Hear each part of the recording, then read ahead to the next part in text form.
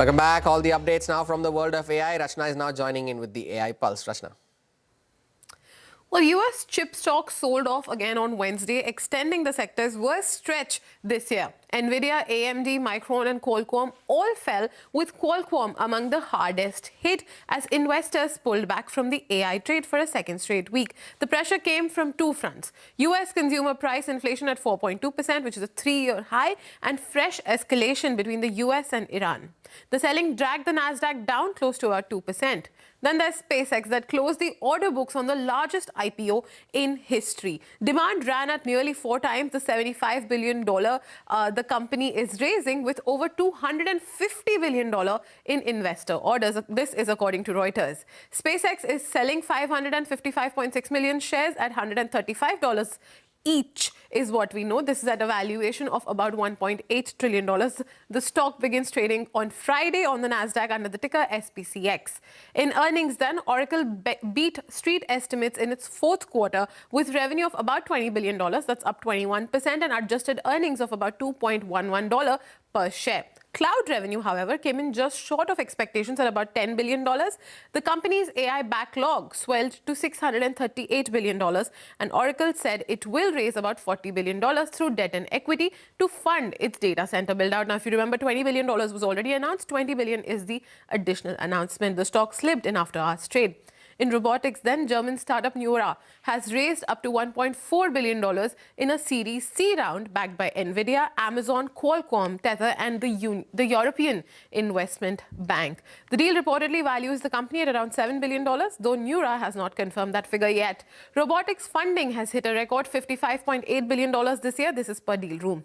And Microsoft co-founder Bill Gates testified before a US House panel on his ties to Jeffrey Epstein. In prepared remarks, Gates denied any knowledge of Epstein's crimes, said he cut contact in 2014 and called the association a grave error in judgment. That's all that we have from the world of AI for now, but we'll get you more updates through the day. Rachna, thank you for all of those updates there. Take your leave on this edition of Power Breakfast. The GIFT Nifty has now extended its losses, almost 180 points lower. But from me and the team, thank you for watching. Bazaar Morning Call on the other side sets you up for the day's trade.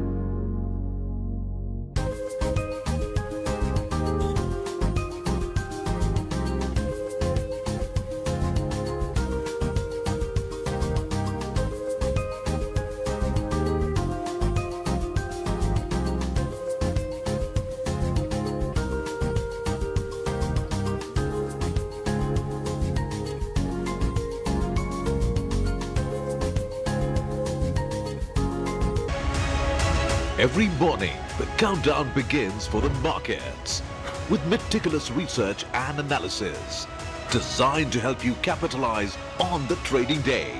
Beaming live from the CNBC TV 18 Motilal Oswal studio.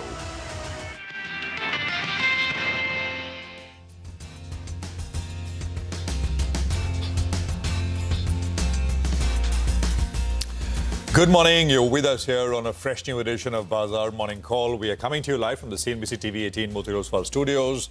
Well, there's a lot of shooting overnight, and not the kind that you see in TV studios, but the kind which involves missiles and strikes and whatnot. Oil prices have spiked. U.S. tech has sold off once again, so the picture is a little tougher looking as compared to same time yesterday. I'm Prashant. With me, my colleagues Nigel and Mangalam. Guys, hi. Morning. Hi, morning. Hi, good morning. The way the market moved yesterday and towards the last hour, it sold off. Something told you that maybe we're not out of the woods yet. And then the developments overnight, 104 counting now, the number of days since this started. Yeah. And we're none the wiser. Well, that's right. And I think you want to get this SpaceX IPO out of the way. You want to see the listing and move on because, it's draining a lot of liquidity, I'm guessing, as well in the system. They want to raise $75 billion. It's oversubscribed 2-3 times as well. So let's see where that money, whether or not it comes back, which asset class it goes to. But otherwise, some of these assets, gold, Bitcoin, they have seen big corrections from the top. There's a story this morning which is gathering a fair bit of attention that SoftBank wants to raise money against their 6% stake in OpenAI. Wow. They went to banks and banks said no. Okay, that's interesting. What does that mean, right? Exactly. Yeah. So all kinds of things, and I think there's worry around US tech in that sense, but it's twofold. So let's just start with the first one, which is, of course, oil prices back to about 94, 95. They were 95, they were at about 94.5 right now. They're up again. And this is what I was saying yesterday, day before, and I said it for a while, that, you could make the argument that this is it, and this is the end of the war, and this is going to get done this week. But it's been 100+ days now. It's like a match without any innings. Has gone on and on. So last night, of course, Trump, this was how it was sequenced. Trump pledged fresh strikes against Iran, and it basically launched attacks against multiple targets in the country, in Iran.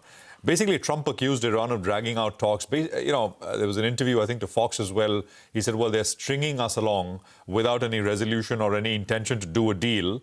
And of course, they're also continuing to block the Strait of Hormuz and continued aggression, etc., etc., etc. There's some speculation that this is, another round of bombings to force Iran back to the negotiating table and sign on the dotted line in terms of what's being offered. But we don't know. Now, Iranian Foreign Ministry has accused U.S. of striking civilian water infrastructure.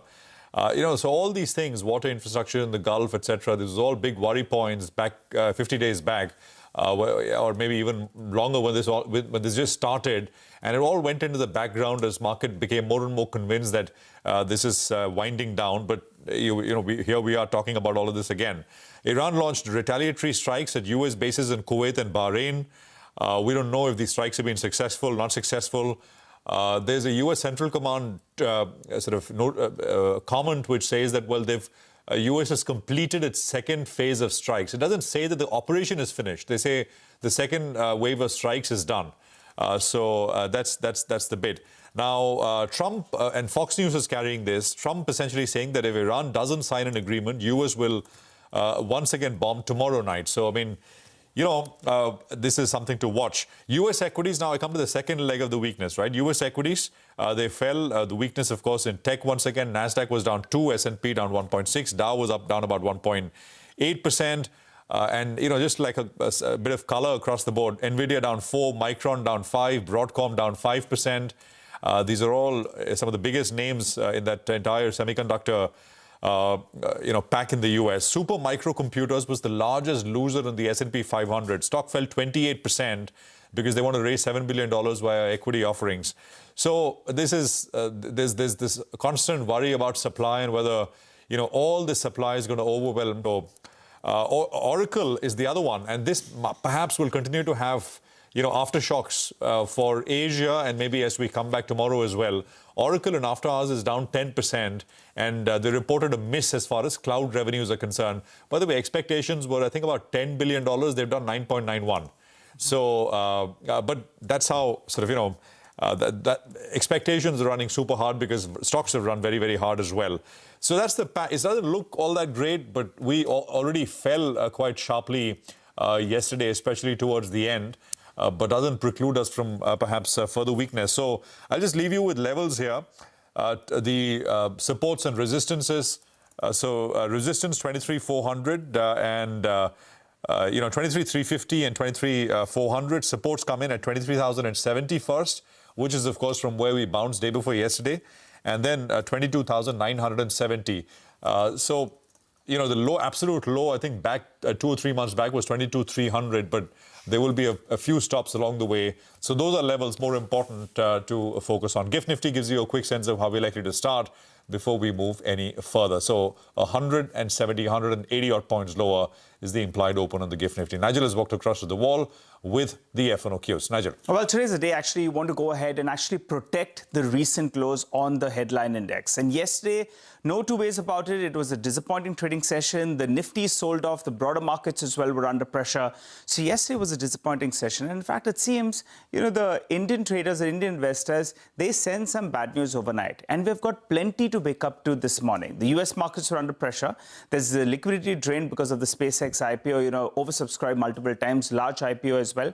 Selling across asset classes. Just take a look at gold. Start of this year, it was around $5,500 per ounce. That's come down to around $4,100 per ounce. That's the kind of selling you've seen on an asset like gold that already had run very, very hard.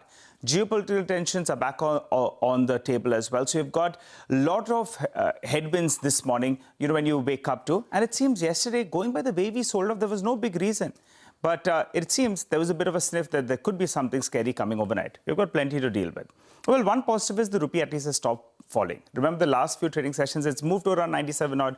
Now it's holding closer to 95 and it's at least stabilizing. So those are measures coming from the RBI as well as the Government of India. That's good, and that could support the rupee just for the next few months at least.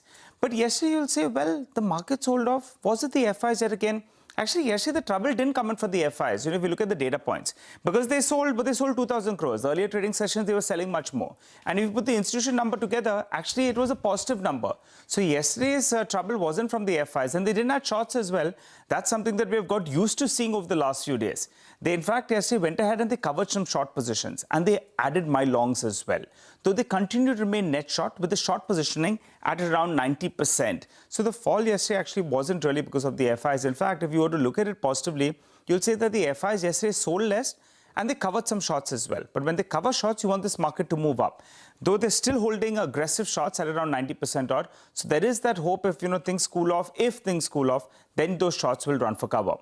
The India VIX as well didn't pop up in trade yesterday. That's still holding below that 16 odd mark. You like that. You don't want the India VIX to bump up. Remember, a few trading sessions ago, it went to around 17.5 odd.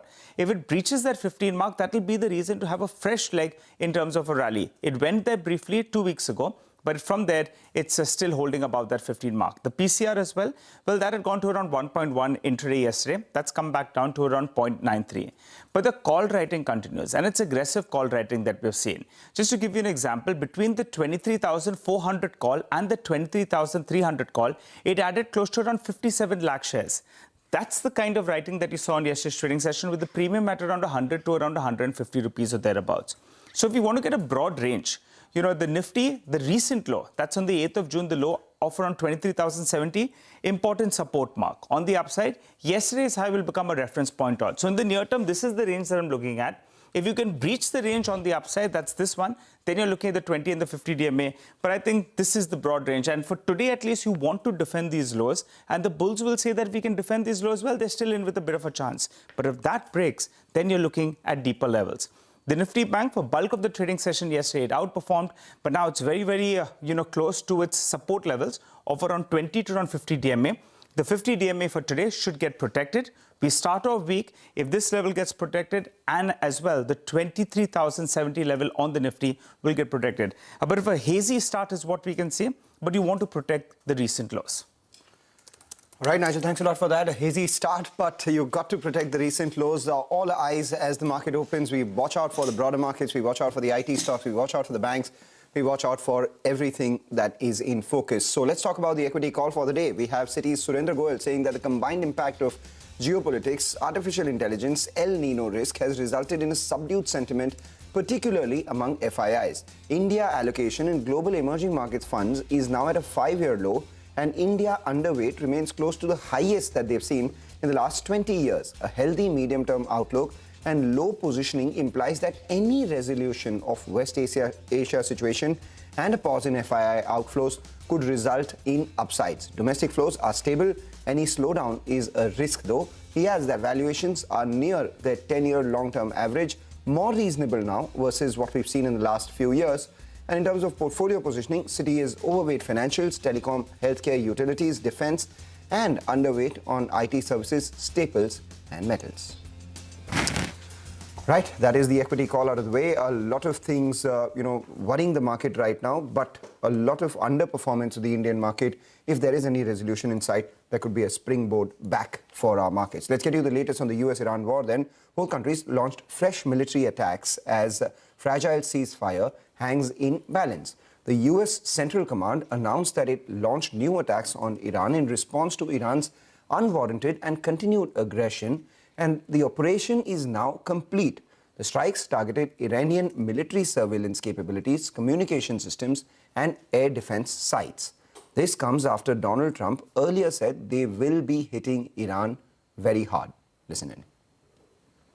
We're going to be attacking them very hard. You're resuming bombing?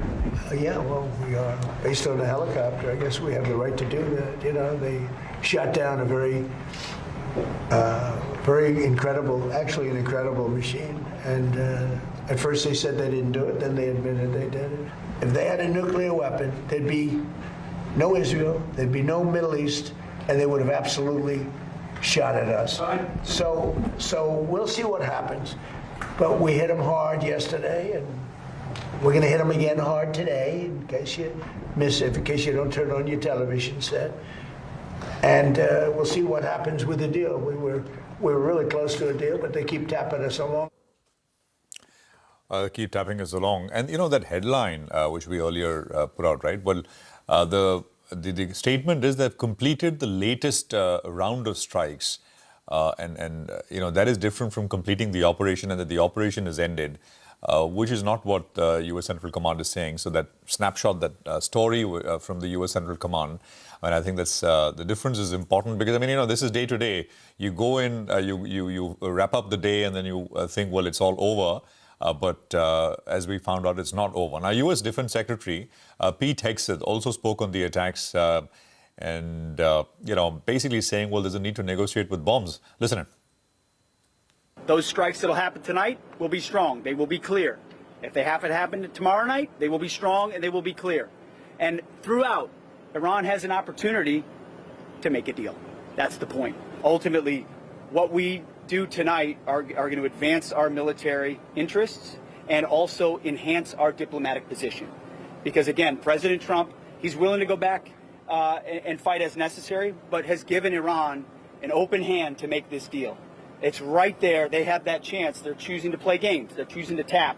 If they want to tap, then the president will turn to the War Department. If we need to negotiate with bombs, we'll negotiate with bombs. And we're very good at it. All right, and in response to the fresh U.S. strikes, Iran's Islamic Revolutionary Guard Corps has said that its aerospace and naval units carried out operations against the U.S. targets. It also said that the critical Strait of Hormuz was closed, a claim that the U.S. military rejected. Earlier, Iranian president did say that the country must get out of no war, no peace state, adding that the country will not surrender if somebody violates their dignity and their territory as well as their homeland. So basically, it's a war of words and some retaliatory strikes from either side. Short point, no resolution in sight. With that, let's go across to our global guest of the day. We do have Alicia Garcia Herrero, who is the Chief Economist, Asia Pacific and Middle East, joining in now. Alicia, the war as it happens, that's one part of the equation. The other part, the big one, is artificial intelligence, the US tech stocks, and at the same time you have the SpaceX IPO, which is underway right now as well. What level of, the move that we've seen in the US AI stocks right now, globally the tech rally that we've seen, what stage of the up move are we in at? Are we towards the end of that bubble? Are we at the early stages? Are we somewhere in the middle? What's your prognosis here? Yeah, I think a couple of things are happening. First, we are broadening the scope of the AI revolution. We're moving to space, we're moving to satellites, we're moving to a lot of other realities. I think that there will be space for more upside, but recognizing that prices for especially Gen AI will be lower. This is Qualcomm announcement, and this is OpenAI lowering prices. Yeah. Right. Lisa, just a quick word in on the sell-off that we're seeing. Well, it's broadening, but it's also, do you feel it's gone too far? No, I think the market is swallowing the reality of Gen AI not being so profitable. This is where we are. Even Qualcomm or hardware kind of support or software support, actually, Qualcomm and even MediaTek in Taiwan, all of these companies need to adapt to the fact that hyperscalers will not be so profitable. But what I think is the upside is beyond. It's satellites, it's space, it's even still memory. I think Korea reacted very negatively, but I'm positive on that one because there's no substitute so far. So my point is less money, less revenue, but broadening space for the AI revolution. I think that's the key. So you need to find the stocks that reflect that reality. Alicia, there's a story. There are two things I want to just get quick responses to. Wall Street Journal saying that OpenAI is considering to cut prices aggressively across the board for its offerings because they expect there will be a fight with Anthropic as both list. That is one. And I think that ties in with what you're saying, that they won't be as profitable. And number two, I don't know if you saw this, but SoftBank tried to raise some money against their holding in OpenAI, and apparently banks are hesitating.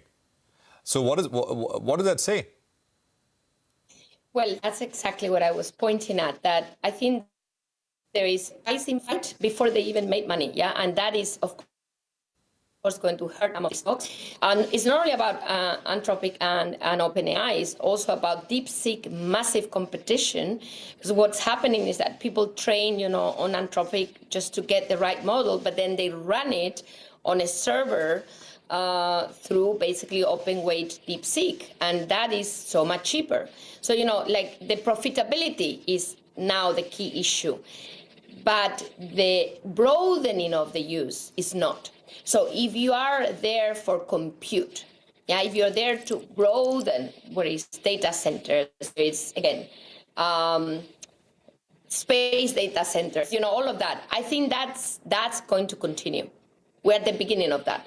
But if you're talking about Gen AI and the massive competition, which is where everybody went to, there I would be careful. So I think that's kind of where we stand. I see. Fair enough. Got that. Any thoughts? I'm sorry, we're talking a little bit of here and now. Oracle in the US after hours is down 10%, Alicia. Any thoughts? They reported numbers. Numbers were a bit of a miss on the cloud side. What's your sense? I think we lost Alicia's line there. We will try and get Alicia back, but in the meantime, let me just also tell you what's coming up here on the program. So lots lined up. We'll get you more global opinion as we go along, and this is what's coming up. So, that conversation with the management at Cipla and Achin Gupta in conversation with our colleague Ekta Batra. 9:20, Sanjay Parekh of Soham Asset will be talking markets with us. Ankur Rudra of JP Morgan on all things IT and AI. 9:50, Z Entertainment's fundraise, and we'll ask, the governance experts what they make of the attempt. And Lata speaks with Bank of Baroda's MD on the impact of RBI's FCNR deposit scheme. So you'll hear from Devdata Chand of BOB. Time to slip into a quick break. We've got a lot of stock-specific action on track for you. We'll get that in just a bit in our special top 10 segment. We'll look at Hindalco, Sugar Stocks, Praj, Honasa, Z Entertainment. They'll all be reacting to positive news flow. Add to the list, CMR Green, DOMS International as well. While on the flip side, you have Lenskart, gold sensitives that will be reacting to negative news flow. And you have crude sensitives that will have a bit of a mixed start. Take that break, come back, we get into further detail on all of these names.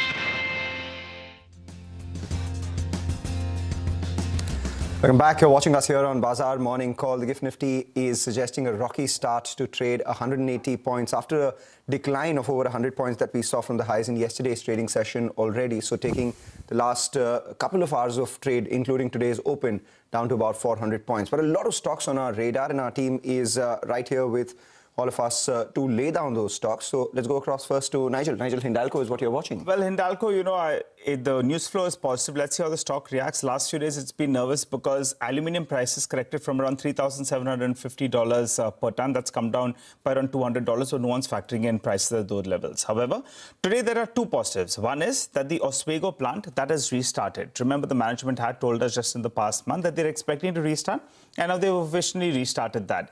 It was shut, remember, because there were a couple couple of fires in the month of September, which is a larger one, and then you had an October reoccurrence of a fire at the unit. So post that, now it's finally restarting. Why is it important? It contributes close to 10% of Nobilis's volumes, and it's mostly towards auto, so that's why it'll be margin accretive as well. The total impact on a free cash flow basis was approximately $1.7 billion odd, but the management has said 70-75% will be covered by insurance. So that's one part which is positive, which is the Oswego unit restarts. The second positive is more, a continuation of some anti-dumping duty that's continuing. So the government has extended the existing anti-dumping duty on aluminium foil imports from various countries. That's from China, Malaysia, Thailand, as well as Indonesia, till the end of this calendar, that's 15th of December. So that's good news. Smaller part of their business, but if you look at it from the listed company's perspective, Hindalco is relatively larger in comparison to Nalco as well as Vedanta, which is not yet listed. So positive news flow. Let's see whether or not post the recent correction, the stock actually reacts to that news flow. But we're tracking some more stocks as well, and Sudarshan joins us, busy as always. Sugar mills as well as Praj Industries because of that ethanol push. Sudarshan, explain that to us. Good morning, Nigel. So remember recently two of your market leaders in four-wheeler and two-wheeler, Maruti Suzuki and Hero Moto, had launched flex fuel vehicles. And now today government has come out with a notification exempting the excise duty, exempting the higher blended petrol. So basically, till now up to E20. E20 means 20% of ethanol, 80% of petrol. On that, already that fuel was exempt from excise duty, or say cess, all the cess, road and infra cess, excise duty, that was exempt. Now, today government has come out with a notification that from E22 to E30 fuel also will be exempt from these cesses. So this would be positive for sugar companies and also for ethanol companies, because this will raise ethanol production capacity utilization from the current level of 50%, and also positive for sugar companies as large investments have already been made for distillery capacity. That's the reason I'm going with green for Praj and all the sugar mills. Okay, all right. So we'll see how they open up, but thanks very much for that. Lenskart is the next one we want to focus on, and Vivek has got details on the block here. Vivek, take it away. Well, that's right. Most of the recent listings that I've seen, the lock-ins expire, and you are seeing block deals over there. So today, Lenskart will remain in focus. Abu Dhabi Investment Trust, that holds over 12% stake in the company under the name of Platinum Jasmine, is looking to sell close to 2.3% of the total equity of the company. The total size of the block will be close to 1,940 crore, and the floor price for this particular offer is expected to be at 486 rupees a share, implying a little over 2.5% discount to yesterday's closing price. Now, for further sale of shares, Adia has a lock-in of close to 90 days or 3 months, so if they cannot sell further shares till another 3 months, going with the red on account of the supply that is expected in the market today.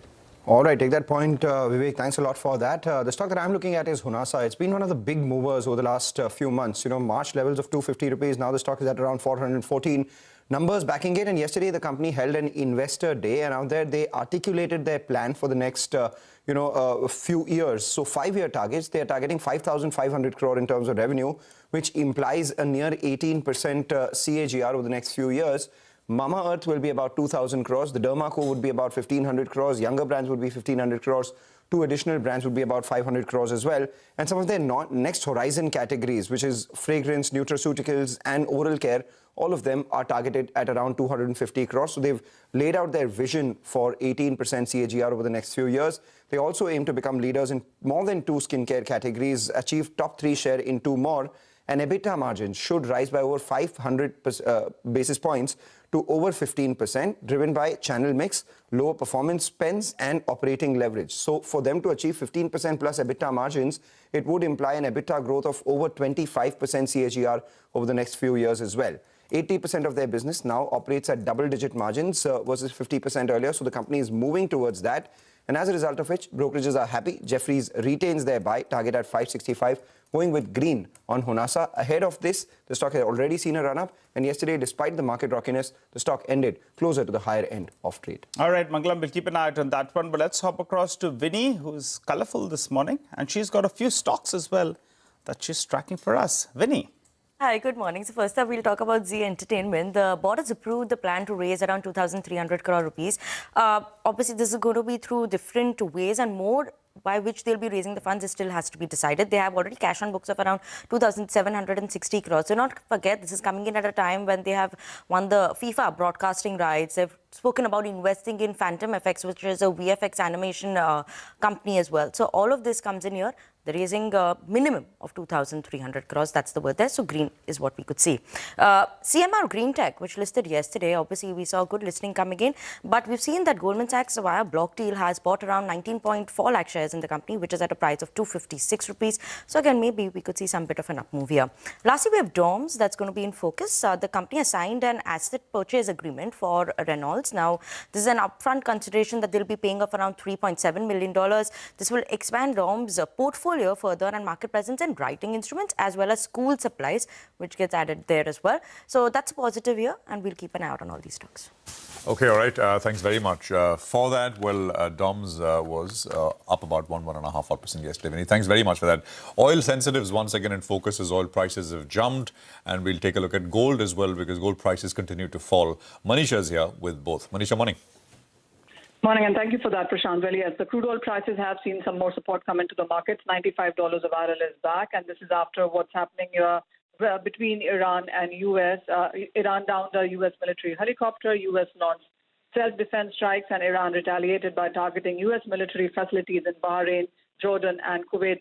In addition to that, markets also are reeling under the fact that the global inventories have continued to decline. The U.S. crude inventories, for one, have declined for a 7th straight week. The U.S. crude inventories actually are down 79 million barrels since the West Asia conflict began. The OPEC output in the meanwhile, while OPEC has continued to increase production, but that is mostly on paper, because when you look at the month of May, the OPEC output is the lowest in last 2 decades. The Iran exports also have declined to the lowest in 6 years for the month of May. So the market's really watching the declining inventories, declining production, and the export numbers, and that in turn is supporting crude prices. But yes, the inflation that comes in from higher crude prices and the fact that the U.S. inflation in the month of May accelerated to the fastest pace in 3 years, and now the markets are almost factoring in a 25 basis point rate hike in the month of December, is weighing onto the gold prices. 4% decline in the overnight markets. The prices are now trading at a 7-month lows for gold, and we have seen a very, very sharp decline coming for silver as well, which is down by nearly 26% in the matter of last 1 month itself. All right, Manisha, thanks a lot for that. 7% lower, 7-month low for gold and 26% decline in silver over the last 1 month. Let's give you a quick recap of all the top stocks that we're tracking today. Stocks with positive news flow. We have Hindalco, Sugar Stocks, Praj Industries, Honasa Consumer, Z Entertainment, we have CMR Green and DOMS Industries as well. But stocks with negative news flow, Lenskart and gold sensitives. But we have a mixed view on crude sensitives given the volatile situation. Take a short break, come back. On the other side, we have Deepan Mehta of Elixir Equities with some fundamental stock talk.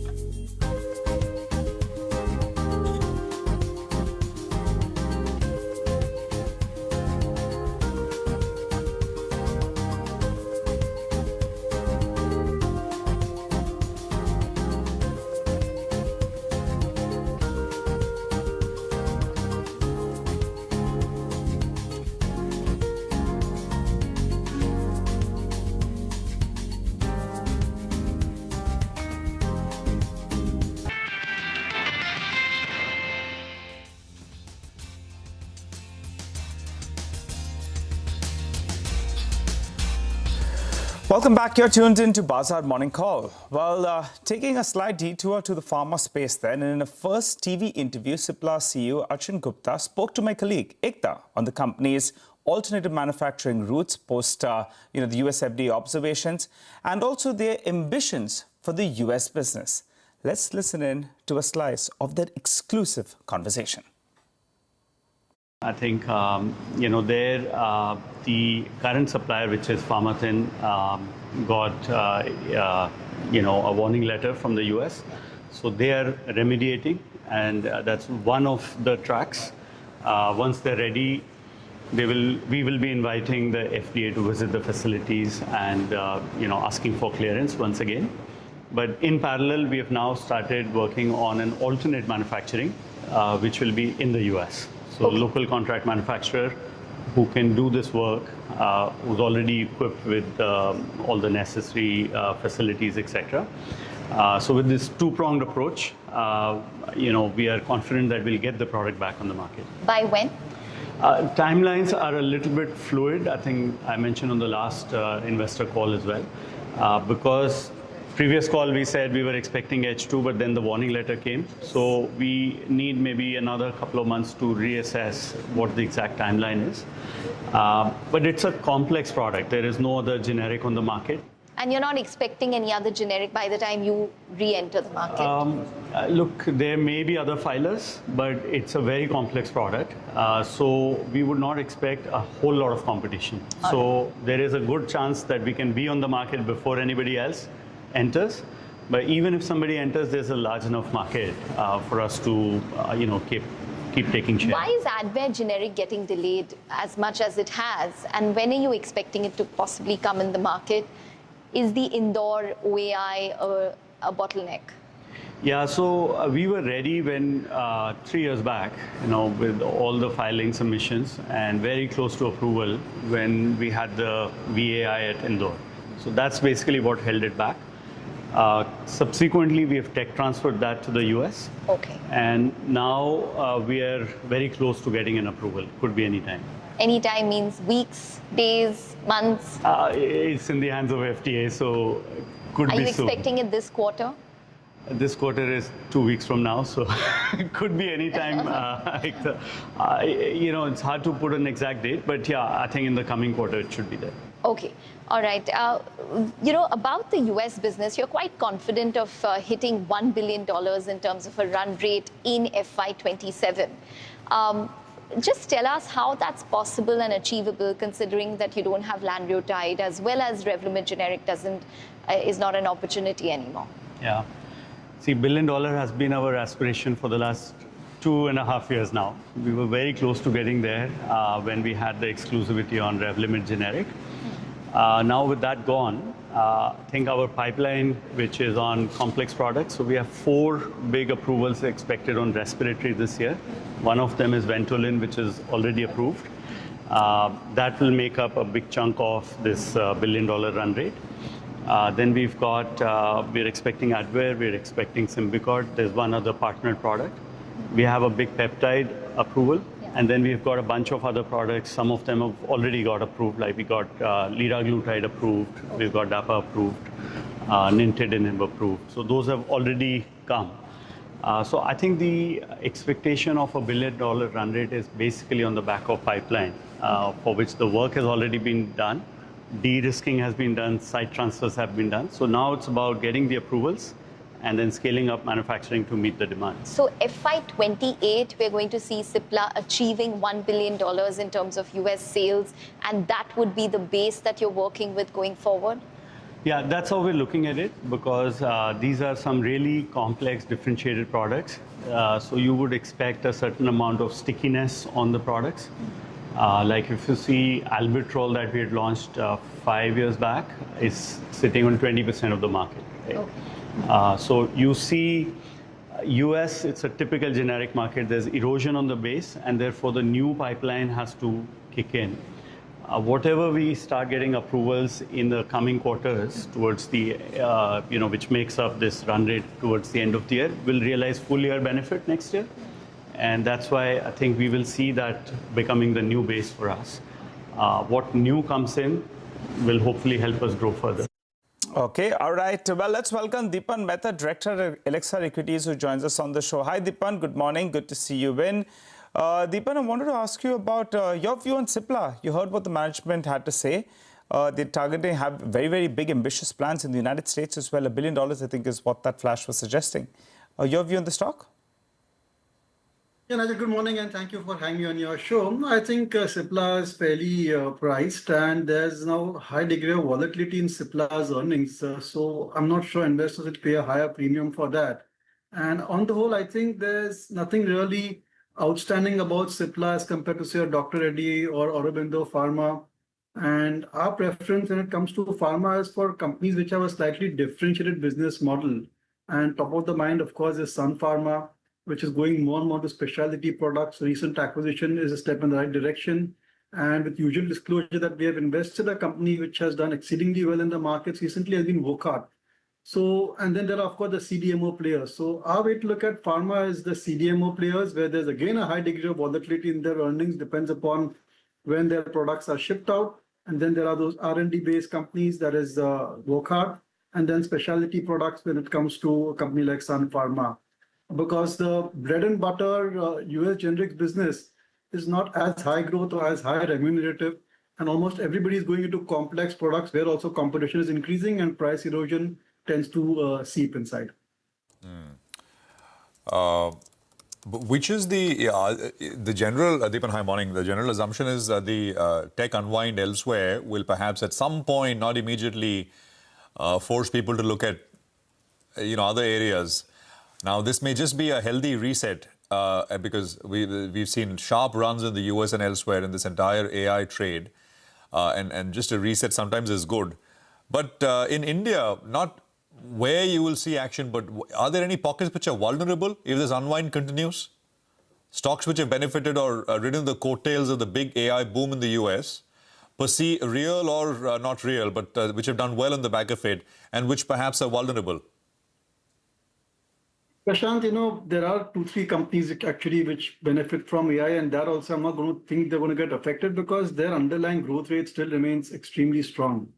So I wouldn't think that because there's an unwinding of that trade and that you have to really consider whether there's really a genuine unwinding or just a kind of a correction in a much longer bull market that is not yet settled as yet. So I wouldn't worry too much about the direct plays in India on the data center or the AI.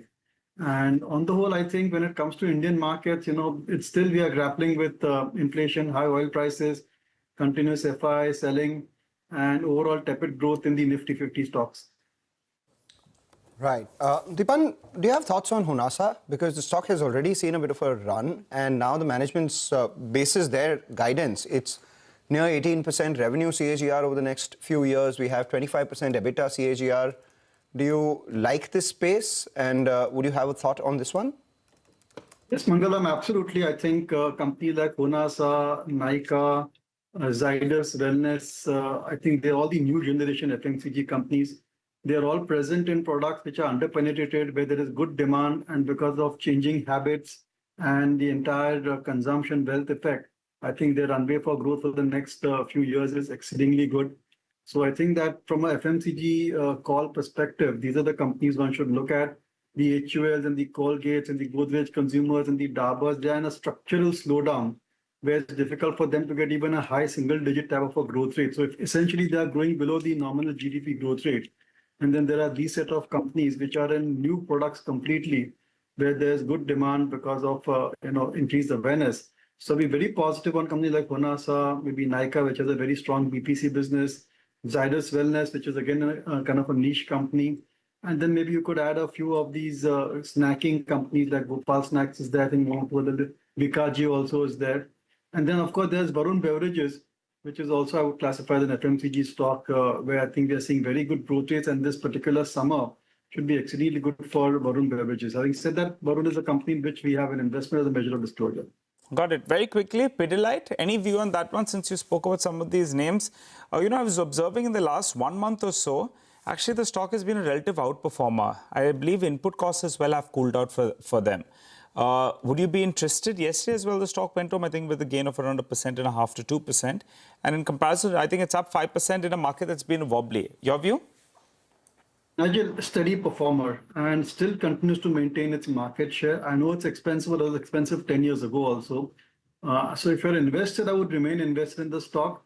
But if you're looking for higher growth, I think there are better opportunities elsewhere. But you can expect that 14-15% type of a return over a long period of time in Pidilite. All right. Just want to, yesterday Nimesh put out on D Street Chatter, Tejas Networks. Tejas had run up quite a bit from the lows and then, of course, came off the highs by quite a bit sharply as well. And, D Street Chatter carried information that the Street is expecting a large order win and a potential global tie-up. So we'll see what comes out of it. But this is one of the companies, by the way, it's the only listed company which has come up as points of disagreement between how, with the Tata Group, dispute between both camps. I mean, the other businesses are all unlisted. There's Air India and Tata Digital and, others. But this is the listed entity in that sense. Deepan, any thoughts on Tejas? I think I also heard about this chatter about a large order coming through. And this is the thing with Tejas Network, that when it gets a large order, you see a spike in the performance. And as the order kind of, gets executed, then there's a lull, as we have seen last couple of quarters or so. It's a high potential company.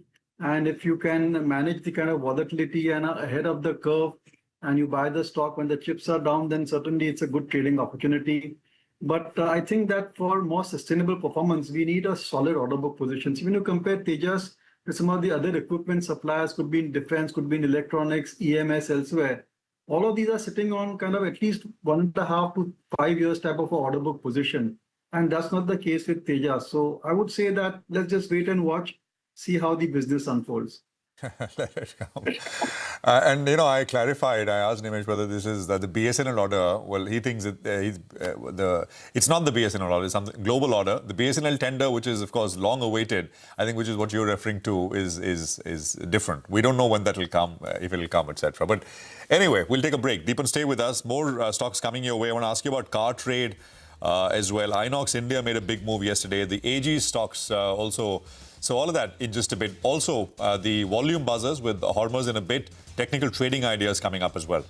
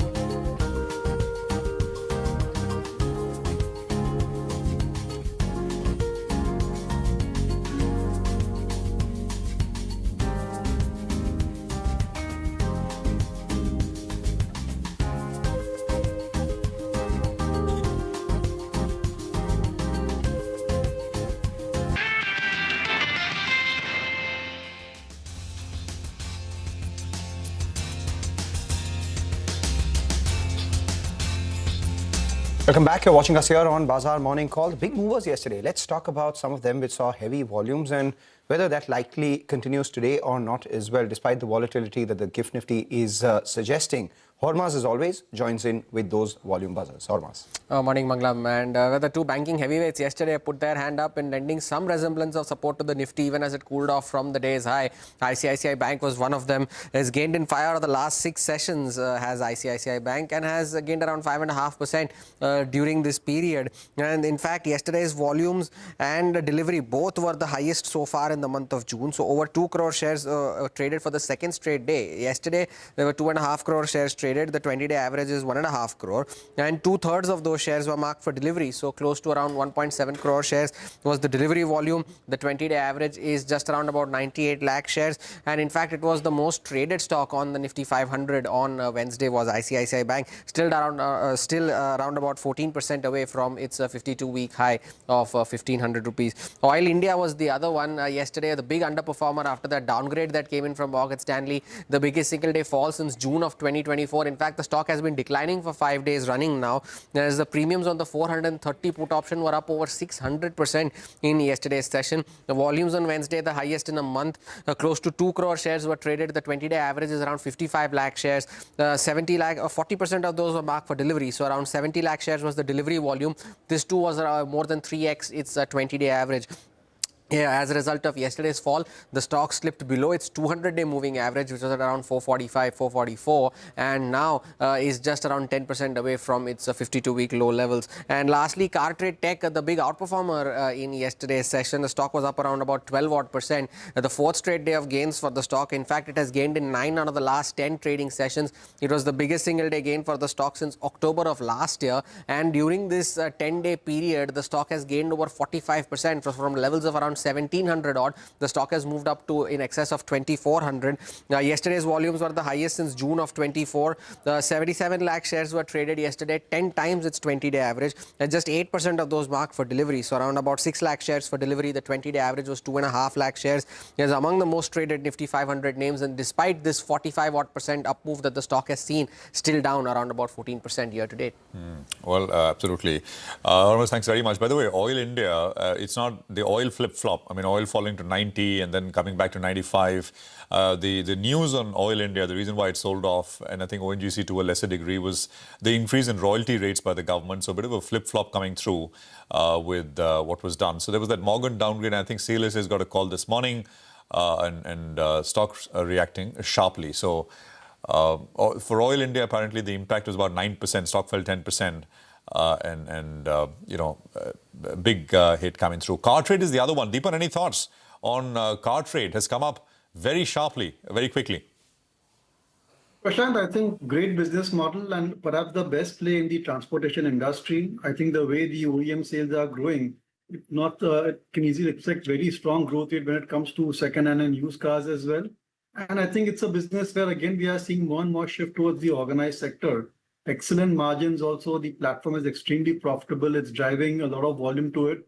So I think it's a fantastic business. Just that stock has run up, so you just wait for a correction to get some margin of safety. I see. What about the Lenskart block deal, by the way, I think has gone through. So 3.8 crore shares, 2.18% of the equity is changed hands. It's a very large deal worth about almost 1,900 crores at about 490 rupees per share, about a 10% discount to yesterday's closing, as you can see up on your screen. We'll try and get you more details on this one. Just a few other names, Deepan. Inox India, if you have a view, I'm not sure. There is a CleanMax, which went up sharply yesterday on the back of that tie-up with Meta. It's a recent listing. So these two. Both are high growth companies. CleanMax especially has got a fantastic roadmap to almost double its capacity, and that will reflect in the numbers so far. And I think that investors are now gradually shifting away from solar equipment manufacturing companies to the utility companies, where they feel that if you have a nice power purchase agreement in place, then it's going to be a great profitable business with high return ratios. On the solar equipment side, there's all the time this fear that there's overcapacity. So I like businesses like CleanMax and some of the other utility companies, could be JSW Energy, so on and so forth, which are aggressively investing in renewable power plants. And Inox India, I think certainly a company to watch, but look, it's expensive just now. There's a bit of a buzz because of SpaceX. Just wait and watch. I think these are mid-cap stocks. They come off 30-40% also. One bad quarter and could provide you an entry kind of opportunity. But it's a great company with, I think, very good prospect because of the kind of unique niche business that it is in. Right. Okay. All right. Any view on the chemicals companies? Sudarshan Chemicals is another stock. They came out with decent numbers and a good outlook as well. Stock has corrected, I think, 15% in a matter of 10 days. Your view on that name? The promoter entity went ahead and they've converted some of those warrants. I think the street was a little bit fearful because the stock is at $850. Warrants were at around 120 rupees, 1,020, beg your pardon. But they've gone ahead, they've already put 25% down and they paid the remaining 75%. Your view on this name? I'm generally positive on Sudarshan and a whole host of chemical companies. It's just been difficult to track these companies and the products are also quite complicated and we have diverse uses. So tracking the kind of, demand profile is very difficult. But look, some of them are dollar denominated. And to that extent, I think the revenues start to move up. So because of a weak rupee, but then you have the costs also going up. But I think gradually economies of scale, China +1, and overall, I think improvement to backward integration, better capital allocation should see a lot of these specialty chemical stocks do very well. We are kind of also struggling to find the right kind of stock because of a very technical nature of the industry. But I think very positive on specialty chemical companies. I think after almost 3-4 years, we are seeing good breakout quarters across the sector. Right, Dipan, thanks a lot for that. Whole host of stocks and sectors discussed with you today. We'll see you shortly as well. With that, take a short break, come back. We'll have the pre-opening. Also connect with Nilesh Guge of HDFC Securities as the government has hiked royalty rate for onshore crude oil production, a result of which we saw a big gash on Oil India yesterday.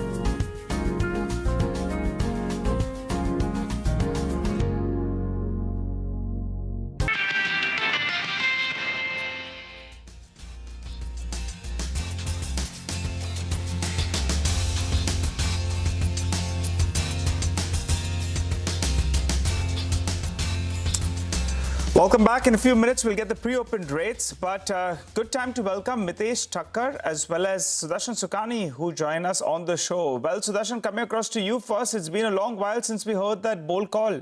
Still, you don't want to get in? Yeah, good morning. No, it's not the same day today. Okay. We have seen a small rally. We saw some support at 23,000, 23,100 intraday rallies, but they have not sustained. And the broad world market is now again giving signs of, going down. So today is not a buy on dips day. If you have call positions, which I suggested earlier, just hold on to them. They have a lot of time for expiry, but I would not suggest taking any new positions in the Nifty. Step aside. All right, no new positions in the Nifty. Step aside. Hold on to the call that you had taken earlier on a positional basis, with its premium being the stop loss. Mitesh, your index view right now? I think, good morning. On the index, yesterday we got into some kind of selling calls as well towards the closing well because the markets did not sustain at higher levels. And I think the only good thing is that the Bank Nifty is still looking strong. I think as long as the Bank Nifty can hold 54,500, 54,400, I think the market might be stable. But in case the Bank Nifty starts breaking below that, expect both the indices to possibly look at lower levels. The Nifty, I think, today might open below 23,150, which was the support, and head towards 23,000. And in a bad case scenario, if the Bank Nifty breaks down, I think even 22,700, which is what I had mentioned a few days back, is a target which could logically be tested. So slightly negative view, but I'll keep watching the Bank Nifty closely. All right, we will be watching the Bank Nifty closely. Individual stocks, what do you have on your list for us today, Mitesh? On the stock side, I have more of sell calls. HDFC Life is a sell with a stop at 556.5 for targets of 535. IndusInd Bank is a sell call with a stop at 900 for targets of 850. And one more sell call on BSC with a stop above 4,000 for targets of 3,800. And one buy call, and Indian Bank, and a lot of PSU banks are still looking good to me. Indian Bank is a buy with a stop at 819 for targets of 860. Okay, all right. Mitesh, I want to ask you about Reliance Industries. In the last 1 month, the stock is down, I think, down close to around 8%. Sometimes in times of trouble, this one suddenly holds on to its own, which is like an index by itself because it has around 10% weight on the index. If I pull up the last 1 month chart, you'll see what I'm talking about in terms of the fall. Your view on the name? Reliance, was having a very strong support around the 1,300 mark, and now it's kind of broken below that, which means that the downsides could slightly be extended. And therefore, the next possible targets which the stock would test are closer to about 1,200 to about 1,185. I think that's area where the stock bottomed out in the early part of January, the Feb-March decline. And I think around those levels, 1,180 to about 1,200 is the zone where I think the stock might halt the decline as well as suggest some kind of a close. All right. The stock has fallen about 100 rupees in the last month or so, and you believe that there could be about 60, 65 rupees more on the downside on Reliance. With that, let's go across to Sudarshan. His calls are pending. Sudarshan. Yeah, Pidilite is a buy, and you were discussing that separately with a stop under 1480. That's my only buy today. Kalyan Jewellers is a sell with a stop above 3845. Indus Towers is a sell with a stop above 402, 420. And KPI Tech is a sell with a stop above 745. Got it. Okay, all right, gentlemen. We'll come back to you all in just a bit, for your 9-10 call as well.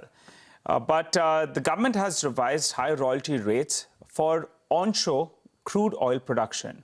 Sonal joins us to tell us what are brokerages making of this. Hi, Sonal. Good morning. Let's find out what's the impact. Well, it is a surprise move because remember last month itself on 8th of May, there was a royalty cut. So basically on the production of crude oil and gas prices, ONGC Oil India had to give less royalty. Now that has been revised upwards. The new effective royalty rate is at 13.33% on crude production.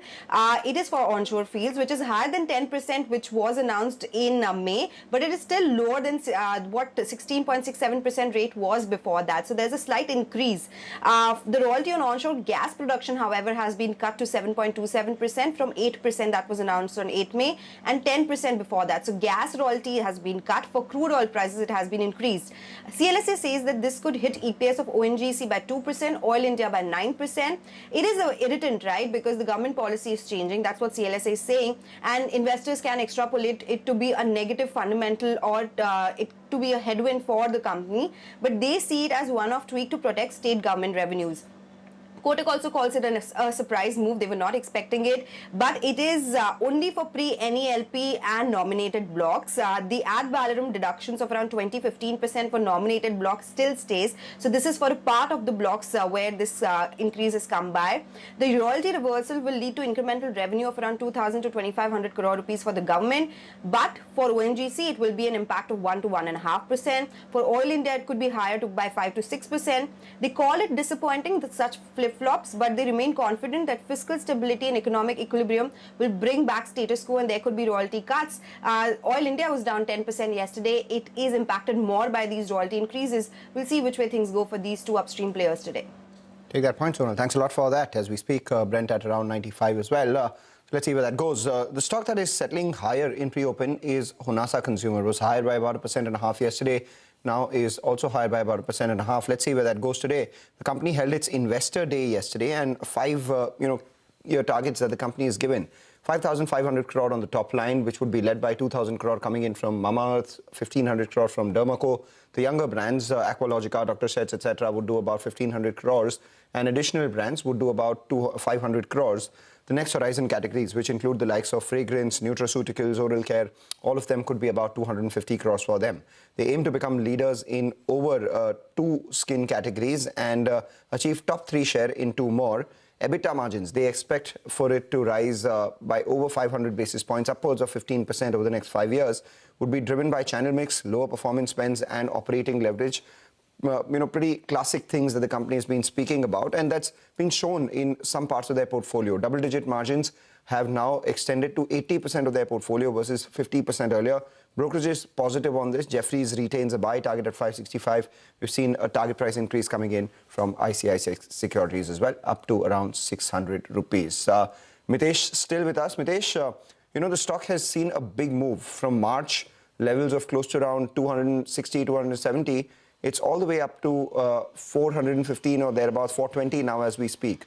Do you see further up move chartically on Honasa?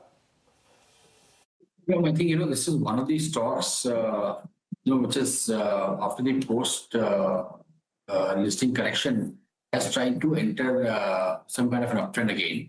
But this rally, which started from levels of around 260 to about 420, is now showing signs of tiredness at higher levels. My sense is that as the stock gets closer to about 450, you will see a supply come in and maybe some kind of correction and consolidation is required. Though the long-term charts have slightly turned better, but in the short term, after about 5 months of rally, I think the stock might take a pause around this 450 level and then go into some kind of a consolidation between 450 to about 400, 380 zones. And then it might be ready for the next leg of up. So for the time being, I think it's more of a trading call. If you get close to about 440, 450, take profits on. Okay, all right. Got it. Mitesh, just a quick word on the metal index. That was glittering, and then all of a sudden, there appears to be some profit taking. Stocks have pulled back more than 10% if you look at Nalco, Hindustan Copper as well, and those went up as well at a faster clip. How is the index looking? There's been some pain for the last few trading sessions. I think there is more. So, Nigel, I think, this index and a lot of stocks like Hindalco, Nalco, you were pointing them out, have done an extremely, have gone through an extremely strong rally and now are showing signs of profit booking as well as correction. So, my sense is that I think, you will see the Nifty Metal Index, which is now at about 12,760, possibly come down to about 12,250, which is where the weekly supports kind of kick in. So maybe around 5-6% more of trading downside for the Nifty Metal Index and should correspondingly reflect in stocks as well. All right, take that point, Mitesh. Thanks a lot for that. We'll come back to you post-market open. Now let's talk about the oil and gas space. The government has revised higher royalty rates for onshore crude production. We have, Nilesh Ghuge, who's the analyst at in institutional equities at HDFC Securities. He joins in. Nilesh, you heard what Sonal had to say about this flip-flop, and all the other experts do believe that it's a bigger negative for Oil India than ONGC. In your estimates, what have you factored in about this surprising move, and where do you see this settle? Hi, good morning, Mangalam. So I am also of this same opinion that it will be negative for Oil India compared to if I compare with the ONGC. Indeed, that's our view also. You want to quantify that, Nilesh? Good to have you on the show. This is Nigel out here. Oil India yesterday, when we were winding around the markets, it was down 10% with pending sell orders. Ultimately, there were some volumes that happened at the lower circuit. Do you think this bad news is factored in the price? I think with the 10% correction in Oil India, it's already factored in. But if you look at the near term, as far as the Oil India is concerned, so we are of the opinion that the refining, the NRL ramp up and the production ramp up in oil and gas E&P segment will drive earnings for Oil India. So in fact, it's a good opportunity with this 10% correction in Oil India stock. All right. What is your general sense, X of this royalty? Because the street still believes that, you know, this flip-flop aside, these companies would come back to equilibrium because of higher oil prices, and at some point, you know, the government will reverse its stance on this as well. Whether it does or not, what is your general sense on the incremental earnings that these companies will make because of the higher oil prices? Yeah, so we believe that at least in first quarter or maybe in the first half of second quarter, the oil exploration and ONGC in Oil India will continue to benefit because of this higher elevated oil and gas prices. But government can intervene at any point and may ask this to compensate oil marketing companies, as oil marketing companies are still losing on their petrol and diesel as well as on the LPG. So we are of the opinion that upstream companies may chip in some so that they will compensate the losses that oil marketing companies are currently incurring. Okay, what about the OMCs? What's the view on those stocks? Yes, so OMC in the near term, they are going through this pain because, as I mentioned, they're losing on the auto fuel as well as on the LPG. But we are of the opinion that government will intervene and they will compensate these oil marketing companies. Also, if you look at the near term, we are positive on oil marketing companies looking at their expansion plan, particularly HPCL, IOCL. There is a brownfield expansion. There is a greenfield projects which is expected to commission this year. So we are positive on the refining segment of oil marketing companies. So the earnings will be driven by refining.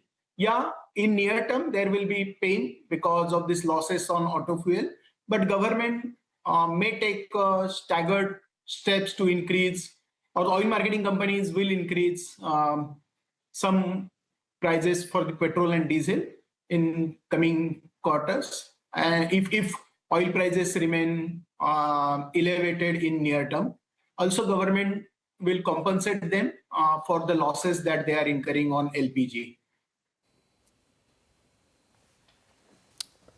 All right, take that call. Thank you so much, Nilesh, for joining in and giving us your view. With that, it's 9:10 on the clock. Let's go across to our tech experts once again. Sudarshan joins in for his 9:10 call. Sudarshan. It's Kalyan Jewellers, sell Kalyan Jewellers with a stop above 345. Okay, all right, got that. An interesting development on RBL Bank. Just before we go across to Mitesh, that sources are saying that RBL Bank is likely to appoint HDFC Bank's Bhavin Lakhpatwala as the CFO. We reached out to Lakhpatwala. He did not comment on this development when we reached out to him, but we will monitor this. Leadership changes typically in financial institutions, consumer companies, all these companies do make a big difference. And RBL Bank, HDFC Bank's Lakhpatwala coming in as a CFO is something that we will be tracking fairly closely. But Mitesh, your call, 9:10 call. I'll go with the sell on IndusInd Bank for targets of around 850. Got it. Okay, all right. Thanks a lot for that, gentlemen. Well, the government has removed the excise duty on higher ethanol fuel. Sudarshan joins us to fill us in with more details on that. Sudarshan? So all the ethanol and sugar companies will be in the focus on the back of the new notification or new announcement by the government that it has announced that it will remove or exempt the excise duty and all the other cesses for higher blended fuel. So till now, up to E20. E20 means 20% of ethanol, 80% of petrol. That fuel or was already exempt from all the cesses, but now government has gone one step ahead and now decided to exempt E22, E25, E27, E30 petrol blend fuel from all the cesses, the cesses of excise, road and infra cess and agri infra cess. Now this will be positive. Why? Because this can raise ethanol production capacity utilization from the current level of 50%, and also it's positive for sugar mills as large investments have already been made in distillery capacity. So keep an eye on all the sugar companies and ethanol companies. Got it. All right, thank you very much for that. So that is the list of, the ethanol plays which perhaps should be in focus this morning. There's about, 2 minutes to go for the market open. Let's just quickly put out the stocks we've discussed from the morning. Honasa is up 4, Praj is up not much, 0.5%. Hindalco is down about 1%. There is Z, which is flat. It sold off yesterday going into the board meeting. Seymour Green, the recent listing, is kind of flattish this morning. What else? The DOMS and Lenskart, it's all small moves, nothing very large at all coming through. BPCL is down 1, HPCL, but those are tied at the hip with what happens with oil. So oil goes up, stocks go down, and the reverse happens when oil reverses. Balrampur is up about 0.75% as well. So that's the kind of picture that we have, Dwarikesh, etc. So, that sugar thing with ethanol, Praj, etc., slightly sideways to higher so far, but maybe things will change as markets will open, and we'll track it. So just a few other names, right, and just seeing if there is any follow-up with any of these names. Car Trade, if you can pull it up, if we have time. It's had a rocket-like move last few sessions. Inox India was a big mover yesterday. Clean Max and some of these names, or are these just, we've seen reverse, some profit booking, I guess, but no volumes in it. Clean Max is up another 1% or so. And of course, the other part to track is that entire MTAR, Hitachi, NetWeb, the AI kind of infrastructure, grid infrastructure kind of plays in India. So high momentum, and we'll see if there is any pullbacks there as well. So first rates come up in a second. What do we have? The market opens with about a 0.5% cut. 23,000, 23,090 is where the Nifty is right now. So 23,070, by the way, is the low, and that's the support, by the way, as well, as we've highlighted. On Monday we bounced exactly from 2370. We're so far holding it. Nifty Bank 0.5% lower. The mid cap index, the small cap indices are coming up with about 0.5% cuts as well.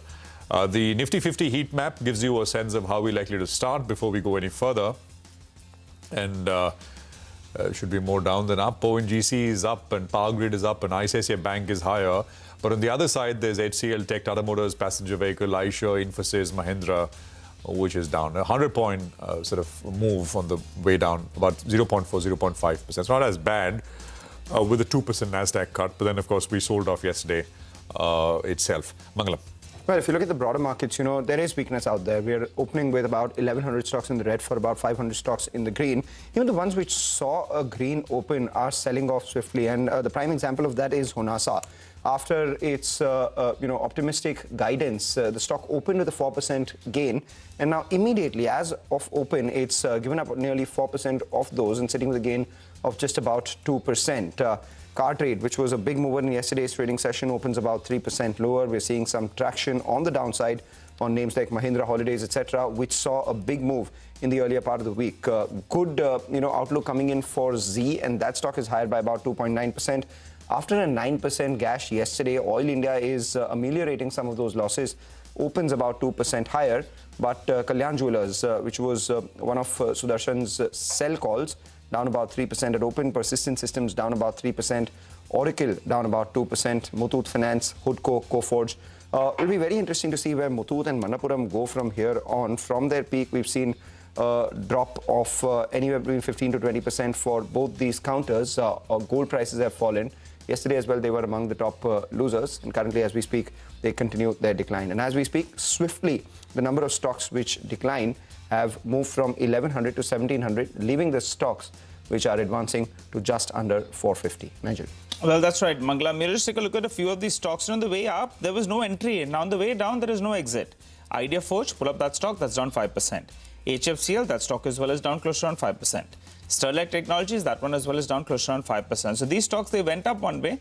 And now, in fact, we're seeing a lot of selling with pending sell orders as well on those names. Sri Renuka Industries, that's holding in the green because you're in the positive news flow with regard to sugar mills. So that's why that stock is up and about in today's trading session.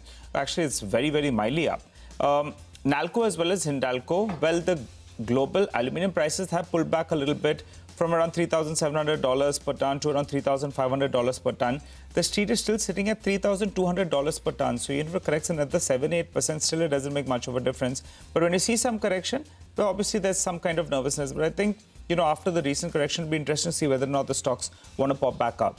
Kim's, they are going to be mulling a fundraise. I think Nimesh had given us a sneak peek in D Street Chatham. So that stock is relatively outperforming in trade today. CMR Green, that's the new listing yesterday. Towards the end of trade, there was some profit taking, but there was some fund action as well. So the stock yesterday, after listing with big returns, but ended closer to the lower end yesterday, that one's popped up by close to around 2%. Vascon, some positive news flow. Big underperformer stock is corrected big time from the peak. There are massive pending buy orders now on that one. It's up close to around 5%. It's in that circuit to circuit. I think only a few thousand shares have been traded, but there are a few lakh shares that are pending for buying. G&G Electronics, we had flashed that there was a large trade that got cleared out in pre-open. So that's why that stock as well, I think, is up close to around 3%. Sometimes you see 6% actually. So, the large trade got cleared out in pre-open. That stock up and about. And Sudarshan Chemicals, as we mentioned earlier, promoter entity had issued some warrants.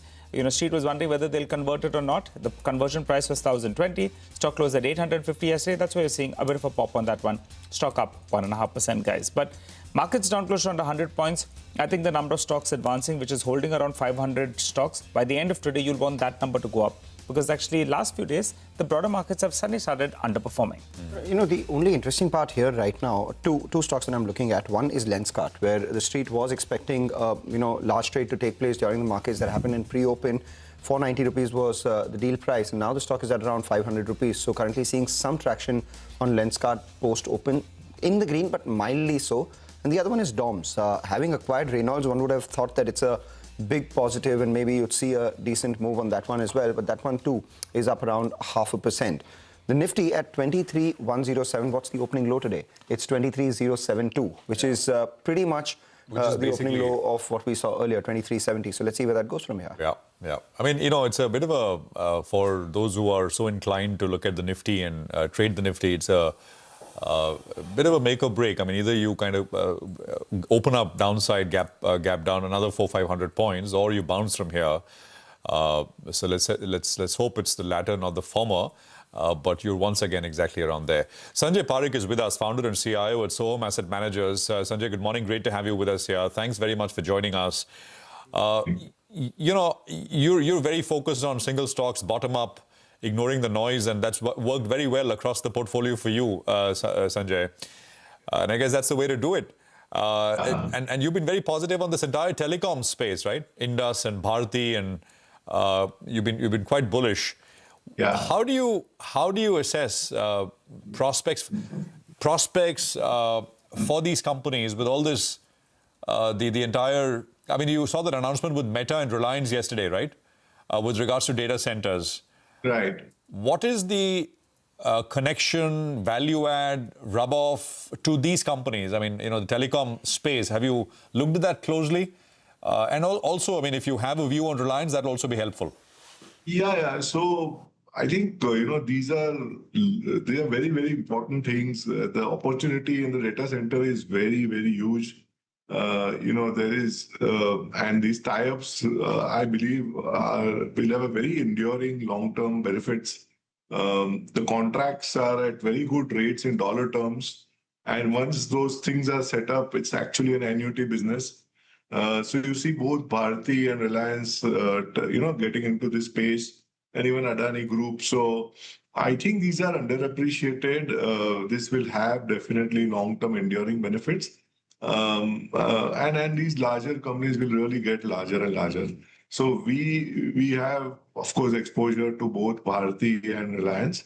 Bharti, of course, because of the dominance in telecom, and Reliance, of course, across the value chain now, I think is a lot reasonable on valuation.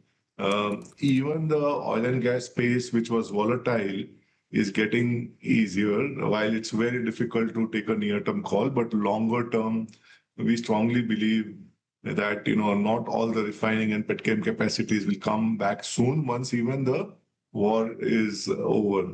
So that would mean the most efficient integrated player benefiting, and then telecom piece also run well, and then these new businesses. The renewable will definitely fall in place in next 12 to 24 months. We'll see benefits of that coming. It's a complete integrated chain. And I mean, they're the best in class on execution. So I think these are, at least in the larger cap space, I'm quite positive on both of them. All right, positive on Bharti Airtel as well as Reliance. I remember you having exposure to the EMS space via Syrma SGS. I don't know whether you still continue to hold it or not, because the fourth quarter performance was not particularly bad. The management's outlook was also fairly good. And this is a sector where there are some sort of tailwinds, the niche manufacturing space that everyone's been speaking about. Do you still hold on to it? And are there any other picks that you have in the manufacturing space? No, so, we used to own it. We, of course, sold it early. We actually bought twice in the last 4 years and then sold. And it's, in hindsight, we should have not sold it so early. We just had a sessions on, the ISAC conference, had meetings with Dixon, Mr. Lal, and even Syrma. The opportunity is pretty large, absolutely. And this could be a 10-year opportunity in terms of the size of, TAM. It's just that, we are uncomfortable with valuation. Both the stocks at a price will do good. We are more, Syrma is really out of our reach in terms of valuation. We are very, very uncomfortable. But the growth, the growth trajectory will be definitely at least 30-35%. But how do they navigate at scale is what we need to watch. And we've seen some of them wobbling in this growth phase. And it's important to get the growth in revenue, top line, margins, and working capital. That we need to watch, Right. No, but is that then the general sense in investing right now, where the opportunities are large, the valuations are unpalatable, and where the opportunities are shrinking, that's where the valuations have come down as well. So in a situation like this, how do you pick and choose? And what have you picked and chosen over the last, I think, month or so? Yeah, Mangalam, it's very important.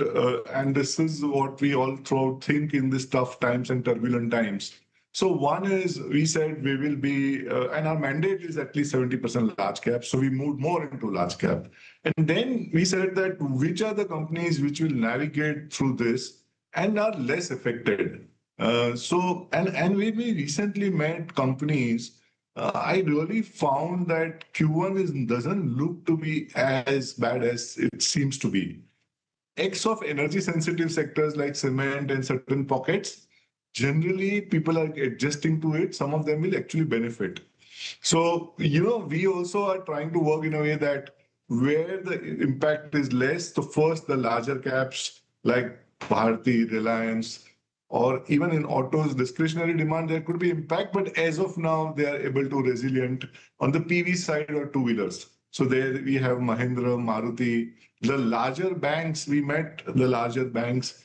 They also, I think, street is underappreciating. First, the absolutely valuations are very, very reasonable. But I think the credit growth and I think the NIM expansion could also be there. And there could be an earnings upgrade. I think the street has gone down on earnings after the last year's asset side repricing. And the valuations are really, really compelling. And asset quality problem, at least in the larger banks we met, doesn't seem to be the case. If, of course, if it goes on for very long, there will be an impact, but even government is giving a backstop. So that is, so we are clearly feeling that these leaders, be it Samvardhan Motherson, be it Maruti, even DLF with real estate or Bharti in telecom, or Adani Port in port. Even port, you could see the traffic was very good. So, and that has worked for us, at least in this fall From the peak of Jan, market has fallen 11%. We've fallen 3.5% on post-tax. So it's helped us, and we are on mid and small cap also looking for bottom-up opportunities, and there are ample opportunities even in this market. So that's our approach. All right. Hi, Sanjay. Good morning. Good to see you. Ben, you mentioned a few of those auto names as well, but you're playing autos with a bit of a difference. Car Trade, that's one of the stocks in your portfolio with a weight of around 1.3%. How positive are you on this name? Some would say that there was an over-exaggeration on the downside when it fell a couple of months ago. But just take a look at the recovery. Swift as ever. Rational out there? Yeah, so, we added luckily just 2 weeks back, and we own it. So that's a disclosure. And we met them, and we realized that, there's too much of worry on this AI and they getting cannibalized. But we actually understand the model, and we've been studying this for now 2-3 years. We met them at 850 rupees also, but we did not buy. And then it went all the way to 3,200 and then came back to around 1,700, 1,750. And, here we get a company which is the largest in the car wale, in bike wale, but also OLX. OLX is the largest platform in the world, and from a 200 crore loss, they moved up to 85 crore profit. And when we bought, it was 8,500 crore market cap, 1,200 crore cash. This company has not burnt cash. Broadly, EBITDA was 270 crores. The operating leverage has started to kick in, and they have given guidance of 1,000 crore profit. And basically, EBITDA largely flows on the bottom line because you don't have big interest, you don't have a big depreciation and tax. So a little bit almost flows to the bottom line. So from this 220 crore profit to 1,000 crore profit in 4 years, 4 to 5 years, we thought this digital company with huge traffic is getting into a virtuous cycle. OLX was underappreciated, and there's a business SAMIL, which is a physical and digital model. So all throughout, it's done a lot of good work over the last 10 years, not burnt cash, sitting on 1,200 crore cash and looking for good accretive acquisitions. And we really felt this could be like a big winner, and luckily it worked out, Entry was interesting because if I look at the last 6 month chart, the stock is still lower. But I think you guys bottom fished and you got lucky if you say you got in 2 to 3 weeks ago. A quick word on the aluminium cycle, Sanjay, because you were spot on that with regard to Vedanta. Vedanta, aluminium is not yet listed. That we'll be waiting by for the next few weeks and maybe get a chat going with Mr. Agarwal himself, in the run-up to that event. But what do you think of it? Aluminium stocks on the whole have corrected. Nalco, Hindalco, and aluminium has come down by $200 after going up, I think, close to around $700. Your view on this theme, do you think it's still alive and kicking? Yeah. So Nigel, you got it very well, all throughout. So Vedanta we own, and I just tell you the context of how demerger creates value. So the day before the demerger was to, the X date, the price was, I think, 733.60 or so. And the effective valuation for all the 4 companies today in all the funds is around 484 rupees. And these are for 4 companies because you need to value it, right, for mutual funds or AIF. So it's static at 484. My sense is only one company, which is aluminum, can get listed significantly more than this 484 rupees. And then you have all other 3, which will add on, whatever that, it could be all put together 100, 150 rupees as well. So the sum of part, let's say if aluminum gets listed at 550, 300 for VAL today, which is listed, and the rest of them at 150, we are talking of, more like 950 rupees and just 2-3 months. And this is exactly the point you all also covered so well, that demerger, it does give unlock value. Fundamentals are where they are. And on the aluminum, we've always taken prices at 3,100 and 3,200 for zinc and aluminum. This is an extra advantageous gains.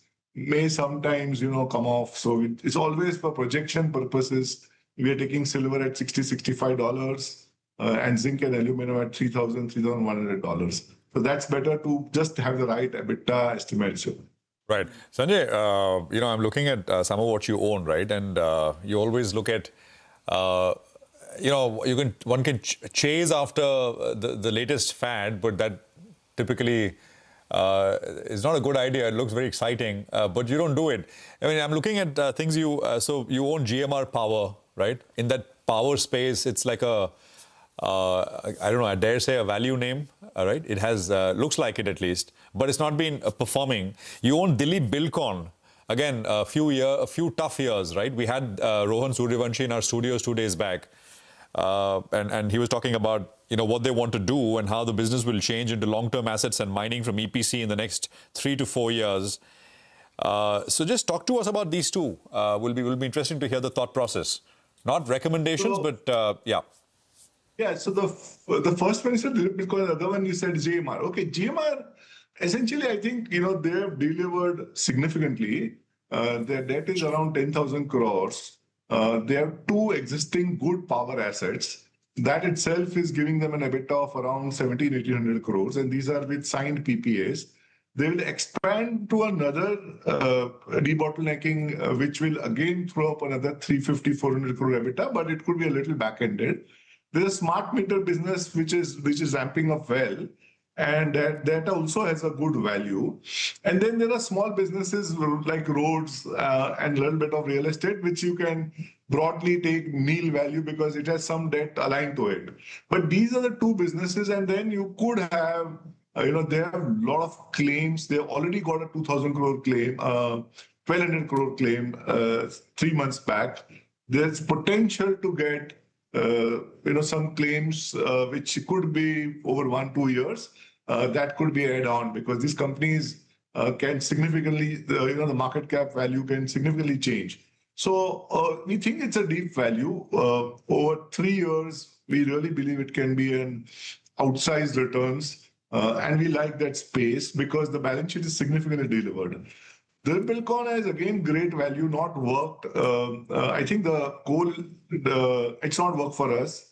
We have a very small weight point, a little less than 1%. The coal MDO is really doing well. It can really throw very good cash flows. Already at 350 crores profit this year, can move up to 900 crores on 29 with 50 million tons at one site, and another one can do 7 million.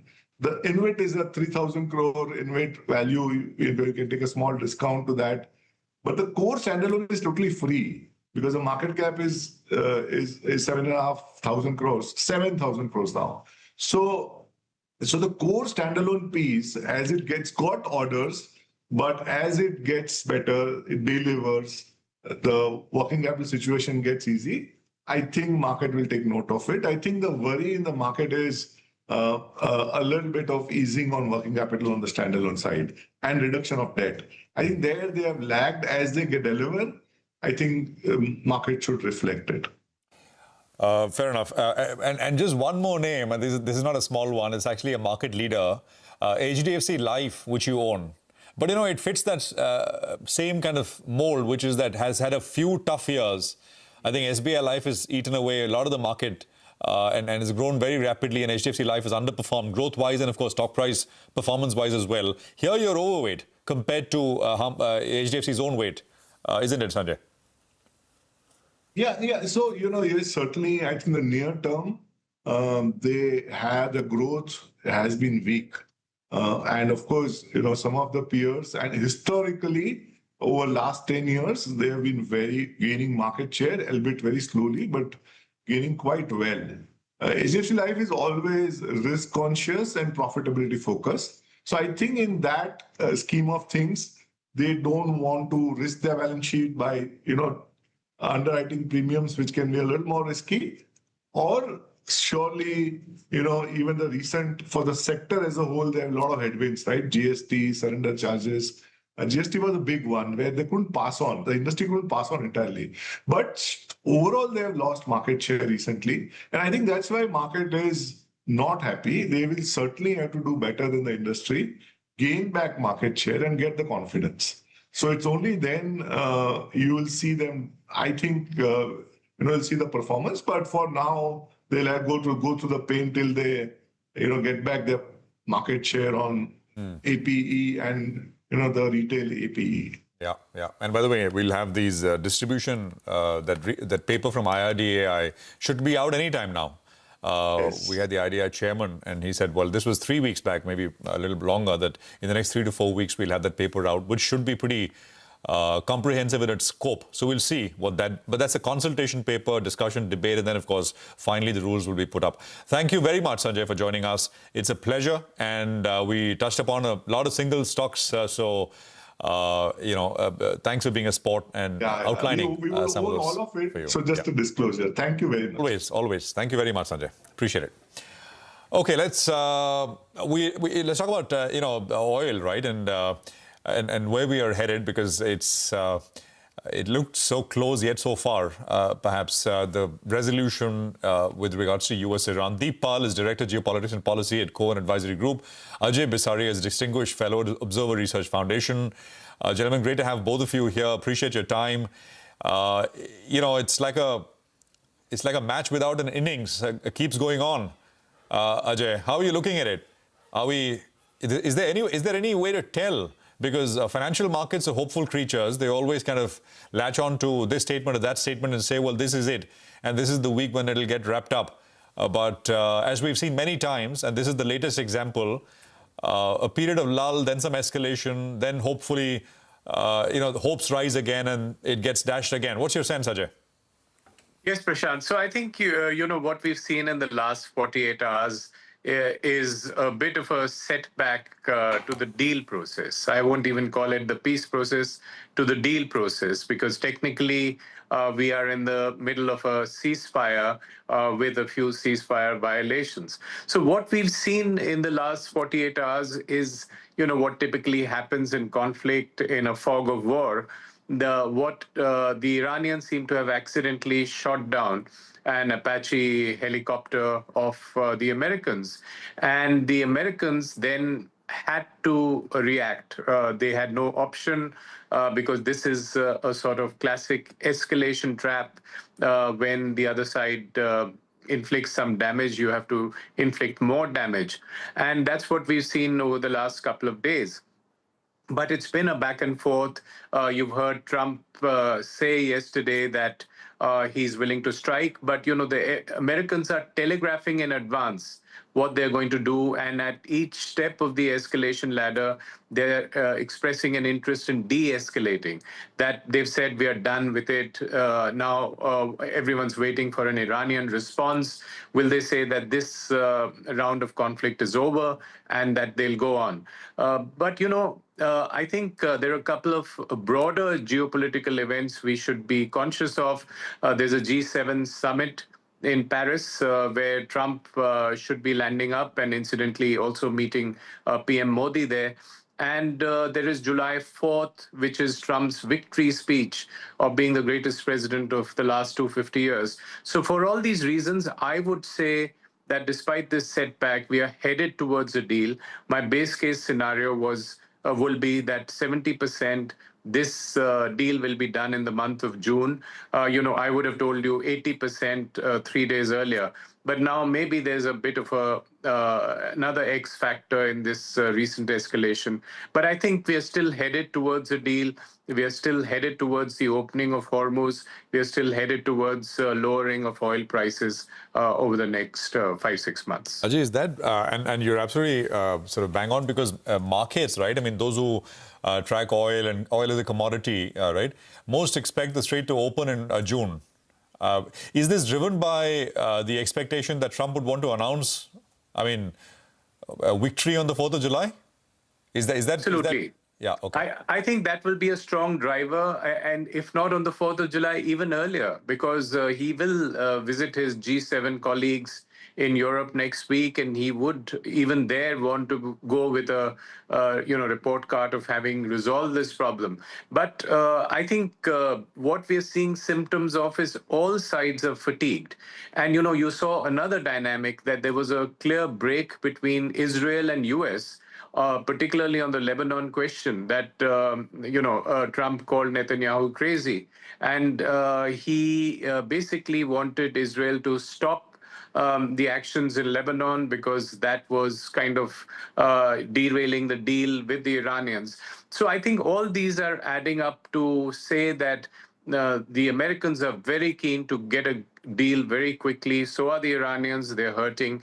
And I think for that reason, you will get a deal where both sides could, sort of credibly claim victory and a good deal. You said 70% of the deal will get done, or 70% odds that the deal gets done? Well, I think the 70% odds, I would say, in my guess, that the deal gets done in the month of June. And I would have rated that as 80% before this setback. So I think it's a small setback, not a major derailment of the process. Right. Okay, fair enough. Deep, would you, morning, welcome back. Would you agree with that assessment? Morning, Prashant. Yes, I think both sides are definitely trying to get to a deal, and I think what is stopping the two sides, on one hand, as Mr. Bisaria mentioned, is obviously Israel, which has very separate and different kind of goals than the US has had all this while.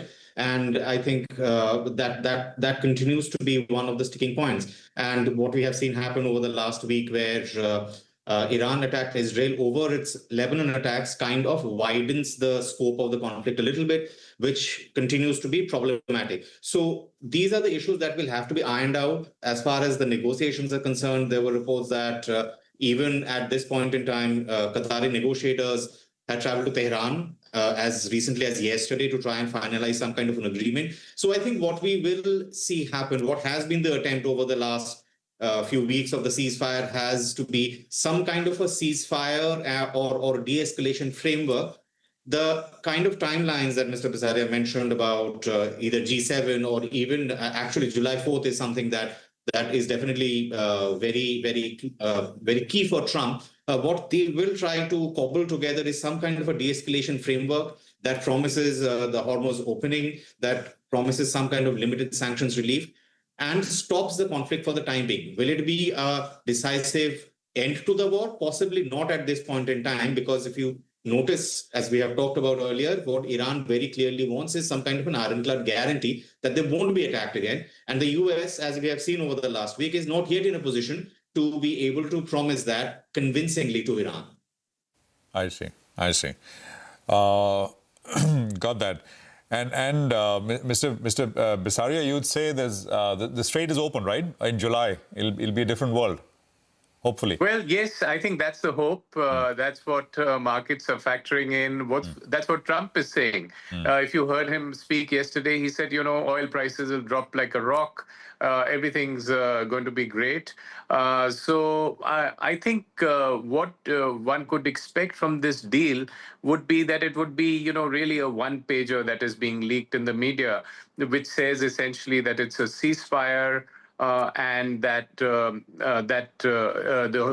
both sides would remove the blockade on Hormuz and then take 60 days to negotiate the actual the nuclear deal, which is asking Iran to give up its nuclear materials. That would be a longer 60-day deadline sort of process. So from the market standpoint and for the rest of the world, the most critical thing is when will the strait be opened, and I think it will be open for traffic in this month. I see. With everyone paying a toll to Iran, Mr. Bisaria? Or we don't know that yet? I would guess against that because, Iran would like that. Iran would maybe create the optics of having an agency which is monitoring it. It will try to create the fiction of controlling the strait. But I think that would be a sort of red line from a U.S. standpoint, that the strait would have to be open with both sides removing the blockade. But, there could be noises, there could be optics of it being otherwise. Okay, Mr. Bisaria, thank you for joining us. Deep, appreciate you taking out the time and being here. Useful conversation, short one, but good one. Thank you. We'll take a quick commercial break here. Ankur Rudra of JP Morgan talks about all things IT with us on the other side. Stay tuned.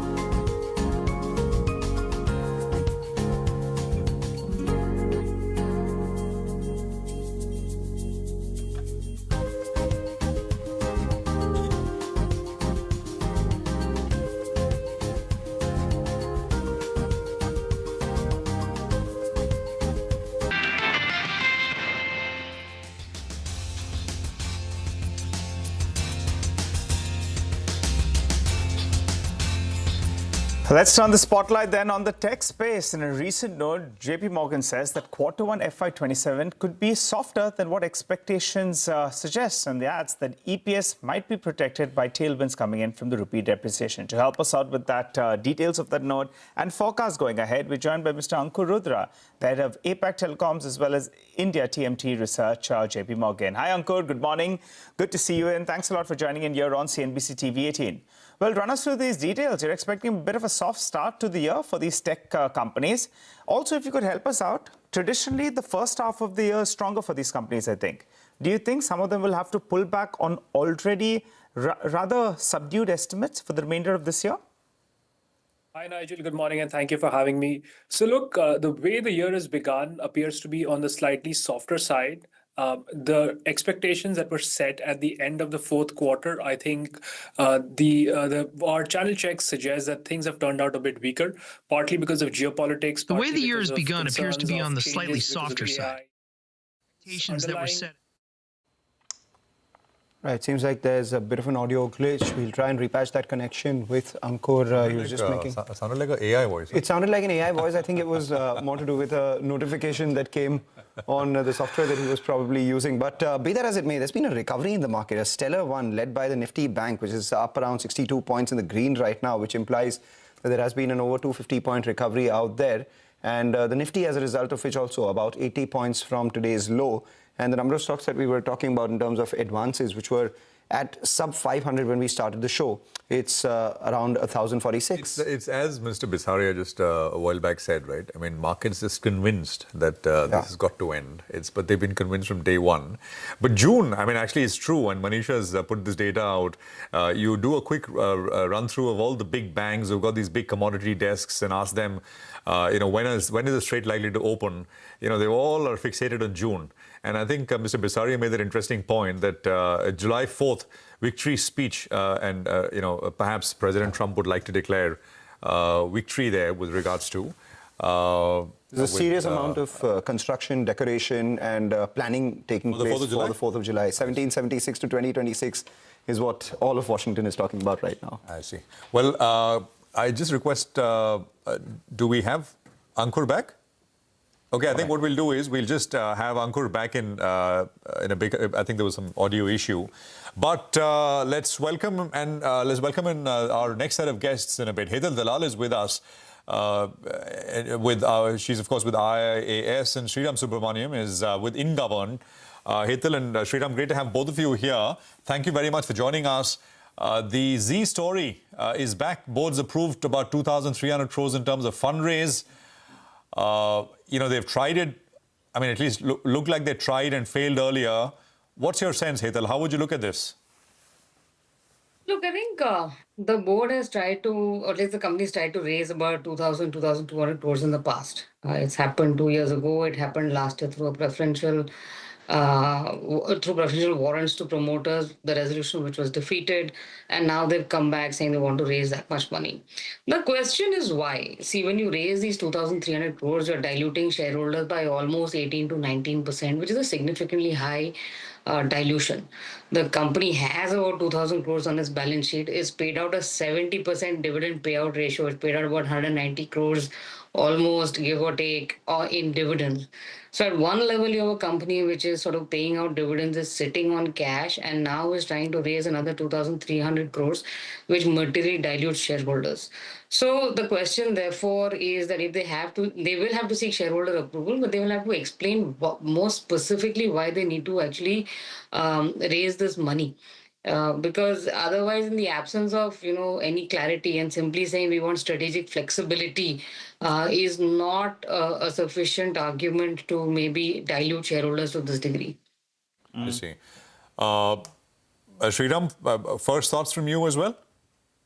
Nothing has changed since last year. Neither the board has changed, nor management has changed, nor any strategy or any large initiative has panned out. So from that perspective, as Hetal said, if there is cash on the books of the company, if nothing has changed from a perspective of the management or the board, why would institutional shareholders approve any issue to the promoters? And I would find it difficult to think that that the company will issue shares or any other instruments to a third party. I would think that the company again wants to persist with a warrant issue to the promoters, which would be a wasted exercise, because I would think institutional investors are unhappy with the company, and they will continue to sort of vote against such a proposal.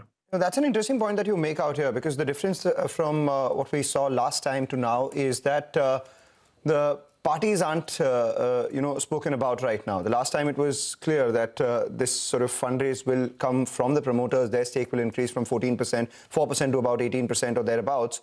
Right now, it's an approval of 2,300 crore rupees via fundraise, and we don't know in what manner that would happen. Would that change your, thought process? Like you said, intuitively, it makes no sense for a third party to come in, because then the promoter stake will only dilute further. But were it to not be to promoters, would you change your stance? We'll have to then see what is the credibility of the party who is coming in as such a significant shareholder, right? I mean, if anything, they would be the largest shareholder. If it's a strategic investor, of course, that's a different rationale. If there's a financial investor, why would a financial investor take 15-20% shareholding in such a company? All these will be questions. So that's the reason I think what lacked was the details of what is the nature of this fundraise, what is the instrument being used, etc., which I think anyway they will have to put out when they seek shareholders' approval. Hetal, same point to you. If this is not to promoters but maybe an outside entity, would it change your thought process? Look, I think it'll be driven by the degree of dilution. The degree of dilution is high at about 18-19%. So there has to be a tangible argument to why this 2,300 crores is being raised. So I'm with Sriram on this one, that they have to explain whether it's going to be a strategic investor, a financial investor, or it's an enabling resolution. Given the track record of the past 3 years, it is likely to be more of an enabling resolution. And we do know that the promoters have intent in increasing their equity in this business. So see, right now it's a board meeting outcome. It needs to go to shareholders for a vote. And at the point that it goes to shareholders for a vote, they will have to articulate whether promoters are sort of going to invest in the 2,300 crores and what kind of instrument is actually going to be floated. So we'll know more details at that point in time. You're saying you think this will be, you should treat this more in the nature of an enabling resolution, Hetal? That seems to be the track record at this stage. There doesn't seem to have been any serious explanation for raising this money in the past, and the number seems to be right about there. 2,000 crores, 2,200 crores, now it's 2,300 crores. Got it. So yeah, I mean, the boards said that they'd want to do it, but shareholders will have to vote on it. Here are lots of chatter, and this is, of course, I mean, markets are always talking about what perhaps will happen, and I'm sure you've heard it as well, that perhaps, this fundraise, first of all, it has to go through, but then after that, they perhaps could be, they've got a music business, will that be spun off, and all kinds of, markets are always focused on value unlock, right? Different situations. How would you, any thoughts at all? If as you said, they'd have to explain why they want to do it, would this be part of the equation? Why, explaining what they want to do after this? Would that perhaps be convincing enough for institutions? Look, I think they've announced the launch of this United 8 platform, and they obviously need to spend more money on their online streaming platforms. The question is, what is the final outcome? They've made several promises in the past. We haven't seen tangible outcomes. So I think unless they have a more structured sort of plan where they really articulate what business gets how much and why they're investing and what is the future propensity, it will not be a convincing argument. See, at the end of the day, even when you look at the sort of, earnings calls and transcripts, there's no real tangible argument to what they're trying to do other than the whole story that they have on the football FIFA rights. All right, take that point. Thanks a lot, Hetal and Sridhar, for joining in and giving us, your thoughts on what has transpired with Z. As of now, as we're looking at the stock, it is holding mildly in the green. But the stock of the moment actually is RBL Bank. Pull that up and you'll see a big up move on that one at the high point of trade. This morning, our colleagues had reported that there is likely to be a new CFO coming into the organization from HDFC, currently who is the head of strategy and investor relations, Lakhpat Tawla. We obviously have not heard from the said person, but that's the news, and on the back of which we are seeing some traction on that stock. But it's 10 right now. It's Thursday. It is the Sensex weekly expiry. Nigel, give us the lowdown. Well, you said it. The banks are leading a bit of a fight back. So the Sensex has come off the lows of the day. If you just put up the intraday chart out there, I think it went down to around 73,400, approximately 450 or thereabouts. And from there, it's seen a bit of a bounce. It's just a relief, I think, just in the near term, because the structure is still pretty much weak. Let's take you through a couple of strikes now, because today is the weekly expiry as well, and these options will expire today. So you just pull up the 74,000 call. Just take a look at what's happened there. Yesterday, we ended at around 240 rupees. Now, that premium's come down to around 88 rupees. So that's clearly signs of writing at that particular strike. And the open interest built-up is massive out there. So aggressive writing is what we're seeing. Any kind of bounce will face a lot of pressure on the upside. The next one is on the downside. The 73,600 put. Now, that will give some kind of hope to the bulls. The reason I say that is because, directionally you've got it right. The Sensex is actually down closer on 300 points or thereabouts, but you're not making any money on that particular strike because the premium is getting eroded out there. The premium at the start of today was around 160 rupees. That's come down to around 125 rupees despite getting the direction right, which means that you've bought a put and the markets have moved in the correct direction. So there appears to be some kind of writing at those levels. So 73,600, you take a rough premium of around 150, 200 rupees or thereabouts, and you'll get your support level, which comes in at around 73,400 approximately. That's going to be the important mark on a daily basis. Just for today, that's the crucial support mark. And going by the aggressive writing that we've seen on the upside, the 74,250 level will become the first level of resistance. Remember, the 20 and the 50 DMA are very, very far. So that's the broad band you're looking at. Expect some kind of volatility. That intraday dip got bought into, but there is still stiff resistance at higher levels because the technical levels are very, very far away for now. For the time being, we slip into a short break. On the other side, Manisha Gupta is waiting for us. She'll tell us what's going on in the commodity markets.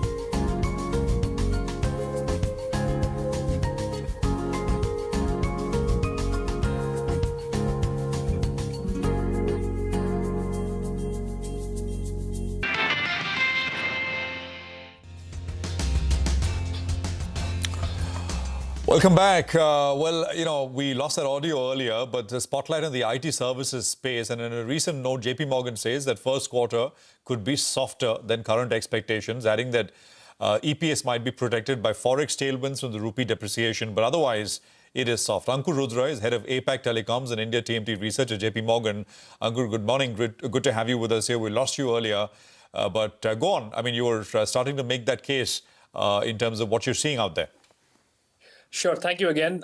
So what we are seeing is the beginning of the year is turning out to be a lot weaker this year because of some of the weaknesses in terms of overall demand conditions, which set in March, have continued into the first quarter. So both April and May have been relatively weak. And this has been weak across multiple fronts. It's been weak in terms of incremental new deal signings. Clients have shown relative amount of indecision because of uncertainty around geopolitics. There's been uncertainty about revenue conversion. So revenue conversion from existing signed contracts to contracts which have ramped up, that's also been delayed and deferred. Now, this is a problem because the first quarter is very critical for incremental new business sign-ups and ramp-ups, and beginning on a soft note makes it very difficult for the year to be strong. So we think that expectations of growth will be lower by 0.5% to 1% for the first quarter, and it sets up for a somewhat weak year because it depends on a significant amount of recovery in the September quarter for the year to be strong in any way. And it looks like we'll probably see a bit of a slowdown this year versus last year on a relatively weak base anyway. So, I mean, for the full year, Ankur, what are, I mean, stocks under your coverage? Large caps, let's just dissect large caps and broader other stocks. Are you saying revenues should be flat to lower, 27 over 26? Yeah, I think revenue growth for 27 over 26 should be lower, probably not even flat, lower in general. Maybe I think some companies which have probably had very weak bases might see a bit of a growth acceleration. But for most companies, including companies that guide, we'll probably see growth slowing down to an extent. I see. You know, as the entire AI thing keeps, and this is largely because of delays in decision making, etc. Because everyone is kind of trying to figure, you know, what to do and how many. It's related to workflows, etc. And the AI disruption, Ankur. I think there are two drivers of this. There is definitely an AI component to this. AI is changing at a very rapid pace. The changes in frontier model is happening at a much faster pace than enterprise adoption of it. There's a lot of confusion about how to go about it. We are seeing a lot of new models. We are seeing, Fable being launched recently, Mythos being a talk of the town over the last few months. But in addition to that, there's also been uncertain geopolitics. There's also been uncertain global macro, especially with regards to geopolitics in the Middle East, which has also has led to some customer indecision. So it's a combination of both those factors which is hurting incremental demand right now. I see. I see. So who are navigating this environment better, according to you, Ankur? Which companies? So I think among the large caps, unfortunately, there is weakness across the board. I think almost all companies will see a bit of a softness. The companies which probably grow a bit faster will be some of the mid caps, which have been growing a lot faster consistently for the last few years, partly because they're not hit by the macro directly, partly because they're a bit more aggressive, a bit more creative in terms of signing contracts, in terms of deal terms, and hence they might see grow a bit faster. So we prefer, we have a barbell approach. We prefer companies which are either on the lower end of the price to earnings spectrum and have very low expectations, or companies which are showing relatively high amount of growth and which is mainly on the mid cap side. I see. You want to name names with just purely stocks under coverage, Ankur? Can't name any companies, unfortunately, but I think I'll just leave it that the fastest growing companies among the mid cap side and the companies at the lower end of the valuation spectrum which have low expectations. I see. Just one more point on what we heard from Chandra at TCS. I mean, these were larger comments and they're relevant for the industry as well. I mean, AI agents and commentary around hiring, etc. as well.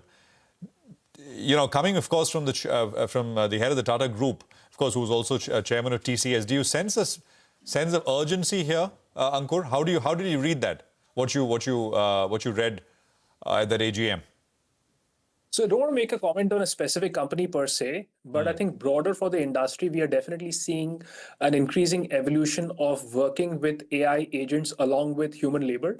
And I think almost every company is trying to figure out how to incorporate digital workflows and digital labor into their human capital and human workflows so far. There's been a range of incremental analyst days and AI days that have been held by a lot of large companies and small companies, including in very recent days, and there are more lined up going forward. And I think the common theme which is coming across from all of them is layering layering digital labor, layering agents along with human labor, and also pivoting all companies to an outcome-based pricing, which basically implies that you will be using a lot more digital labor. So I'm not surprised to hear that hiring will be softer going forward. The combination of outcome-based delivery implies you will be using agents a lot more. I mean, of course, this is very uncertain, and we are early stages of the AI adoption phase. So I think this will keep evolving going forward. Okay. Ankur covers a long list of names, and we only scratched the surface, IT services, but Ankur, of course, also covers the quick commerce space, telecom, and some of these companies like Paytm, etc. As well. So, but we'll touch upon more later. Ankur, thank you for joining us. Good speaking with you. Appreciate your time here on CNBC TV 18. Okay, commodities in focus. Manisha standing by with some color of what's happening. Manisha, morning. Morning, Prashant. Thank you for that. Well, I'm talking about all commodities because overnight we've seen big price moves come in for many of these commodities. Well, yes, they have been in declining trend, but multi-month lows is what we are dealing with right now with the kind of quantum decline that we've seen in the New York and the early Asian markets right now. So when you look at what's happening between US and Iran and Israel, and that clearly is the background of why the commodities are the way they are. The US has launched strikes against Iran for a second straight day. This comes in on the back of after Iran downed a U.S. helicopter there. Iran now says that they are retaliating at their attacks on U.S. military facilities that we know of as per reports in Bahrain, in Jordan and in Kuwait as well. U.S. in the meanwhile also has said that the Iran is delaying negotiations over an interim peace agreement, and they're running out of time as they do that. So that is where exactly the impact is coming in from. In amidst of all of this, you have near closure of Strait of Hormuz, so that 11 million barrels per day of a shutdown that we've seen in sense of global supplies just about continues for a third straight month therein. It also has to do with the disrupted supplies that we are looking at from various OPEC members as well, is the reason that you have seen prices, especially in case of crude, continue to gain up. This is the latest data that we saw come in from US in sense of inflation, accelerating to the fastest pace in last nearly 3 years for the month of May. And then you have the US dollar trading at a 2-month highs as well, weighing on to many of these dollar-denominated commodities. The crude oil prices is the only gainer in the Asian markets right now, trading around that $95 a barrel mark, 1.5% of gains coming in for this one. For the crude prices, the support also comes in from the fact that the US inventories have continued to decline. The latest has been 7.2 million barrels decline. This is a 7th weekly decline for the crude inventories in US. And with that, when you look at the overall numbers, we are looking at nearly 8-month lows in sense of US inventories. Apart from that, the OPEC output for the month of May has been the lowest that you've seen in last 2 decades. The Iran exports for the month of May also at around 6-year lows. So we are looking at major producing countries, the numbers declining in sense of production and exports as well. So as I said, the crude is the only one that's trading in the positive right now. But take a look at the gold prices, 7-month lows onto that one. You have copper and aluminum trading at a 1-month lows. It's a 4-week low or a 1-month low coming in for zinc and lead as well. Palladium, of course, has seen sharper declines, 8-month lows onto that one.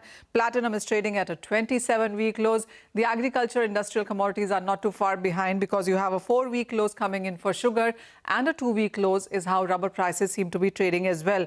An important chart is coming up for you, which tells you on how we have seen the last 1 week and the last 1 month for many of these commodities. And I do want to start with the Brent prices, because on a week-on-week basis, even as we are trading at $95 a barrel, we are down on a week-on-week basis. And for the month, we are down by nearly 10% therein. Gold prices have seen a very sharp decline, 9% down for this week. It's down 14% in last 1 month. Even sharper declines coming in for silver, 14% down for last week and 26.5% down now for the last 1 month. We also have seen copper prices come off after hitting all-time highs. So we are down by 5% in the week already. And that's exactly how the other metal prices seem to be trading as well. Take a look at the aluminum prices, 6% down in last 1 week now, and that has made the month as well into the negative. Same goes for the zinc prices, sharper declines coming in for week-on-week basis, and that is the reason you have monthly prices decline coming in as well. Platinum, well, 12% down last 1 week, 22% down last 1 month. So most of these commodities which were trading at multi-year highs, all-time highs in the month of Jan and Feb as well, have gone in for some deeper profit taking. Okay, all right. Thanks very much, Manisha, for that. That's commodities in focus. We'll take a quick commercial break here. It's the economy. Lata in conversation with Bank of Baroda's Managing Director of the impact of RBS foreign currency deposit schemes. How much money can this pull in? How many dollars can this pull in? Coming up in just a bit.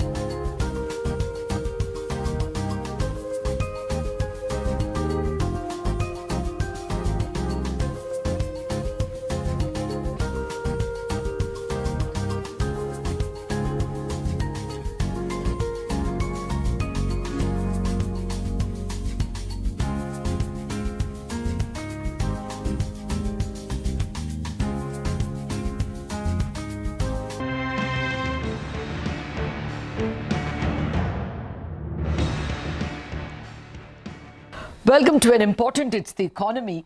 The Reserve Bank agreeing to pick up the entire hedging cost of banks when they raise FCNR or foreign currency non-resident deposits has had a positive impact on banking stocks. Among the best performing stocks was Bank of Baroda. It rose over 5% on the day after these announcements came from Reserve Bank, and Bank Nifty in general has been an outperformer with the past 2 weeks. To understand how the sector and the economy will get impacted by the various Reserve Bank of India and government measures, I have with me the Managing Director and CEO of Bank of Baroda himself, Mr. Devdutt Chand. Mr. Chand, thank you very much indeed for your time. Well, first up, let me start with this FCNR deposits. Do you expect a substantial flow for your bank in particular? You'll have a lot of international branches. Do you see a substantial flow for you and for the sector? Thanks, Sweta. Again, I think it is going to be there as far as the flows are concerned. And there are two, the measures are very calibrated in terms of the announcement we have from the Reserve Bank of India. And it's going to improve the dollar liquidity within the system, within the economy. At the same time, also because of the swap rule, the rupee liquidity with the banks.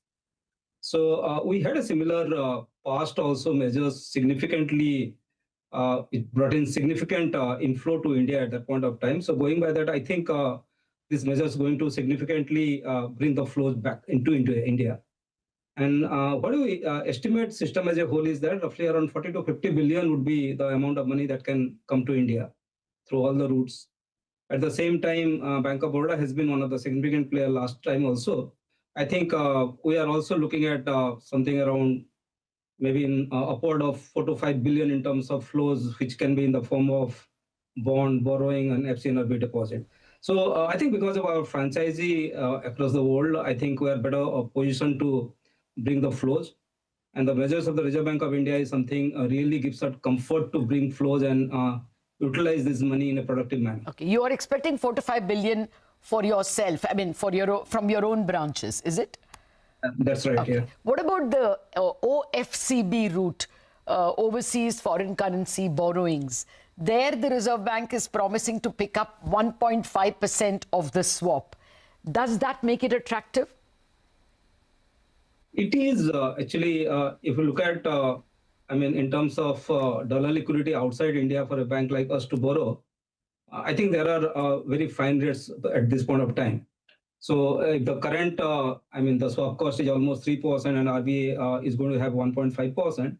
So it gives a significant opportunity for us to slightly elevate our borrowing cost on the OFCB route, not only us, but many of the players. So that I think the market is going to be attractive if in case you offer, I mean, 1%, 1 quarter higher than the current borrowing rate.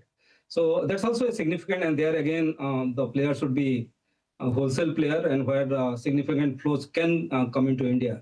And I think that's going to be very significant, and we're comfortable at the current rate offered wherein the borrowing can happen with a swap cost of 1.5%. Okay. So should I understand that even you will be looking at the OFCB route?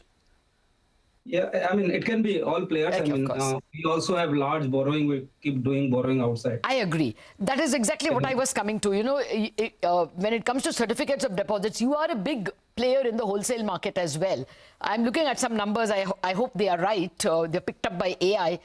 They say that Bank of Baroda raised 1.94 lakh crore via certificates of deposits through calendar 2025 and is also a very large fundraiser in 2026.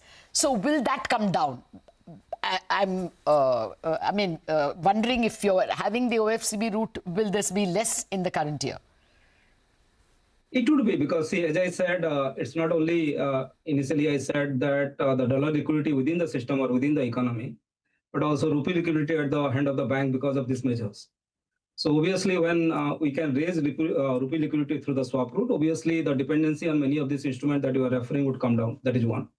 Secondly, as far as the certificate of deposit of Bank of Baroda is concerned, look, these are again short-term deposits. Yes. So it keep on roll it over during the entire year, and entire year it becomes a amount which is again you are referring to. Yes. So we as a bank typically, manage resources in a manner where the bulk deposit, which typically of 1 year tenure, and a certificate of deposit, which is slightly shorter terms in terms of 3 to 6 months, so that you can optimize on the cost side of it. So that's a part of the normal resource budgeting, resource planning Got it. And obviously, this measure going to have a lower dependency on this instrument. Okay. No, the reason why I brought up the CD route itself is the CD market and the CP market best indicated the happiness of the interest rate market over these announcements. CD rates have fallen by about 30-40 basis points, and so have commercial paper rates as well, corporate bonds as well. So can we assume that at least for the next 2 quarters, like this and the next quarter, cost of funds of banks will fall?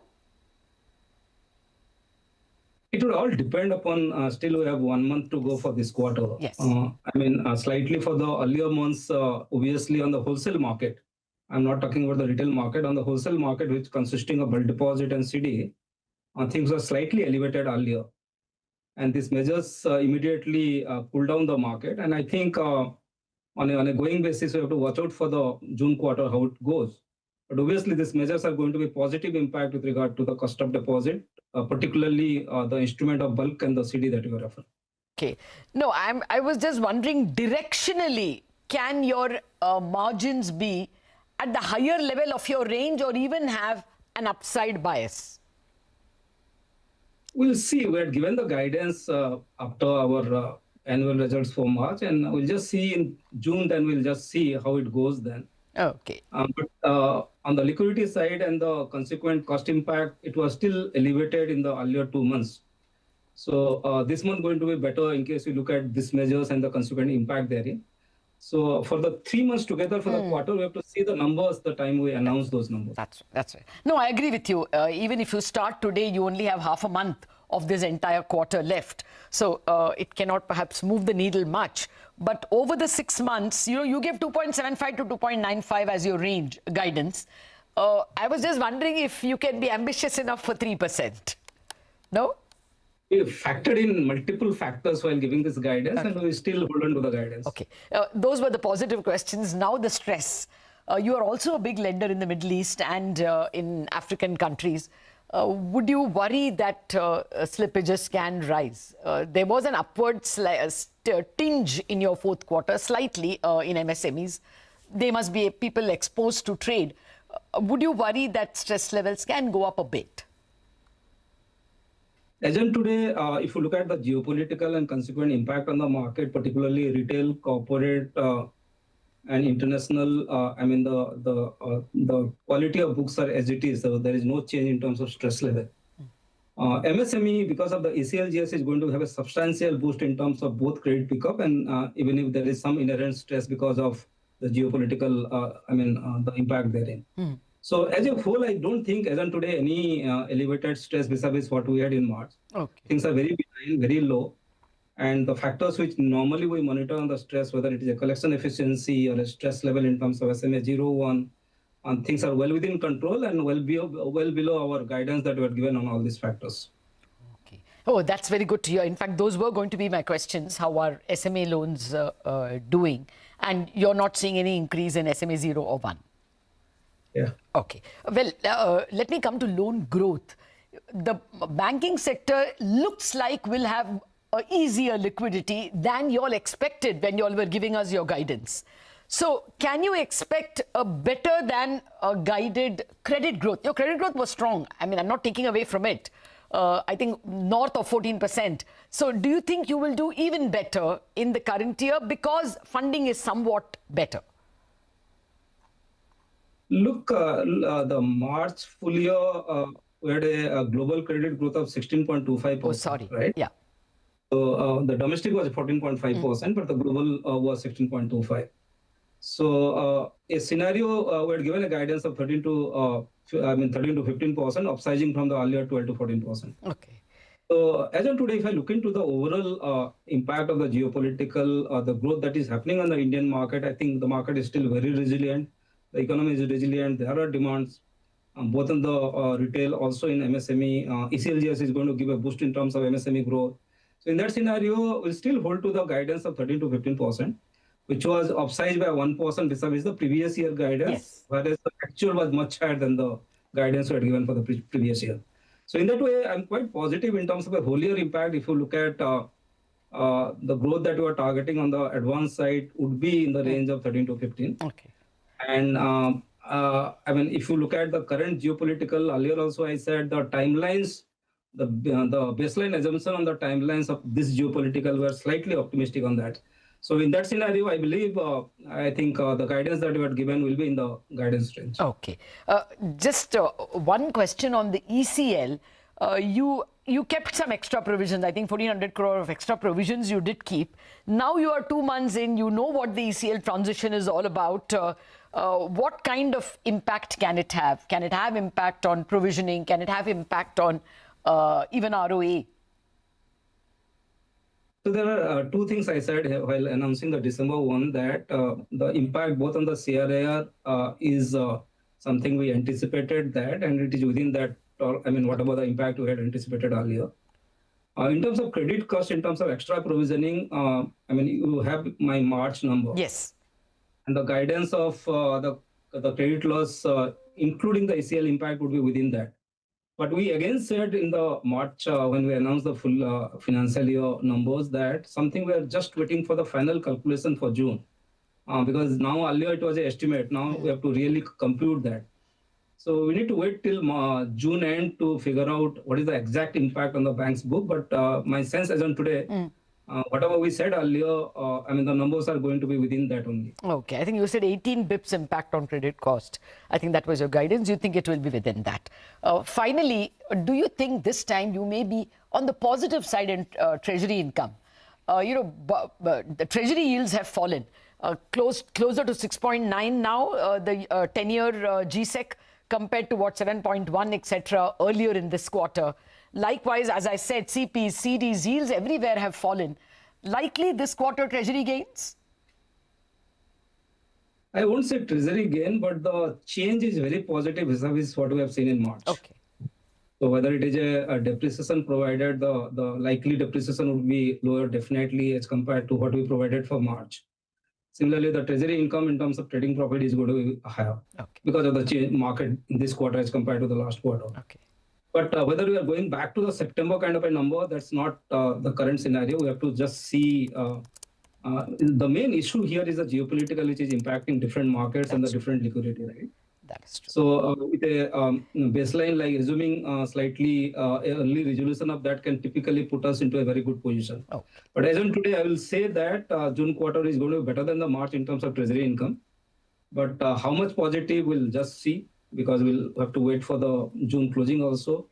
But it is definitely, as on today, if I look at the transition in terms of treasury income, it is better than that of March. Okay. Okay. That's good to hear. Mr. Chand, it was a pleasure speaking with you. Thank you for giving us the first insider view on how the banking sector might react and how it may be advantaged because of the better flow of funds that we are all expecting from FCNR and the overseas borrowing. Thank you very much indeed for joining us. Thank you, Lata. Thanks for inviting me. Thank you.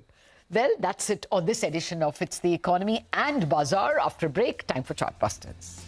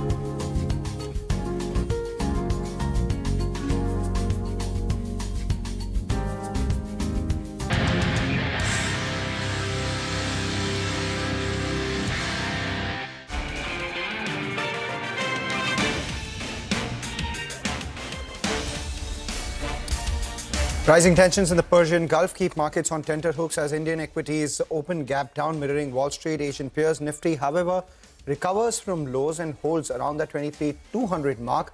IT is the top sectoral laggard, while banks stage a recovery. ONGC and Oil India gain as oil prices rise following fresh military action between the United States and Iran. Additionally, the center hikes royalty on onshore crude production to around 13.3% just a month after announcing a cut. Oil and gas royalty rates see a further cut. Stocks actually holding more or less positive. Shares of Z Entertainment jump in early trade. Fundraise plans of 2,300 crore rupees gets a board nod. Fundraising to take place in one or more tranches to support strategic growth and expansion initiatives, the route through which will be raised under evaluation. India waives excise duty on petrol with higher levy of ethanol, extending tax support beyond the current E20 standard. Petrol containing 22 to 30% ethanol will no longer attract excise levy. Sugar stocks mount gains following the news flow. Onasa Consumer perks up following ambitious commentary on their 5-year growth targets. Company eyes a top-line growth of 5,500 crore rupees, margins upwards of 15%, DOMS up 5% as it's set to buy out school supplies and pen maker Reynolds for an upfront consideration of $3.7 million. The stock higher.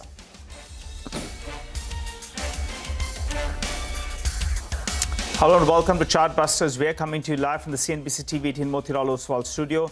I'm Nigel and with me is Mangalam. And as we speak, I think the stock you need to track is TCS, because Anthropic, they have announced a partnership with Anthropic. TCS will empower 50,000 associates with Cloud empowered by Anthropic. And I think they will also be jointly going to the market with a particular offerings. The stock was down close to around 2%. They're going to be driving enterprise AI scaling. And that's the big news flow that's come in there. Explains why TCS, that was down 2.5%. Now that's down less than 1%, Mangalam. Finally, some kind of AI news flow started trickling in. Yesterday, Meta as well as Reliance and throw in there, CleanMax as well. And today, TCS and Anthropic as well announcing a partnership. Yeah, we take that point, Nigel. Let's see where it goes in terms of actual business coming in for TCS from Anthropic. But as of now, the fact that there is a partnership has a lot of the street excited. The stock's off lows, and that's actually taken the entire IT index off lows as well. The IT index was dragging the Nifty. The Nifty bank saw a bit of a recovery, and now the IT index, as we see, still down about 1.5%, but has recovered from the lows. Look at Infosys as well. TCS's up move from the lows has actually caused a bit of a rub-off on Infosys, which too has recovered about 1% from the lows, still sitting with a cut again of about 2.5%. Let's see where that goes from here on as well. Early signs of some partnerships trickling in with AI companies, and the Nifty now in the red by just 13 points. So a smidge higher on the Nifty bank, a smidge higher on Reliance, a smidge higher on IT index, and we'll see the Nifty move swiftly into the green as well as we speak. Good time to then welcome Sachidanand Uttekar for a quick technical check on the market. Sachi, over the last couple of trading sessions, we've seen recovery from lows. 2350 to 23,100 has been that support zone for the frontline index. Today as well, the low was not very different from what we saw on Monday, but at higher levels. That's where we see a lot of supply come in. The closer we go to 23,350, 23,400, do you think that range continues, or at some point we break out? Good morning, Mangalam. Good morning, Nigel. Clearly, I think the undertone for the Nifty is still, bearish. In fact, if you look at, the index itself, it has been trending below its 5-day exponential moving average. In the last 3 trading sessions, we have seen multiple attempts to close above that particular level, but eventually on a closing basis, the Nifty is still trending below its 5-day exponential moving average. Also on the higher side, we need a very strong closing above that 23,300, 320 mark, and after that probably we may see some relief rally for the Nifty. But when it comes to the Nifty bank, we have already seen a good outperformance. Last week also we highlighted this particular expectation of Nifty bank, displaying such a rapid move towards 55,500.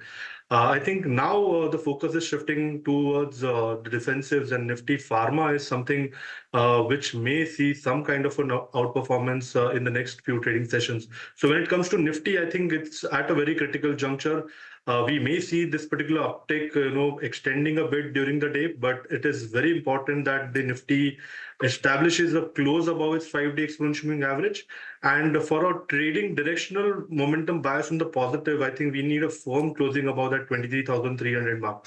So until that particular thing or those particular levels are not established, the probability of a breakdown below 23,000 is also open. So it's very difficult for the Nifty right now. So it's better to avoid a trade when it comes to the Nifty and focus more on stocks. All right, focus more on stocks. So what are the stocks that you're backing right now? Mangalam, one particular stock idea that we have just recommended to our clients is Cipla. Now, if you look at the overall construct for the last 4 trading sessions, we saw a very gradual decline. Even in yesterday's session, we did see a inverse hammer kind of formation, which establishes that the support at around 1400 has been very concrete. If you look at the weekly charts, it is displaying a bullish flag formation. It has a minor hurdle at around 1408 levels, where its 200 weekly exponential moving average is placed. But if you look at the options data, it looks like a very strong long OI built up. The positive crossover on the short-term averages is affirmative. We may see that in the days forward, we may see this level of around 1408 also getting breached. So we are expecting an extended move towards 1470 eventually. Hence, we are recommending building fresh long positions in Cipla. One can keep a stop loss at 1382 on closing basis. The trading target would be around 1408, followed by 1470 on the higher side. On the short side, Amber Enterprises is something wherein in the last 4 trading sessions, it was trying to maintain its tail above that 7600 mark. Today, we have observed that this particular level has been breached. And also there is a negative crossover on its short-term averages. Its RSI has also displayed a breakdown. So we are expecting that the stock can give a quick move towards its 200-day exponential moving average, which is placed somewhere close to around 7240. Hence, when we are recommending building fresh short positions when it comes to Amber, the stop loss for the trade can be placed at 7510 on closing basis, and positions can be reviewed near to that target zone of 7240. Thanks a lot, Sachi, for joining in and giving us that call. A little bit circumspect in terms of this bounce that we have seen, but saying if we can take out some crucial technical levels on the upside, then we could be good for more. In terms of what's happened in the last 10 minutes or so, even Mahindra & Mahindra, a stock that's corrected, I think, 20% from the recent peak, that's pulled back a little bit. And from the broader markets, Orient Pro Solutions, a stock that's less than half of what it was at its peak. Yesterday, they had an Investor Day meet, and it appears for the time being, at least, Orient Pro is seeing a bit of an uptake. But keep in mind, that stock is half in the last 1 year or so. Now up close to 3.5%, volumes picking up on that one as well. Well, time to shift focus to our special segment where we get you a few ideas for profit from Money Control Pro. Madhuchanda Dey of moneycontrol.com joins us to talk about a stock that she's tracking very closely. Madhu?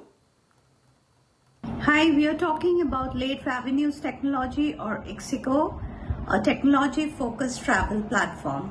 The company delivered a resilient Q4 performance despite the headwinds from the West Asia crisis that resulted in disruption of several international routes and a steep hike in crude oil prices. Ixigo continues to gain market share, as is evident from its GTV, or gross transaction value, growth of 25% in FY26, which is much higher than the 6% growth reported by the market leader MakeMyTrip. While international business continues to feel the impact of a prolonged West Asia crisis, there is a pivot to domestic travel, which should benefit the domestic air ticketing, railways, as well as the bus business of Ixigo. Thanks to a large dose of capital from a marquee investor, Ixigo is ready to take a leap in AI adoption with Ixigo Next. While the near-term environment continues to remain challenging, the long-term moat is intact. We see the current consolidation in the stock price as an opportunity. All right, that's an idea for profit coming in, but look at a few stocks, they're surging and how. We have Tejas Networks, which is up around 5.5%, closer to 6% right now. It's a big up move that we're seeing. The other stock is Aegis Logistics. The stock did okayish in yesterday's trading session, but now is up around 10.5%.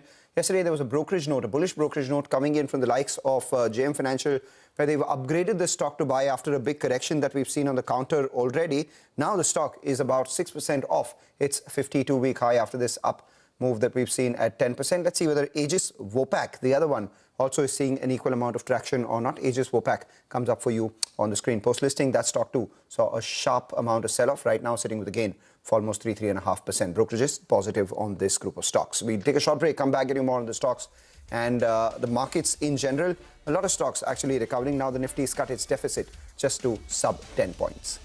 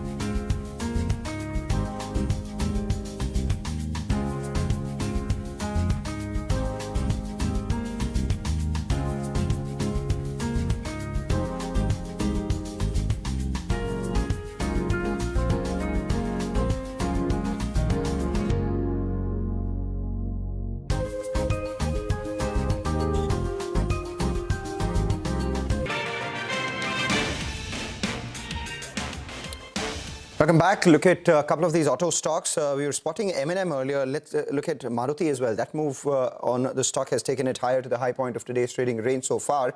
ICICI Bank is the other one, which has obviously led the recovery on the Nifty. Bank currently, which is sitting with a gain of almost 140 points for the frontline index. The ICICI Bank is now up around 2% and at the high point as well. But it's the oil upstream companies which are on our radar this morning. The government has revised higher the royalty rates for onshore crude oil production companies. Sonal joins in to decode what brokerages are saying and what the stock price move is suggesting. Sonal.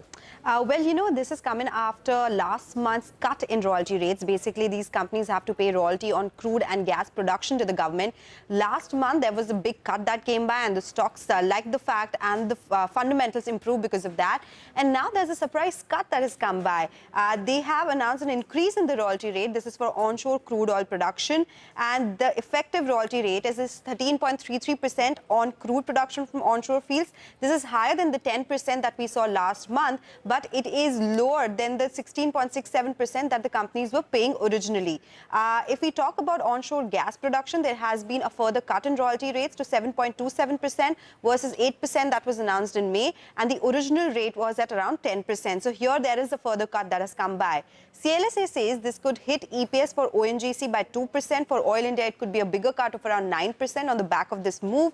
It is a flip-flop, right? A policy change that has come again. So CLSA says this is something that the investors will not like, something that keeps happening with PSU companies, and it could be extrapolated into something more negative. However, they see this as a one-off tweak to protect state government revenues. That is the word coming in from CLSA. While Kotak Institutional Equities also calls it a surprise move, they say this benefit of standardized ad valorem deductions of 20 and 15% exists as is. It is only for pre-NELP and nominated blocks. The royalty reversal will lead to incremental revenues of around 2,000 to 2,500 crore rupees for the company, for the government. For the companies, it will be a negative impact, 1 to 1.5% for ONGC and 5 to 6% for Oil India. They are also calling these flip-flops disappointing coming in from the government. But considering the situation that we are in, the fiscal issues and also economic equilibrium, they expect this to be reversed and policy framework to be in conjunction with what they had promised earlier, and royalty rates could see a further cut. So yes, they both call it a temporary move for right now. Got it. Okay, all right. We've been educated by the Malus on this show of Chartbusters. From Sonal, we hop across to Manglam. Manglam, you tell us about Honasa, and I'm sure you enjoy that explanation coming in from Sonal. Yeah, most definitely oil and gas, but I am more used to, the beauty and products company on my skin. So I'll speak about that. That's about Honasa. The stock is higher, about 1.5% right now. That's because they held an investor day yesterday. And they've given strong guidance. In the next 5 years, they aspire to get to revenues of 5,500 crore rupees, which implies a compounding of nearly 18% every year from here on as well. And they expect this to be broken down with 2,000 crore plus coming in from Mamaearth, 1,500 crores coming in from the Dermaco. The younger brands, which is Dr. Sheth's, Ecologica, B Blunt, all of them should be about 1,500 crores each. The other two additional brands would be about 500 crores, with total coming in at around 5,500 crores. Some of their new horizon projects, which is nutraceuticals, fragrances, and oral care stuff, which is doing extremely well at the lower levels of consumption. New categories coming in, that should be about 250 crores as well. All of this would mean that they would grow their revenue, but also their margins would grow at a much faster clip. So the EBITDA margin target that they have is upwards of 15%, which implies a near 500 basis points improvement. That would be led by the levers that the company has been pointing out, which is basically premiumization, lower costs, and leveraging their ad spend. So all these factors working fairly well for them. And now the proportion of their portfolio, which is in double digits, is 80% as against 50% earlier. So all these things are doing well for them. The stock is up around 1.5%. But remember, over the last 3 months or so, we've seen a significant up move on the stock already. From levels sub 300, the stock has rallied all the way up to 420. In the last 3 months, it's up 45%. So a lot of the good news may have perhaps been expected by the street, and now is being promised by the company. So which is why it's higher, but not just running away. Okay, all right, Manglam, thanks a lot for that explanation. By the way, how did you like that beauty explanation, Nigel? That was good, Manglam, but between the two of you, I prefer Sonal. Okay, all right. Well, time to slip into a short break. We come back, we continue to focus on markets as well as stocks that are bobbing around.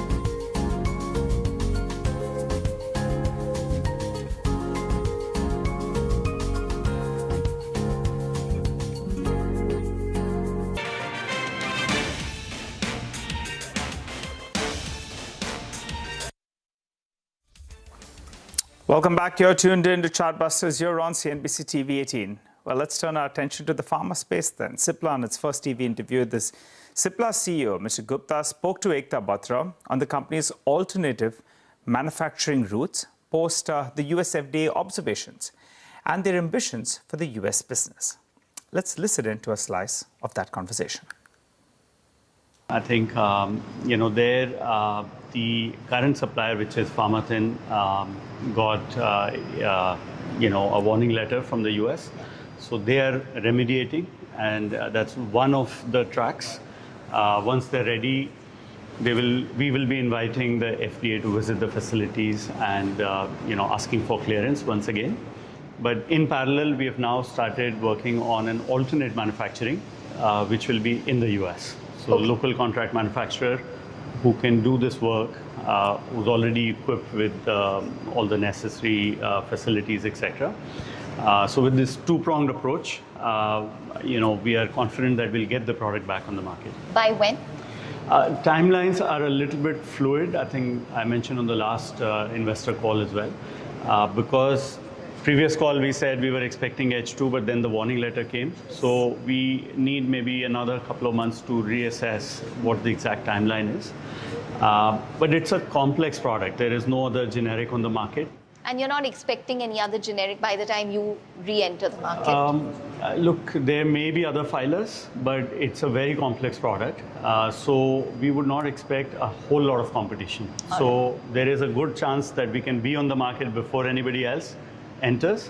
But even if somebody enters, there's a large enough market for us to, keep taking share. Why is Advair generic getting delayed as much as it has? And when are you expecting it to possibly come in the market? Is the Indore OAI a bottleneck? Yeah, so we were ready when 3 years back, with all the filing submissions and very close to approval when we had the VAI at Indore. So that's basically what held it back. Subsequently, we have tech transferred that to the US. Okay. And now we are very close to getting an approval. Could be any time. Any time means weeks, days, months? It's in the hands of FDA, so could be soon. Are you expecting it this quarter? This quarter is 2 weeks from now, so it could be any time. It's hard to put an exact date, but yeah, I think in the coming quarter it should be there. Okay. All right.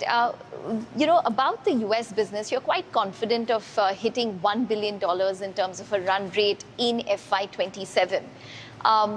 Just tell us how that's possible and achievable, considering that you don't have lanreotide as well as Revlimid generic is not an opportunity anymore. Yeah. See, $1 billion has been our aspiration for the last 2.5 years now. We were very close to getting there when we had the exclusivity on Revlimid generic.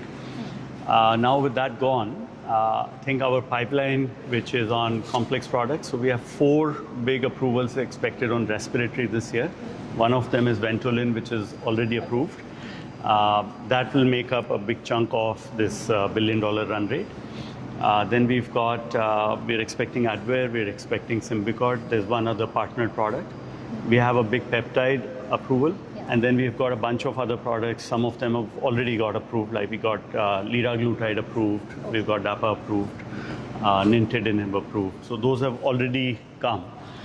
So I think the expectation of $1 billion run rate is basically on the back of pipeline, for which the work has already been done. De-risking has been done, site transfers have been done. So now it's about getting the approvals and then scaling up manufacturing to meet the demand. So FY28, we're going to see Cipla achieving $1 billion in terms of US sales, and that would be the base that you're working with going forward? Yeah, that's how we're looking at it, because these are some really complex, differentiated products. So you would expect a certain amount of stickiness on the products. Like if you see Albuterol that we had launched 5 years back, is sitting on 20% of the market. Right? Okay. So you see US, it's a typical generic market. There's erosion on the base, and therefore the new pipeline has to kick in. Whatever we start getting approvals in the coming quarters towards the, which makes up this run rate towards the end of the year, will realize full year benefit next year. And that's why I think we will see that becoming the new base for us. What new comes in will hopefully help us grow further. Right, with that, what we'll do is we'll wrap up on this edition of Chartbusters with the news that the Nifty is just about holding in the red, about 37 points below that 23,200 mark. We had seen a recovery that's been sold into. Let's see where that goes as we move along today's trading session. No problems for the Nifty Bank. Take a short break, come back. The team of Trading Hour takes the market action forward.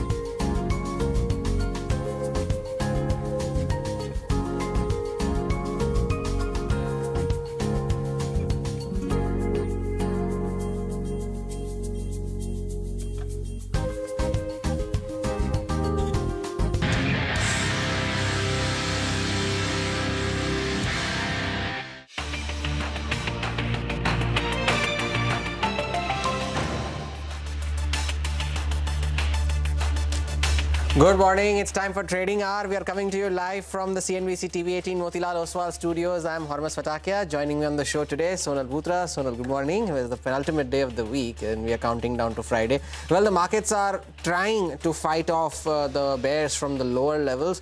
The banks are the ones that are leading the recovery today.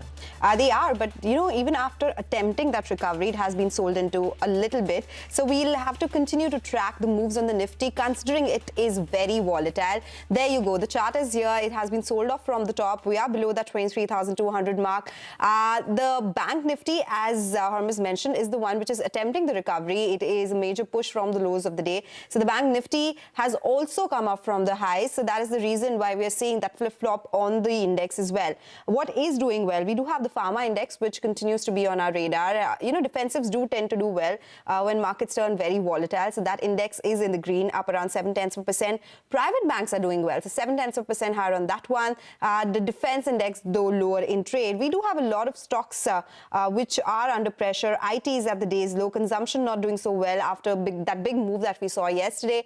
We'll track that. We have a lot lined up on the show as well. But before we do that, Hormus has gone across to the big wall. He's going to put the spotlight on top movers in the market. Hormus, tell us more. Sensex weekly expiry today, and well, we're already seeing signs of that. You take a look at the index as well. We tried getting to that intraday low of Monday, which was around about 23,070. We have managed to defend that level for now. We're 100 points off those levels. So the bulls will be looking to at least defend that level on the downside, because then otherwise it opens further downside towards 22,700, 22,800 levels, which is another 200 points further down from these levels. The Nifty Bank is the one though that has been the index of the week so far. After that very sharp up move that came in on Tuesday, then the recovery that fizzled out on Wednesday. Today as well, the index opened lower, then saw buying interest from lower levels, made an intraday high of around about 55,300, and yet again that recovery has been sold into as of now. So choppy moves on the Nifty Bank,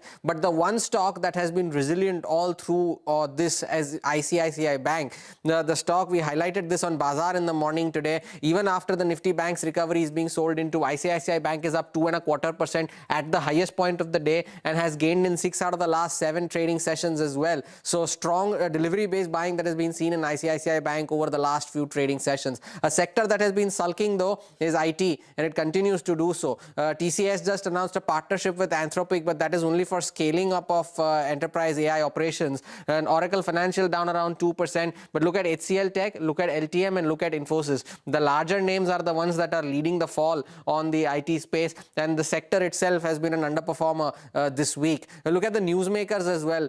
Positive brokerages commentary coming in for these two names. Aegis Logistics had a very sharp target price raise from JM Financial, is showing a 50% upside, and Aegis Vopak also had a positive note from Jefferies. This one was gaining around 4.5%, is slightly off the highs. Domes Industries after the acquisition, and Z Entertainment, of course, after the fundraise, is up around 2.5% as well. MTAR Tech was the one that was in the news all until last month when it made record highs of well over 8,500 rupees. Now that stock has already corrected 20% from those levels. It's 7% lower now today after some concerns highlighted at Bloom Energy. Bloom Energy, a key customer of the company, and that stock was down around 10% in overnight trading in the US, and that's showing up on MTAR Tech, 7.5% lower on the stock. And some profit booking seen lastly in names like Ola Electric today, 7% lower on that stock as well, seeing some buying from lower levels. Car Trade was up 12%, is down around 5 today, and Jain Resource Recycling and CCL Products too, seeing some profit booking in today's session. Okay, interesting list. We've been seeing some of these big movers, looking at some profit booking. Car Trade Tech and Jain Recycling are some of the names. From the Nifty pack, though, we do have some stocks which are surging to the day's high. There's ICICI Bank. We have Kotak Mahindra Bank as well. Reliance Industries is trying to make a comeback. That stock, remember, has been under a lot of pressure. But the move right now is suggesting that, yes, there could be some reversals. So watch out for Reliance Industries as well. There is some recovery from the lows at the day's high for Reliance as we speak. But let's talk about one of the news updates that we are tracking closely. Government has removed excise duty on higher ethanol fuel, basically, which is E20 to E30. Sudarshan is here with more details on this one. Sudarshan. So all the sugar companies or say ethanol companies have been buzzing in their trade on the back of the recent announcement that government has made for higher blended fuel. So as of now, till yesterday, E20, that means that ethanol 20% and remaining 80% petrol, that fuel was exempt from all your cesses, your excise duty, agri-infra cess, road cess. Now government has gone one step ahead and included the higher blended fuel from E22 to E30, say E22, E25, E27 and E30. Also, that these fuel of these products, these categories will also be exempt from these cesses of excise, road infra cess. And because government is looking to increase the target of higher ethanol in this fuel. As of now, recently, if you remember that two of your major automakers from four-wheelers, Maruti Suzuki, and from two-wheelers, Hero Moto, had launched flex fuel vehicles, and that has the capacity. So basically, from E20 to E100, they can have the fuel of higher blended fuel. So that's the reason you are seeing a big up move in all these names, because also it will increase the capacity of the capacity utilization from the current level of 50%, and all the sugar companies have already made a higher investment, so this can be taken positively. Positive developments indeed. Sudarshan, thank you for those updates there. And the sugar stocks are doing well in today's trading session, so good going for them. Of course, Praj opened higher, but since then has given up some of those gains. But to discuss more on this subject, we are now being joined by Deepak Balani of ISMA and Vijay Nirani of True Alt Bioenergy. Gentlemen, good morning. Thank you for joining in. Vijay, I'll start off with you first. What do you make of this development first, and what is the kind of incremental volume increases are you projecting as a result of this policy, and over what time frame? So thank you so much for having me here. It is a good day. So India has been seeing a lot of good progress in the biofuel space, especially in the ethanol. This is the 5th notification in this calendar year already. So we have seen notification for increasing the RON to 95, for increasing the blend from 20 to 21%. All of this is a very good sign for us to increase on the volume. India already has an installed capacity of close to 1,995 odd crore liters today. And the demand for ethanol blending was only about 1,200 to 1,250 crores per se. So with these momentum, with all these notifications, there's a good opportunity for the volume growth or capacity utilization. Okay, take that point, Vijay. Mr. Balani, coming to you, because sugar industry is one of the biggest producers of ethanol as well. What do you make of this move? Because there is a bigger push on more ethanol blending. Do we have enough capacity? First, tell us how much ethanol is needed for the kind of blending that we are talking about. If we have to reach E30, what is the level that we are seeing right now? And do we have enough capacity to do that? Yeah, good morning. Thanks for having me here. Sure. First of all, this is a very positive step. As Vijay just mentioned, I think the government is right on the very positive roadmap of enhancing the ethanol roadmap and blending. We have seen E85 and the flex fuel being launched last week. That was an extremely positive step. Having said that, it is a welcome notification that they have given the same kind of a treatment which was given to E20. That means because GST is applicable on the ethanol while excise is applicable on the gasoline. So by this notification, eventually the excise is waived on the ethanol part, and also cess is also being waived. So eventually, after the BIS notification was mandated for all these higher blends and subsequently excise removal, perhaps government is creating a roadmap eventually for higher blending, which is again a very positive step. And secondly, as you asked, we have a overcapacity of ethanol. Specifically, if you talk about sugar, we have a capacity of almost 900 crore liter, which is almost 600 crore liter than what was allocated last year or this current year. So we have enough capacity. Having said that, if government moves to E22, additionally, I think around E22 will create almost an additional requirement of 120 crore liter. For example, it moves to E25, it will unlock almost 300 crore liter of additional ethanol, which will perhaps be a big relief for the sugar industry, because we are, affected by lack of proper allocation. And eventually, secondly, also, I think what I would like to mention here is the government also must now look at correcting the price of ethanol based on the sugar bean feedstocks, because FRP has increased for last, almost 20% in last 3 to 4 years. So eventually, going for a higher blend is a very positive step. It will unlock a huge capacity which is underutilized for the sugar sector. Interesting. Vijay, you are at around about 1800 KLPD operational capacity currently. So in light of this development, in case if the oil marketing companies make an accelerated push towards either E25 or E30, would you be capacity constrained in case of such a scenario? And if so, would you be looking at expanding your operational capacity further to meet any potential surge in demand because of this? Yes, actually, our installed capacity now is the operating capacity now is 2,000 KLPD. So our fifth plant is also commissioned and it's in operation. And we have a capacity to contribute close to 65 crore liters out of the current demand of about 1,200 crore liters. So that's almost about 5% of what is required. With that, there is all this increase in the notifications for blending will actually help us to utilize the current capacity. Right now, we've been stressed on using the already installed capacity. The last 2 quarters, though we had the capacity, we have built inventory because offtakes was a concern. And now that concern seems to be addressed, or rather it is being addressed with the launch of the vehicles, as Mr. Deepak just mentioned. These are all very welcome moves, and they're also rationalizing the price to the consumer, so which was missing earlier. The benefit of the green fuel or better fuel going to the consumer, they were not getting the price benefit. So with E85 getting a 82 rupee price per liter and excise duty being waived off for E20 and higher blends, creates an opportunity for the consumer to get a cheaper and a cleaner fuel. So no, Vijay, coming in on this, we already have E20 blended fuels, right? But the prices are almost, they don't get the kind of price discounts that consumers should give. And this has been a big debate as well. How much cheaper are ethanol blended fuels versus normal petrol? And are we seeing that in the price at petrol pumps? So you're right there. So we have not been seeing that benefit pass on to the consumer in the last 2 or 3 years, since 2024 to 2025, let's say up until the war. So since the war's begun, government has been able to rationalize, or rather not increase the price to the global levels, right? We know the crude price is almost more than doubled, and the petrol prices have been increased only in the last 1 month.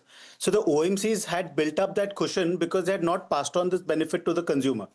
So, of course, let's say today they got that cushion and they could pass it on, or rather hedge the higher cost and not increase the petrol prices today. But that benefit should be given to the consumer. It has been a demand from the industry and from the consumer. Because, see, what is the consumer getting in the end? The government is saving on import duties. The environment is getting cleaner.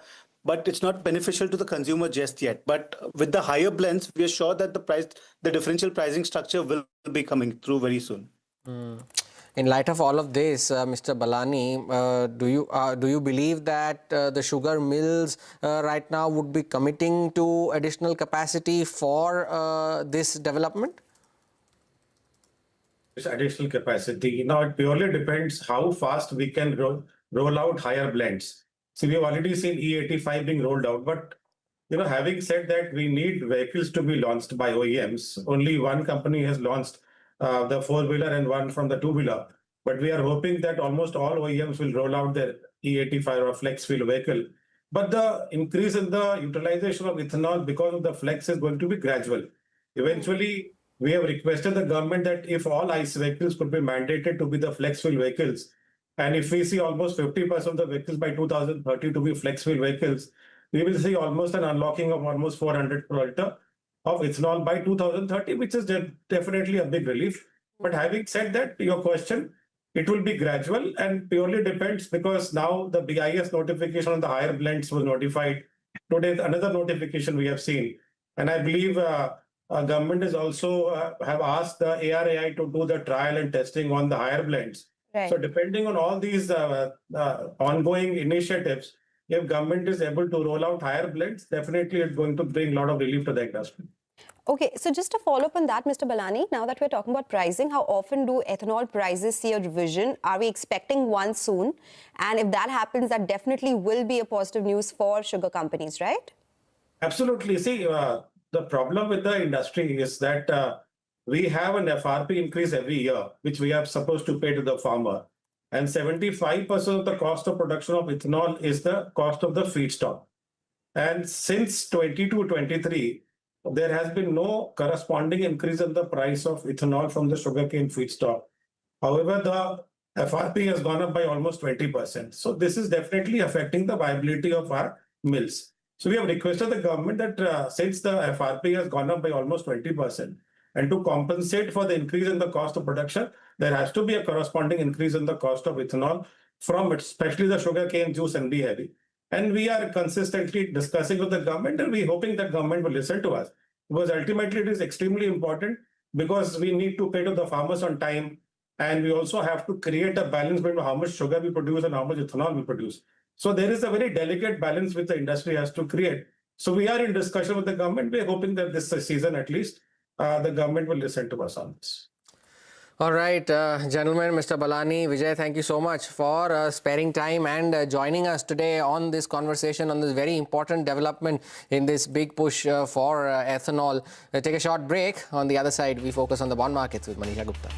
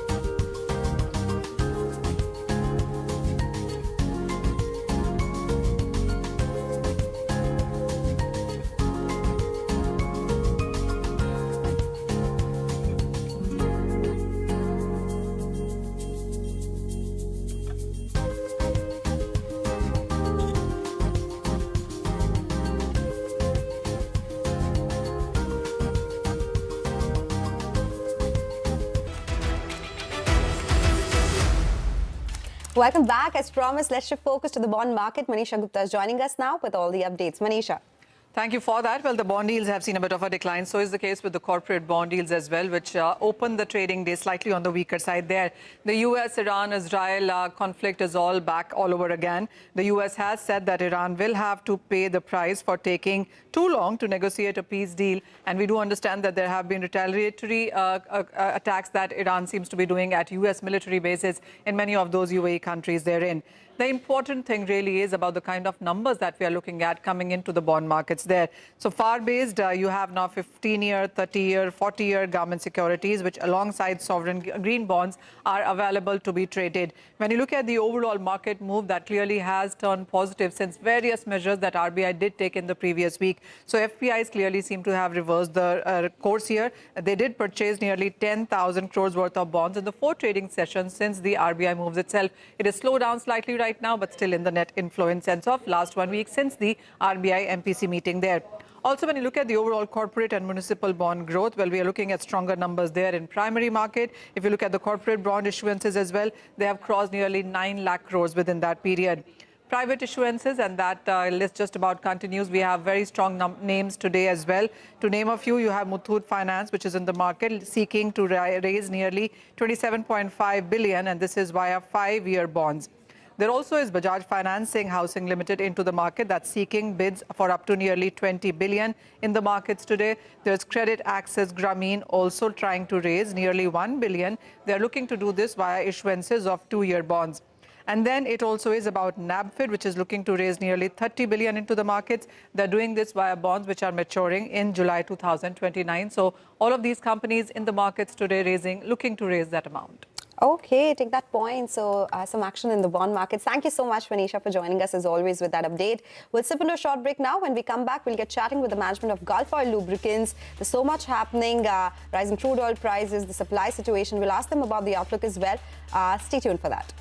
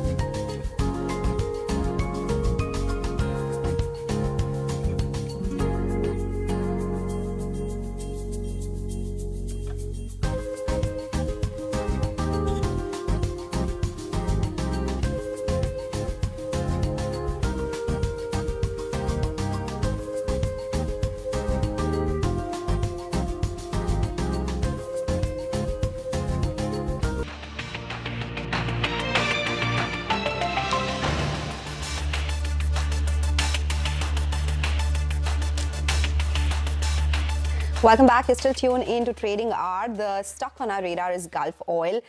The company is in focus. There's a lot happening. The reported Q4 numbers, which were strong. The company said the performance has been supported by higher volumes and disciplined cost management. So we'll be understanding what the outlook is going forward, considering that we are talking about higher crude oil prices. And there is a lot happening underneath the surface. The company has been speaking about capacity expansion, and the volume and growth outlook is something that we'll be understanding from them. The three talking points on your screen as we speak. So we are joined by Ravi Chawla, the MD and CEO, to answer some of these questions. Mr. Chawla, good morning. Thank you so much for joining us.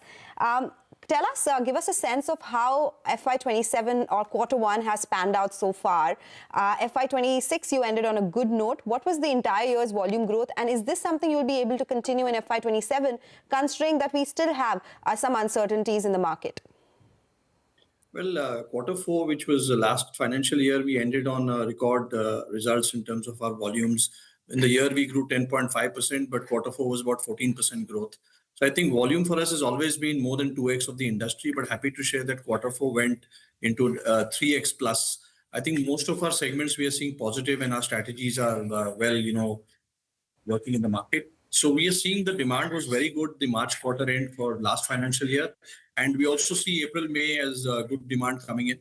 And there is a challenge obviously on the cost part, but I think we're managing our supply chain and balancing it with pricing moves in the market. So overall, I think outlook, definitely the situation has to be watched in terms of how this will happen. But costs are going up, but we are growing well.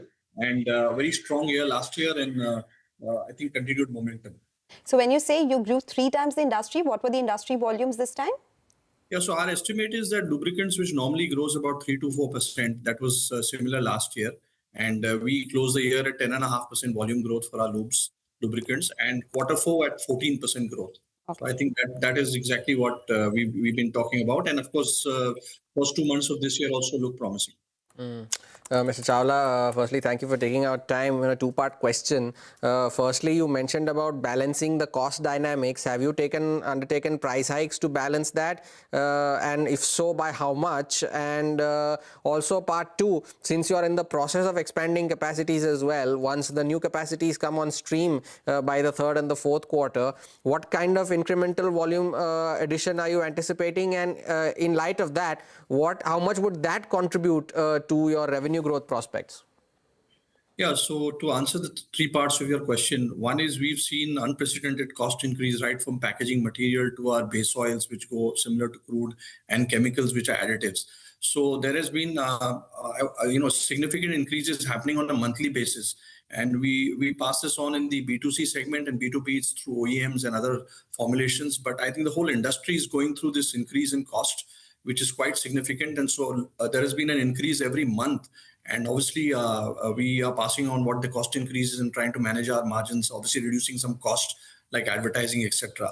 So the cost increase has been unprecedented, as you've seen the crude going up. So more than 40-50% increases. And as we speak, we have to watch it literally every 2 to 3 weeks. So these actions are in place, and we will manage our margin. On the volume outlook, see, we have been growing. This year also we are growing and 2 to 3x the market. So both our plants are actually working on a 3-shift basis. So we are adding capacity of 70%. And given the growth we have normally, which is 2 to 3x of the industry, close to double-digit growth, we are preparing our capacity for 2.5 shifts, because 3 shift is very difficult to do it all the time. So this capacity enhancement will help and meet our next 3-4 years plans. So these are the 2 things: expansion and of course managing the cost. And outlook is definitely we're looking at a significant increase in market share across some segments, and we continue overall to look at 2 to 3x the market. And we are also in a very good position supply-wise, we feel, in terms of getting the supply chain right and able to meet the need of our B2B customers. We have about 40 plus OEMs, B2C, and that is very important to get the supply security, because that is what customers and our business partners look for. So, on that price hike bit, I just wanted to confirm, you said it has been price hikes have been done for the B2B segment, or is it across segments? Across segments. B2C happens because in the market, it's obviously, we take it as in line with competition. B2B, because we have a number of contracts, then it happens on price variation clauses. So both the ends, it's actually unprecedented in terms of the cost increase. So I think the industry realizes that, yeah. So, just on the agri segment where you saw a lot of traction, we are talking about deficient rains. We are also talking about the uncertainties, of course. Is that segment ready to absorb these price hikes? Just for that particular segment, I wanted to understand. Yeah, the cost increases, it's quite difficult to explain it, but it's extremely high. And we have two parts of the agri business. One is we have OEMs who are using our lubricant for the franchisee workshops. As you know, tractor industry has done very well last year. So the demand at the franchisee workshop level is very buoyant. And our agriculture products which sell in the bazaar market, which is the retail channel, that also we have seen a good growth for our brands. And yes, there also we are seeing the demand will come seasonal. But both these are very positive for us. And as mentioned in our releases, our agri segment has done very well last year. We're increasing our distribution. We're bringing in products with better features. So I think both of these are doing well for us: the OEM franchisee workshop and the bazaar for agri. In that case, Mr. Chawla, the second part is that the buzzword currently is data centers, and almost every other company that we speak to is either aspirational to get into data centers or is contributing something or the other towards their infrastructure and so on. You had mentioned earlier that it is the data center cooling is not a part of your strategy, but with the developments that you are seeing currently, does that change? No, we had mentioned that it's a very small percentage in terms of volume sales. And we had also mentioned that we have two products which we have made ready globally and in India. So it is going to be only 1 to 2% of the total volume of lubricants. If you take India and auto and industrial is to 2,500 million liters. Even if you have a huge conversion to liquid cooling, because currently data centers are air cooled, there are few candidates now we are talking to who are putting in liquid cooling. And just to reiterate, we have products ready. We are going to be part of this, and we're happy to share to you that we have progressed in terms of the material compatibility tests. We are now talking to actual data centers to put our product in terms of validation, because this takes some time. But we have two products and we will make a sort of play in that. And again, I just want to highlight, it's a small part of the market in terms of overall lubricant, but definitely it is growing in India, and we are ready with two products. Hopefully be able to announce some sort of tie-ups in a few months. So these products are not currently revenue generating. You still have to find contracts for that. Okay, so what is the market size that we have in India currently? If there is a number available, what is the total TAM you would be targeting? Yeah, let me contextualize this for you. So 2,500 million liters is the market for automotive and industrial. Now, if all the data centers convert, it will still be a conversion over the next 2 to 3 years. It will still be only 1% in terms of volume. So we don't know the conversion rates. People are now talking about, liquid cooling. There are 8 to 12 people we know of who are getting into that. So we'll have to wait and see, but the market size is going to be less than 1%, again, I'm repeating, of the automotive industrial market in India. But it's a good value chain, it's good for the environment, and we have a product ready, which we are testing. Mr. Chawla, thank you for sparing time and joining us today. Wish you good luck for the rest of FY27 as well. By the way, the markets have now turned into positive territory. The Nifty is now up around 15-16 points, reversing the initial losses of around about 100 to 150 points. So it's a good 150-odd point recovery from the lows of the day. Take a short break. On the other side, we continue our conversation on the markets with Srinivas Rao Ravuri of Bajaj Life Insurance on the other side.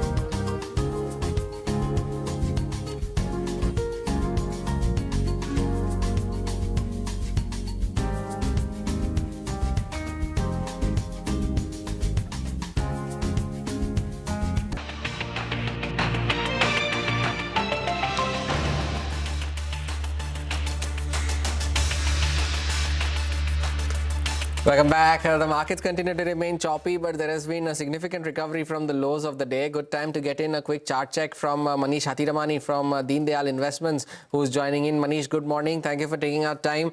Well, is 23,000 now the most important level for the bulls to defend on the downside? Well, they've managed to do so, at least in the last 2 to 3 instances. But where do we go from here on the index and your stock calls for the morning as well? Good morning, Hormuz and Sonal. Thank you so much for having me on the show.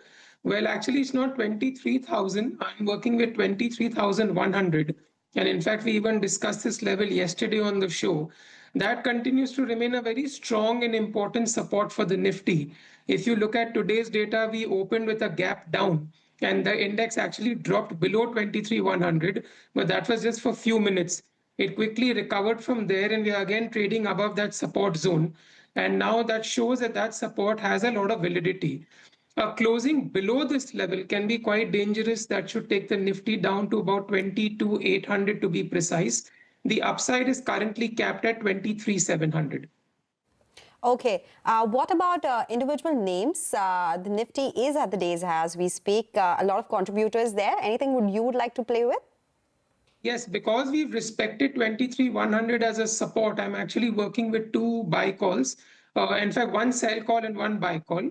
My buy call is on Axis Bank, which is for a target of 1365, stop loss of 1265. This is supported with a positive Bank Nifty index as well. And the stock has crossed its resistance levels of 1275 with an inclining volume setup, which is a bullish signal. My sell call is on SBI Life Insurance, which is for a target of 1665, stop loss 1782. This stock has shown immense weakness, especially after it resisted around the zones of 1950 to 2000. We have now broken the intermediate lows of 1728, which was recorded on 2nd of April. Manish, thank you for sparing time and joining us today on the show with your views on the index and on specific stocks as well. Since it is the weekly expiry of the Sensex contracts today as well, good time to hop over to Mangalam, who's at the FNO desk, to tell us the latest from there. Mangalam.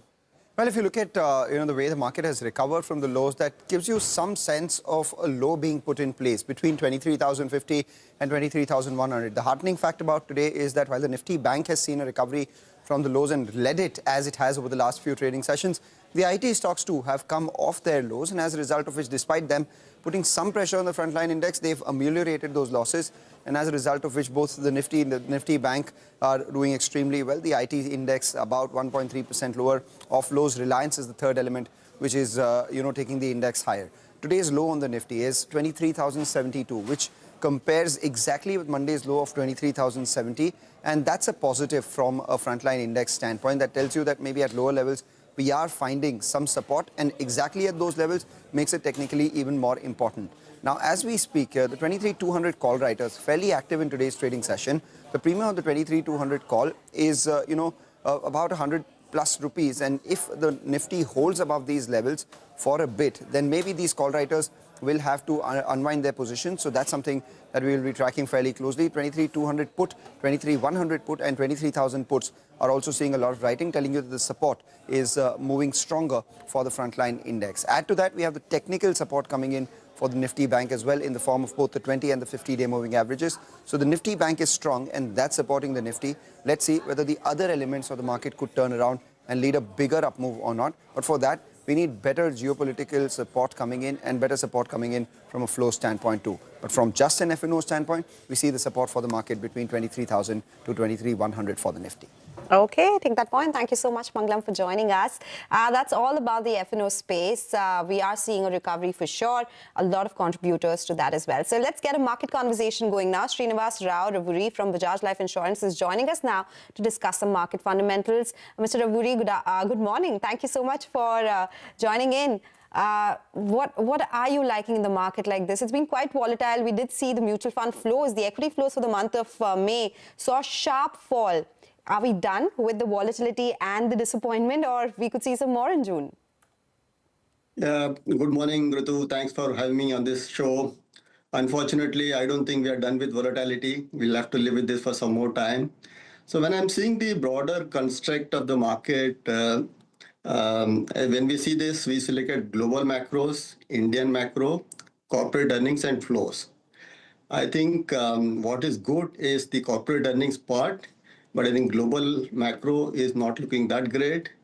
And when it comes to Indian macro, I think despite most of us have been waiting for a slowdown to come, but I think if you see the numbers that have been delivered by corporate India is good, and overall macro also is still holding on.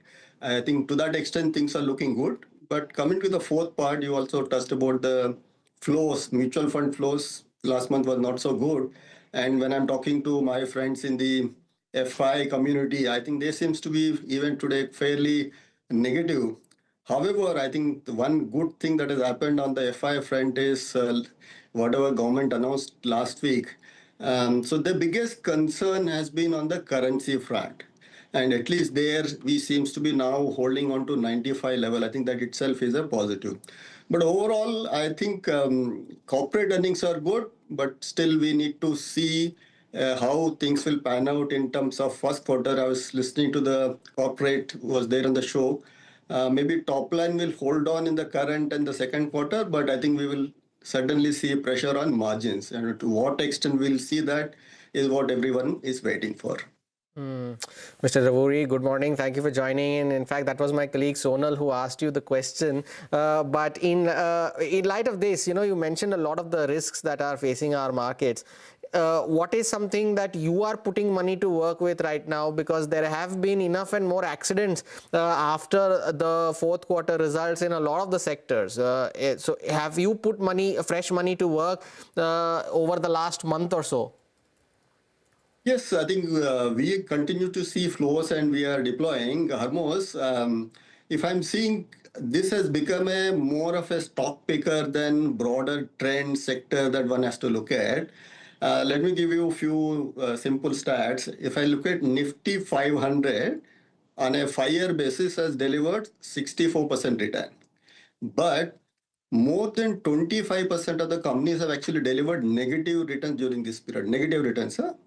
And there are about 88 companies that have delivered 3x returns. So market is clearly rewarding companies that are delivering better growth and punishing big time where there is a disappointment. And unfortunately, this has not become a sectoral. Within sector also, we are seeing very, very divergent trends. I think the sectors that we are looking more positively, I think one sector that has been clearly beaten down, but we are still positive is private banking space. And then second comes the pharma. I think these are the two sectors where we still think there is clearly a risk reward in our favor and bullish on. Mr. Ravuri, you wouldn't like upstream energy companies. They have been benefiting from higher crude oil prices. So far, there has been no fear of windfall taxes as well.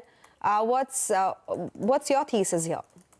Yes, Sonal, we like upstream energy companies, but I think there we need to be a lot more tactical, agile, things changing so fast. But directionally, I think energy sector per se, within that, companies that are contributing more to domestic energy security will do well. But I think there are a lot more volatility and one needs to be a lot more agile there. You mentioned private banks, Mr. Ravuri. What about PSU banks? They are the ones that are supposed to be the big beneficiaries of the latest norms that have been announced as well by the RBI and by the government as well. Private banks over PSU banks, or would you just stick to the largest PSU bank, the sector leader, the largest lender in the country as part of your portfolio? I clearly like the largest PSU lender for sure. But when it comes to broader PSU sector, I think my preference would be more towards private sector than PSU, partly because I think in the last 1-2 years, I think that re-rating has happened. And today, many of these PSU banks are trading in line with private sector. And I think we had a fantastic credit cycle in the last 3 years.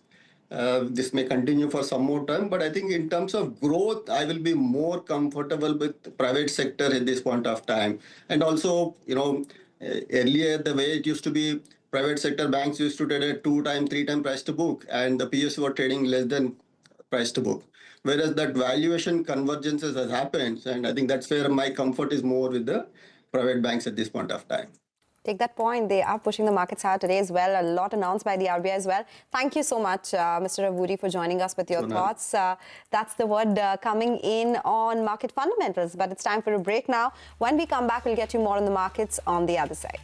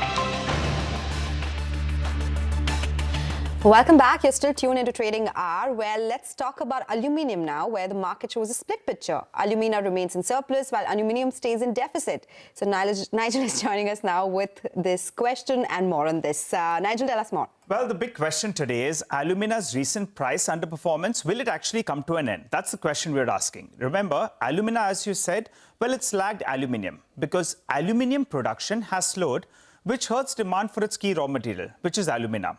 So as a result, alumina, well, that's remained in surplus, while aluminium continues to remain in a bit of a deficit. And that divergence is clearly visible in pricing. Alumina has come down to approximately $320 per ton. And as a percentage of aluminium prices, well, it's come down to to high single digits. That's around 8 to 9%. That's alumina prices as a percentage of aluminium. And that's much lower than the averages that we've seen over the past few years of around 14 to around 16%. So what could possibly change this? Two factors. First is the potential curbs on bauxite supplies coming in from Guinea. Second is rising input cost.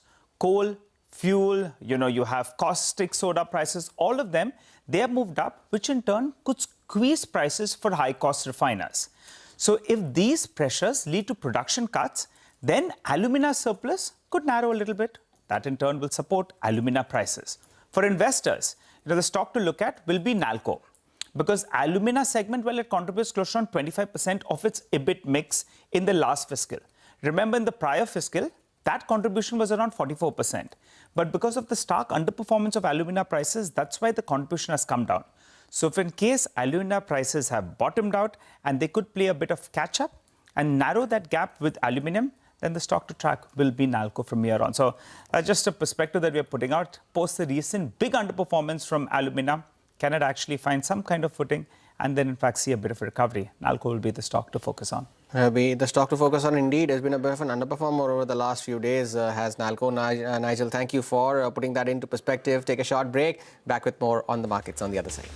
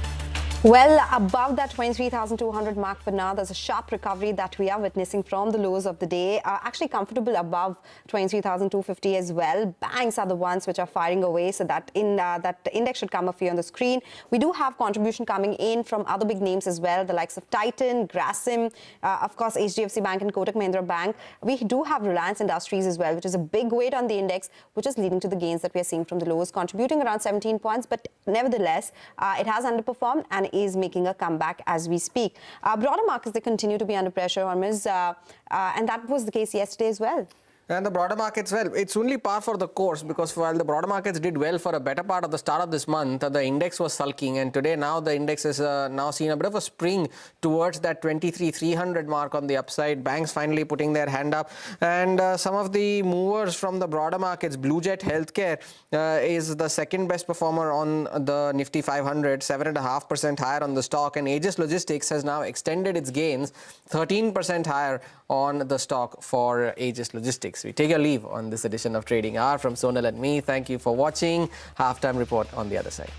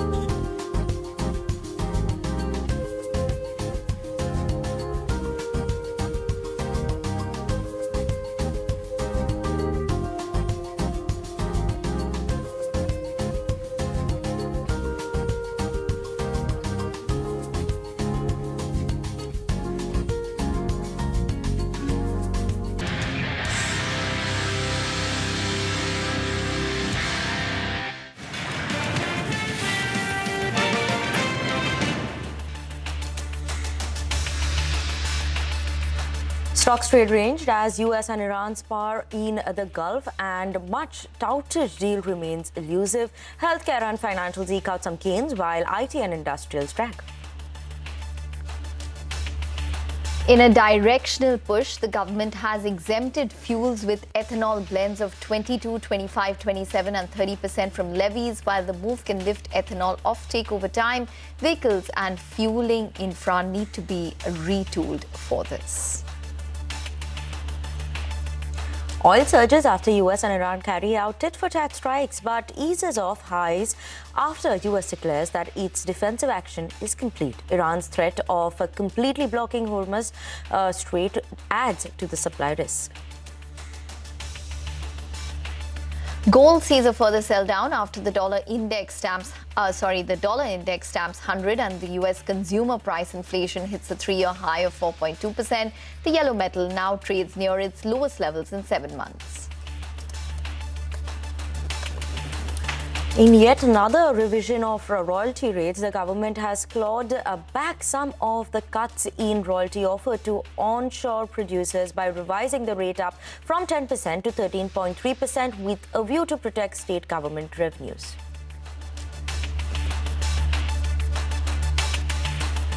Hello and welcome to Halftime Report live from the CNBC TV 18 Motilal Oswal studio. I'm Ekta Batra and with me is Vinny Motiwala. Well, it's turning out to be a session where we're seeing the mid-caps under pressure today. So we have the mid-cap index, which is down around 0.2%. The Nifty has managed to recover from the day's low. So 23,287 levels is where we're at. Just want to put some figures out there in terms of statistics. So if you just look at what exactly the Nifty has been doing in the past week or 8 to 9 trading sessions, it's been a range of around 500 odd points for the Nifty. So for example, the June 5th high for the market stood at around 23,516 for the Nifty, and the June 8th low stood at around 23,070. In fact, if you look at today's low, it stood at around 23,072, and today's high, which has moved lower from the June 5th levels, which stood at around 23,245. So what this tells you is that the Nifty's tested those levels of around 23,070, that support zone twice just in the past couple of days, and seems to be defending this level. And below 23,000, any kind of slip below that level would be something that the markets would watch out for quite critically. 23,500 would be the key, is turning out to possibly be a key resistance on the upside, and maybe that support of around 23,100 odd would be a key level to watch on the downside. Hi, afternoon. Absolutely important levels highlighted there by you. But in terms of today's individual sector moves, banks, that's holding on to good gains, right? That's leading the charts over there. While we have IT on the flip side, that's again seeing some bit of that correction and profit booking that we're seeing coming in, or the downside for the IT sector. So Nifty IT, the top sector loser. Nifty Pharma, that's managing to hold on to gains, while obviously broader end of the market is not doing so well. So advance decline ratio is more in the favor of declines versus advances. But let's move on and talk about what's lined up for you all on the show today, right? And we'll start up with our What's Trending segment, where we'll focus on India's power grid, power equipment transformer plays, why brokerages are upbeat on the sector. To discuss more on this, we'll also connect with Rajesh Kothari of Alpha Accurate Advisors. We'll also be focusing on buzzing stocks and big movers in trade today, so stay tuned for that. And later on, we'll get you an exclusive conversation with Cipla CEO Achin Gupta. So to talk about the roadmap of the company, R&D, what's happening on that front. We'll have all of that on the show today. But first up, to Vivek to take us through which are the stocks that are moving around in the trading session. Afternoon, Vivek. Well, thank you so much for that. After the sharp gash that we saw as far as the open trade was concerned, we've seen quite a bit of a sharp recovery. In fact, advance decline ratio has moved in favor of the advances, especially in the last hour or so. So a significant recovery, especially in the broader end of the markets. In terms of individual sectors and stocks, what's moving higher? Well, select pharma names today doing quite well. Blue Jet Healthcare, after a while, this particular stock had almost 8%. Vocard, again, news of another molecule that the company is talking about is something that's driving this name higher. Torrent Pharma, JB Chem, all of these stocks doing quite well. DOMS Industries, a very interesting acquisition by the company. They've gone ahead and acquired some of the IP rights as far as Renault spends is concerned. That particular stock higher higher by almost 5% today. Aegis Logistics, yesterday we did highlight about what the management was talking about as far as FY27 outlook is concerned. After the Q4 call, that particular stock higher on very good volumes today, almost 13% higher. Tejas Networks almost 4% higher, one of the top gainers on the NSE 500 index. And Syrma LGX, after a while we are seeing select EMS names move ahead on good volumes as well. Cooled off a little bit from the day's highest point. In terms of the key laggards today, well, can't look beyond MTAR Tech, that particular name, key client, Bloom Energy running into a bit of trouble. OMC is on back of spiking oil prices. All of the OMC names are under pressure. Ola Electric, the top NSE 500 laggard, down on high volumes today as well. And a lot of IT names, especially when you're talking about the mid-cap IT space. Most of these names today have gone ahead and hit a fresh 52-week low. Names like Zensar Technologies, HCL Tech, LTM Wipro, all of them today trading near fresh 52-week low. Remember, the Nifty IT index is on a downswing for the 7th straight session today. And REC as well as PFC, the president nod has come in, but both of these names under quite a bit of pressure. Important to see how the shareholding of the government will move post the merger of both of these entities. Largely a sector session largely dominated by news today. Okay, all right, Vivek, absolutely. Thanks very much for joining in and giving us all of those buzzing stocks which are in focus. We'll do one thing. We'll take a short break on that note, but we'll get you technicals on the other side, and we'll be focusing on our What's Trending segment on Trading Hour, or rather halftime report. We will be focusing on India's power grid space and why brokerages are upbeat on the sector.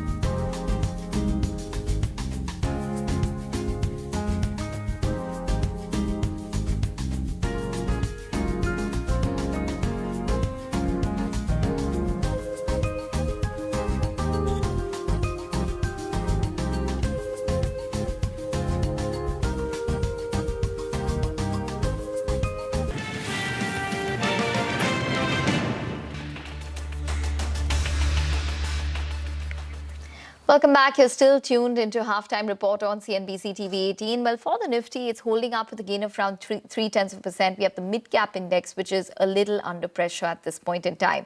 But let's focus on our What's Trending segment on the show. We will be focusing on India's power grid space, as 3 major brokerages have initiated coverage on the sector just in the past 2 months. Vinny is here to decode why exactly the brokerages are upbeat on the sector, and we will have Nimesh as well as an analyst joining in for more details. Vinny, over to you. Hi, thanks so much for that. So yes, talking about India's power grid sector, that suddenly picked up pace. It's become the favorite of the D Street as well in terms of infrastructure, right? And with 3 major brokerages that initiated coverage on this sector in the last 2 months alone. Now, what's driving this conviction? One, the thesis that starts for these grids is India needs to integrate 900 gigawatt of renewables by FY36. Then you have solar, wind that is sitting in Rajasthan, Gujarat. For that, you need the demand for grid increases, right? It's not at the center. So you will need for that. The trend that comes in here is transmission as well as high voltage transmission. That's the need of the hour. Now, other triggers that come in for this sector. One, global transformers, you're seeing a shortage over there. That won't ease until 2028, 2029 is what analysts are highlighting, which means Indian players can export at higher pricing. Also, China competition, which investors were spooked about, seems like that's easing off, given that government has taken certain steps as well. We have the BIS norms that came in, components, the domestic component norms that come in as well, and rules come in. So that starts seeing some benefit for Indian players. So talk about the beneficiaries now. First up, you have Hitachi Energy. Now, among these 3 brokerages, what they've highlighted, Hitachi Energy, obviously a dominant HVDC player, 58% Indian market share is what they have. Capex plan of around 4,000 crores is already planned. They are positioned well for the grid Capex as well as energy transition story. And here on the screens, you can see all the calls that have come in from the recent brokerages, Citi, JP Morgan, as well as Macquarie. All of them maintaining that buy or overweight rating. So that's the word coming in for Hitachi Energy. Now you have GE Vernova T&D. In this is the only other LCC, VSC, HVDC player. These are 2 types of HVDCs that come in, right? So this is an only player that is actually have both these to support the move going forward. Export play is a strong play for them. They managed to grow their margins very fast. So export will support the growth for the company. And again, you can see on the screens as well what brokerages are highlighting for this one as well. Let's talk about the next one. CG Power, diversified play. You have T&D, railways, metro, motors, semiconductors. That's the big bet that's coming in here as well in terms of the capacity they have in plans for expansion.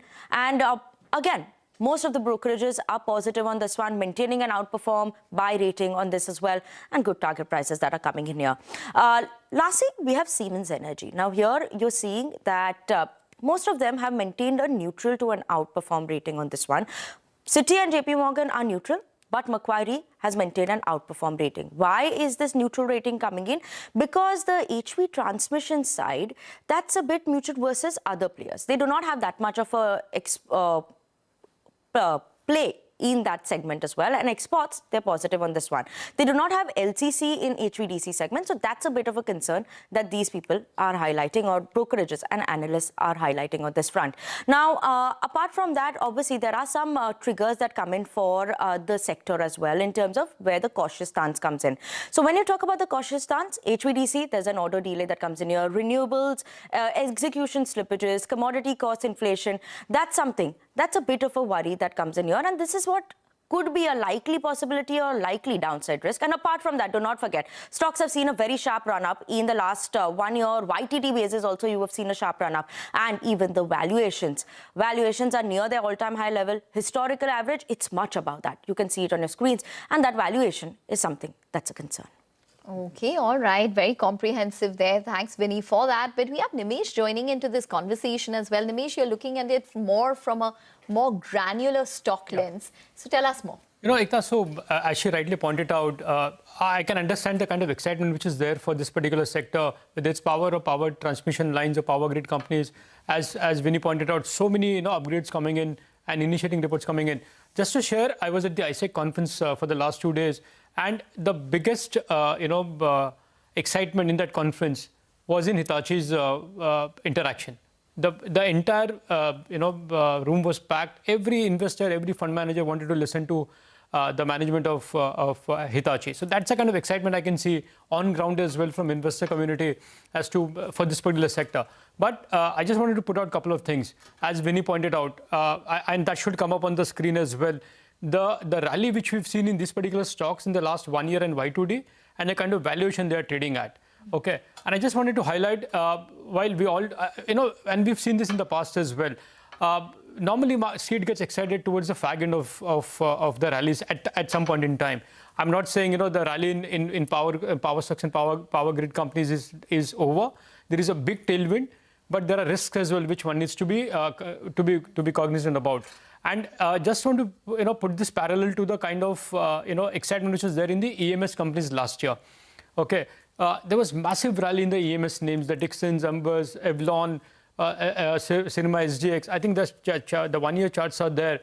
I still remember in Dixon, okay, last year I saw initiating report in Dixon at 19,000 rupees for a target of 20,000 from Nomura. And from there, the stock collapsed to half. Like it's almost at 10,000 rupees now. Similarly, Amber, Dixon, all have seen a decent correction in the last one year from the peak level. So yes, there is a big tailwind for the particular sector. Yes, there is a massive orders which are lined up. But do keep in mind the kind of rally these stocks have seen and the kind of valuation these stocks are trading at. So at these valuations at 100 times or more than 100 times, the only risk is even a short slippage of execution and you will see massive de-rating on those names. So that's the only point I thought I should highlight for the viewers as well. Yes, there is a big momentum, but be watchful about the valuations as well. And they're sitting on very rich valuations at this point in time. Absolutely. Nimesh, rich valuations, that's the concern, right? Let's also bring on board Rajesh Kothari, Managing Director at Alpha Accurate Advisors, joining us right now. Rajesh, good afternoon. Thank you so much for joining us. Nimesh also pointed out some risk coming, and that big risk that Nimesh right now highlighted, and it's a concern, right? You've seen that run-up coming in all these names, Hitachi Energy, CG Power. No, there is honestly, there is a specific reason we requested for Rajesh to join for the show. Rajesh, you've been very early in identifying this particular theme. In the last couple of years, you've been investing as well in the likes of Hitachi and a couple of other names. As an investor, guide us as to how should one look at this particular space, and should valuation be a bit of a concern at this point in time for investors? Thank you, Nimish. Thank you, team. So thank you for inviting me. I think one most important thing in capital goods space is to not look at just profits and not look at just valuations. Most important for any capital goods space is to look at the incremental order book outlook. Correct? So, for example, 3.5 years back when we bought, or 2.5 years back, June 2023, when we bought Hitachi, please put a disclaimer because we continue to own this name for our clients. It was trading at even that time 82 PE. From there, stock is up 12 times. Even today, it is trading at 82 PE. So what is important is to predict the business cycle. What is important is to not look at pure PE and pure PEG. That is basically the traditional tools for non-capital goods sector. In capital goods sector, what you have to look at beyond that? You have to look at the outlook over the next 3-4 years. So if you believe that the HVDC fresh order inflow will continue to remain very strong, not for next 6 months, but for next 2, 3, 4 years, then even from current valuations, you may still make reasonable money. How much money, that I leave it to somebody's expectations. But if you believe that the order inflow growth is going to stop, then definitely, even if you buy at lower P, you will not make money. And that's how capital goods companies needs to be valued at. Sure. Because pure price to earning multiple will give you a wrong signal. In fact, if you buy any capital goods company at a very cheap PE, it means it's a trap. Okay. It means the entire execution is already into the numbers. So never buy 10 PE stocks in capital goods. Okay. That's a good advice. Capital goods, you are buying the orders. Absolutely. Okay. So order book and order backlog becomes important. While they all have these strong order books, Rajesh, I just want to understand your thoughts on the HVDC side, right? Some analysts highlight that there's a likely risk in terms of delays, or it could get potentially moved further, right, from FY27 to FY28. Then does that become a risk at least in the near term? Or if the execution slips, then is there a risk on that front as well, right? But actually, right, it's just like, let me put it this way. Suppose somebody is investing into Indian equity market. What is the key risk? Key risk is the crude oil price. Suppose you are investing into US market. What is the key risk? Key risk is the interest rate.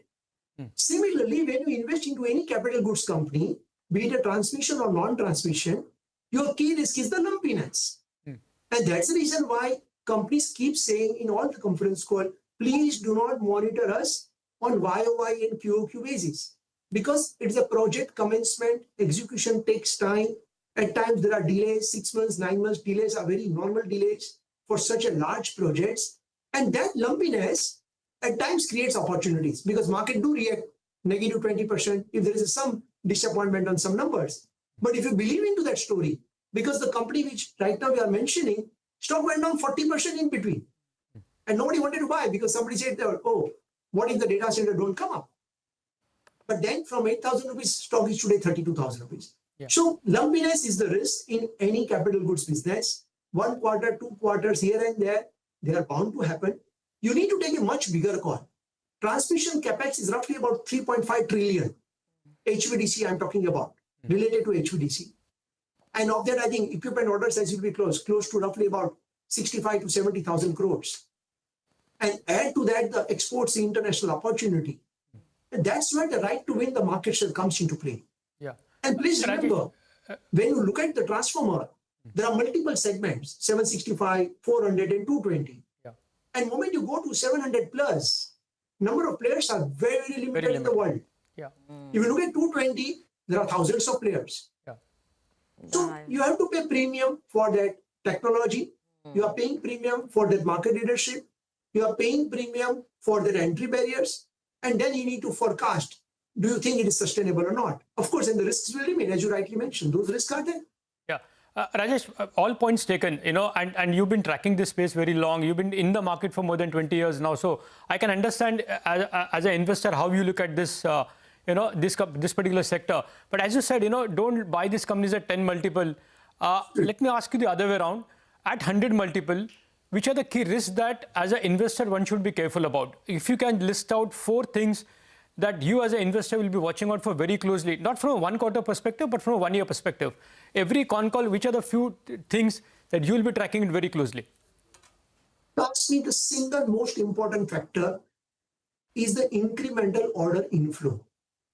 That's the number what you need to track and monitor closely. Execution delays, let's assume 1 quarter get delayed, then it will come into the next quarter. So it doesn't make actually any difference. When you look at, even if there is an advanced execution, then the next quarter will be bad, correct? So Rajesh, those are the execution-related challenges. Rajesh, got your point. First point, on incremental order, right? I got your point that one needs to monitor that. In that particular space, what could be the risk for, or what could be the, challenges, the risk for these particular companies? My sense is, my question is, what can go wrong? As an investor, what is that you'll be watching out for? What can go wrong for orders to not to come? Technology changes or environmental changes, what can go wrong for this if incremental orders don't come? I think the biggest risk is the timing, the delay in giving the orders. Yeah. Because at times the feasibility report takes much longer time. And therefore, suppose somebody assumes that in 1 year, one project will come. And instead of 1 year, it happens in 18 months. And for 6 months, all of a sudden, you do not see any incremental order inflow. And market being market, it disappoints some investors. And therefore, you see the correction. So important is, while the long-term track and everything looks solid, in what time frame you are expecting what order inflow? That is the most important factor to monitor. Sure. Rajesh, other thing, in this particular space, while you said order inflow is important, how closely as an investor you monitor the margin profile as well? Is that a bit of a risk that you perceive going forward? I do not see margin as a risk, Nimish, in particularly for such companies which are oligopolies. Definitely margins are going to be very high risk for the companies which are operating below 400 kV. Because many of these projects, they take the fixed price contract. So when the raw material price goes up, your margins goes underwater. That's the problem. But moment you are into the higher end of the it, you have some pricing power, you have some escalation clause. So there might be 100 bits plus minus, but moment you look at the entire project size and the project duration, then margins are going to be in your favor because operating leverage starts coming in. So it depends which segment you are playing within transformer. Below 400, huge risk to margins. Above 700, low risk to margins. Sure. Rajesh, before I let you go, last question. One, you must have seen the news about MTA Technologies. Bloom who services them. They've lost one large order in the data center space. Similarly, we saw what happened to the EMS companies last year. Everybody was talking about Dixon and Ember and everything, and they've seen a big correction from the peak levels. How do you relate these kind of accidents for the power and power grid sector? Is there a learning that you would be implementing while tracking these companies very closely? That's where the risk comes into play instead of the client concentration risk. Okay. Particularly for such large orders, one single order is determining your future growth, correct? These are not like multiple 100 orders. So if you don't get one order, or if some other competitor gets the order, then of course next order you will get, but one you may lose, whether it's company A or company B, and therefore there can be immediate reaction to the stock price. So these products and projects are very large. Unlike other companies, client concentration risk is very high, project concentration risk is very high. And hence we always say, have a portfolio approach. Once you have a portfolio approach, you are reducing that risk. So for example, the EMS company which you are naming, the one particular size of order, they were not able to get through because of the India-China related issues. If that would have been there, the earnings growth would have been much better compared to what we all are seeing today. So I think stock price is the reflection of the earnings growth. EMS is a different story. Transmission is a different story. EMS is not a typical capital goods. There are different challenges when you look at EMS. Of course. Whereas when you talk about the transmission, that is a pure capital goods space. EMS is a different space because they are catering to the 7 segments. It is the auto, it's the consumption, it's the railways, it's the defense, it's the aerospace, it's the mobile. There are 8 segments. Yeah. The value addition is very low. Therefore, that gets reflected in margins. Yeah. And ROC at times are good, at times are not good, depending on which company you are talking about. Yeah. The working capital intensity is completely different when you look at EMS companies. So I think let's not mix two. They both are completely different things. Okay. Rajesh, thank you so much for joining us, because this was very insightful for any investor in terms of what to look for capital good companies as well.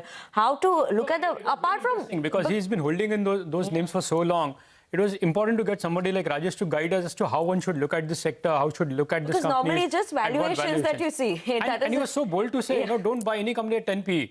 That's the wrong way to approach capital good names. So, great insight. Only one thing, Rajesh, because you've been in the market, you've seen, you spoke about client concentration risk.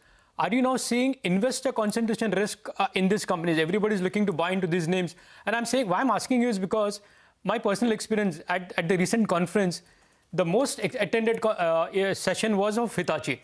Every person in the room wanted to learn about Hitachi and more and about this particular space. So, are you getting the sense or a bit of discomfort in terms of higher investor concentration now in this entire space? No, at least it has not yet happened, because these companies are not like $1 trillion market cap or 10 lakh crore market cap. These are still anywhere between 1 lakh to 3 lakh crores kind of a market cap. Promoters' holdings are very high, generally speaking, and since the tailwinds are huge, you do not see easy selling by the fund. So whether it's investor A or investor B, people keep asking FI versus DI, for example. I don't believe it makes a difference. What is important is there earnings growth? Is there ROC? If you have good earnings growth, good ROC, irrespective of whether it is an investor A or investor B, stock will do well. Got it. And if you don't have these two, irrespective of who owns, retail or FI, they will not do well. Okay. Good discussion. Rajesh, thank you so much for joining us this afternoon, talking to us about all of it in terms for EMS side, capital goods side, how investors should look at these plays as well. So thank you so much for joining in. Nimesh, thank you so much also for giving us this insight and taking us through that conversation as well. Thanks so much for that, Nimesh. But on that note, we're going to step into a very short break. After the break, we'll have Saumil Mehta of Mirae Asset Sharekhan to talk about trading strategy. Stay tuned.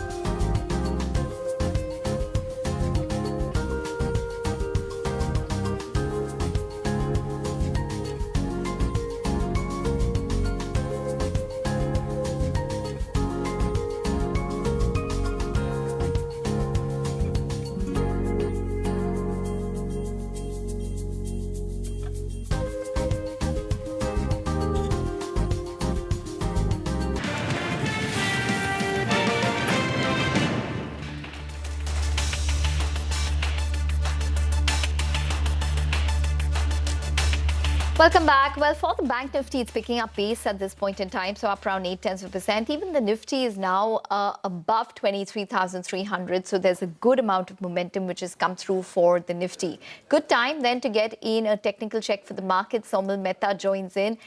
He's going to tell us what he's strategizing today. Somil, hi, welcome to the show. Well, for the Nifty, we've recovered from the day's low, but how crucial do you think this 23,100, 23,070 mark is, considering that we've tested it twice just in the past couple of days? Absolutely. Good afternoon to everyone. Yes, absolutely. 23,100, everybody's talking about that level, and Nifty is holding on to that level. Absolutely. And it's a very crucial level to watch out for. The only reason is that it is a 61% retracement of the entire rise which we have seen from 22,200 to 24,600. So that level is definitely very crucial. Now, Nifty has started moving from the lower end of the range, and Bank Nifty has already broken out of a range. So I'll be expecting markets to move up. And the next level to watch out for Nifty would be 23,800, which is very close to 40 daily exponential moving average, and the upper end of the range, which is 24,100. That will be my view, range bound, but very bullish on Bank Nifty, where we have seen a breakout on the upside. Right now, we are going above the previous swing high as well. So the next level on Bank Nifty would be 56,300. So that's my target in the very, very short term. Now, there are two stocks which I've chosen here. That is United Spirits, which has formed an ending diagonal pattern, and I'll be expecting that to break on the upside. Looking great, good setup in the short term. My target should be 1340, and my stop loss would be 1240. The second stock is from the banking space, SBI. SBI has taken support at 200 daily exponential moving average, started making higher top, higher bottom formations, looking great. My stop loss would be 980 and target would be 1100. Okay, Somil, thank you so much for joining us this afternoon, taking us through the Nifty strategies, levels over there, as well as our individual bets. On that note, we're going to slip into a very short break. After the break, Manisha Gupta will join us, and who will be in conversation with Suvankar Sen of Centro Gold and Diamonds. Stay tuned in.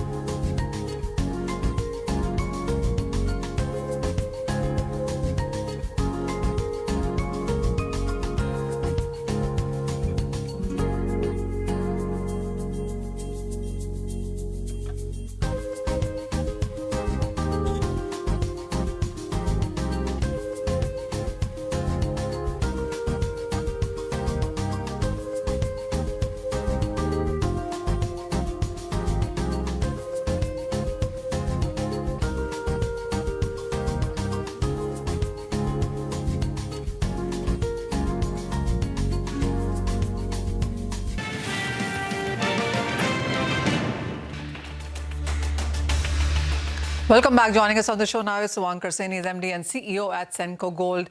Suvankar, hi, thank you so much for joining in. I do understand you have a bad throat, but thank you so much for taking this call. How are you looking at the very sharp decline that we've seen in case of gold prices? A lot of buyers, we do understand, are not in the market right now. This is summer vacation, no festivals, no weddings, etc. But this very sharp decline in prices, would you say would do good to buyers? Yes, Manisha, see, now the Adhik Maas is almost about to end, and the wedding season is about to begin post 15th of June. So, I think it's a great opportunity for those who needs to buy the jewelry for the wedding in the family. That is number one. Number two, the sharp decline that has come that we are seeing. We all need to keep in mind what's happening globally. There are certain good events happening across the world. At one end, we can see that World Cup football is beginning today, tomorrow. We saw that the IPO of SpaceX is going to happen today, and they are getting a 4 times over subscription. So I think globally, a lot of investors have been booking profits in gold and silver, so that they are sitting on liquidity to able to invest in such IPO events across the world. So once these kind of situations get through, I think investors across the world will start seeing the impact of inflation that will make all the prices keep going up, and then gold and silver might be looked at in a positive manner. And last 1 month, the demand has been slow. The consumers have not been buying. The heat wave was an impact, but hopefully with a good, strong July, August, we'll start seeing some amount of pickup for the buying as well. So you're saying that this current quarter perhaps could be a bit of a dampener, but the next couple of quarters, as always is the case, the second half of the year is always on the stronger side there. But Suvankar, even with that, would you say that the second half of this year is going to be very different from what we've seen as a normal, more exchange, lower caratages, designs which use lower weightages as well? Is that really going to be the norm? Correct. See, anyway, there is an endeavor that the jewelry industry is doing where we are promoting more of old gold exchange. Old gold exchange itself has become, 50, 55 to 60% of the overall business transaction. That is one. Second is that as an industry, we are all trying to promote 9 carat, 14 carat, 18 carat, so that we can reduce the volume and the import of gold that we all have been doing, and utilize the gold that is lying in our economy. So all kinds of efforts are being taken towards that. But yes, again, as we move on towards the wedding and the festive season, we want that buyers should come. Ultimately, it's not about importing gold. It is about ensuring that the consumers continue to buy through exchange or through whatever means and methods that they have. And we as an industry will do our best effort to mobilize the gold that is lying in the economy as well. So that will protect the economy as well as ensure that the business continues to grow and is in a sustainable manner, because our karigars, our artisans, they all need to be taken care of and jobs needs to be provided to them. So the balancing act is very critical. So looking at lower purity, looking at silver as a commodity to also look at for jewelry business, and all kinds of other long-term initiatives. And I think globally, we are just hoping and praying that once this Middle East war, if it comes to an end and some kind of solution happens, the sentiments will start becoming positive globally. And then, the markets can also pick up and the gold and silver prices can start moving up again. So, Ankar, I remember last time we spoke, you mentioned on how diamond perhaps is a thing to watch out for in a market like this where gold is volatile, but diamonds really seems to be the aspirational stone in any case. Is that expected to do better? Better in the sense, moment we talk of 9 and 14 carat jewelry that is being sold, the jewelers usually add gemstones and diamonds to that to add it, to make it much more attractive. And I think that because the gold prices are down, the diamond prices are at good levels. And I think buyers and consumers should look at it that these are great prices to buy for, and in the long run, again, I've been talking about it. It's just unfortunate that things are not, the war is not ending. The Russia-Ukraine war, it doesn't seem to end. It's been more than 500 days, or 5 years almost. So the question here is, the moment the war goes towards some kind of a peaceful situation, then you will start seeing the diamond prices start moving up again. I have a final question, Suvankar. This is on prices, really, because we almost are at cusp of $4,000 an ounce from an all-time high of $5,600. Where are you looking at a support coming in? So I think a very strong support lies at about $3,900 internationally. But we are already looking at towards the bottom in a way, because from the highs of 5,600 or even an average high of 5,000, we are almost 20% down. So these are these are good levels if you look at it in the long run. And I guess that again, as I am reiterating, that with such events happening across the world, once things start stabilizing, you will start seeing gold and silver price moving up again. Absolutely, Mr. Sen, thank you so much for joining us this afternoon and taking us through what's happening in the world of gold, diamonds, and the commodity side over there. And Manisha, thank you so much for taking us through that conversation. Price is surely looking nice for the long term. We'll keep an eye out on that. But on that note, we're going to slip into a very short break. After the break, we'll get to an exclusive conversation with Cipla's CEO. Stay tuned in for that.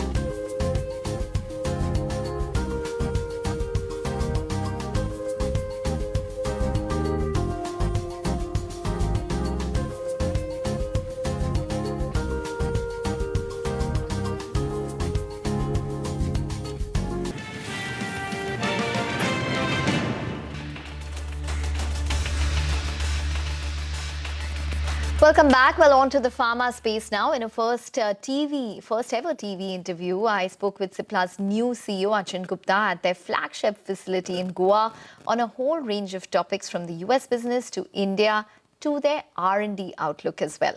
Listen in to a slice of that conversation.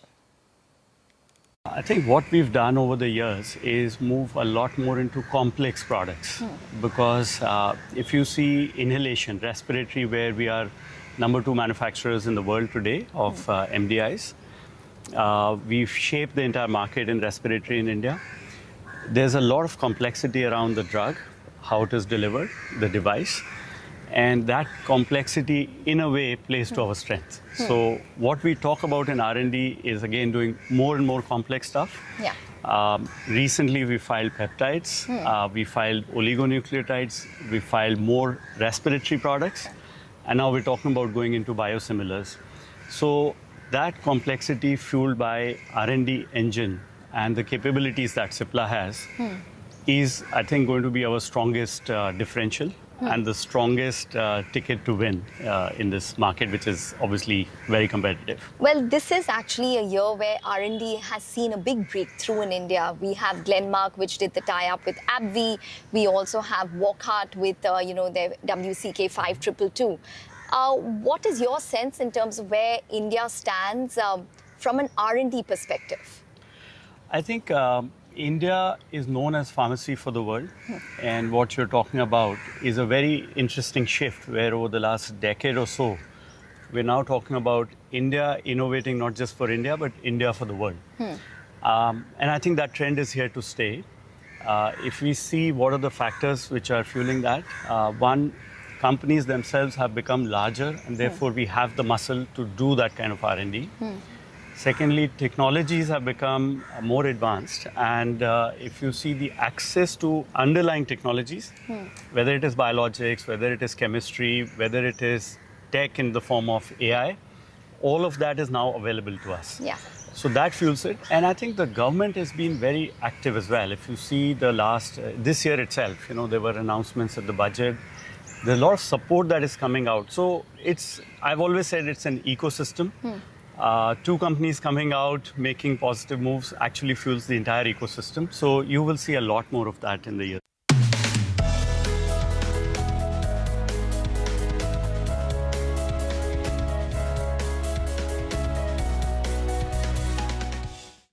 India, I think the advantage we have is, first of all, Cipla has a very long legacy. Right? We're the #1 manufacturers by volume in India.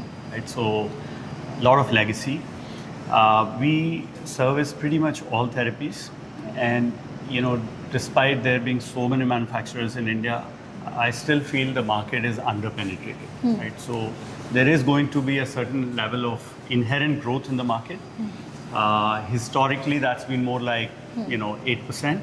So for us to clock double-digit growth is a very reasonable objective in India. Okay. Given we have the recognition, we have the quality, we have a lot of patient-centric stuff. So all the new introductions that you see, right? Like if I talk about in the respiratory, we've launched breath actuator devices in triple drug. In insulin, we've launched inhaled. We've launched, stem cell-based product for urology indication. We've launched a scar cream, which is completely novel. So everything that we're doing is towards innovation and patient-centric. And we are very deep in terms of our network. So tier 2 to 6, innovation, patient-centric approach, chronic focus. I think these are the levers which give us the confidence that India will grow double-digit for us in the, foreseeable future. India will grow double-digit for them in the foreseeable future. Very interesting conversation there. And the plant looked exciting as well. And you planted a plant. A gorgeous plant, 72 acres and extremely beautifully landscaped. You don't expect a pharmaceutical plant to look so beautiful, but it definitely was. It was a great experience. Great experience, and growth story intact seems like it for Cipla right now. But on that note, we're going to step into a very short break. We'll come back with more on the other side.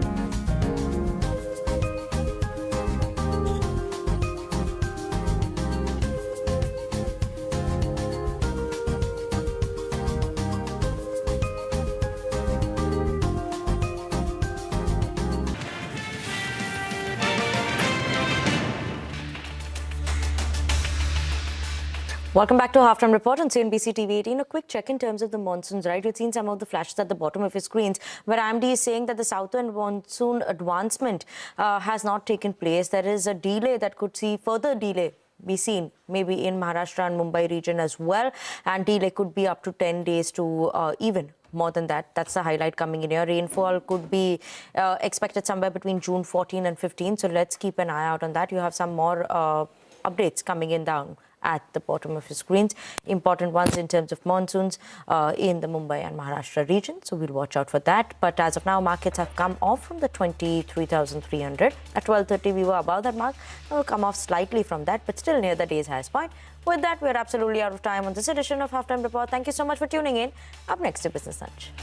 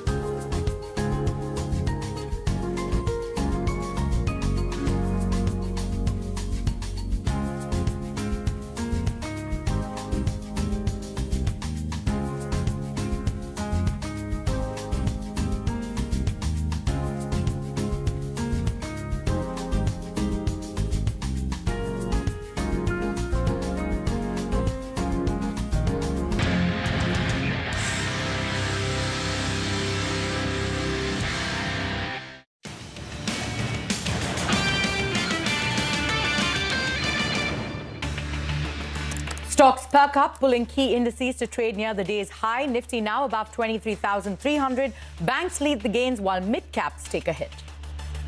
In a directional push, the government has exempted fuels with ethanol blends of 22, 25, 27 and 30% from levies. While the move can lift ethanol offtake over time, vehicles and fueling infra needs to be retooled for this. Oil surges after US and Iran carry out tit-for-tat strikes, but eases off highs after US declares that its defensive action is complete. Iran's threat of completely blocking Hormuz adds to the supply risks. Gold prices also see a further sell down after the dollar index stamps 100 and the US consumer price inflation hits a 3-year high of 4.2%. The yellow metal now trades near its lowest level in 7 months. In yet another revision of royalty rates, the government has clawed back some of the cut in royalty offered to onshore producers by revising the rate up from 10% to a 13.3% with a view to protect state government revenues.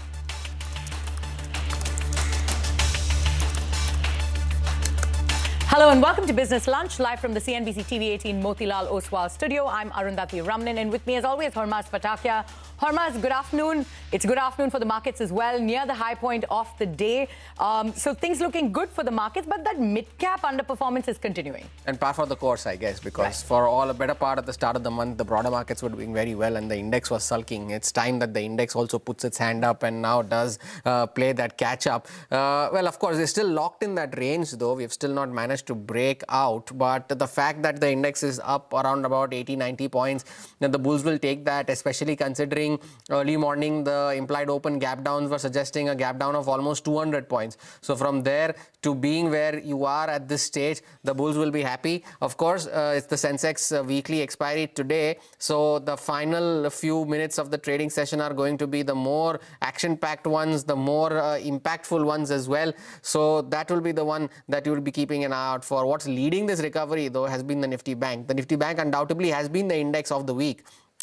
Even after the breakout that you saw on Tuesday, fizzled out yesterday, and today again it's the heavyweight banks that are pulling the index higher. The 430 points now on the Nifty Bank, all the major constituents doing well. That will be a bigger index to watch out for as we go into tomorrow and to the final hour of the trading week. Absolutely, the Nifty Bank has been outperforming, helping the Nifty climb higher, right? And today that's the private banks that are doing that. ICICI Bank, Kotak Mahindra Bank, Axis Bank, all of them, if you pull the charts up, are gaining between 1 and 3% in trade. We've also got that pharma stock pack that's back in the green. We've got Torrent Pharma that's up over 3%, Gland Pharma up over 4%, and Wockhardt up over 5%. So that pack doing really well in trade. But you know what's lagging on the downside are those IT names, right? They're the biggest laggards as AI fears re-emerge. We've got Infosys that's down over 2%, HCL Tech that's down over 1%. And that index is now down for the 7th straight session, all of the constituents in the red. So that's how the markets are shaping up for the day. But first up on the show, the government has removed excise duty on higher ethanol fuel.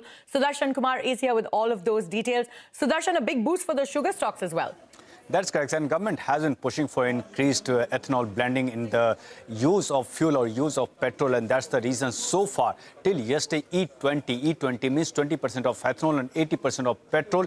On that excise duty, it was exempt from excise duty or say from even other cesses like agri-infra cess, road cess. Now government has gone one step ahead and included E22 to E30, E25, E27. Now everything would be exempt from the cess or say excise duty and other cesses too. Now why it's positive for sugar companies? Because all the sugar companies have already committed to an additional investment for the increased ethanol production, and also it will increase the ethanol's capacity utilization from the current level that we have of 50%. And this is one of the reasons we are seeing an up move in major names. And recently, two of your major automakers from four-wheeler, Maruti Suzuki, and from two-wheeler, Hero Moto, had launched flex fuel, considering government's push for increased ethanol usage. Sudarshan, thank you for that update there. Let's now listen to what industry experts had to say on the current production capacity, potential price hike for ethanol, and how these measures are set to impact customers. E85 getting a 82 rupee price per litre and excise duty being waived off for E20 and higher blends creates an opportunity for the consumer to get a cheaper and a cleaner fuel. That benefit should be given to the consumer. It has been a demand from the industry and from the consumer. Because see, what is the consumer getting in the end? The government is saving on import duties, the environment is getting cleaner, but it's not beneficial to the consumer just yet. But with the higher blends, we are sure that the differential pricing structure will be coming through very soon. We have a overcapacity of ethanol. Specifically, if you talk about sugar, we have a capacity of almost 900 crore litre, which is almost 600 crore litre than what was allocated last year or this current year. So we have enough capacity. Having said that, if government moves to E22, additionally, I think around E22 will create almost an additional requirement of 120 crore litre. For example, it moves to E25, it will unlock almost 300 crore litre of additional ethanol, which will perhaps be a big relief for the sugar industry because we are, affected by lack of proper allocation. The government has revised higher royalty rates for onshore crude oil production. Sonal Bhutra is here to decode what brokerages are saying about this move. Well, this is coming after last month's cut in royalty rates. Basically, these companies have to pay royalty on crude and gas production to the government. Last month, there was a big cut that came by and the stocks liked the fact and the fundamentals improved because of that. And now there's a surprise cut that has come by. They have announced an increase in the royalty rate. This is for onshore crude oil production. And the effective royalty rate is 13.33% on crude production from onshore fields. This is higher than the 10% that we saw last month, but it is lower than the 16.67% that the companies were paying originally. If we talk about onshore gas production, there has been a further cut in royalty rates to 7.27% versus 8% that was announced in May, and the original rate was at around 10%. So here there is a further cut that has come by. CLSA says this could hit EPS for ONGC by 2%. For Oil India, it could be a bigger cut of around 9% on the back of this move. It is a flip-flop, right? A policy change that has come again. So CLSA says this is something that the investors will not like, something that keeps happening with PSU companies, and it could be extrapolated into something more negative. However, they see this as a one-off tweak to protect state government revenues. That is the word coming in from CLSA. While Kotak Institutional Equities also calls it a surprise move, they say this benefit of standardized ad valorem deductions of 20 and 15% exists as is. It is only for pre-NELP and nominated blocks. The royalty reversal will lead to incremental revenues of around 2,000 to 2,500 crore rupees for the company, for the government. For the companies, it will be a negative impact, 1 to 1.5% for ONGC and 5 to 6% for Oil India. They are also calling these flip-flops disappointing coming in from the government, but considering the situation that we are in, the fiscal issues and also economic equilibrium, they expect this to be reversed and policy framework to be in conjunction with what they had promised earlier, and royalty rates could see a further cut. So yes, they both call it a temporary move for right now. Sonal, thank you for those updates there. But the onset of the monsoon has been delayed this year, and the IMD is now telling CNBC TV 18 that it could be delayed even further, especially in the city of Mumbai. Santya is here with more on this. Santya, tell us, what is the IMD telling you? So an absolutely worrying trend and absolutely worrying story. So as we all know, the onset of monsoon over Kerala was anyway delayed by a couple of days. It reached southern part of Maharashtra, but since 8th of June, it did not progress any further, which means that the onset of monsoon over Mumbai is also automatically delayed. Now, what's even more concerning is that for the next 4 to 5 days, that's what IMD sources have told CNBC TV 18, that the monsoon, the southwest monsoon, is not going to make any further advancements for the next 4 to 5 days, which means that the onset of monsoon over Mumbai will get delayed by at least 7 to 8 days and possibly even more. And this particular development couldn't have come at a worse time for Mumbai, which is already grappling with a water shortage. Till 6 a.m. today, that is 11th of June, there was only 12.12% water in the 7 lakes that supply water to Mumbai. So an absolutely worrying trend. And this adds to the concerns which are already raised by weather experts. Remember, it is an El Nino year, and IMD has already made a forecast that the monsoon is going to be below average this year. So even if this delayed monsoon reach Mumbai, to what extent it is going to bring the relief to the people of this city, that remains to be seen. And will this particular stall at this stage, will it also result into a further delay in the spreading of monsoon across country? That also remains to be seen. But as of now, southwest monsoon is not going to make any progress for the next 4 to 5 days. An absolutely worrying trend. All right, Santya, many thanks for taking us through those details. But on that note, it is time for us to head into a short break. More news and updates coming up on the other side. Stay tuned.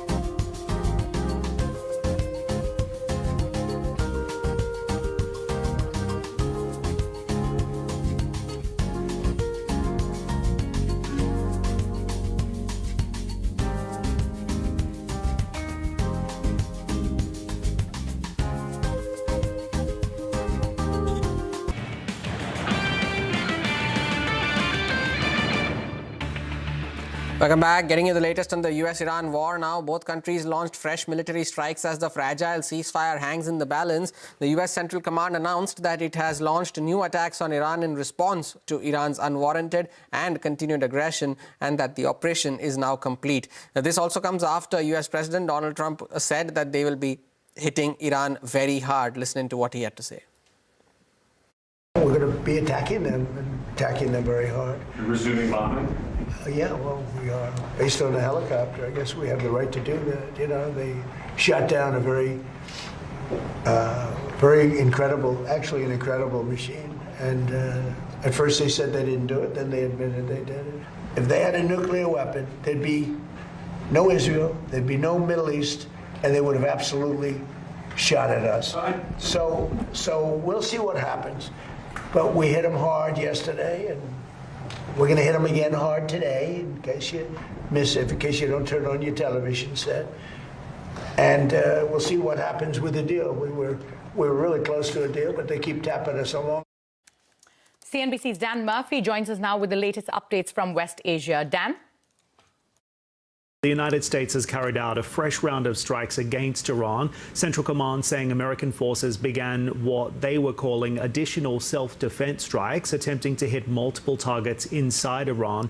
And of course, in response, we have also seen Iran targeting the Gulf states as well. The answer came early this morning. Its military command essentially declaring not just the Gulf states and Jordan in the crosshairs, but also the Strait of Hormuz effectively closed to all vessels as well. Oil tankers and commercial ships effective immediately. Iran also warned earlier today that any vessel crossing will be targeted and rejected the claim that the US president made overnight that the United States is in control. Now, of course, this is still very much a disputed fact on the ground, but what we have heard is Iran's Revolutionary Guard saying that its navy had already struck 2 vessels that tried to cross and has told all ships in the Gulf and in the Sea of Oman to stay at anchor, also warning that any approach to the strait will be treated as, you know, in its own words, collaboration with the enemy. At the same time as well, Kuwait's armed forces also saying in a post on X earlier today that its air defenses were intercepting hostile aerial targets without specifying exactly from where.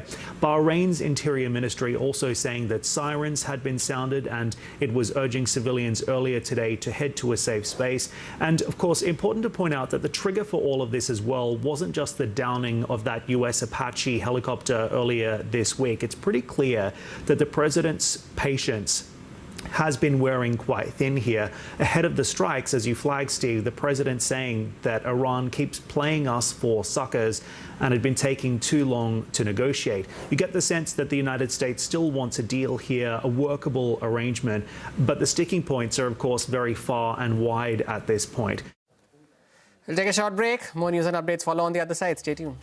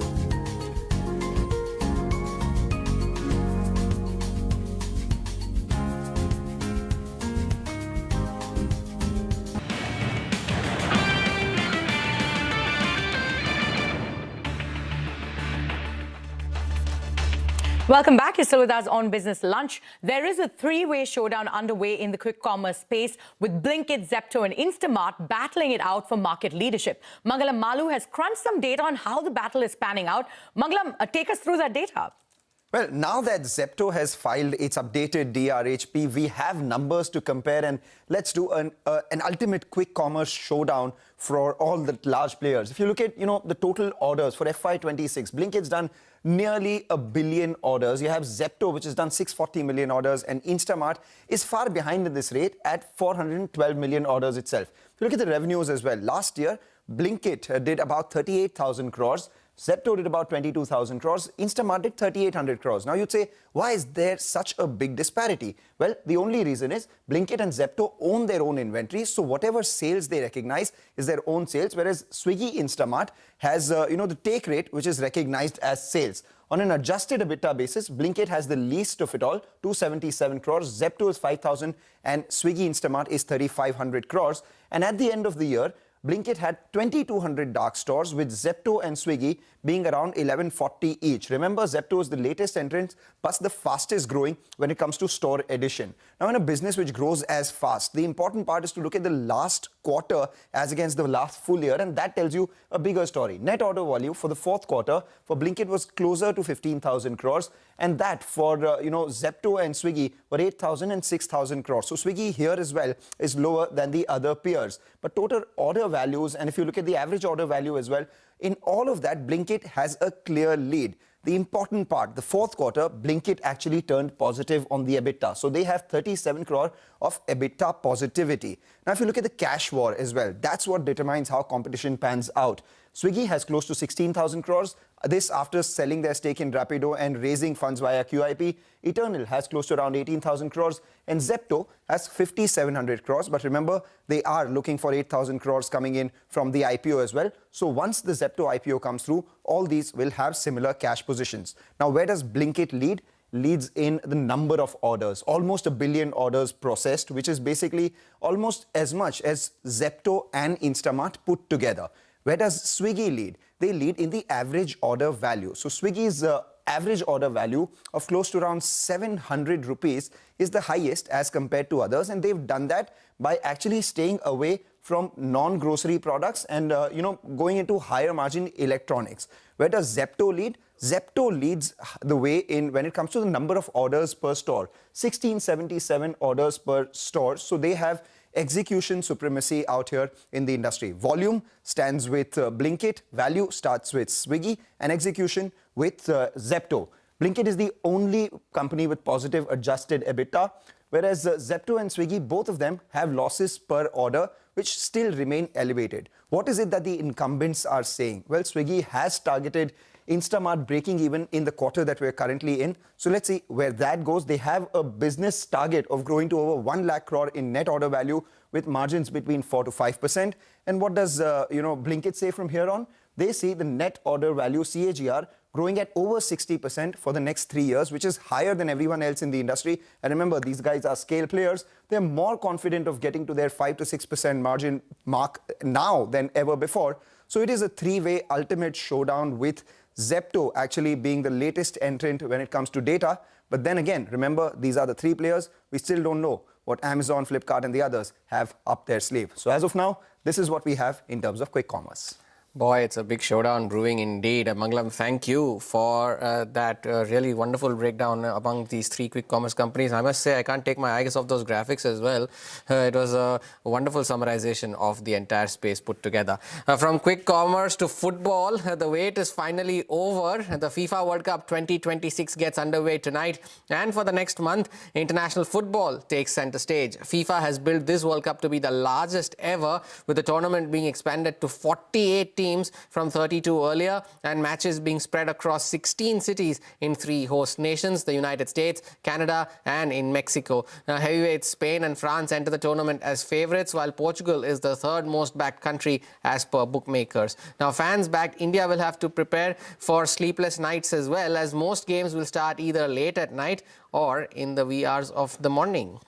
It's going to be an exciting couple of months coming up with the Football World Cup underway. But with that, it is a wrap on this edition of Business Lunch. Nifty coming off its highs now at 23,230 and closing. Mid-cap radar will take all of that action forward. Stay tuned for that.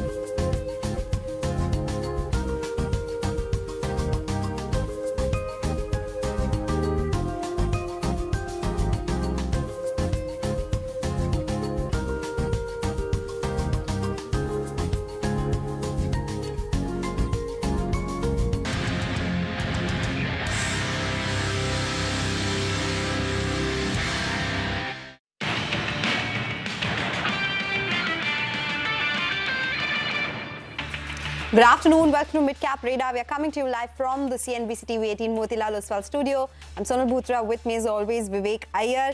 It continues to be quite volatile for the markets. A sharp surge from the lows is what we saw. Nifty reached levels of 23,327 and then a sharp fall again. We are off around 80 points from the highs of the day again.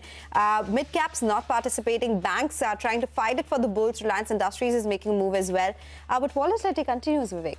That's right. Good afternoon. Volatility continues. The Nifty IT index, remember, is down for the 7th straight session, so that continues to languish. Some sobering or tempering news in terms of the monsoon not progressing as expected is something that is keeping the bulls at bay. But a lot lined up for the show, an important corporate conversation as well. Let's start off with the top headlines. Market pairs early losses and keeps momentum going, but mid and small caps fail to join in on the recovery. Pharma and private banks eke out gains. IT and PSU banks the consistent laggards today. DOMS Industries all set to buy out school supplies and pen maker Reynolds for an upfront consideration of $3.7 million. Stock extends gains. Data center developer Crude hits the brakes on its 1.8 gigawatt project in Wyoming. MTAR's biggest client, Bloom Energy, was the contracted fuel cell supplier for this particular project. The pause stokes concerns about MTAR's dependence on Bloom. Steep sell-off in shares of MTAR at lunch hour. Shares of Z Entertainment jump. Fundraise plans of 2,300 crores gets a board nod. Fundraising to take place in one or more tranches to support strategic growth and expansion initiatives. The route through which the funds would be raised under evaluation.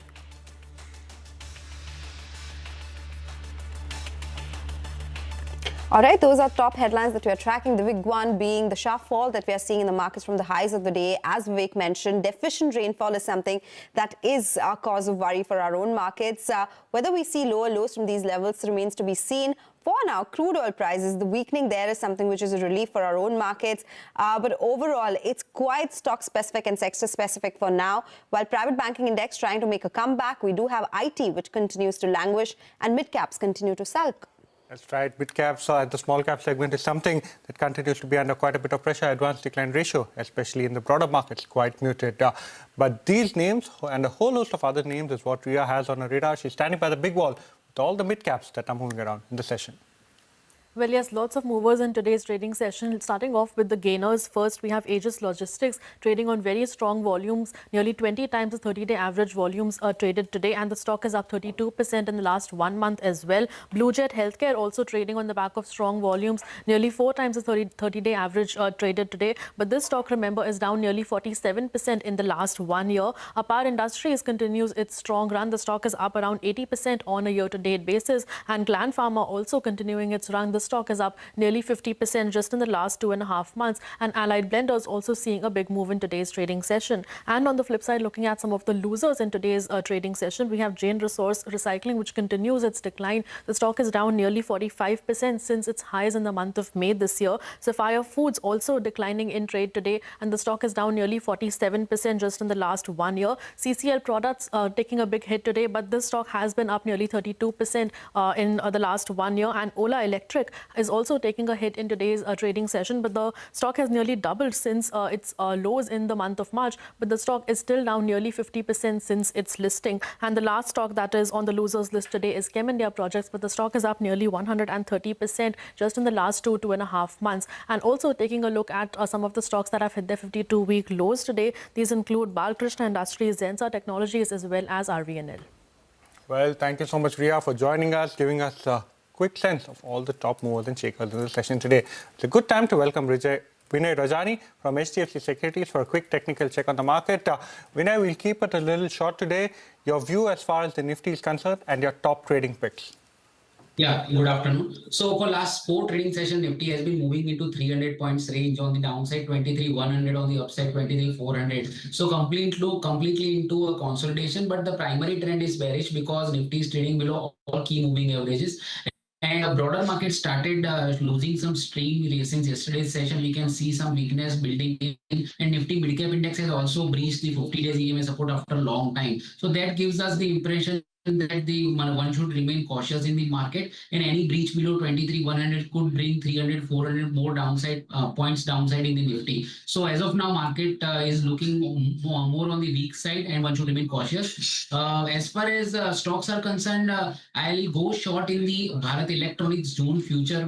Defense stocks are looking weak today, and they are actually technically looking weak, most of them. And Bharat Electronics is a large cap defense stock.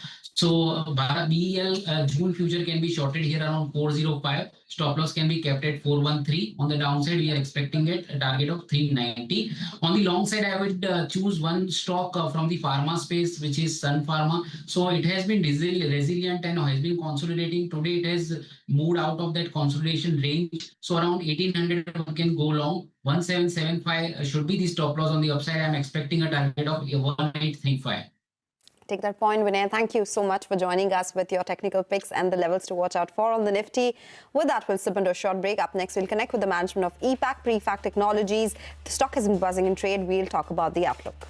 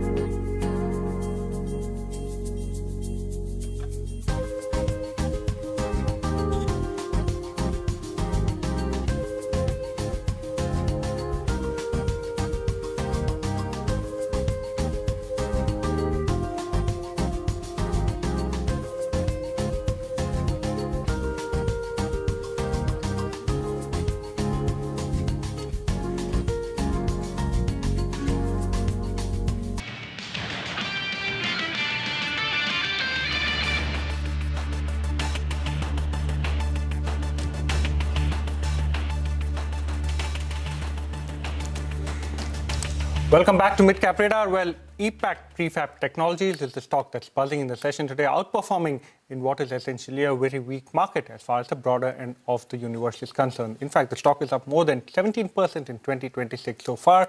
To decode the FY27 roadmap and more, we are joined by Mr. Sanjay Singhania, MD and CEO at EPAC Prefab. Mr. Singhania, thank you so much for joining us. As far as FY26 is concerned, clearly it was a strong year for you in terms of execution, or over 40% growth as far as the top line is concerned. A little sluggish as far as EBITDA margins was concerned, but FY27 outlook, you've guided for a range of 1925 to 1950 crore on the top line. Give us the corresponding EBITDA margin figure that you expect and the mix in terms of the prefab business and the EPS packaging business. Mr. Singhania, I believe you're on mute. Yeah. Good afternoon, and thank you for having me on the call today. So you are right, like last year has been a great first year of our performance as per the market is concerned. And as far as, like the business is concerned, we have given a guidance of 30% plus growth again this year. In the last 5 years, we have grown at a CAGR of 36%. So we are very, very bullish about our business, our prefab business. And because, in our business, our order book gives us a visibility, clear visibility of typically 6 to 8 months. And very happy to tell you that, as on 1st of June, we have a pending order book of close to 1,350 crores. So it gives us a clear visibility for the next 6 months to 8 months. And we have been, getting good orders from various new age industries like the renewable, the semiconductor, EV, battery, and data centers. And as far as EPAC prefab is concerned, now we are moving. Our most of our revenue is coming from the prefab business, and prefab business last year was around 88% of the revenue. This year again, I think the overall composition of the prefab business towards the overall, as compared to the APS business, will be much more. So I would say by the end of this year, the prefab business will contribute more than 90% of the overall revenue. Yeah, all right, 30% revenue growth is what you're expecting in FY27. Mr. Singhania, you spoke about new spaces or new sectors from where you're getting orders, be it data centers, be it battery, etc. Give us a sense of how big that would be a part of your order book, and going forward, would these be high margin business for your business for you as well? Yeah, see, our philosophy has been, we want to get a substantial share of the market. For us, market share is of much more importance at this stage, at least for, this FY as well as the next FY, as compared to, focusing on purely on the margins.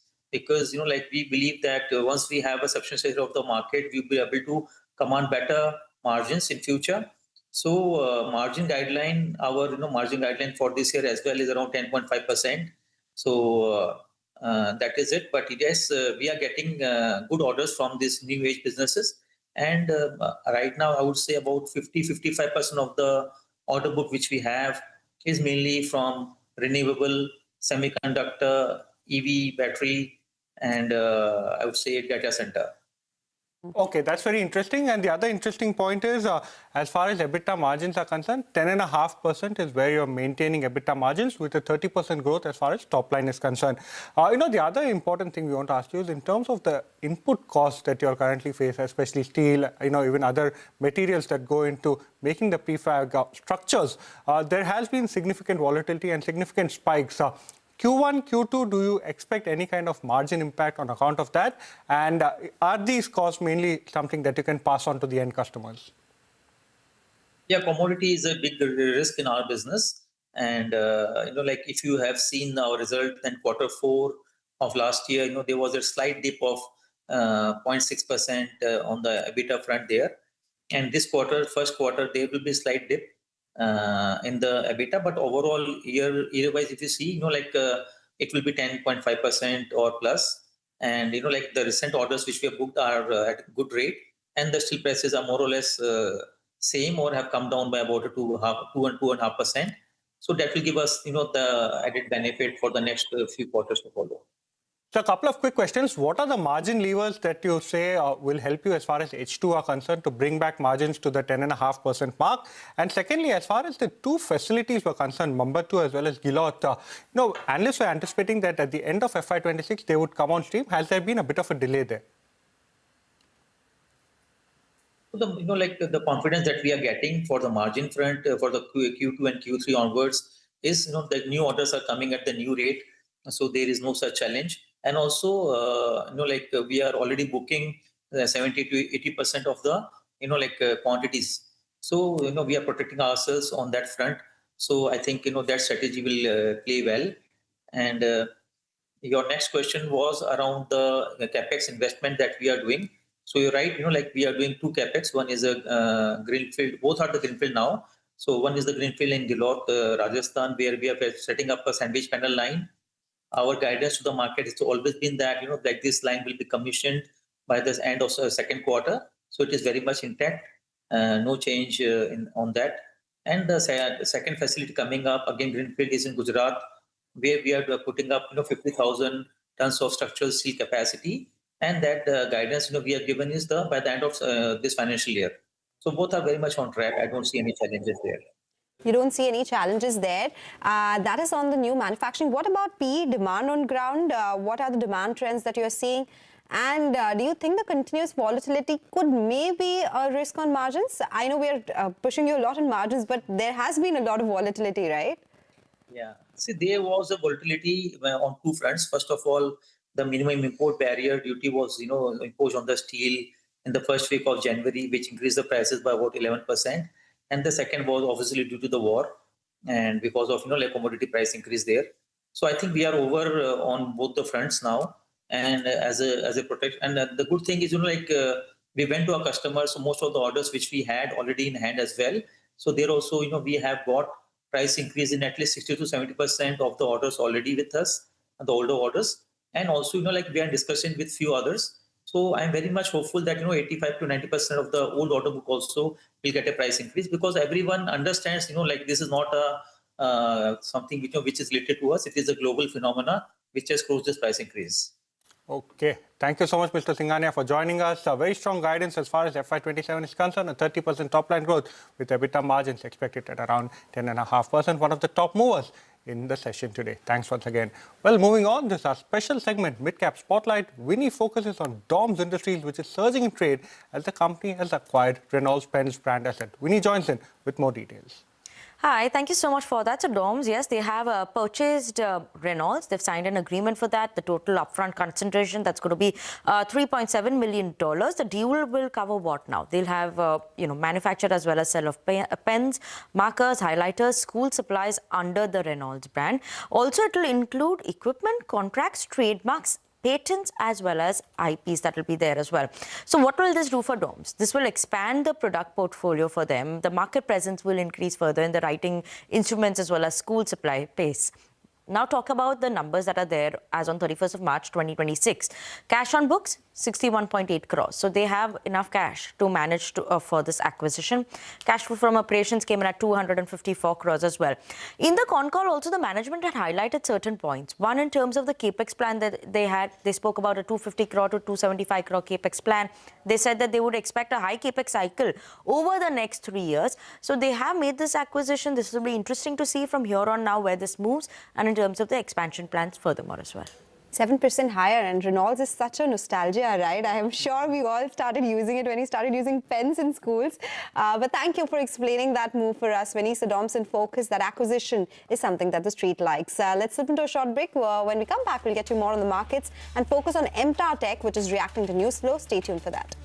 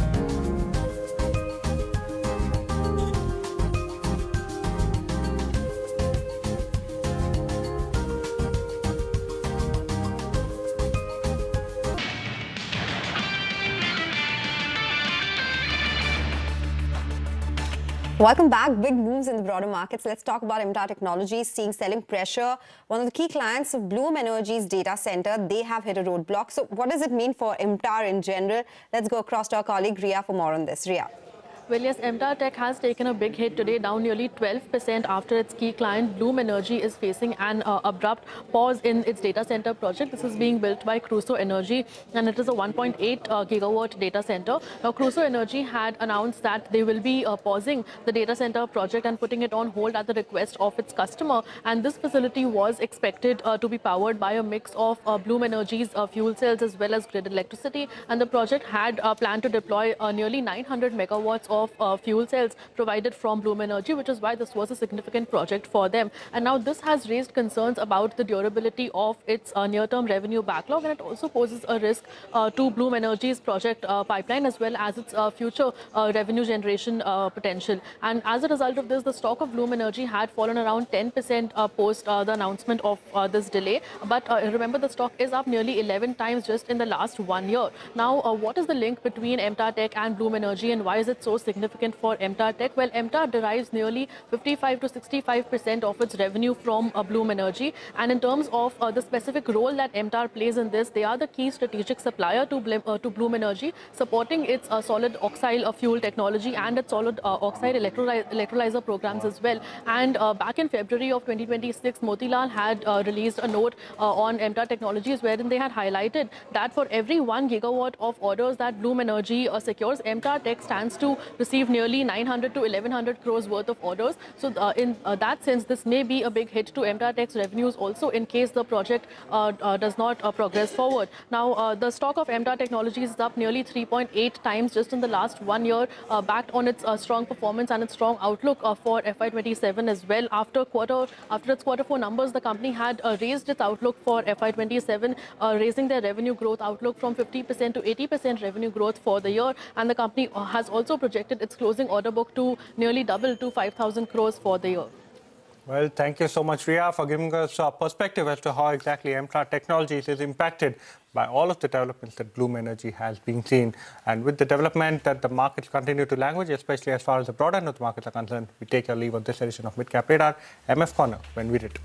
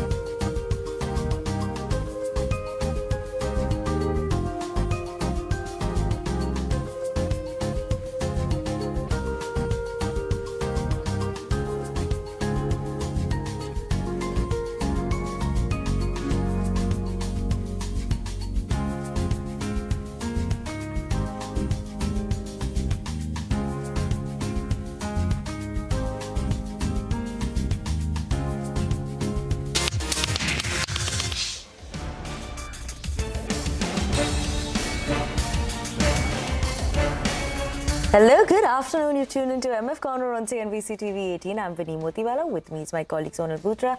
Sonal, good afternoon. And obviously, what continues to be seen every time is education inflation. That's not stopping. 10-12% every year. And that's what we want to know, right? Where to invest in? How do you beat that inflation? And I'm sure as a mom, you face it too as well now.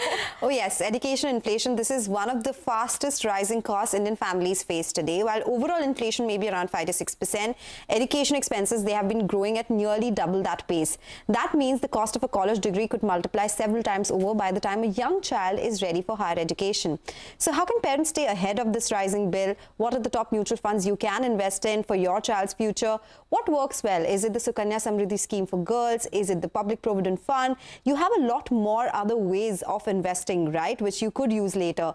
To discuss all this and compare different investment avenues, we have with us Abhishek Kumar, SEBI registered investment advisor and founder of Sahaj Money, and Mrin Agrawal, financial educator and director at FinSafe India. Abhishek, Mrin, thank you so much for joining us. And inflation is all we can talk about, and education, be it in India or abroad, continues to be a big debate as well. Lady, let me start with you first. Education inflation, as I said, is running at 10 to 12% annually, more than double the general CPI. A course costing 40 lakh today could cost maybe 1.46 crore in 15 years. So before we even talk instruments, do most Indian parents have a realistic number in their head? And what corpus should a parent of a newborn actually be targeting today? Good afternoon, Sonal and Vinny, and it's lovely to be here today. So I think most Indian parents do tend to underestimate the amount that's really required for the child's education. And I think there are two main reasons for it, because one, people find it very difficult to, do the inflation adjusted number. Although, of course, there are a lot of calculators that are available online. But that being said, people still find it really difficult to figure out what could be the inflation adjusted number, and somehow tend to forget about the inflation on this. And the second thing is also underestimating that number, because what is happening is that with the changing preferences that children themselves have, sometimes what happens is that parents have planned for the traditional courses, whereas now, there are a lot of newer avenues that are there for kids within India, outside India as well. And parents may not really have thought through that the child might want to do that. So, I mean, just to give an example, doing a undergrad degree in India could probably cost you 15-20 lakhs. Whereas if you want to do this overseas, it can cost you anywhere from 1 crore upwards. I mean, depending on the country that you're going to, and especially if you're going to the US, a 4-year degree is going to cost you somewhere around 3 crores. So I do think most parents underestimate it. But I think a good starting point for any parent with a newborn would be to have at least a 50 lakh target. Okay. 50 lakh target over there. Mrin, thanks so much for that. Abhishek, coming to you, what's your view coming in here as well? What's the corpus you believe a parent should have of a newborn who's, looking at a target? And also, data has shown that for the same 3,000 monthly SIP over 15 years, mutual funds deliver the highest corpus, followed by NPS Vatsalya, then you have PPF, you have SSY, that's Samriddhi Sukanya scheme. Is the debate over, or does raw corpus size miss the real story right now? What is your view on both these points? So glad to be back, guys, and thanks for having me here. In the sense, just a small correction in matter of preference, I would still suggest Sukanya Samriddhi over PPF, because in terms of return ratio, it is better than PPF. Now coming to the 3,000 a month kind of, let's say, investment, and then for next 15 years, with this, I mean, let's say equity mutual fund gives an average return of around 12% over this period, they could end up getting 15 odd lakhs. Whereas same amount, let's say in NPS Vatsalya, 10% would be around 12.5 odd lakhs. Whereas Sukanya Samriddhi would be, say, 10 odd lakhs, and then PPF also a little bit less, around 9.5 odd lakhs. So on a corpus basis, mutual fund do win by a wide margin. But debate is not far from over, because this doesn't consider three things. Like because the numbers are there, people completely forget about the guarantees which comes with something like a sovereign backed PPF or Sukanya Samriddhi, which are near kind of certain returns. Whereas mutual fund figure is an assumption that market, as you know, owes us nothing. Second part is the volatility part of it. As we saw in the COVID crash, wherein the index falls very quickly in quick succession. So if that happens, the year where your child is ready for graduation, an equity-only plan could take a worse kind of hit in that situation, which we call sequence of return risk. So that is something most of the people are not prepared for. So we always advise that before, let's say, the graduation, when they are closer to the goal date, at least 1 or 2 years before that, they should consider this sequence of return risk and start moving toward that product. So there is no straightforward answer that this should be the preference in terms of, let's say, investing for the kids' education. Take that point. So that's an interesting table that you've put out, what the corpus would look like for different investment avenues. What's your take here, Rin, when we talk about the raw number? What is the corpus that would look like? Does that miss the real story when we actually look at those numbers? Yeah, so I agree with what Abhishek says, that, the reality can pan out very differently. Because for one, that, while the mutual fund shows you a very good return and possibly the highest corpus, the question really remains whether people are going to be able to remain invested for that 15 or 18-year period. Yeah, and as we all know, that there is a tendency to choose recent performers, or chase some trending products, or possibly look at exiting also when markets are down. So given the investor behavior that we see all the time continuing across market cycles, the question really remains that, even if you know that this product is going to possibly get me the best corpus, can I actually remain invested? And this is where the locked in products basically help with better investor behavior, because since the money is locked in, you really cannot exit. But of course, the issue with some of the locked in products, like, for example, PPF or Sukanya Samriddhi, that while on their own, the return is great, it's tax-free, it's risk-free and all of that. But given the fact that the inflation on education is between 9 to 11%, they might really fall short in terms of the corpus that one needs to build. So I think, what I would like to say is that certainly the mutual fund is a great bet, but you need to have the discipline to hold on to that particular bet for that investment time frame. Point taken there.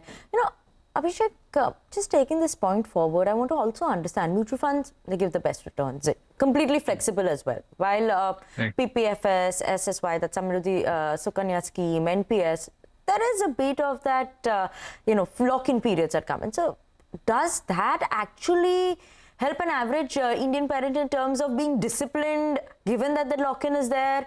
Or is it worth to look at mutual funds which are giving you extra returns with that flexibility? So I agree with Mirin on this, and you as well.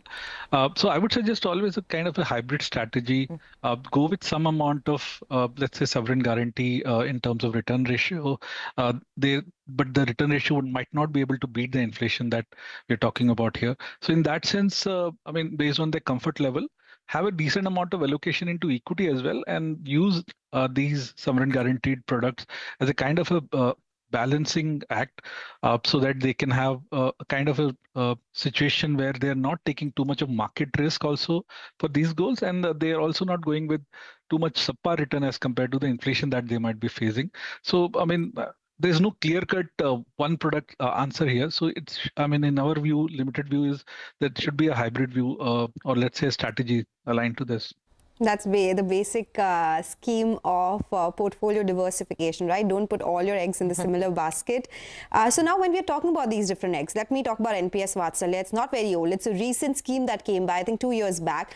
It only allows withdrawal of up to 25% of the corpus 3 times maximum before the child turns 18 for education, illness or disability. The rest actually stays locked in till the child turns 60. Is it genuinely an education corpus tool, or is it actually a retirement instrument only? It is being sold to parents on an education premise. This question is for me? It is to Mrin. It is for Mrin. Okay, sure. So, yes, while it has been sold as an education tool, I don't think it can really serve that purpose, and it does have certain limitations, because one, only if the corpus is below 8 lakhs, I think you can withdraw the money 100%. But in all other cases, 80% of the funds need to be annuitized, which means that there's going to be some amount of regular income coming in for the child for the rest of the life, and only 20% can actually be can be actually withdrawn. So I think, today as a parent myself, I would say that the key concern for any parent would be to be able to provide for that particular corpus, whether it is for undergraduation or post graduation. And I don't know how many parents are going to be really interested that the child is going to get like a regular income through life, or, plan for their retirement, right? So I believe that the product has this pension limitation, and the fact that you cannot withdraw the funds, I think that's a huge limitation on that particular product. And, I've actually written a lot about this, that what we really need is some sort of a 529 equivalent plan in India where you contribute, and then, you have the flexibility to remove the money towards education purposes at the time of need. Point taken there, but we're going to continue this conversation. Before that, we have to actually slip into a very short break. Viewers, don't go anywhere. We'll come back and continue with Mrin as well as Abhishek.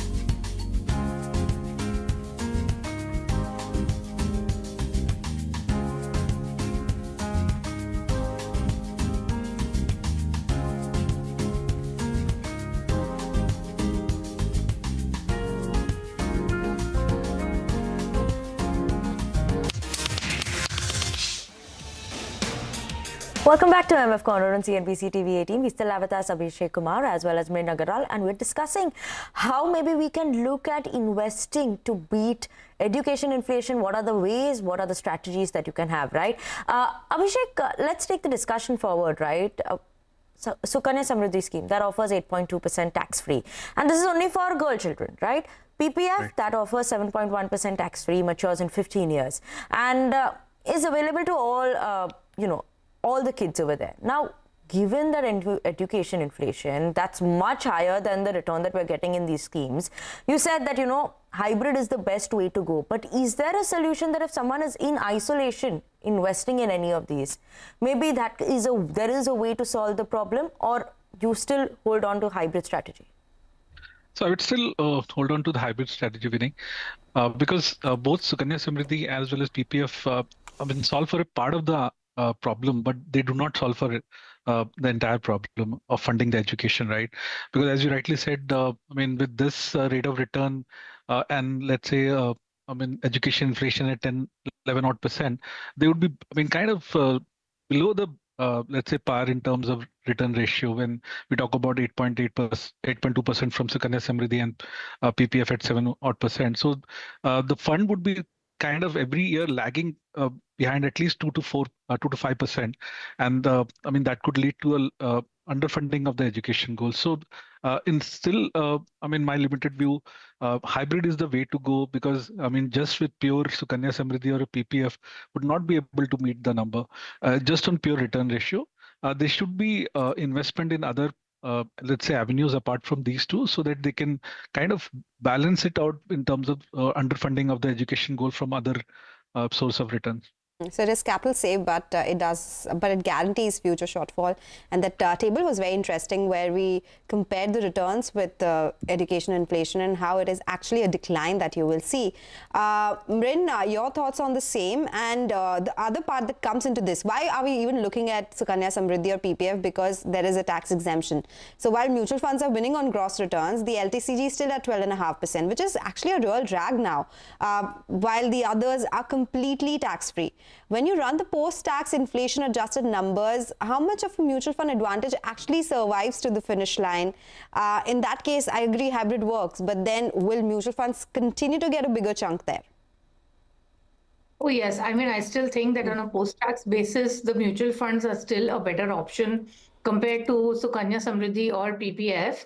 And of course, when you look at NPS Vatsalya also, right, given the fact that the 80% gets annuitized and annuity is completely taxable, of course, we can argue that, in the initial years, the tax would be lesser for the child. But once the child starts working, of course, they might be at a higher tax bracket. And the other piece, I think what we are actually missing out also on NPS Vatsalya is the fact that the annuity that you will get will typically be slightly lower than the regular annuity, right? Because of the fact that, the annuity has to be paid from the age, like right from 18 onwards for life.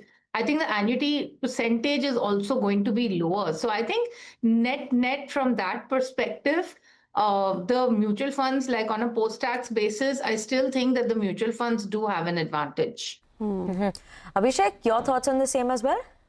Yeah, I'm broadly in agreement with Marine on this. So I'm aligned with her thought on this. Okay, take that point. So there is alignment on that.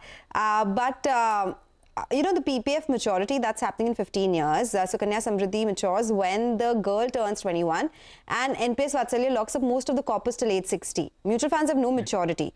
Education money is needed at age 18. So in that case, which is most naturally aligned with when the money is actually required? Or how do we structure it? Let's put it that way. Hybrid model, yes, but how do we structure it? How much of the proportion should go to each? Abhishek, let me start with you, and then we'll come in on this. So I would say, based on the risk appetite of the parents who are investing, they should allocate a larger chunk of this, let's say, portion into equity mutual fund, and then some balance out to, let's say, on the debt part of the portfolio, they can invest in, let's say, something like a PPF or Sukanya Samriddhi if it's a girl child. So it would all entirely depend upon the kind of risk appetite the parents have. If their risk appetite is such that the allocation to equity would not be able to meet the number, then I would suggest to increase the monthly allocation so that they can arrive at a decent corpus, or the corpus that would be able to meet the education goal for the kid. Mrin, your thoughts on the same as well? Actually, if the parents' risk profile permits it, I would say that do equity mutual funds, because see, again, the issue with Sukanya Samriddhi is that at the age of 18, only 50% of the accumulated corpus can actually be withdrawn, right? So there is a limitation over there in terms of the amount of corpus that one can actually withdraw in Sukanya Samriddhi as well. And hence, I would say that I think this is one area, again, harping on the fact that the inflation is 9 to 11% on education. I think, parents possibly would need to look at, like, even if their risk profile is conservative, somewhere they will have to give a thought on, for this particular goal, is it possible for them to take higher risk simply because of the education inflation numbers? Okay. That is something that everyone has started talking about, even when the kid is not old enough to go to school. That's how big this inflation is a topic of conversation. So same Rin, a parent has just had a child. They can invest 5,000 a month. The sole goal is a corpus accessible at age 18 for higher education. No jargon, no hedging. What is your single best recommendation, and what would have to be true for a different answer to be correct? I would just say that if you've just had a child, you want to invest for the child, the one thing that you should not do is, of course, buy those child plans from insurance companies, because that's what often happens, that everybody around you will be like recommending, saying, take one of these child plans and all of this. So first thing is, while we're talking about what you should do, we should also talk about what we shouldn't do. So that's one thing that we shouldn't be doing. I would say that if you can, look at an actively managed mid-cap fund. That's my choice, because you've got 18 years to go. You've got a longer term time frame. You can take the risk. I think, again, given the corpus, given the inflation, it is a risk that you have to take. So certainly, my first choice would be an actively managed mid-cap fund. If the investor finds it really difficult to figure out what fund to buy, what to do, then just a simple Nifty 50 index fund is also a good choice that they can make for the long term. So I would say this is my option. The only thing that can change it is that if the investor is really conservative, doesn't want to take risk, then I would say look at the Sukanya Samriddhi scheme. Okay. Don't want to take risk, then Sukanya Samriddhi scheme. But otherwise, you can look at an actively managed fund, or even the Nifty 50 index is what you could look at. That's the word from Min. But Abhishek, what would be your recommendation? What would you suggest? So on similar lines, but I would suggest a low-cost diversified equity fund, something like an index fund, as Min was also saying, or a flexi cap fund, so that they can get exposure across market caps. And then they can earmark for this kid education, and kind of try to automate it and not to pause it for any reason, and shift to gradually, as I said, at least 1 or 2 years before the required year, so that they can park this money in safe instrument like a liquid fund as such, so that they can protect their gains and meet the requirement as it comes.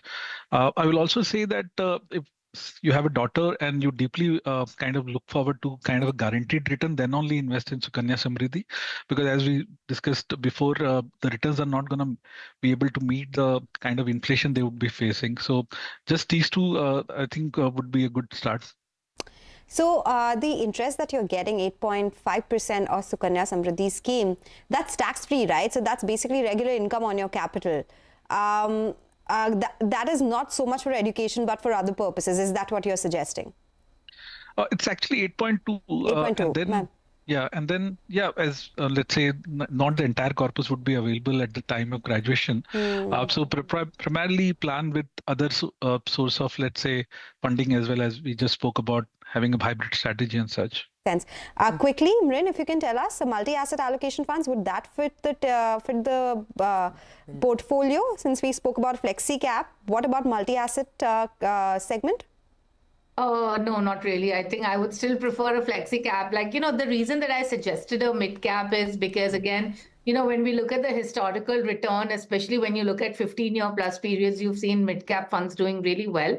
And of course, it is a high risk strategy that I have suggested. But if not mid cap, the second choice, of course, would be a Nifty 50 or a flexi cap fund. I'm actually not a big votary of the multi-asset allocation funds in any case.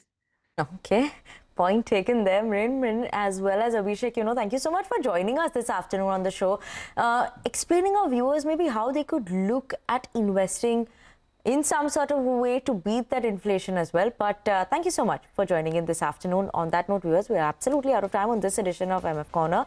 But remember to email us your queries, or even send us a queries on the phone number that will be on the screens for you all. We'll address them with our experts on Tuesday, so stay tuned in for that. But the last hour of trade is still left, and for that you have Closing Bell up next.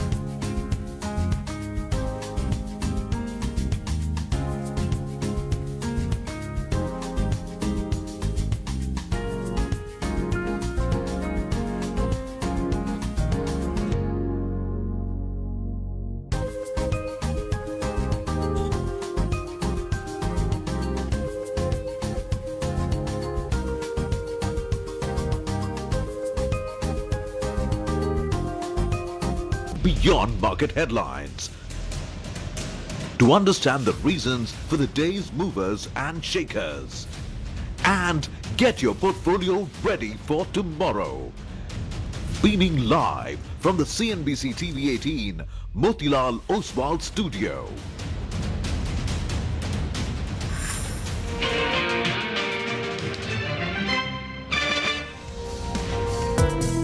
Kospi in South Korea was down over 4%. That is now trading completely at the flat line, just around 0.5% lower. You know, they shut down a very incredible, actually an incredible machine. Throughout, Iran has an opportunity to make a deal. That's the point. The oil prices back to about 94, 95. They were 95, they were at about 94.5 right now. We have now started working on an alternate manufacturing, which will be in the US. About a 0.5% cut. 23,090 is where the Nifty is right now. We prefer companies which are either on the lower end of the price to earnings spectrum and have very low expectations, or companies which are showing relatively high amount of growth and which is mainly on the mid cap side. This is higher than the 10% that we saw last month, but it is lower than the 16.67% that the companies were paying originally. Now government has gone one step ahead and included the higher blended fuel. India needs to integrate 900 gigawatt of renewables by FY36. Southwest monsoon is not going to make any further advancements for the next 4 to 5 days, which means that the onset of monsoon over Mumbai will get delayed by at least 7 to 8 days and possibly even more. If you look at, the total orders for FY26, Blinkit's done nearly 1 billion orders. You have Zepto, which has done 640 million orders, and Instamart is far behind in this rate at 412 million orders. Sharp surge from the lows is what we saw. Nifty reached levels of 23,327 and then a sharp fall again. We are off around 80 points from the highs of the day again. Well, that was the day so far. Hello and welcome to Closing Bell. We are coming to you live from the CNBC TV 18 Motilal Oswal studio. I'm Nigel, and with me is Mangalam.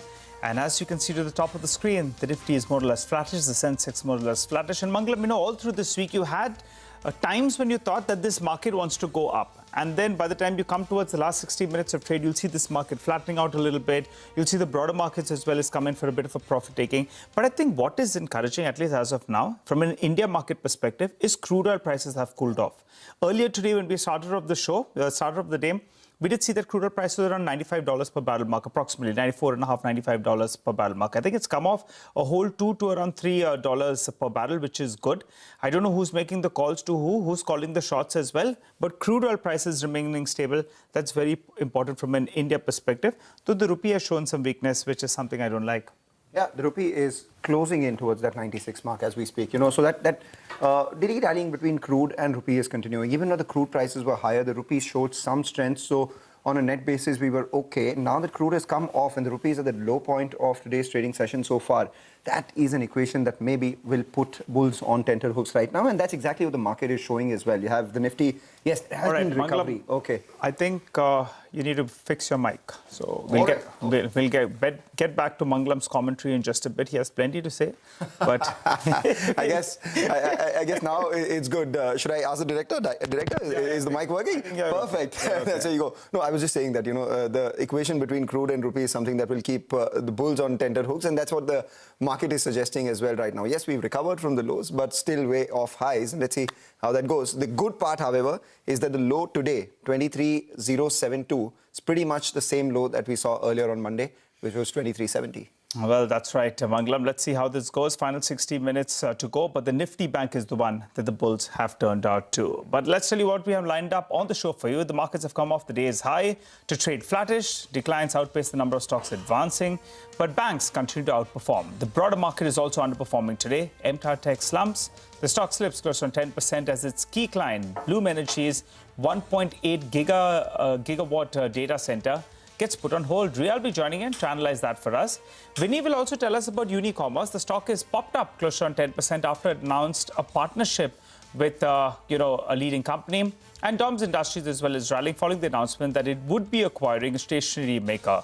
All this and more is lined up on Closing Bell, so stay with us. All right, the question then is how should you position yourself in this last hour of trade? Bonanza Portfolios, Mitesh Thakkar joins in with closing strategies. Mitesh, the low of the day was bought, but we're still off the highs. Where do we go? Actually, looking at the Nifty, the movement has been kind of very subdued. But as I've been highlighting, it is the bank Nifty which is showing strength and to a certain extent outperformance. So I think very clearly focus on the banking names, the financial names. And that's on the long side, while you can explore some shorting opportunities to counter the hedge or balance. Even on the stock side, I have a buy on Federal Bank with the stop below 304.5, 304.80 and look for a target of 380. While on the short side, I would recommend the CAMs with the stop at about 738, 729. Look for a target of around 700. All right, we take that point. That's you coming in on individual stocks. Mitesh, just hang in there because we're seeing some traction in a few of these names. And Z is the one that really stands out, up nearly 5% as we speak. And, it's not a stock which hasn't moved. In fact, this month itself, it's up around 16, 17%. After a big gash that we've seen in the stock from the top in a while, now it's coming back to life. This month, it's up 20%. That's including today's gains. X of that, it was up 16%, and now the board has said that they've gone ahead and, given an enabling provision of 2,300 crore rupees worth fundraise, the mode of which and, all the other details would perhaps come sometime later. This morning, we heard from some of the experts as well, the advisors, proxy advisory firms too. So let's see where, the shareholders vote. The question for that will come when we have the details of this fundraise plan as well. 2,300 crore rupees worth fundraise is what the board has approved. The stock doing well right now. Mitesh, chartically, what do you think of Z? It's put a decent month behind it, and now as we speak, it's seeking higher levels. To me, I think Z looks positive. If you look at the short-term chart, which is daily, and then even the medium-term charts, which is on a weekly basis, Z has started trading above its daily and weekly averages. The indicators are rising, and there was a pattern breakup around the levels of 96.5. I think yesterday we got to a low of around 102. That should be a good buying area. And I think Z is eventually heading towards a likely target of 120 to begin with, 120 to about 124. And in case we start getting past that, the stock will target 135. So quite positive. Okay, positive ones here. I wanted to ask you about the gold financiers, Mitesh, if you could give us a quick view out there. Muthoot, the stock that was running away from 4,000, it cracked to sub 3,000 rupees. It had run a little bit ahead of itself. Manappuram as well has pulled back, quite a bit. But both those two actually have recovered from the day's low today. After the recent correction, what would your view be? Manappuram is what we're talking about. I think both these stocks, Muthoot and Manappuram, have declined while they are trading in positive today. The setup isn't very positive. I think, because after the decline, it just looks like more of a bounce back from some retracement level, especially for Manappuram. As long as the stock remains below the levels of 304 to about 308, I think the stock will find it difficult to get into an uptrend. More likely, after a pullback, because it's slightly fallen a bit, it's come to the retracement levels. You might see the stock eventually try and build a base closer to about 270 to about 265. So I think that's the area which I'll watch if I would get into the stock on the long side. All right. Thanks a lot for that, Mitesh. Meanwhile, the stock of the day so far on the downside has been MTAR Tech. After a big rally that we've seen, now it's seeing immense selling pressure, down about 12%. And that's because one of their key clients, Bloom Energy's data center, with their deal with Crusoe, has hit a roadblock, which basically implies lower supplies for MTAR's biggest client.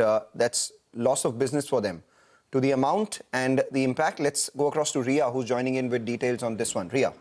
Well, that's right. For MTAR Technologies, their key client, Bloom Energy, is facing an abrupt pause on its data center project, which is linked with Crusoe Energy. This is a 1.8 gigawatt data center in Wyoming, and this is tied to Bloom Energy's fuel cell deployment pipeline. Now, Crusoe Energy had announced that it had put a pause on the data center project at the request of its customer, and the facility was expected to be powered by a mix of Bloom Energy's fuel cells as well as grid electricity, and the project had planned to deploy deploy nearly 900 megawatts of behind-the-meter fuel cells from Bloom Energy. Now, as a result of this, there have been concerns about the durability of the near-term revenue backlog of the company, and it also poses a risk to Bloom Energy's project pipeline as well as its future revenue generation potential. But however, there have been some reports that are saying that Blackstone-backed company Tallgrass Energy will continue to construct the power hub, which will provide the power for the data center. So, in essence, this means that maybe the data center project will not be paused, but there is still some clarity that needs to come out on this situation. But however, let's also take a look at what the link is between MTAR Technology and Bloom Energy. MTAR derives nearly 55 to 65% of its revenue from Bloom Energy, and in terms of the specific role that MTAR plays, it is the key strategic supplier to Bloom Energy, supporting its solid oxide fuel technology as well as its solid oxide electrolyzer programs. And back in February of 2026, Motilal had come out with a note on MTAR Technologies, highlighting the fact that for every 1 gigawatt of orders that Bloom Energy secures, MTAR Tech stands to receive nearly 900 to 1100 crores of orders. So in case the data center project faces a pause, then that may cause a big hit for MTAR Tech's orders and revenues as well. Now, the stock of MTAR Technologies is taking a big hit today, but in the past 1 year, it is up nearly 3.8 times, and on the back of its continued strong performance and positive outlook for the year of FY27 as well. In fact, after its Q4 numbers for the year, the company had raised its FY27 revenue growth guidance from 50% to 80% revenue growth for the year, and they've also said that the order book for the company will nearly double to rupees 5,000 crores by the end of FY27. All right, Ria, thanks a lot for that. That's about MTAR Tech, down about 12.5%. Still fairly uncertain about the fate of Bloom's data center projects. If not Crusoe, is it Tallgrass? If Tallgrass or not Crusoe, does that impact MTAR's order book or not? But the short point is that Street does not like uncertainty. The stock, after having seen a big move, has seen some correction already, 12.5% lower. Let's welcome Mayuresh Joshi on the show as well. Mayuresh, good afternoon. You do track the defense space, MTAR Tech in particular. What do you make of the developments that have taken place right now, the uncertainty that there is around one of their key clients? And do you think this 12.5% move on the downside is justified after the big up move that we've seen on the stock already? Afternoon, Mangalam. I think it was a parabolic move that MTAR probably saw in the last few months. And therefore, I think the news flow that has probably come through. And as rightly explained, I think it will take some sheen off in terms of expected revenues, which were expected to be substantial over the next couple of years. Obviously, I think excluding this order, they still have a revenue visibility over the next 12 months, which looks reasonably strong. And it is expected to add other orders in terms of the bidding that they've probably done. However, I think with Bloom remaining one of the most important and critical clients, both from a revenue contributor perspective, as well as an EBIT contribution perspective as well, I think such news probably will affect the expectations in terms of accelerated revenue and EPS growth that one was really expecting. But again, Mangalam, I think the stock has had a fabulous parabolic run, as I said. The news flow with the markets is probably taking sheen off in terms of the correction. Okay, all right. Mayuresh saw a super duper move and now it's coming for some profit taking. What did your view on Z? Promoters have disappointed numerous times in the past. The stock is a far cry away from what we've seen in the past. But now there's some fundraising that they're talking about. The FIFA World Cup as well. Midnight, it kicks off with Mexico playing the first game. Unsure about the amount of interest in the FIFA this time around, FIFA World Cup. But what about your interest in the stock at $110? So Nigel, again, afternoon to you. I think, no, again, I think not something that we own in our portfolios and not something that we like to own, at least at this point of time.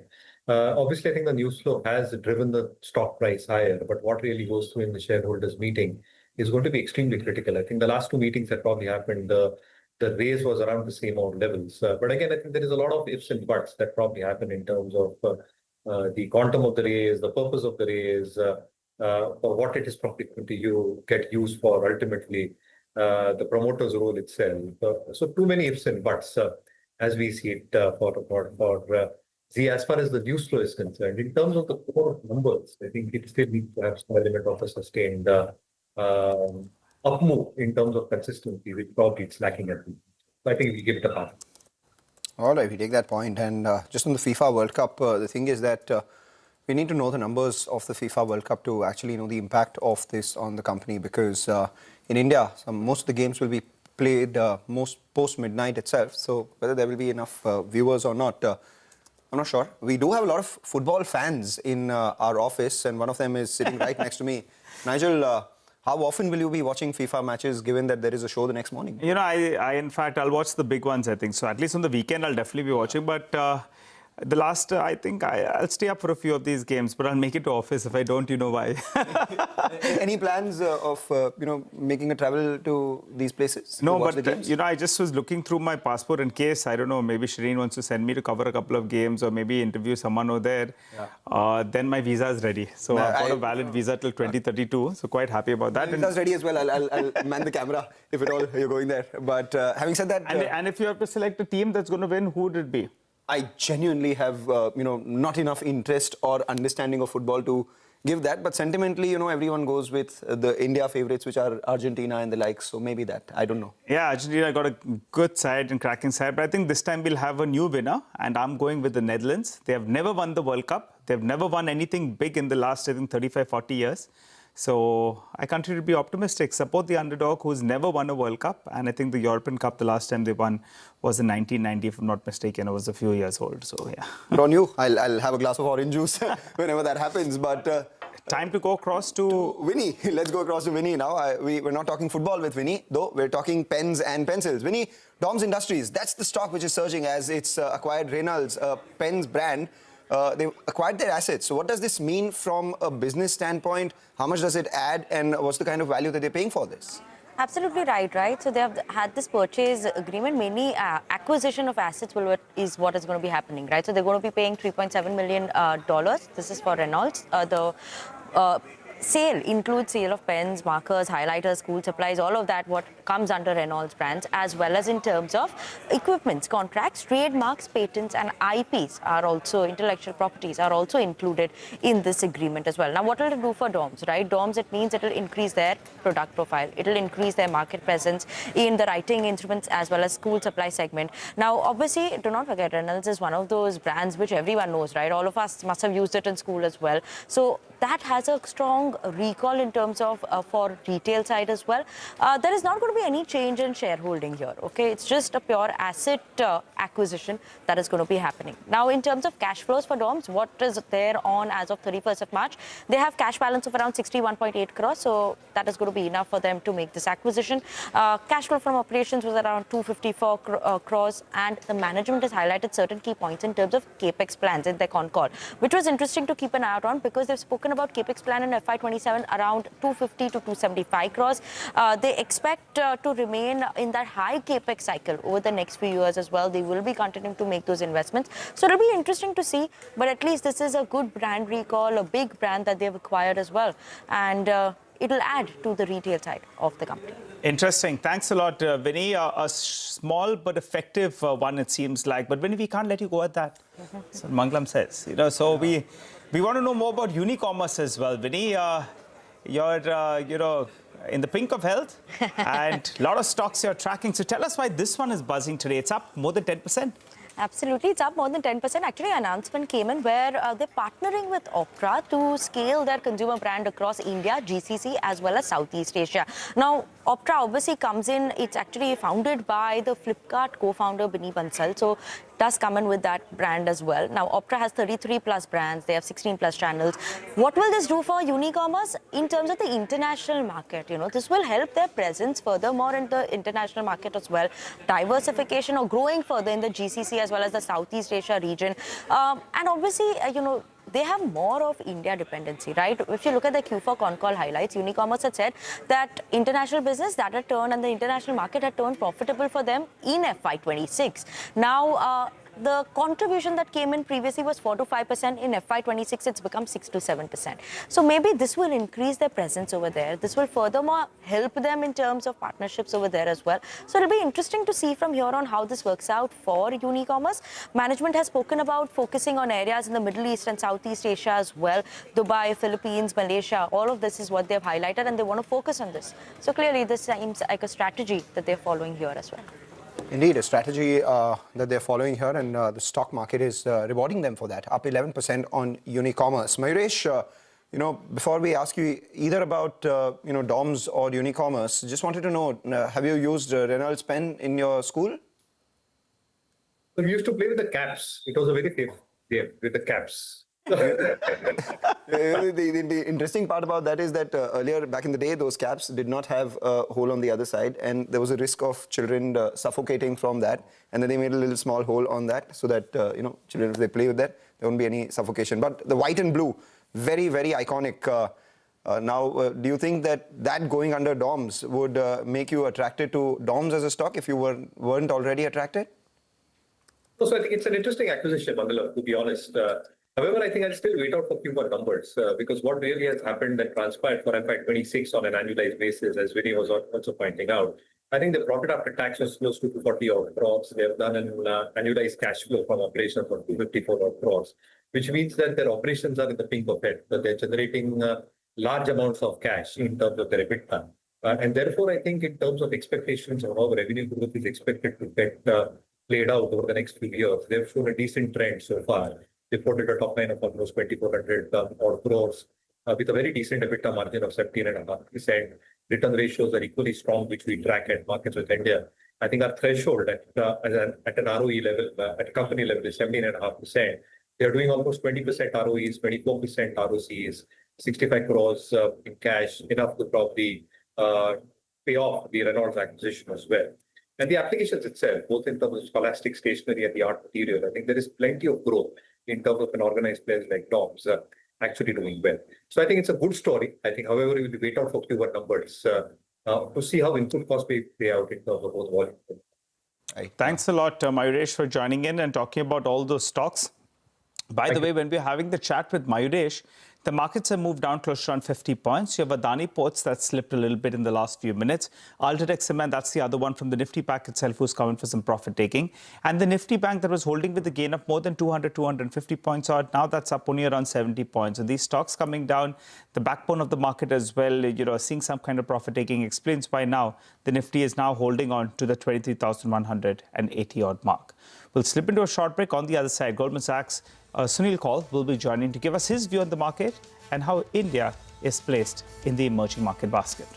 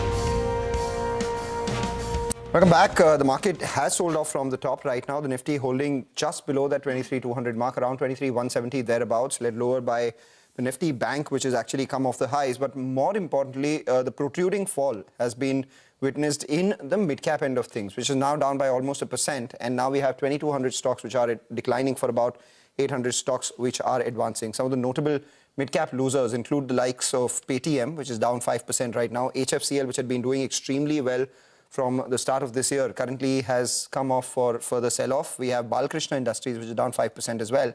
And then we are seeing some traction on the downside on names like Adani, Amber, and REC, PFC, a bunch of them. So what are these buzzing stocks at this moment with a lot of volumes? Hormaz joins in with the top movers. Hormaz. You know, a lot of these news flow driven names, and of course a lot of the movers on very strong volumes as well. Aegis Logistics is the first one, and of course the positive brokerage note that came in earlier is the biggest single day gain in 8 months for the stock. Is the top gainer on the Nifty 500 today, 12.5% higher on the stock. Is the third straight day of gains, and in fact the volumes today are already the highest since October of 2010 for Aegis Logistics. Over 3.5 crore shares have been traded today. The 20-day average is just a crore. Only 11% of those shares are marked for delivery, and the stock continues to trade above its key moving averages. And considering this heightened trading activity that you have seen today, is the second most traded stock on the Nifty 500 after ICICI Bank. And the second one, of course, is a big underperformer, MTAR Tech, the top loser on the small cap index today. The 12.5% lower. It's the biggest single day fall on record for the stock. It's 5 years since it became a public company. In fact, the stock has declined in 4 out of the last 5 trading sessions. Volumes at the highest in 3 weeks. 43 lakh shares have been traded today, double of its 20-day average, and a quarter of those shares are marked for delivery so far. And the next level on the downside is the 50-day moving average, which comes up to around 6037. That's the important level to watch now for MTAR. The stock had made a record high of 8449 on the 22nd of May, and since then the stock has corrected nearly 30% from those levels. And Z Entertainment is one stock that has witnessed a very sharp surge in the last 30-odd minutes. The stock is now up 8% until 2 o'clock. The stock was up around 2.5. They snapped a 3-day losing streak today, of course, on a news flow driven, not just for the fundraise, but of course also because of the FIFA World Cup starting later tonight. And a lot of these football pugloos are going to be glued to their screens. 10.5 crore shares have been traded today, 20-day average of 4 crore shares. 22% of those are marked for delivery. And in fact, the recovery that the stock has seen during this April to June period, the stock has also turned positive on a year-to-date basis. All right, Hormaz. Football what? Sorry? Football puglu. Puglu is the word. Hormaz, if you were to pick a team, who would it be? England. England, all right. Got it. So thanks, Hormaz, for joining and giving us that wrap and giving us your pick as well. But let's go across to Sunil Kaul, Global Emerging Market Equity Strategist of Goldman Sachs, who joins us on the show. Hi, Sunil. Always good to have you on the show. Sunil, first, let's start about this question with regard to the FIs. You know, at the start of this year, one was hopeful that maybe by the middle of the year, they will turn around. That's not happened. What's worrying them most? Is it earnings? Is it the currency? Is it, that we're an anti-AI trade? What is it? Or is it simply valuations? Yeah, I mean, like you just sort of mentioned them. I would say, I think from the conversations we have been having with the investors over the last many months, the two main sources of concerns have been, I think, the weakness in the earnings as well as the depreciation in the currency, right?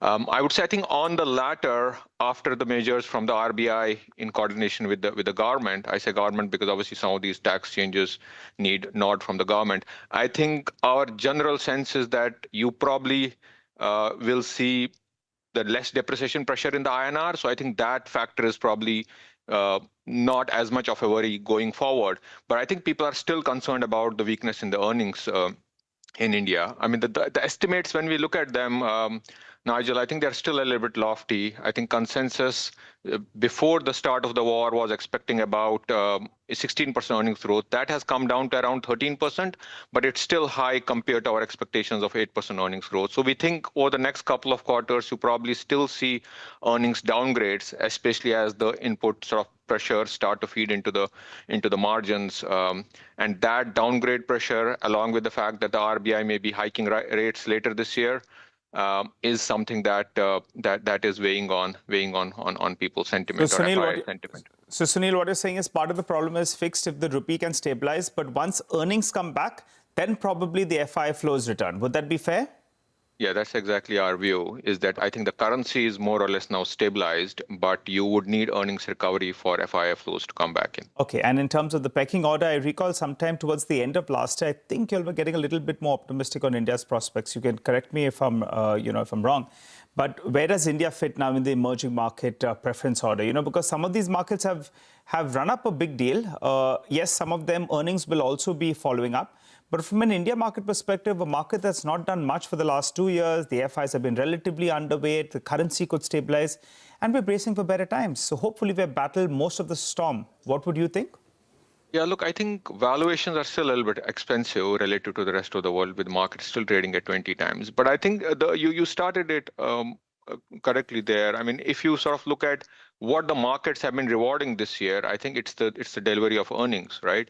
So we have seen the North Asian markets, Korea, Taiwan, do extremely well this year. And obviously they are in the right pockets of the AI trade, but the fact also remains that earnings in those pockets have been growing very strongly. I think just to give you a couple of stats there, I think for Korea in particular, we are expecting around 320% earnings growth this year. Even if you strip out the two top semiconductor names, the rest of the market is still printing around close to 50% earnings growth. Same thing in Taiwan, wherein not just this year, but next year we are expecting around 30% earnings growth. And so I think in that scheme of things, India is still looking at, as I said, high single digit, maybe at best double digit earnings growth, with market trading at 20 times forward valuations. So I think the market will need to grow into earnings, and the market will need to see more visible signs of earnings coming through, in which case probably multiples start to look even more attractive as you go through a little bit more time correction. As I said, I think the next couple of quarters are probably going to be a little bit tougher with downgrade cycle and rate hikes. But I think once we are through that, you probably could see FII flows coming back in and market doing a little bit more better. What would lead earnings in India, according to you? If there was to be a turnaround, how would it actually improve? Yeah, look, I think right now, in general, given the energy shock, and we are more cautious on the downstream pockets of the markets wherein the higher input costs will feed into margins and therefore downgrades. And we are kind of much more defensively positioned where we think there is still some earnings resilience, right? And so in terms of the pecking order, we still like financials. I think the incremental measures from the RBI and better liquidity in the system probably continues to support that. We still like the defensive pockets of telcos and staples. I mean, there I think the price elasticity of demand is quite low, and they are taking some price hikes. So the margin pressure should not be as high. We still like the broader theme of power defense, where obviously peak power heading into the summer and the indigenization focus on defense. I think those are the pockets where earnings probably still will be strong. But anything that's kind of more discretionary in nature, where you got more competition coming in, where the input cost from raw materials is higher, which includes autos, which includes consumer discretionary bits, there we think earnings will remain soft. And I think the market is already kind of differentiating between sort of the upstream versus the downstream in that sense. I think that's going to be the playbook for the next couple of quarters, wherein long energy, long banks, long upstream versus relatively cautious on anything that's downstream on the back of earnings. That's a top-down approach. From a bottom-up perspective, is there anything which stands out in India which maybe could catch the fancy of global investors? Look, I think, as I said, I mean, some of these are global themes, right? I think the broader push towards energy security is something which we are seeing globally. And so defense stocks, power stocks, I think obviously there are some challenges in terms of liquidity, and multiples are a little bit higher, which means investors are generally kind of looking at sort of stock by stock basis in terms of risk reward. But from a thematic preference, we have seen this across the region. I think some of these thematic pockets are doing pretty well, including in India. And I think financials remains a pocket wherein people are comfortable taking risk and can continue to do so, given it's a macro bet on India, as well as liquidity is not a challenge there. So I think, obviously there is a lot of the alpha stories within the market and individual names and themes we like, but from a top-down perspective, the relative risk reward, as I said, for India doesn't look as great relative to some of the other markets where earnings growth is much stronger and valuations are much cheaper. Yeah, all right. Sunil, what is the risk that the US markets, the mother market, actually peaks out? Because that market has been running on steroids. We have so many problems of our own. Suddenly, crude oil prices are moving up. We have become an anti-AI trade. As you said, earnings haven't kept up. FIs are selling. But the mother market, we've taken for granted that that's going to do well. But with all these IPOs, SpaceX and Anthropic, you have OpenAI. What's the likelihood that the US markets actually could possibly making a near-term top and maybe pull back, 15, 20% from there? Look, I think that's a great question. I would say, look, for the U.S. equity market in general, and that's, I think, true for the broader global equities we have. So we recognize that, look, I think the near-term path to a lot of the stuff could be bumpier in nature because, as you said, we don't have the growth stroke inflation rates mix favorable. We are still seeing rates pressing higher in many places, right? We are dealing with an energy shock. And now we are starting to see some wobbles on the AI trade in US, especially with some guidance missed from a couple of companies and rising memory costs for some AI infrastructure names. So there is definitely going to be a bumpy path, which is the reason why we are neutral on equities on a 3-month basis in our global allocation. But ultimately, as I said, we think the higher earnings, including in US, will drive markets higher over the next 12 months. So for S&P, we are looking at 8,000 target over a 12-month period, which is driven by around 8% earnings growth, which is what the upside for the market is. But again, as I said, the path to that could be challenging. In the near term, we do think, as you said, all of these issues could mean the market volatility could remain high. And on India, what is the Nifty target you'll have as of now?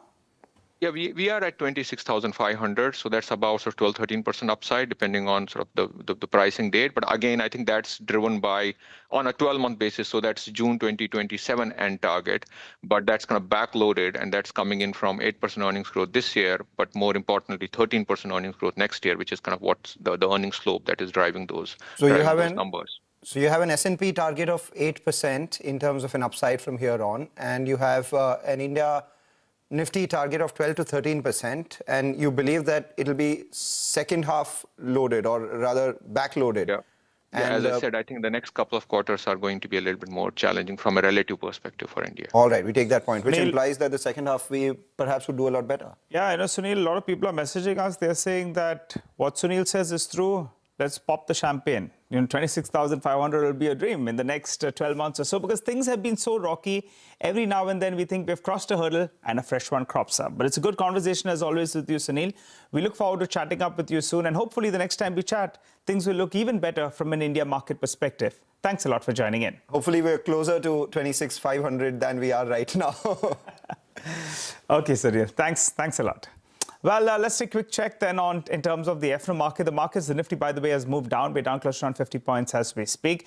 But one factor that's under control is the India VIX. That's not yet popped up. On a day when you have the Nifty that's down 75 points odd, you have the India VIX that's holding on to its own. That's pretty good. I don't want the India VIX to spike up. The PCR that's moved to around 1.02, 1.05 or thereabouts. And the put writing is giving some hope, because the 23,200 put, that's seeing a good amount of, built up. The premium out there is around 140, 150 rupees or thereabouts.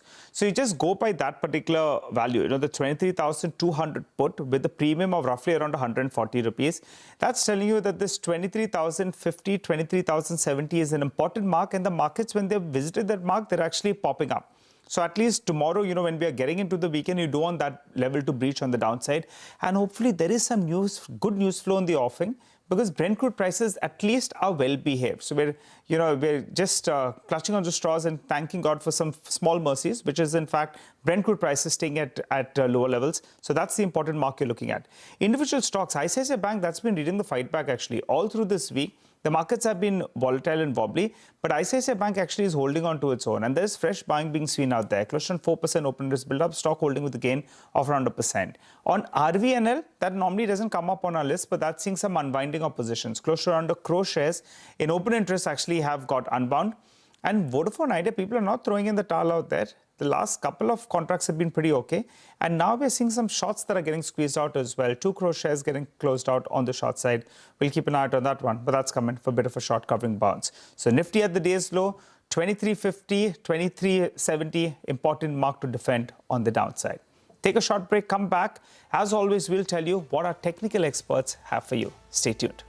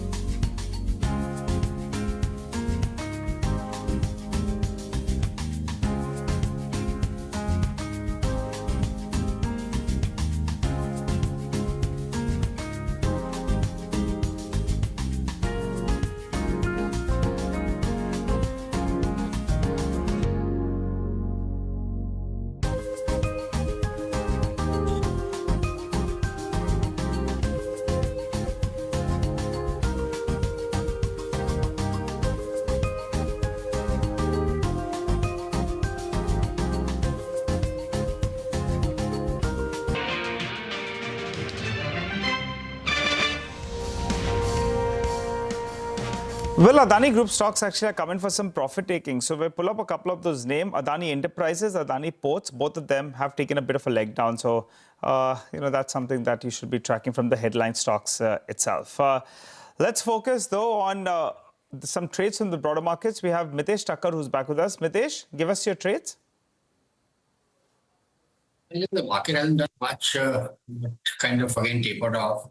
So we'll go with the STBT on Infosys. Keep will stop at about 1125, look for targets of 1090, 1085. And Hyundai Motors is something, it's trying to signal a reversal. So just to balance the short positions, take a BTST here with a stop at about 1929 for targets of 1965. Got it. Okay. All right. Thanks a lot for that, Mitesh. Well, Mangalam has hopped over to the ball because there's a three-way showdown that's underway in the quick commerce space. Mangalam has done some number crunching, telling us about who's in the leadership position. Mangalam, take it away. Well, ever since Zepto has updated its red herring prospectus, we have now the numbers for the top 3 quick commerce players in the country. We have Blinkit, which is obviously eternal. We have Swiggy's Instamart, and now we have Zepto. So I just thought we'll put all those numbers together in perspective. And the results are clear. Blinkit is by far the leader when it comes to scale, operational efficiency, and earnings as well. So FY26, Blinkit, delivered nearly 916 million orders. Compare that to Zepto at 640 and Swiggy, Instamart at around 412. Blinkit's revenue, 38,000 crores. Zepto, close to 22,000 crores. Swiggy, Instamart, 3,800 crores. Now, there's a big divergence here, largely also because Blinkit and Zepto own the inventory that they sell, whereas Swiggy recognizes only the take rate that they make as their revenue. So the net order value is extremely crucial. All of them on an FY26 basis are in EBITDA losses, but in a business that grows as fast, the last quarter's numbers are extremely crucial, which is why we look at the last quarter's performance. Out there, the net order value for Blinkit has been closer to 14,400 crores, 8,000 crores for Zepto, and 5,700 crores for Swiggy. This is a more comparable number for all these players. Here as well, Blinkit's total orders, close to 274 million, is much higher than what we've seen for both Swiggy and Zepto. An average order value for Swiggy is close to around 700 odd rupees. The important part, they became adjusted EBITDA positive. That's Blinkit, whereas others are still at an adjusted EBITDA loss-making position. If you look at, what stands out is the cash balance for all these companies. Eternal still has around 18,000 crores of cash. Swiggy raised funds via AQIP, at the same time sold some stake in Rapido, so now their cash balance is 16,000 crores. Zepto stands at 5,700 crores, but with the IPO funds, all of them will have over 12 to 13,000 crores of cash on their books. Where does Blinkit lead? Their massive lead comes in the orders that they process. FY26, they did about 1 billion orders. That's almost as much as Zepto and Instamart combined, and they're still among the fastest growing. Where does Swiggy stand out? Their average order value at 700 rupees per order is something that stands out. And this is, as by design, the company's moved into non-grocery upgrades and higher margin electronics. So as a result of which, they have the highest order value among peers. Where does Zepto stand out? Well, their execution is extremely strong. 1,677 orders per store per day is something that works for them. Operational efficiency is what they're doing extremely well. But amidst all of this, Blinkit is the only one with positive adjusted EBITDA, and that happened in the fourth quarter. They believe that this will continue to do extremely well, whereas Zepto and Instamart, even though their losses have narrowed, their losses still remain fairly elevated. What is it that these companies are saying? Swiggy, Instamart. For Instamart, Swiggy has said in the last quarter that they are confident of achieving break-even in the first quarter FY27, and they see this business to grow over 1 lakh crore in net order value with 4 to 5% EBITDA over the medium term.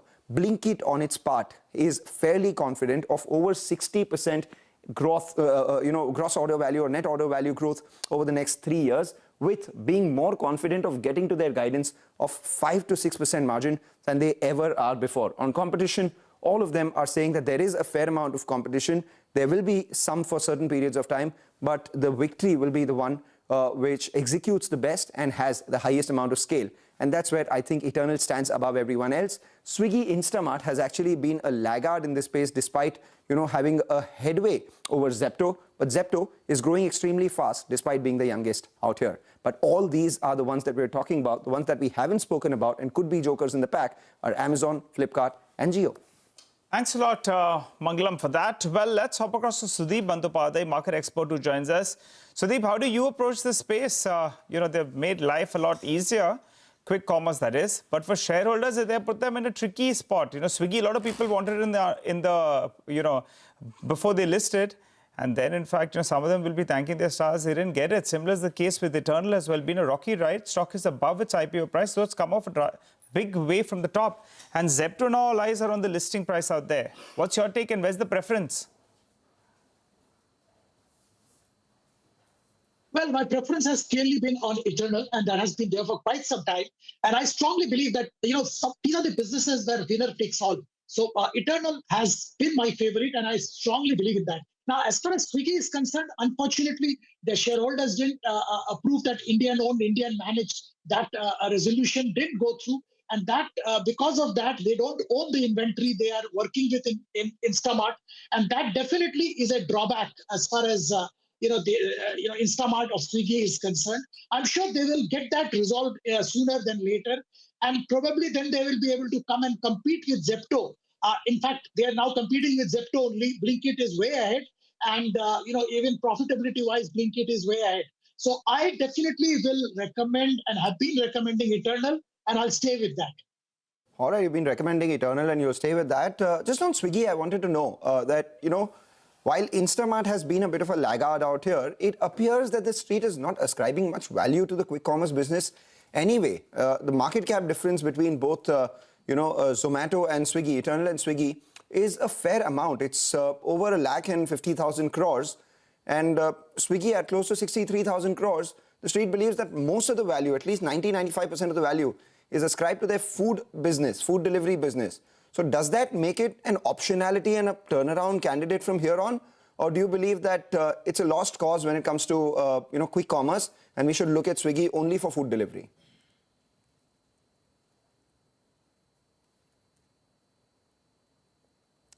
Sudeep? Mangalam, I definitely don't consider it as a lost cause. In fact, I was alluding to that. The shareholders, I can hear you, Mangalam.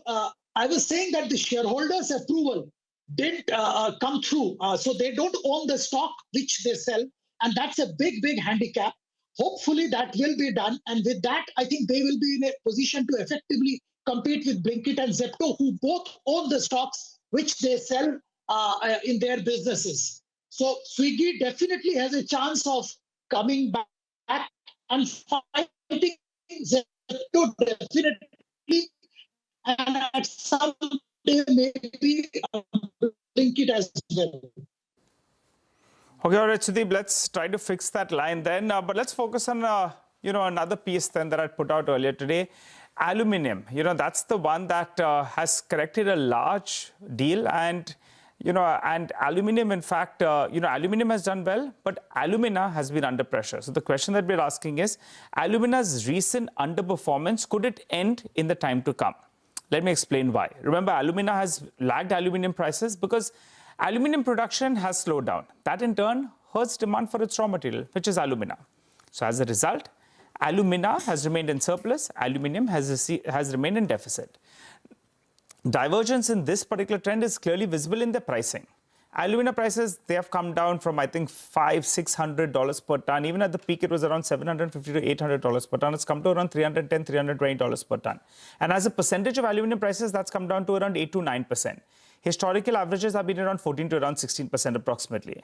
So what could change this trend? Two factors. One is that the potential curbs on bauxite supplies from Guinea.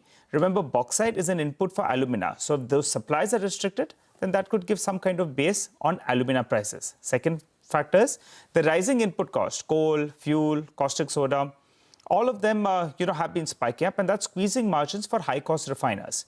So if these cost pressures lead to production cuts on the alumina side of things, the alumina surplus could narrow and prices could find some kind of support. So from an investor perspective, NALCO will be the stock that you'll be tracking because alumina segment contributed around 25% of its EBIT. Remember, the previous year it was around 44% odd. So if alumina prices can get some sort of bottom and pop up, then the bigger play on alumina here in India will be NALCO because, it sells alumina in the open market. The others consume it captively. So we'll keep an eye out on that. Unsure whether we have Sudeep back with us, but for the time being, Let's hear out what Cipla had to tell, Ekta Batra when she went ahead and visited their facility. Let's listen to that. I think, look, the ethos and the purpose doesn't change at all, right? If you see disease conditions, they're changing, right? India was never, historically, 40 years back, was not diabetes capital of the world, right? Today it is. Inhalation as a therapy did not exist in India when Cipla started shaping the market. Therapies are evolving, newer molecules are coming. So in order to meet that purpose of caring for life and cover maximum number of patients, provide access, we have to evolve. So we broadened from respiratory to metabolic disorders to now obesity is a big thing. Yeah. We are playing in urology, we're playing in dermatology, we're playing in all of those spaces where treatment demand is going up. And also, if you see where the future lies, right? 60% of new products which are getting approved today are biologics. So biosimilars, therefore, becomes an obvious choice. All right, we do have Sudeep back with us. Sudeep, your views on the pharmaceutical space and Cipla in particular? Well, I've been very positive on pharma for quite some time, Mangalam, and I believe there is a lot of changes happening in pharma. I think look at Sun, what they have done with the Organon acquisition. 70% of their revenue will come from branded and patented products, and that's a sea change from how Indian pharma used to operate. I think Glenmark, Wockhardt, Cipla, all of them are trying to go that way, where they will have their own branded patented products. So this is for the long-term potential of Indian pharma. I also like because China, there is still a taboo around China, and China plus one holds very, very strongly. So CDMO players are worth looking at. And I am also positive on Indian pharma because there's 25% CAGR in pharma for the domestic business. So Mankind Pharma is definitely worth looking at. So overall, we do like pharma, and I think that is great extent shielded from the trade wars, West Asia crisis, and a whole lot of other disturbances. All right, we understand that, Sudeep. That's your view on pharma. You're positive on it, and you believe that even the domestic space is fairly resilient with a 25% growth opportunity. The other stock that I'm looking at today is Honasa, doing extremely well so far in this wobbly market, holding the gain of 1.5% after having rallied about 45-50% over the last couple of months already. And the reason for that is one, decent results coming by over the last few quarters. But yesterday, the company held an investor day in which they actually, gave their 5-year plan, and the total revenue of over the next 5 years, they believe that for the company would be around 5,500 crores, which implies an 18% CAGR over the next 5 years. Mamaearth, their mother brand, would do about 2,000 crores, 1,500 crores coming in from, the Derma Co. We have the younger brands, Dr. Sheth's, Aqualogica, B Blunt, doing about another 1,500 crore, with 2 additional brands giving them 500 crores as well. Their newer categories, next horizon categories, which include the likes of oral care, fragrance and nutraceuticals, that should be doing about 250 crores. And all of this would come at a higher margin. So their margins should move to near mid-teens, which is over a 25% EBITDA CAGR over the next 5 years. So 18% revenue CAGR, 25% EBITDA CAGR is what they've targeted over the next 5 years. And margins would be driven by obviously better product mix, at the same time their channel mix, lower performance spends and operating leverage. All these things doing well for them. So far, it's shown in 80% of their portfolio, which is in double-digit margin as against 50%. So all these things have the brokerages excited, though the stock moderate in its gains today, largely because of the big gain that it's put behind itself over the last few months. Sudeep, you have a view on Honasa Consumer?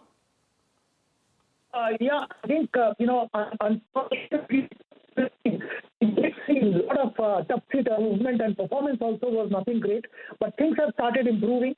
They have done a lot of course correction, and at 450.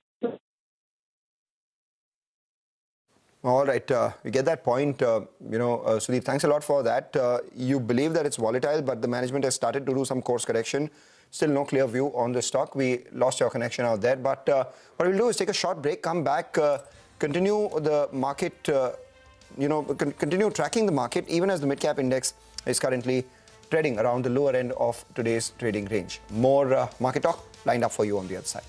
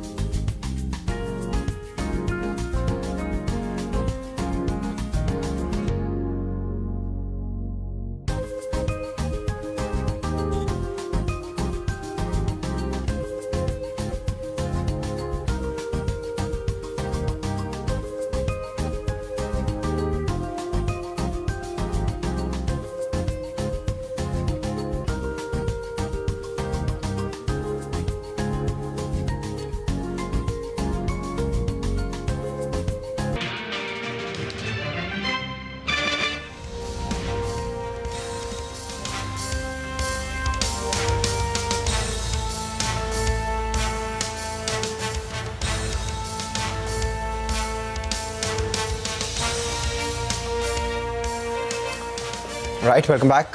It's just 3 minutes to close.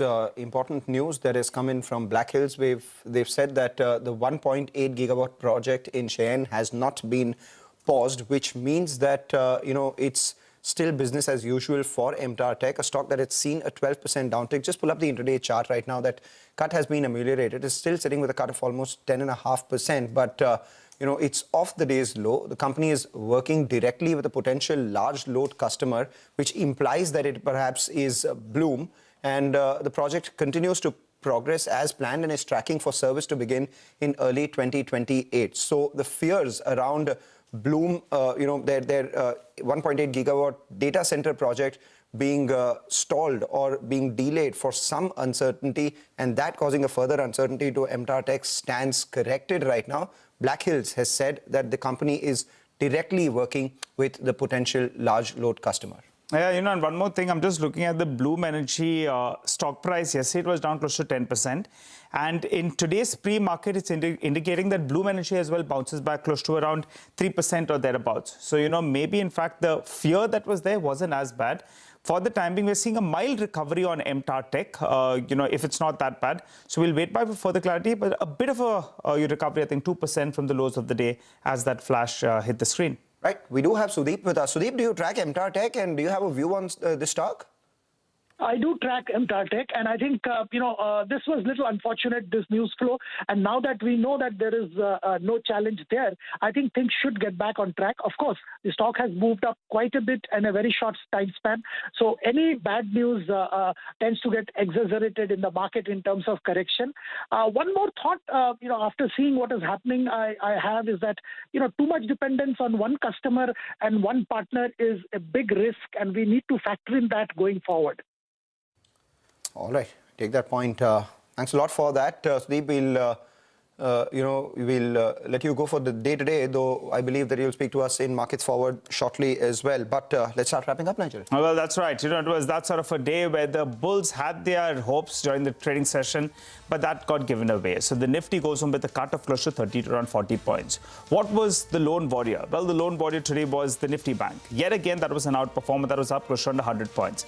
But its partner is not giving any help. That's the IT index. That continues to see selling pressure. And that's the reason why the markets are not able to get up and going. But make no mistake about it, from the broader markets, there are stocks that are doing well. Aegis Logistics, you had an upgrade that came in from JM Financial. The stock in 2 sessions is up 20%. EPAC Prefab, well, the management is guiding for a solid 30% growth with margins at around 10.5%. So that one as well is up. Z was up in today's trading session, was up close to around 8.5%. Fundraising plans in a bit of a tizzy. We'll have to see how that works. But FIFA World Cup starts. Let's see what the interest levels are out there. For the time being, the stock was up. Unicommerce doing a nice global tie-up out there. So that's why that stock was up 5%. While Tejas Networks waiting by for that order win that Nimesh was talking about as well. So that stock, in fact, went home with some gains in trade today. On the flip side, you had Ola Electric that came in for profit taking. That was down 4%. Apollo Microsystems, that was down close to around 4%. You had Bharat Coking Coal was down close to around 3.5%.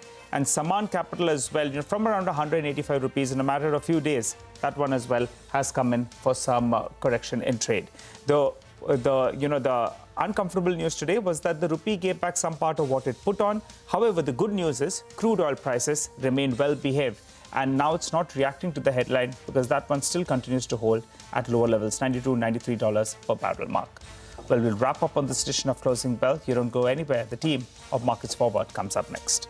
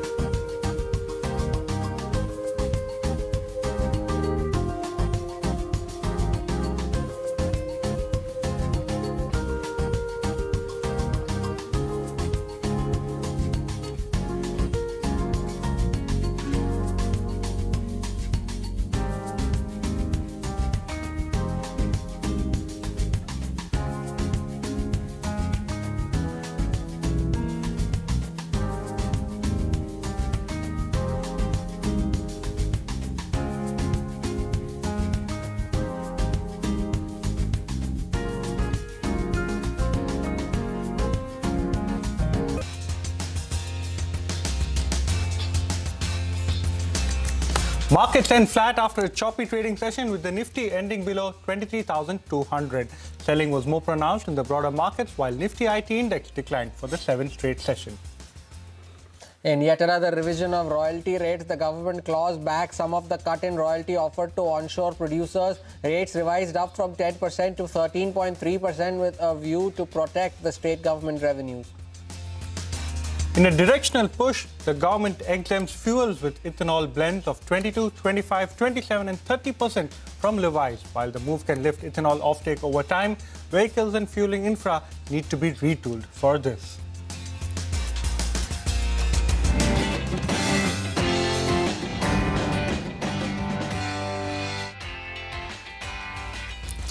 You're with us here on Markets Forward, your go-to show where we tell you everything about the trading day and also share some key data points to gear up for the next trading day. I'm Hormas Fatakia. With me today is Vivek Iyer. Vivek, good afternoon.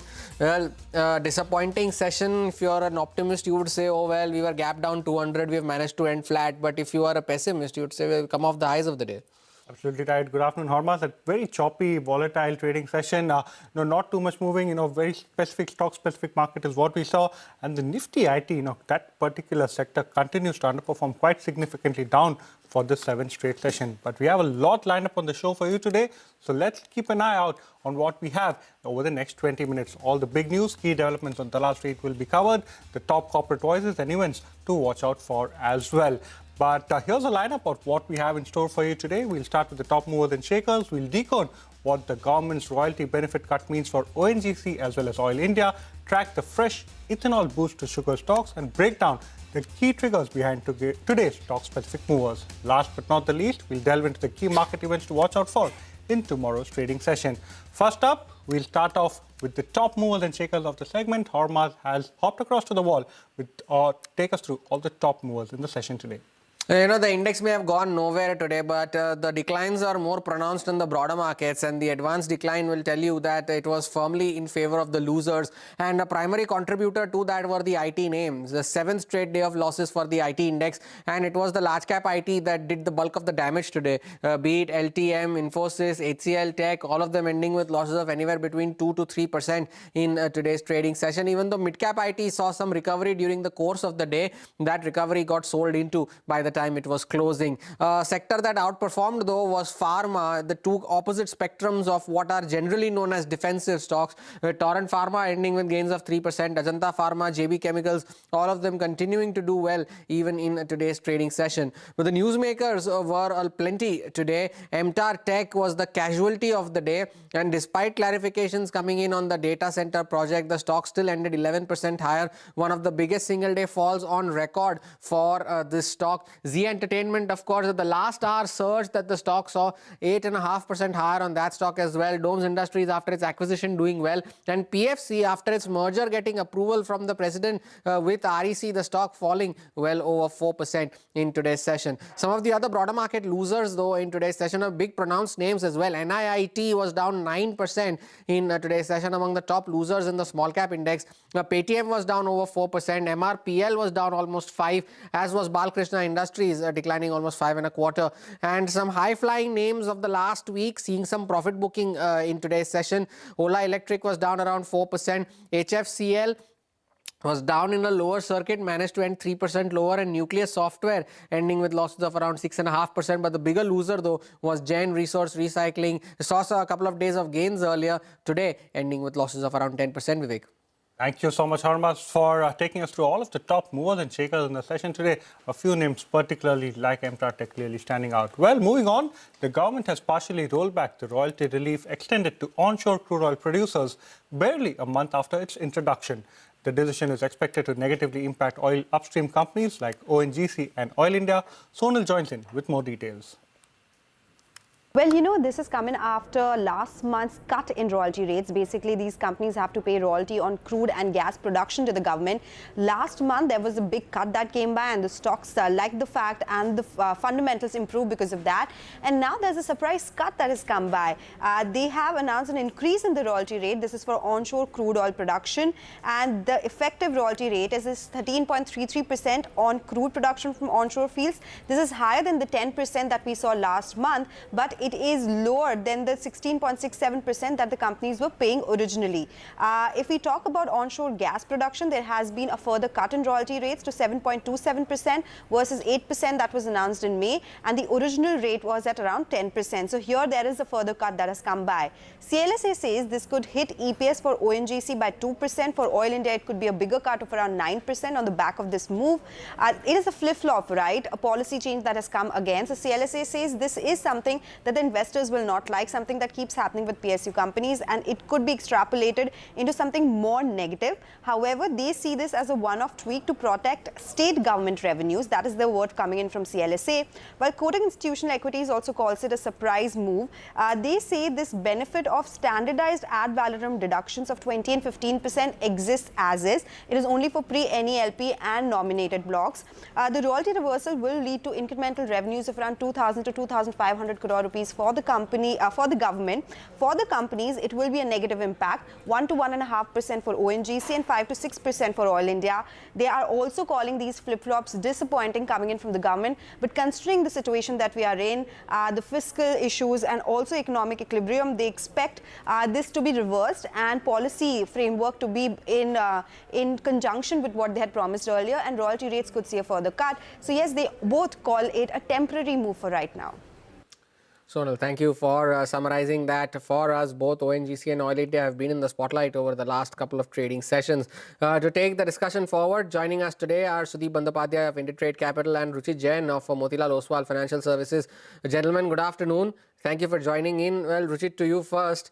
Now, there was a brief glimmer of hope that we will manage to get past 23,500 considering what the Nifty Bank had done on Tuesday. But, well, we are back in this one step forward, two step back zone as every recovery getting sold into. What's your call on the index now? Yeah, very good afternoon, Hormas. Very good afternoon to everyone. Well, I think we are into just a time-wise corrective or a consolidation phase as far as the index is concerned. This entire week, last 4 trading sessions, we have not seen any directional move on the Nifty index. One day positive, one day negative, but it has largely stayed within the range. If you look at the options data, then 23,000 put option has the highest open interest, which indicates support over there. But on the higher side, 23,300 and 23,500, these are the strikes where call writing has been seen. So clearly indication that for next we are 1 or 2 trading sessions, option writers are not expecting any kind of directional move on the index. Some relative strength has been seen in the banking index, but the broader markets today, last couple of days, has not done well. In fact, the Nifty Midcap 100 index has ended below its 50-day EMA after some days. So, signs are that we are into some time-wise correction phase. Markets may be waiting for some trigger for a directional move, but 23,000, 23,500, I think we would see some more consolidation within this range. Well, thank you so much, Ruchit, for views as far as the Nifty is concerned. But Sudeep, bringing you into the conversation as well. Well, are you a little bit worried as far as the IT pack is concerned? We've seen time-wise correction. We've seen significant valuation correction. Do you feel it is now time to do a little bit of bottom fishing, or will you stay away from the entire IT pack? Well, I will prefer to stay away. Look, the AI revolution is real, and we are just seeing the beginning of them. It's still a long way to run. We can talk about valuation of AI companies, whether it's bubble or not, but AI is not a bubble, and that's here to stay.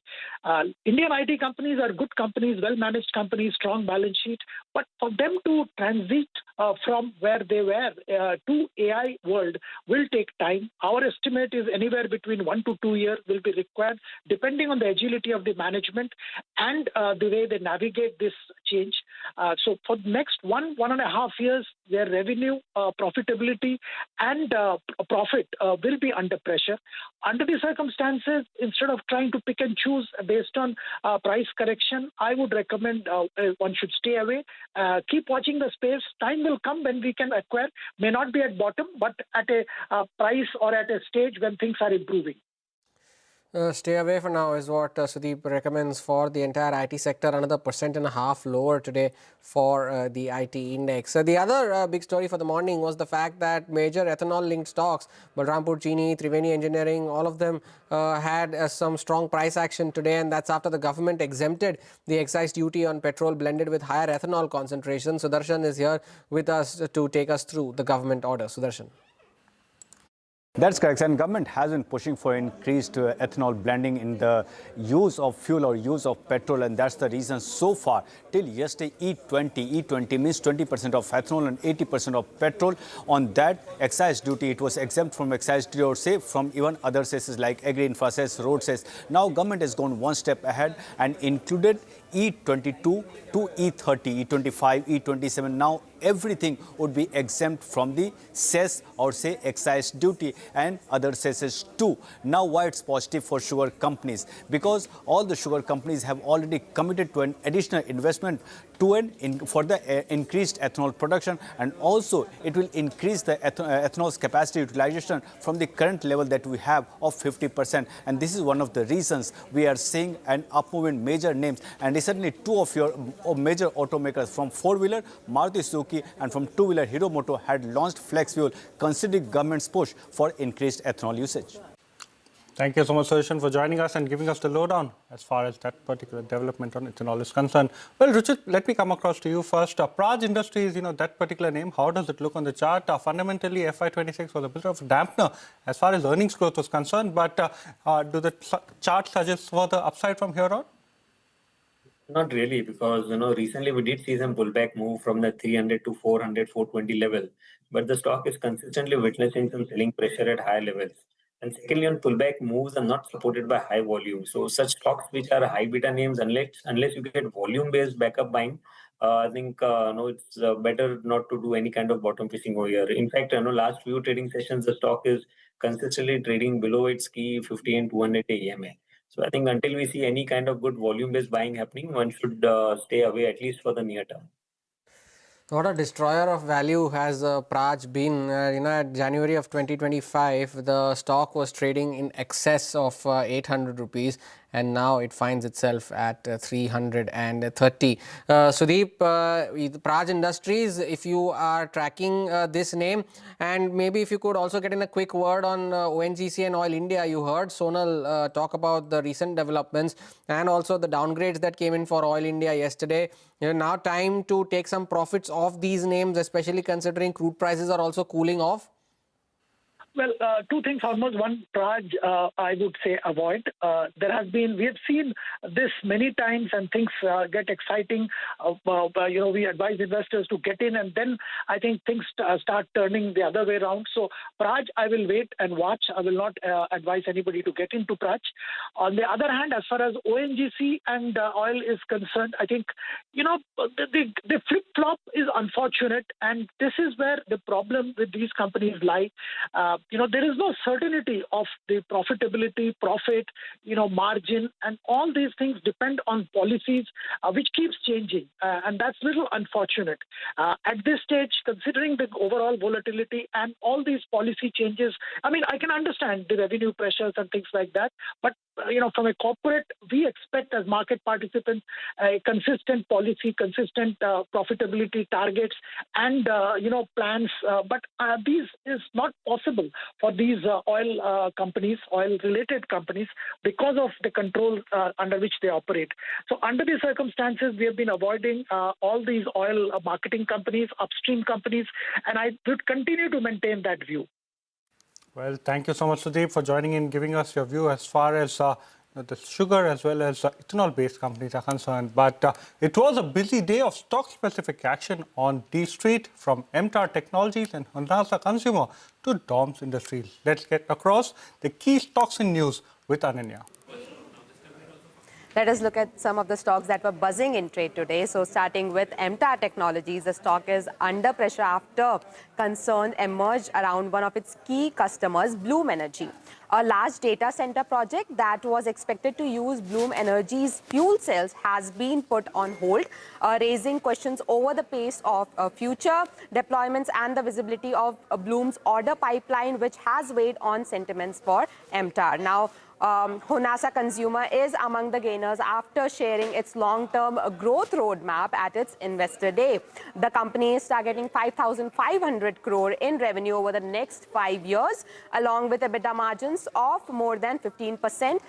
Jefferies has maintained its buy rating with a target price of 565. DOMS Industries is also surging after signing an agreement to acquire Renault's business assets for $3.7 million. The acquisition is expected to strengthen its presence in writing instruments and school supplies. Z Entertainment was also in focus after its board-approved fundraising of at least 2,300 crore. And finally, Misho was in focus after block deals worth approximately 1,000 crore involving nearly 6 crore shares were executed in the company. So these were the stocks that were buzzing in trade today. Ananya, thank you for summarizing all of those names for us. Ruchit, you know, the one name that comes to mind amongst all of these is Z Entertainment, and the stock at around 80 rupees recently is now gone up to 110, 115.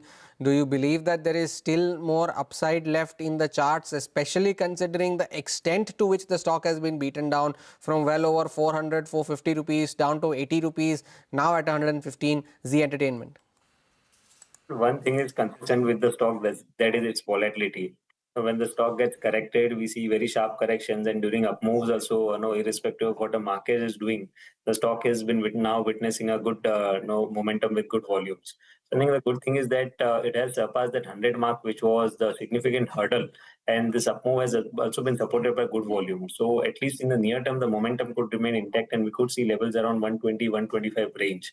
So for existing long positions who are there, definitely they can continue to hold on for target towards 120, 125. Fresh buying, I would say, can be done, but it would come with a bit of higher risk. So definitely one has to manage the risk properly. Well, thank you so much, Ruchit, as well as Sudeep, for joining us and giving us your view as far as the markets as well as individual stock-specific calls are concerned. With that, it's time for a quick break. On the other side, we'll bring you the latest on quick commerce battle along with the key market events to watch out for.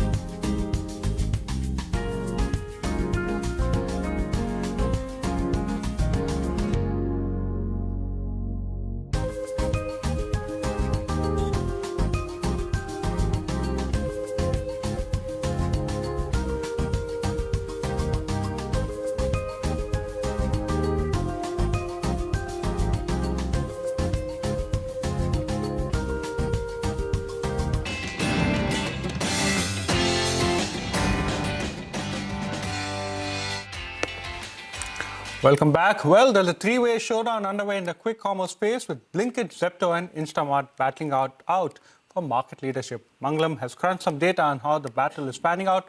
Mangalam, take it away.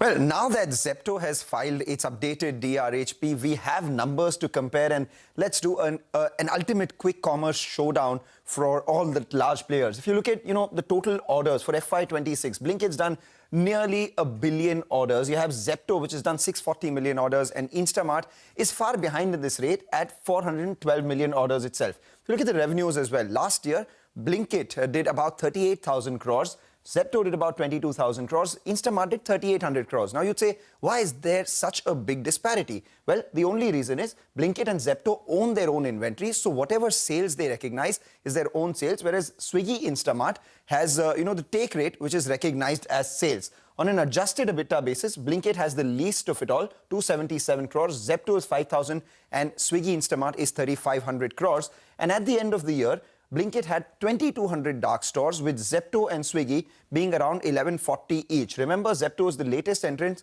plus the fastest growing when it comes to store addition. Now, in a business which grows as fast, the important part is to look at the last quarter as against the last full year, and that tells you a bigger story. Net order value for the fourth quarter for Blinkit was closer to 15,000 crores, and that for Zepto and Swiggy were 8,000 and 6,000 crores. So Swiggy here as well is lower than the other peers. But total order values, and if you look at the average order value as well, in all of that, Blinkit has a clear lead. The important part, the fourth quarter, Blinkit actually turned positive on the EBITDA. So they have 37 crore of EBITDA positivity. Now, if you look at the cash war as well, that's what determines how competition pans out. Swiggy has close to 16,000 crores. This after selling their stake in Rapido and raising funds via QIP. Eternal has close to around 18,000 crores. And Zepto has 5,700 crores. But remember, they are looking for 8,000 crores coming in from the IPO as well. So once the Zepto IPO comes through, all these will have similar cash positions. Now, where does Blinkit lead? Leads in the number of orders, almost 1 billion orders processed, which is basically almost as much as Zepto and Instamart put together. Where does Swiggy lead? They lead in the average order value. So Swiggy's average order value of close to around 700 rupees is the highest as compared to others, and they've done that by actually staying away from non-grocery products and going into higher margin electronics. Where does Zepto lead? Zepto leads the way in when it comes to the number of orders per store, 1677 orders per store. So they have execution supremacy out here in the industry. Volume stands with Blinkit, value starts with Swiggy, and execution with Zepto. Blinkit is the only company with positive adjusted EBITDA, whereas Zepto and Swiggy, both of them have losses per order, which still remain elevated. What is it that the incumbents are saying? Well, Swiggy has targeted Instamart breaking even in the quarter that we're currently in. So let's see where that goes. They have a business target of growing to over 1 lakh crore in net order value with margins between 4 to 5%. And what does Blinkit say from here on? They see the net order value CAGR growing at over 60% for the next 3 years, which is higher than everyone else in the industry. And remember, these guys are scale players. They're more confident of getting to their 5 to 6% margin mark now than ever before. So it is a three-way ultimate showdown with Zepto actually being the latest entrant when it comes to data. But then again, remember, these are the three players. We still don't know what Amazon, Flipkart and the others have up their sleeve. So as of now, this is what we have in terms of quick commerce. The scenario of the entire quick commerce space broken down by Mangalam. Thank you very much for that one. And before we end the show, here are some key market events to watch out for going into the final trading day of the week. Ananya is here with all of those updates. Ananya. So let me first start with the global events. So on the global front, attention will be centered on the US Michigan inflation expectations data, a closely watched indicator that could shape expectations around the Federal Reserve's next policy moves. Now, markets will also monitor US consumer sentiment data, while in Europe, the focus will be on UK GDP figures and other economic indicators for clues on the strength of the region's economy. Now, the much-awaited SpaceX IPO launch will also remain on investors' radar. Back home, the biggest event to watch will be India's CPI inflation data. The previous reading stood at 3.48%, comfortably below the RBI's 4% target, and the latest print will be crucial in determining the outlook for interest rates and liquidity conditions. Now, in the corporate space, Tata Sons board meeting will be in focus for key business updates, while Ather Energy's board is scheduled to consider fundraising proposals. These will be the key events to watch going forward. Well, thank you so much, Ananya. It's going to be an action-packed day tomorrow, as you've highlighted the key events to watch out for. With that, it's a wrap on this edition of Market Forward. We will be back with more news and updates on the other side.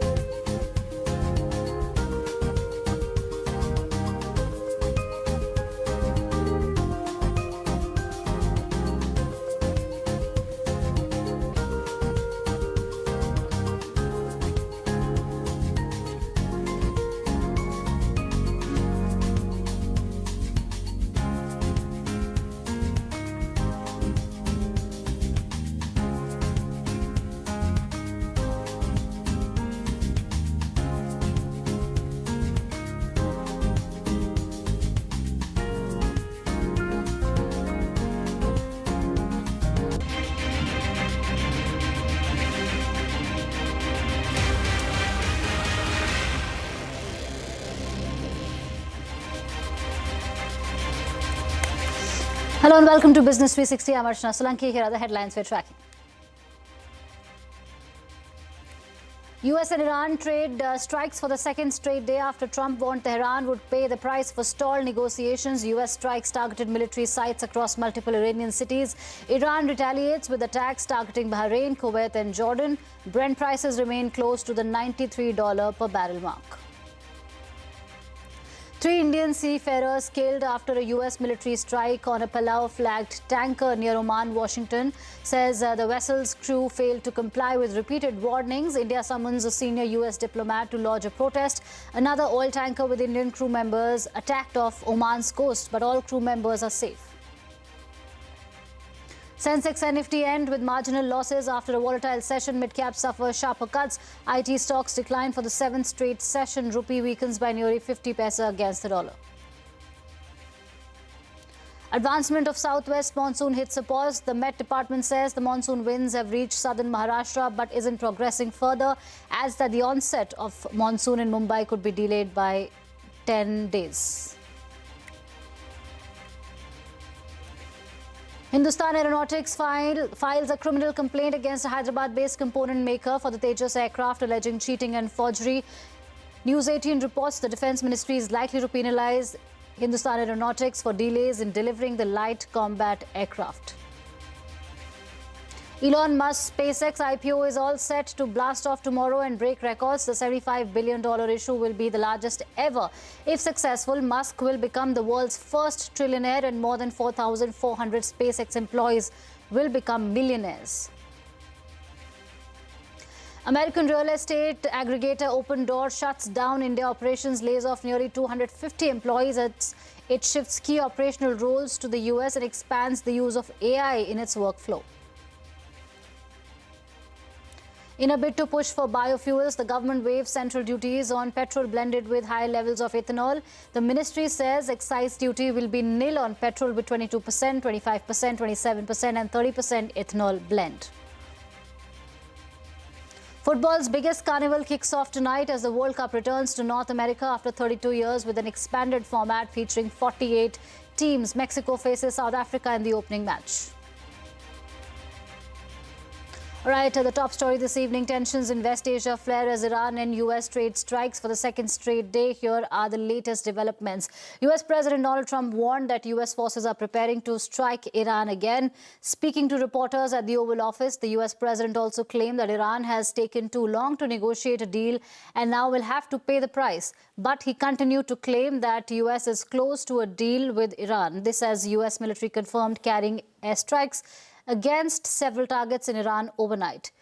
US forces called the attacks additional self-defense, which targeted Iranian military surveillance. According to the US military statement, the Iranian targets posed a threat to US forces and international commercial ships transiting regional waters. Iranian media also confirmed that several port cities like Bandar Abbas and the Qasem Island were attacked. Meanwhile, Tehran continued its attacks on the Gulf countries. Iran said it launched strikes on Kuwait and Bahrain and hit 18 US military targets in the region.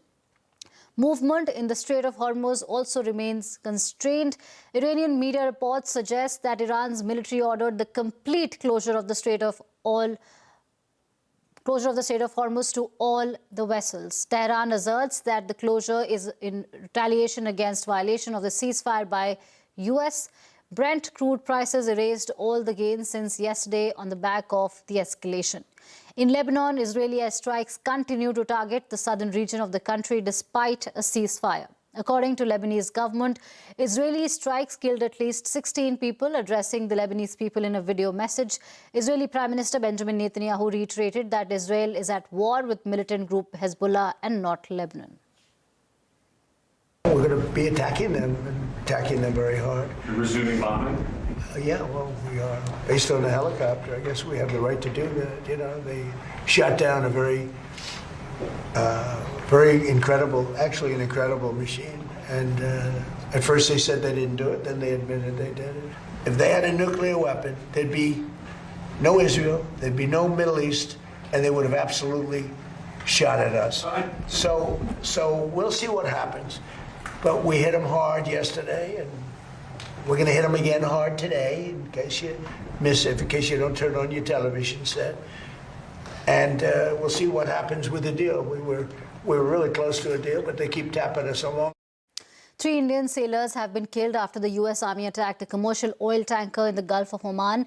India's Ministry of External Affairs has strongly condemned this attack. Reports suggest India summoned the US Embassy's Deputy Chief of Mission Jason Meeks to lodge a strong protest. Over the last 3 days, 3 commercial ships with Indian sailors on board have come under attack from the US. Nearly 2,000 commercial vessels with an estimated 23,000 Indian seafarers are currently stranded near the Strait of Hormuz as the war rages on.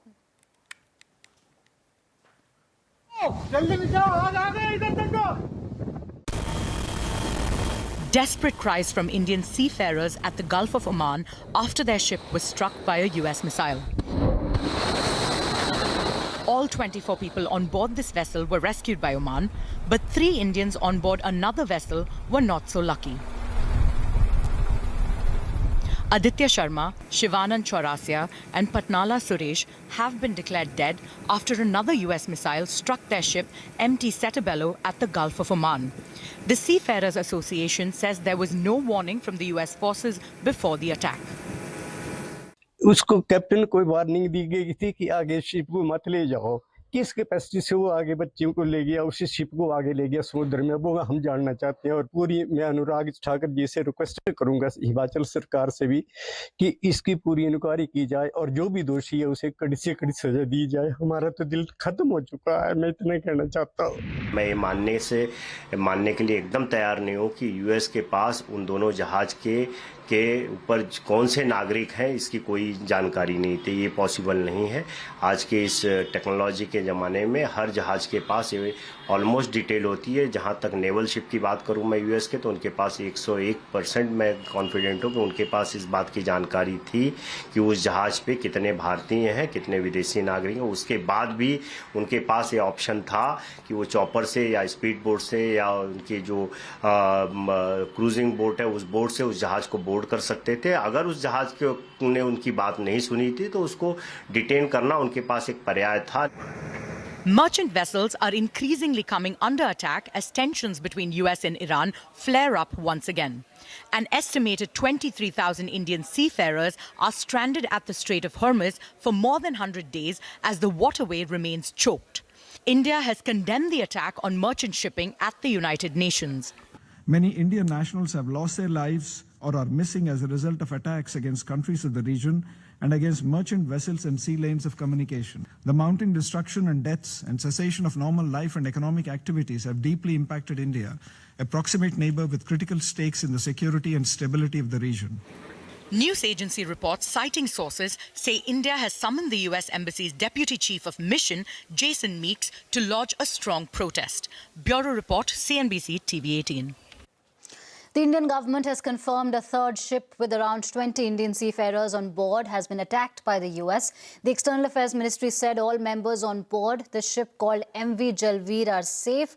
Abhimanyu Sharma is here with the details. Abhimanyu, please take us through the timeline of the ships that were attacked and how the Indian government has responded.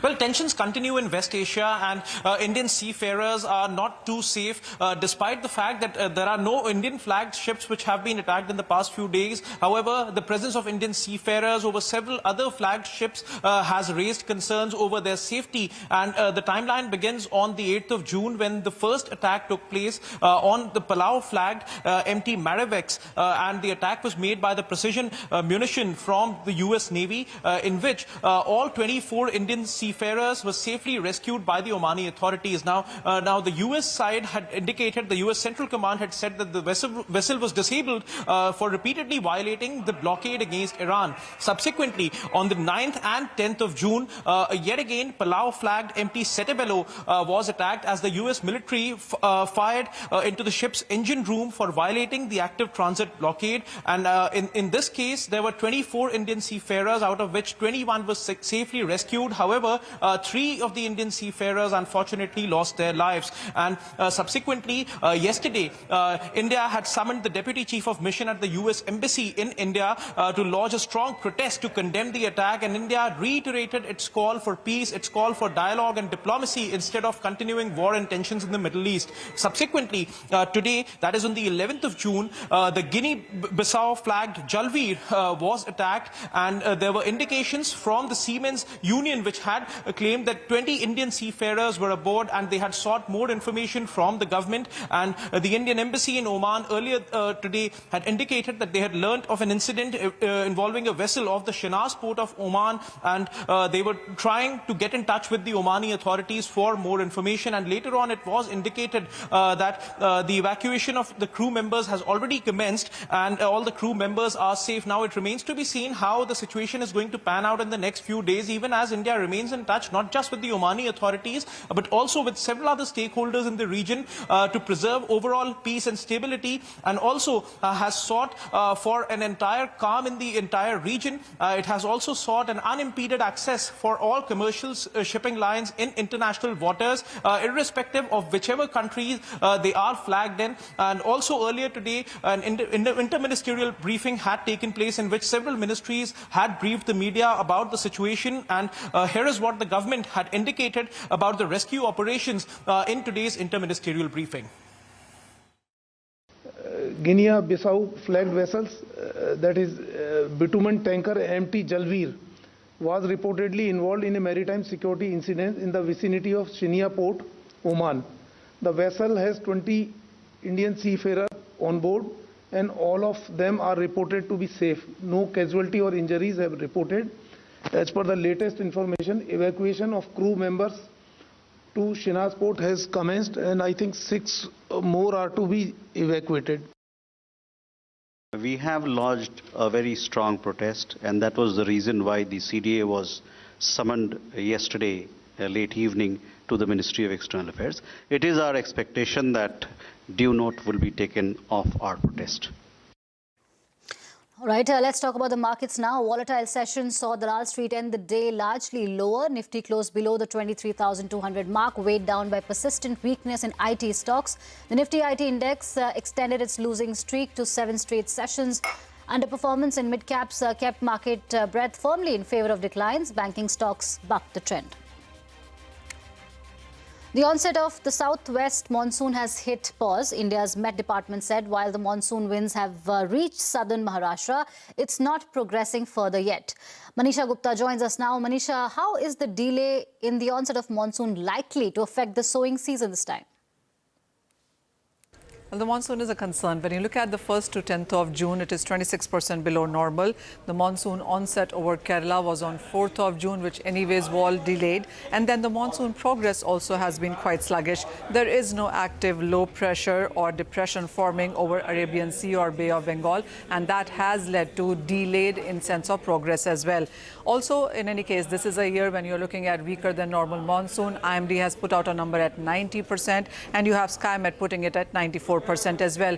For the month of June as well, IMD believes that the monsoon is going to be at 92% of a rainfall, which is below normal. And for the month of July is what they'll tell us in the end of June on how July looks like. But June is important, remember, because this is the time the soil starts to get moisture and then the farmers start sowing. But that is not happening right now. Also, while the agri-fed farmers are waiting for monsoon, the irrigation side of it also is slightly on the weaker side because of the water concerns in various reservoirs. So when you look at the total live water storage across India at 166 reservoirs, it is at 54 BCM, which is 29.8% of total capacity. Central India is holding 36% of total live capacity. Maharashtra lower at around 25.5% and Mumbai especially just about at 13.5%. There is a lot of advisories that AgriMet has put out in sense of sowing and for farmers as well. One, they very categorically said not to plant based on isolated pre-monsoon showers. There also are advisories suggesting to ensure soil moisture stability there. And to the farmers, we do understand that various states are giving out drought-resistant and short-duration seed varieties. Apart from that, the farmers should wait for adequate soil moisture before they sow. So this is going to be a slightly delayed sowing as well. At this point in time, it is 6% lower than what we saw in the previous year, but these are concerning numbers. Right, these are concerning numbers. Thank you, Manisha, for that. Moving on, Hindustan Aeronautics has filed a complaint against Hyderabad-based Tech Aero Devices, a supplier of spare parts. Reports say that the defense manufacturer has alleged that the supplier submitted forged test reports when they provided components for the light combat aircraft fighter jet program. Separately, the Defence Ministry is looking to impose penalties on HAL over continued delays in the delivery of the Tejas aircraft. Shivani Bajaj joins us now with more. Shivani, what do these developments mean for the company? Well, yes, India's indigenous fighter jet program is facing fresh turbulence, and from two fronts at once. Hindustan Aeronautics Limited, or HAL, has now filed a criminal complaint against the Hyderabad-based aerospace supplier, alleging cheating, forgery and criminal conspiracy linked to components supplied for the Tejas Mk1A fighter jet aircraft. According to HAL, an internal audit uncovered 199 alleged forged test reports linked to 172 components meant for the Tejas Mk1A program. These reportedly covered critical quality parameters including tensile strength, hardness, brake load, non-destructive testing and microstructure analysis as well, all key to the aircraft safety and performance. HAL alleges that Hyderabad-based Tech Aero Devices submitted forged reports between February and September of 2023 and has named both the company as well as its CEO in its complaint. But this controversy comes at a time when HAL itself is under pressure. News 18 has reported that the Ministry of Defence is considering penalties actually against HAL itself over continued delays in Tejas Mk1A deliveries. The issue was reviewed again this week by in a meeting chaired by the Defence Minister Rajnath Singh amid growing concerns over delays in one of India's most important indigenous defence programs. Now, the key question now is that did any of the alleged compromised components that HAL has filed an FIR against make their way into the Tejas supply chain? And could this latest controversy further complicate already delayed fighter jet program? We'll have to wait for the investigation to take place. Back to you. All right, thank you, Shivani, for that. Moving on, OpenDoor has exited India, laying off nearly 250 employees. The US-based PropTech firm has reorganized its operations as it increases the use of AI across its business and streamlines key workflows. Arundhati Ramanan joins us with the details. Arundhati, what does this move tell us about the changing role of AI in workforce? Absolutely, that's right. US real estate technology company OpenDoor has shut down its India operations. Around 250 employees have been laid off as part of an AI-driven restructuring. In a social media post, Chief Executive Officer Kaz Nejatian said the company had spent years building a large team in India to handle manual workflows across fragmented systems. But with those systems now unified, OpenDoor has moved to smaller AI-native teams based closer to its US customers. Affected employees will receive severance and transition support, while a small group will remain temporarily to complete the migration of key work streams. Now, OpenDoor is backed by prominent investors, including Sam Altman, Khosla Ventures, General Atlantic, Andreessen Horowitz, and SoftBank's Vision Fund. The move comes as AI's impact on the job market becomes increasingly visible. Data from Challenger Gray and Christmas shows AI-related job cuts this year have already exceeded the total for 2024 and 2025 combined. The share of layoffs linked to AI has jumped from 7% in January to nearly 40% in May. Closer home, Tata Sons chairman N. Chandrasekaran recently said TCS will not be hiring the same number of people as it did before. Top AI CEOs like Sam Altman, Dario Amodei have warned of large-scale job cuts, but they appear to be tempering that opinion ahead of potential listings on Wall Street. The trend is hard to ignore. Amazon has cut 16,000 jobs, Oracle has cut 30,000 jobs, and Meta has cut 8,000 jobs as they pour billions into AI. Thank you, Arundhati, for that update. Moving on, Oracle's quarterly performance beat expectations in the fourth quarter. The cloud platform also raising its profit forecast for the year. However, the stock fell as the company announced plans to raise more money to finance its AI build-out. The rise of backlog of its AI contracts to a record $638 billion also concerned investors. Elon Musk's SpaceX IPO is all set to blast off tomorrow and break records. The $75 billion issue will be the largest ever. If successful, Musk will become the world's first trillionaire, and more than 4,400 SpaceX employees will become millionaires. And on that note, we'll take a short break. Coming up next, in a bid to push for biofuels, the government waives central duties on petrol blended with higher levels of ethanol. More details in a bit.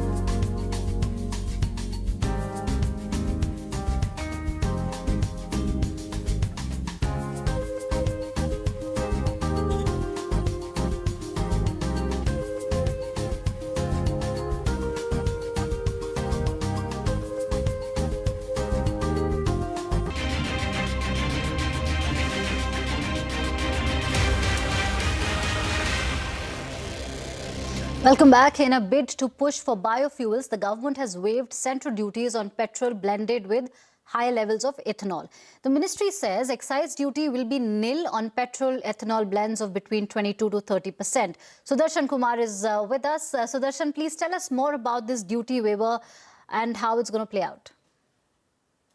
That's correct. And government has been pushing for increased ethanol blending in the use of fuel or use of petrol. And that's the reason so far, till yesterday, E20 means 20% of ethanol and 80% of petrol.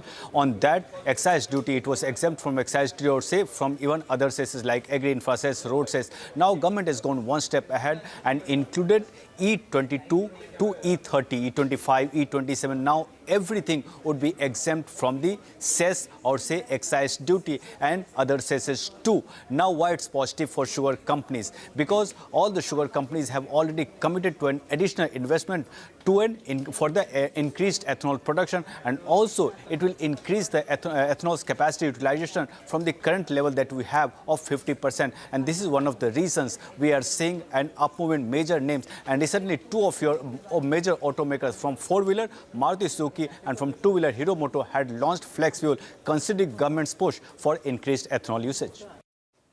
Right, thank you, Sudarshan, for that. Moving on to the US now, where inflation in the country has hit the highest level in 3 years.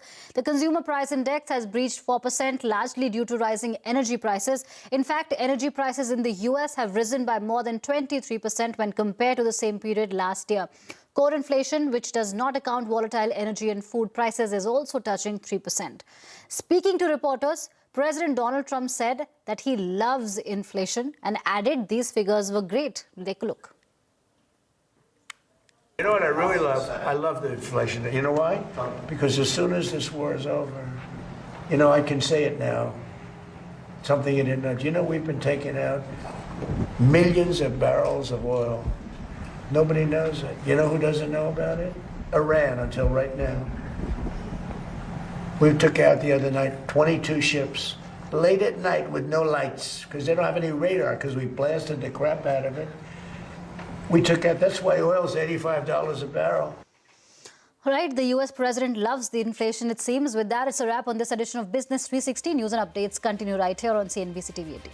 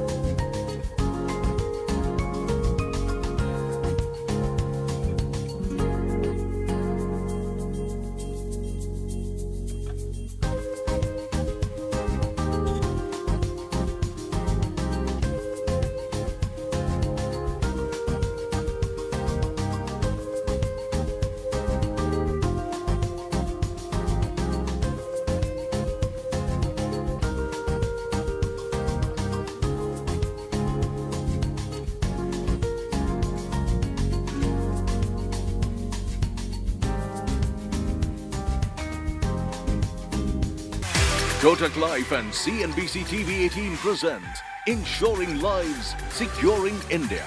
Insurance for all.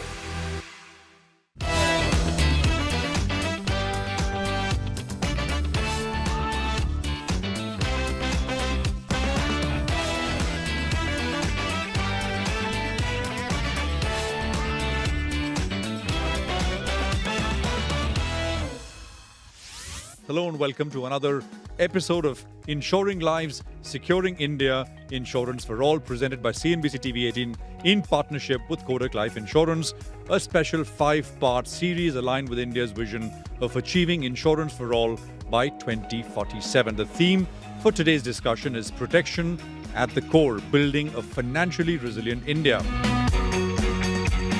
Something like a lip, right? So that will make a big difference to how people will think about insurance. But if you encourage people to save for insurance, bit by bit, month by month, slowly, that will make a big impact. It's important to ensure both the family of the customer and the lender's responsibility towards being a custodian of public trust are balanced and taken care of. And in that regard, Credit Protect, Credit Life becomes a very critical enabler in making that happen. This is your HLV. What does HLV means? Human life value. In a very, very basic format, it is like 10x of what your income is. Today, India is moving ahead with a new sense of confidence. Millions of Indians are building more homes, businesses, careers, wealth, and a better future for their families. But as India builds, protection must become a critical foundation, because true financial resilience is not only about what families create, save, or invest, but also about how well they can protect the future and legacy they are building. While insurance penetration is improving, an important question remains: are Indian families adequately protected against life's uncertainties? Hello and welcome to another episode of Insuring Lives, Securing India, Insurance for All, presented by CNBC TV 18 in partnership with Kotak Life Insurance, a special 5-part series aligned with India's vision of achieving insurance for all by 2047. The theme for today's discussion is protection at the core, building a financially resilient India. Joining us today is an esteemed panel of experts and stalwarts from the BFSI industry. Mr. Ajay Kanwal is MD and CEO, Jana Small Finance Bank. Rajiv C. Lochan is MD and CEO at Sundaram Finance. And Pranav Mishra is President, Chief Distribution Officer at Kotak Mahindra Bank. Gentlemen, great to have all three of you with us, Ajay, Rajiv, and Pranav. Appreciate your time here. Ajay, let me start by asking you, and sort of, to kick this conversation off, insurance still in this country is, I presume, bought as a sort of, savings and investment kind of product. As I just said, I mean, the need is for protection to be front and center. So how do we make that shift without sort of, causing disruption, and just sort of, how do we make it seamless? Insurance always has been viewed as something which you use for savings or investments and less for protection by itself. And I guess that's got the history of how it has been sold in the past. If you just compare it to something like a mutual fund SIP, I think that's really caught everybody's imagination in terms of it being very regular, being very small. So I think just simply put, if one would figure out something like a LIP, right? So that will make a big difference to how people will think about insurance, because otherwise insurance is seen as bulky, it's seen as a one-time payment. You're not sure you need it. But if you encourage people to save for insurance, bit by bit, month by month, slowly, that will make a big impact. See, insurance is a tougher job, because think of you as a youngster, you get out of school, college, get onto your first job, you want to make money, you want to invest in the markets. You really don't have a family to worry about or some big liability where you're anxious about. So it is very normal to start with investments, but then how do you switch the investment to more protection? I think that's the harder yard, which I think usual answers around make sure it's as easy as, maybe we need a LIP as strong as SIP in terms of marketing. Very digitized, so it's easy to really get through, and with our stack of digital, very much possible.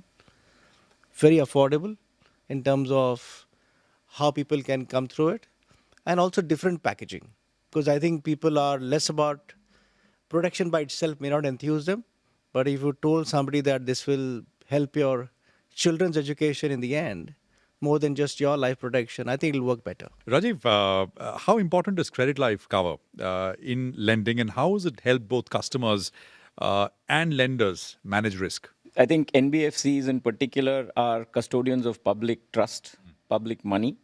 And so as we lend out to customers both for livelihood generation or for consumption requirements, and the public's willingness to borrow and spend increases, it's important to ensure both the family of the customer and the lender's responsibility towards being a custodian of public trust are balanced and taken care of.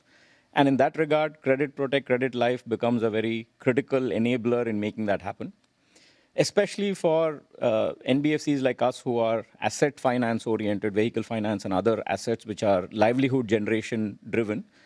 The primary borrower is also, in many cases, if not most cases, the sole breadwinner of the family.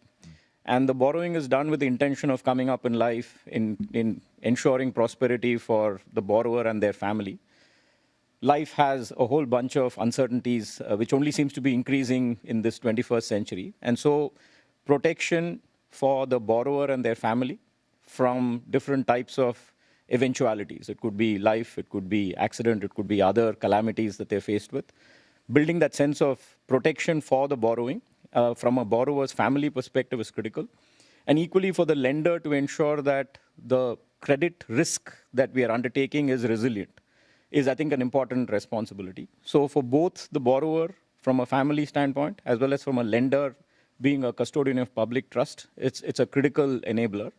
And I think we have some distance to go in ensuring that Credit Life is seen as a way to intermediate and build resilience in credit risk, as opposed to simply being a chase of fee income that many of the lenders seem to be pursuing now. I think we do need to get that fundamental mindset shift to happen across the broader financial services landscape. Pranav, as India moves from savers to investors, and we've seen a huge amount of retailization of markets in that sense, how is the bank sort of educating customers that some of this aggressive investing is kind of underpinned by adequate protection, adequate insurance? So one of the things why savers are becoming investors is the primary question one should first of all address, and then can be. So very clearly, I think India is seeing a very big transition from a needs and wants towards aspiration and desires to be fulfilled by the young India. And that is where, there's what I'll say is a extreme level of interest towards investing into markets and others. What it does is your capital gets into a market-linked products. You get into a lot amount of instruments which are there. Having said that, if you look at as consumers in India are driving their aspirations to be met, they are buying into products like when you take an air ticket, there is a travel insurance which is coming as primary. Similarly, in terms of a wealth creation or making yourself rich, what happens in terms of your stock taking as far as your assets are concerned, as far as your liability of your children is concerned? If you are able to talk to them, and especially to the aspiring India, they're very keen in terms of understanding, what I leave behind because I'm creating more riskier assets, the liabilities which are there against my name, which is maybe my child's education, which is maybe I've taken a house, which Rajiv was alluding on. And that is where the protection is getting driven. Having said that, lot needs to be done by the entire ecosystem which is educating. So be it from a regulator perspective, be it from the parent life insurance companies, and similarly from the banks, a communication with respect to how adequately you are fulfilling your liability in case if you are not there. Ajay, are we solving for penetration, which is more policies, or density, which is enough cover? We had the IDI chairman on the first panel, and he said, well, he would define penetration and coverage as getting to people who are new to insurance in that sense. I mean, just wanted your thoughts there.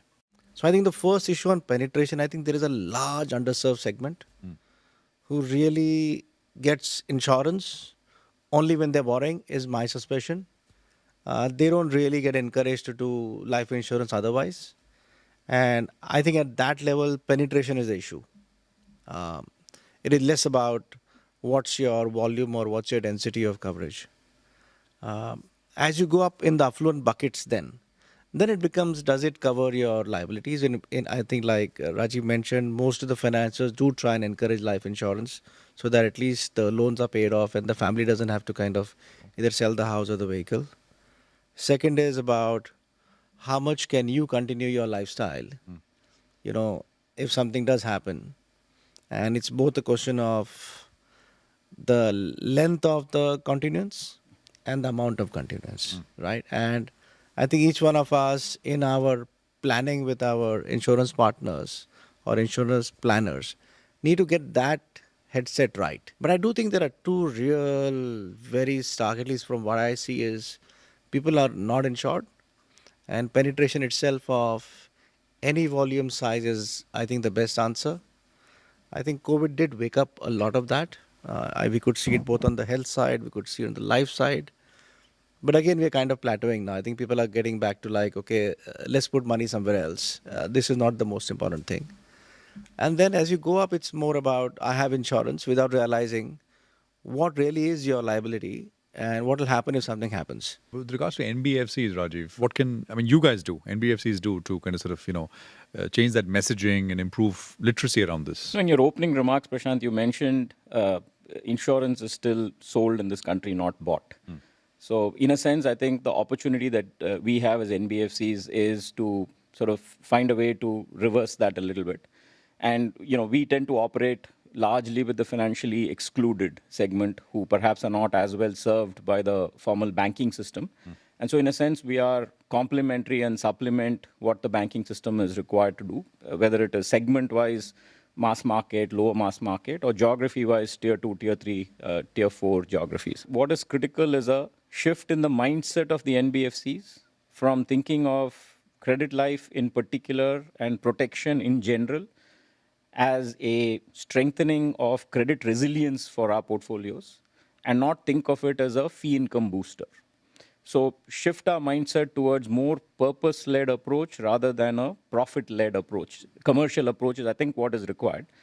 And to get customers to, particularly our segment of customers, to want to buy as opposed to being sold, I think 4 factors need to fall in line. And it all sums up to one word I would call trust. And to me, trust has 4 components. One of credibility, which is explaining to the customer what it is that they are buying, why it's helpful and beneficial, and what are transparently the terms and conditions associated with that product that they're buying. Second is reliability. Whether it is at the onboarding stage of the customer, keep it as frictionless as possible, or God forbid, when there is a claim that needs to be satisfied, that is at a moment of difficulty, it's a moment of truth, ensuring that we are reliable supporters to the customer. Third is intimacy, which is our connect with the customer at an emotional level and being able to have that conversation with the customer and their family in a transparent way as to why we are doing this, that it is actually for eventualities which are vulnerability inducing for the family, and therefore this is a way to protect themselves. And fourth, I think we need to show lack of self-orientation, a sense of selflessness, because if we are not transparent with the terms and conditions, if we're not transparent about what the benefits the customer accrues and actually walk the talk, customers very quickly figure out that, look, this is a product you're bundling in, you're taking this much money from me to juice your profits.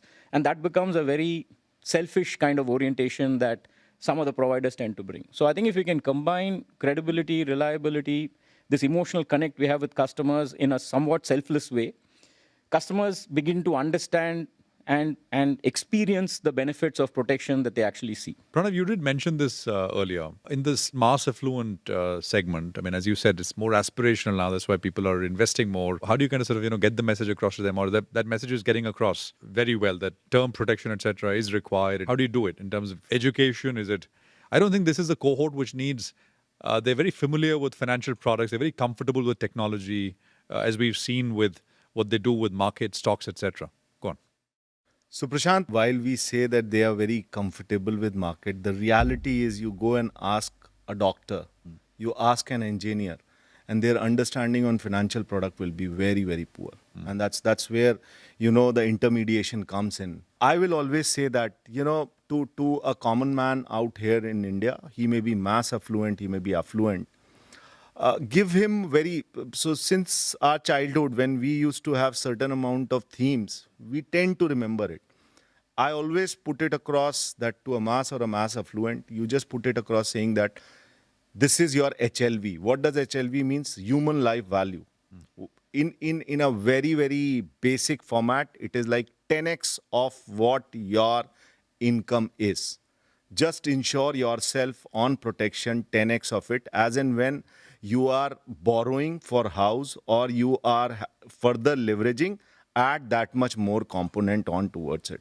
But a basic thumb rule, give it to all, talk to everyone about human life value, which is nothing but 10x of your income. That should be your protection. That is the should be messaging your that you... protection cover at any given point of time. Now you can further, if the person is very, very evolved, and then you can go sit with him, do a financial planning saying that this is your discretionary spend, this is your non-discretionary spend. Discretionary spends, no negotiation, cover that completely and add inflation onto it.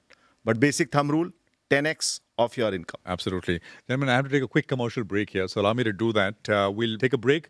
When we return, we continue this insightful discussion on how banks and NBFCs can work together to deepen life insurance penetration and build a more financially resilient India. Stay with us.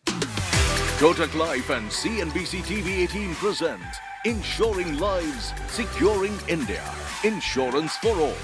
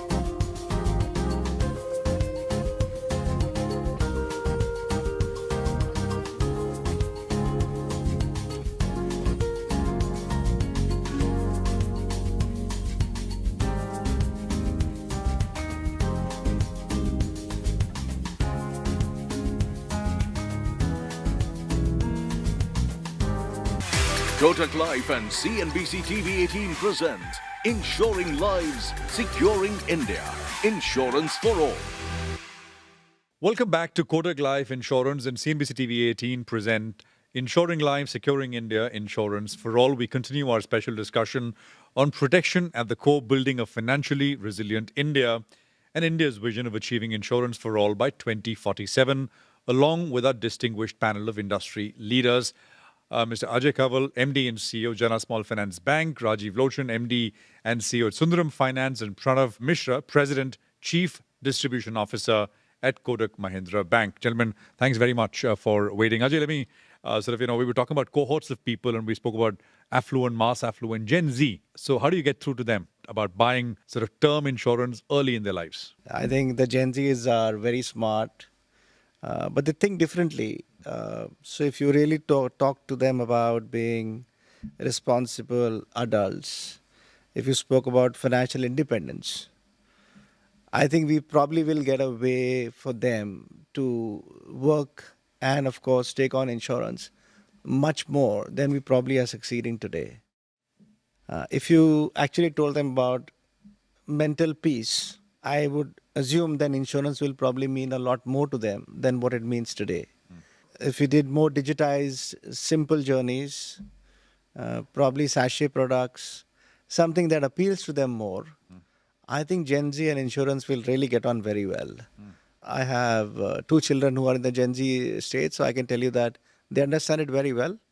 It's probably we have not done a great job as distributors or probably as manufacturers of how you kind of communicate, how do you get their attention and move it through. So I'm very hopeful that if we just apply our mind a bit more, we should be able to get through Gen Z very well. You want to add to that? And I wanted to ask you, Rajiv, about the sort of semi-rural, kind of sort of semi-urban kind of cohort of the population there. I mean, are they receptive to buying insurance, and what's the experience there? And what needs to be done? Yeah. No, I think it's a very similar mindset as what Ajay was describing with the semi-urban and rural customers. There's also the sense that, nothing bad will happen to me. And if it does, it was fate or destiny that caused it, and the rest of my family has to deal with it. There's this civilizational mindset that pervades a little bit more in the semi-urban and rural construct. But I think having an open discussion with them about the risks that they're exposed to and the ways to protect them and their, more importantly, family members in that eventuality is quite a meaningful conversation to have. I think what is useful to do is to ensure that the conversation is had not just with the borrower, but also with their family members together. And especially in segments like ours, which are, transporters or operate in mines, in more accident-prone areas, the risks are well understood. When we are able to explain that there is a way to protect the family and take care of, the obligations, the family gets it, the borrower gets it. And if you're able to explain the terms and conditions and more importantly follow through, I think there is openness in the tier 2, tier 3 semi-urban rural markets. I think segments where, the probability of that risk is low. For example, farmers that use the tractor only within a farm. There is very little sense of accident or any such eventuality happening. There, I think rightly customers push back to say, why do I need to insure? Because I don't see the risk. So in a sense, awareness levels of customers and smarts are actually quite high. We need to ensure that we are surfacing the issues and having a legitimate conversation with them around the risks. And where the risks are not around, I think we should have the sagacity to walk away, saying, you're right, on the farm, you don't need to protect it, and we'll find a way to deal with what happens on the farm. I think that mindset is critical for us as well. So my sense is, therefore, semi-urban rural customers are actually quite savvy. When a conversation happens, I think they're quite open to considering it. We need to be open to also walking away when the opportunity is not appropriate. On the term side, I mean, just to wrap this conversation up, Pranav, I mean, what can we do to encourage customers to, and that protection term penetration needs to go up, right? I mean, basic term, pure life protection needs to go up. What should be done? There's one, of course, mount a big campaign, Zaruri, as you said. What's your storyboard? What are you trying to advocate to the customer? And I buy in this concept called as, and I was just thinking, life, L-I-F-E. There's a big if, and there's an L, and then there's E. L stands for living too long. If you're going to live too long in India, there's no pension. There's all moved from a direct benefit to a direct contribution even to the government employees. Yep. So there's a big issue in terms of if you're not providing for that. And E stands for early death. So either of the incidents happens to you, you are left unprotected. And that should be the campaign, that the sheer word life is giving you a big if for living too long or early death. And if you're not protected, boss, your family is in doldrums. The campaign is right here. It's very nice. No, I think well put, and I think it's a need of the hour as well. Pranav, thank you very much. Rajiv, thank you very much for being here. And Ajay, thank you for being part of this program as well. Thank you for taking out the time and joining us. This is an insightful discussion, lots of varied perspective. And of course, several important takeaways on how India can move towards building a stronger protection-first insurance ecosystem. As India's aspirations continue to grow, ensuring adequate financial protection for every family will remain central to building long-term economic resilience and security. Thank you very much for joining us on Insuring Lives, Securing India, Insurance for All, presented by CNBC TV 18 in partnership with Kotak Life Insurance. Stay tuned for the next episode.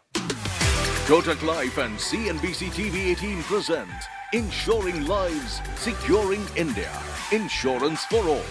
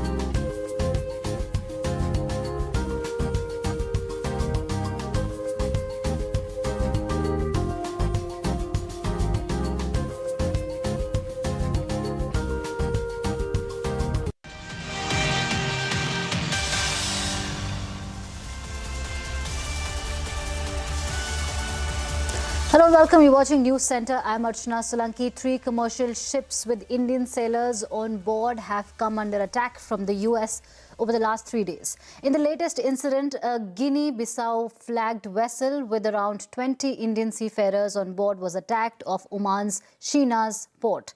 The Indian government said all members on board MV Jalveer are safe. In a separate incident, 3 Indian sailors initially reported missing were confirmed dead after US forces struck a vessel off the coast of Oman on Wednesday. India's External Affairs Ministry strongly condemned the attack, while Shipping Minister Sarbananda Sonowal confirmed that the bodies have been recovered.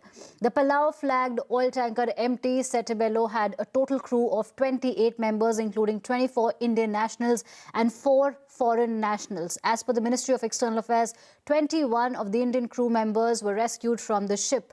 The US Central Command said vessel was disabled for repeatedly violating the blockade against Iran. New Delhi has summoned the Deputy Chief of Mission at US Embassy Jason Meeks and launched a strong protest over the attack. US forces also struck the Marivex, another Palau-flagged oil tanker with Indian crew in the Gulf of Oman on Monday. Indian authorities said all 24 crew members were rescued. Nearly 2,000 commercial vessels with an estimated 23,000 Indian seafarers are currently stranded near the Strait of Hormuz as the war between US and Iran rages on. Guinea-Bissau flagged vessels, that is bitumen tanker MT Jalveer, was reportedly involved in a maritime security incident in the vicinity of Shinia port, Oman. The vessel has 20 Indian seafarers on board and all of them are reported to be safe. No casualty or injuries have reported. As per the latest information, evacuation of crew members to Shiraz port has commenced and I think 6 more are to be evacuated. We have lodged a very strong protest, and that was the reason why the CDA was summoned yesterday late evening to the Ministry of External Affairs. It is our expectation that due note will be taken of our protest. Right, we are now joined by Forward Seamen's Union of India's Manoj Yadav and Geostrategic Affairs expert Commodore G.J. Singh. Thank you so much, gentlemen, for making time and speaking with CNBC TV 18. I'd like to... All right, we have Mr. Manoj right now. What we'll do is we'll start with Manoj and then we'll wait for the other guests to come in. Mr. Manoj, thank you for making time and speaking with CNBC TV 18. There are 3 names that I would like to take. Chief Engineer Patnara Suresh, Deck Cadet Aditya Sharma, Engine Fitter Shivanand Chaurasia. These 3 names, these Indian sailors have lost their lives in this attack. You spoke to the family of 23-year-old Cadet Aditya Sharma's father. I know it's not easy. These conversations are not they are extremely heartbreaking and difficult. What kind of conversation did you have with his father, if you're comfortable sharing with us, and how bad is the situation as far as the sailors community is concerned? Well, yes, I have spoken with the father of Cadet Aditya Sharma, even relative of that Peter Chaurasia. And my office communicated with the family member of that chief engineer as well. So we are in communication with the family members on the incident that happened yesterday, which was, and we lost all 3 of our focus in that. So situation, I think you can say it's the second day of attack, and by today afternoon, it got confirmed by the Ministry of Shipping. The family were under scope that some good news they will get after, but after declaration from the government, they lost all the hope. So presently, they are not mentally stable, and definitely at such a young age, they lost their loved ones, and without reason, the reason for which they have nothing to do. We have already initiated, although we have confirmed yesterday evening only that the 2 have been reported as the death, and 1 chief engineer was still missing. But finally, confirmation from the government came today afternoon. So after that, yes, they are not able to speak much. I have tried again to speak, but I am in communication with all of them. Right. One more question before I go to the other guest. Mr. Yadav, I'm sure you're in touch with the sailors community, the seafarers. What kind of circumstances were they surrounded when, when this attack happened? Do we know the facts surrounding the deaths of these 3 sailors? What exactly happened? Because we understand that the 23-year-old Aditya Sharma was in touch with his father, and he kept, telling him that there were repeated warnings by the US that they will attack the ship. What more can you tell us about the facts around the circumstances of this attack? I have little different opinion. I'm not aware whether now Master has denied or Master has bypassed the alert from the US Navy, because it is not so easy to just undermine the notice or the warning of any warship when you are at sea. Being a mariner, I can understand. Even during the piracy, if somebody come nearby your boat, and it is our duty to just hold our hand and just not to protect them, because they are fully laced with the ammunition. And at this condition, if the Master was denying, because during my last 3 months experience, what I understood well, that most of the vessels have shut down their communication lasers. I can say the AIS system radar, just to keep them away from the identity of their ship owners. Because initially, if you just go back, there were multiple of attacks from drone and the missile on those vessels whose principal owner belongs to Israel or whose principal owner belongs to US. But those vessels also accompanied by the Indian seafarers. Now the same things are getting repeated by the US also. They are focusing on the Iranian-linked vessels, and they are they're trying to destroy the ship without understanding the human being on board belongs to the other nationality. The seafarers belong to the other nationality. So it is same repeated by US what earlier IRGC done with the merchant vessel owned by the Israeli owners or the US based. Right. I'd also like to welcome the other guest, Commodore G.J. Singh, on the broadcast. Sir, thank you for making time and speaking with CNBC TV 18. 3 innocent Indian sailors have lost their lives. Do you think these deaths could have been prevented, and who do you think is responsible for this? You see, these lives would definitely have been saved. But I must tell you the procedure which involves disabling any ship at sea by a warship. For example, in this particular case, we are seeing that the American warships have fired very minute, what they call ammunition, precise ammunition on the vessel to disable it. Now, the procedure is generally that the warship is generally warns the captain of the ship that he should either stop or put an anchor, or he should alter course in the direction in which they dictate, they command. And this particular, command has to be obeyed by the vessel captain of that merchant vessel, and obey the instructions as given by the warship. Because merchant ships, or tankers for that matter, are not armed at all. They are the vessels which are used for trading. Now, in case the captain of the ship does not stop the ship, a warning shot is fired across the bows, that is in the front of the bridge of that ship, so that he gets warned that he should not dare go forward. Now, this procedure is internationally laid out. I do not understand as to why the vessels, as the newspapers and the media says that, or the central command says, that they did not obey or did not follow the instructions given to them. So there is some gray area here which is not clear, or which has not come into the public domain as yet. And then another important thing that we have to understand is, although the crew is all Indian, but is the captain Indian also?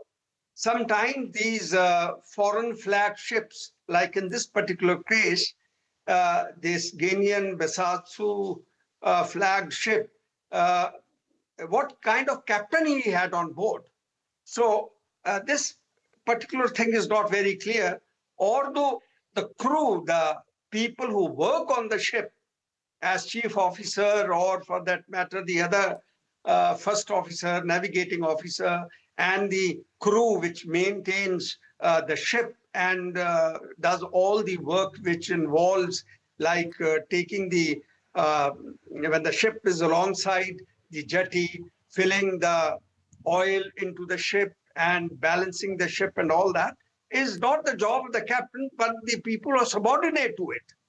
Now, if that particular captain, whether he's an Indian or a foreign captain, does not obey the instructions given by the American warship, and we all know that the American Navy is very strict about it. They are carrying out a very effective blockade in the Oman, Sea of Oman, or the Oman, Gulf of Oman, and they are not letting any warship or any merchant ship, any tanker going towards Iran in these hostilities and these circumstances. So it seems that probably because of some miscommunication, maybe they had switched off their VHF, that is the communication systems. They could not listen to the instructions given by the warship, but that I personally feel doubtful, because I myself had gone through the Strait of Hormuz quite a number of times during my stint in the Merchant Navy, and we keep all our communication systems on, especially when you have circumstances prevailing there which are very hostile. In normal circumstances also, all the ships keep their VHF, their communication systems very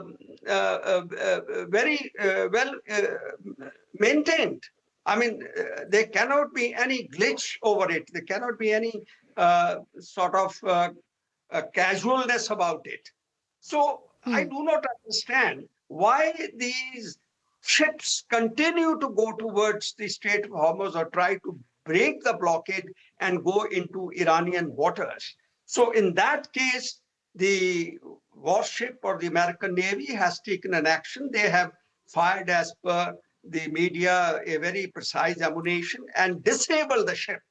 Now, when they fire it, they generally fire it on the bridge where the crew is there, so that the crew gets shaken up.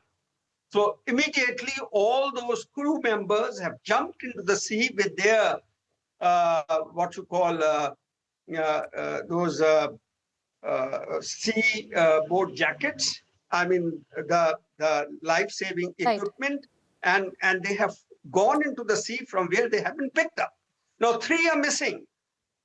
Probably they have not been able. The people who were rescuing them have not been able to spot them, because we call it spotting on the sea. They could not be seen, or they got sunk, or they got drowned in water, or they went away with the waves. That is very unfortunate. So therefore, I would say that the picture, to my mind, is not very clear, because generally captains of the merchant ships are very obedient, they're law-abiding, they will not break the blockade. But there is a pressure kind of a thing which can come on a captain if the owners of the ship, of that company, like Plough Flag Tanker, it's not a very famous or a very reputed company, in my opinion, in the world. Right. If they had put a pressure on the captain and told them, oh, you go ahead, and he has probably, because of the situational pressure, because of his job, he has pressed on, and thereby has to face this kind of fate. Otherwise, the Americans generally will not fire on a armless. You see, the ships are armless. They do not have any arms. They are totally innocent. So American Navy won't do that, in my opinion, because they generally only take charge of the hostile ships or hostile vessels or Sure, sir. aircrafts and things like that. Sure. So let me bring in Manoj Yadav on this view. Mr. Yadav, because we are talking about a war situation, and do you think that there is scope of miscommunication and ships breaking protocol or not following protocol, or they are breaching the blockade? Are you in touch with the seafarers there? Any information on that front? Yes, we have spoken with a couple of seafarers from the other ship also. That's a type of pressure build-up from your employer side or the owner side is going on to move your vessel towards that. Yes, initially before ceasefire, there were a couple of incident reported to us from the master of the ship that yes, they get some pressure to take the ship towards Iran or the other area. And that was well covered by us, and we protected, made every crew signed off from those vessels that time. But again, coming back, as commander has absolutely said correct way, whether they have had an intention to warn the captain or they had an intention to destroy the ship, because there was no alert shot was fired from the US Navy. Otherwise, they could respond to that. The problem is that the vessel was not having any kind of ammunition, and due to precautionary measure, the U.S. naval force can board the ship easily by using their chopper or by using their rescue boats, which they have done earlier. When the vessel was approaching near the Sri Lankan coast, they have detained multiple of ships nearby the Sri Lankan coast and took them towards the Malaysian anchorage point, and where they asked the seafarers to go home, and they have taken the control of whole merchant ship suspicious to them. In this condition, continue firing the engine room, which is a sensitive area with lots of petroleum products, boilers, and the engines so that definitely was not an intention to just warn the ship or warn the master of the ship. It was intensely targeted to destroy the ship, in which now we can easily find out that 3 of our brothers have already lost their life. All right. What I'll do is, I'm going to ask a final question to the both of you. First, to Commodore G.J. Singh, your thoughts on whether this incident is going to be a turning point as far as the maritime security and commercial shipping is concerned, and what kind of message would you like to send to the families of the sailors who are concerned, who are scared for their lives back home, because we understand some 23,000 Indians are stuck in Strait of Hormuz? You see, this profession seems to be very risky now because of the war, especially the ships which are going towards the Strait of Hormuz or to all the ports which are inside the Persian Gulf. And it sends a very strong message to all the families, the seafarers, not to send their wards, their children or their earning members on board ships which are going towards in these areas, especially the tankers, because most of the ships that go into this area are tankers. Even these 2 particular ships are tankers. And this ship, I can say, is empty ship. It is not loaded. It is going for loading there, loading of oil. And the US Navy has disabled it. Second message is, which is to the seafarers themselves, by the US Navy, that don't try to break the blockade, don't try to breach the blockade, because otherwise the consequences will be serious. This is a very strong, stiff message being given by the US Navy. They mean business. There is as Manoj was telling, a possibility of a helicopter going there, landing on board the ship, which is very easy, which is normally done by many navies, and then go and warn the captain and take over the ship and alter its course to wherever they want to take. But they have not used this option here. They have used the option of striking it, hitting it. So this is a message also to all these seafarers and to the companies which are sending the ships in this area, that they better steer well clear of this area. They should come in this area at all. And secondly, I mean, that you all know that this situation will persist because nothing seems to be coming from this whole diplomatic meetings that are going on between US and Iran. It seems that they are back to square one, and maybe one day they again have a full-fledged war, as the statements of the President Trump we all are seeing on our television screens. So I would say that it is better to steer well clear of this area, not to send our Indian people there. There are other companies which are operating in the other parts of the world.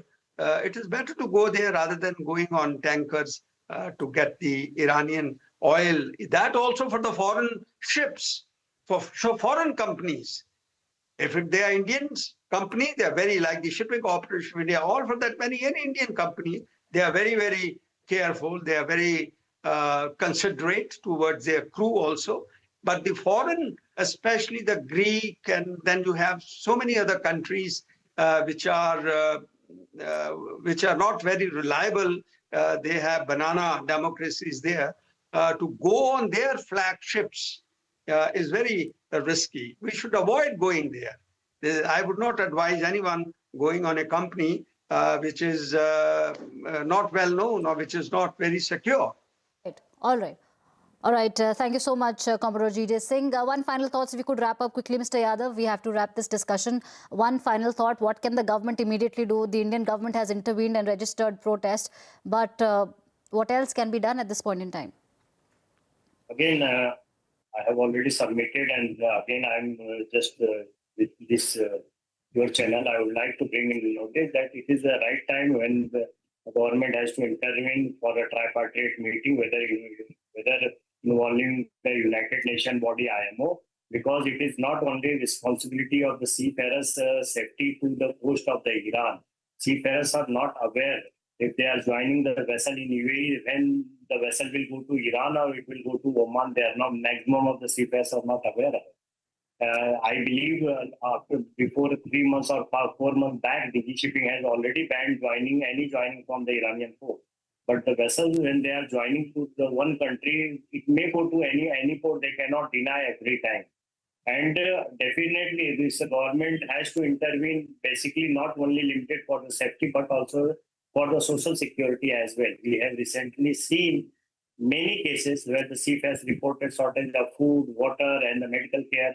So that's the responsibility of the neighboring country where the vessels are either anchored or moved within their territory to take care of that. So it is a high time. More than 20,000 Indian seafarers are there, and there have to be specific discussion on their safety and the free passage to all of them. All right. Thank you so much, Manoj Yadav and Mr. G.J. Singh, for speaking with CNBC TV 18. On that note, we'll take a short break. News and updates continue when we return on the other side.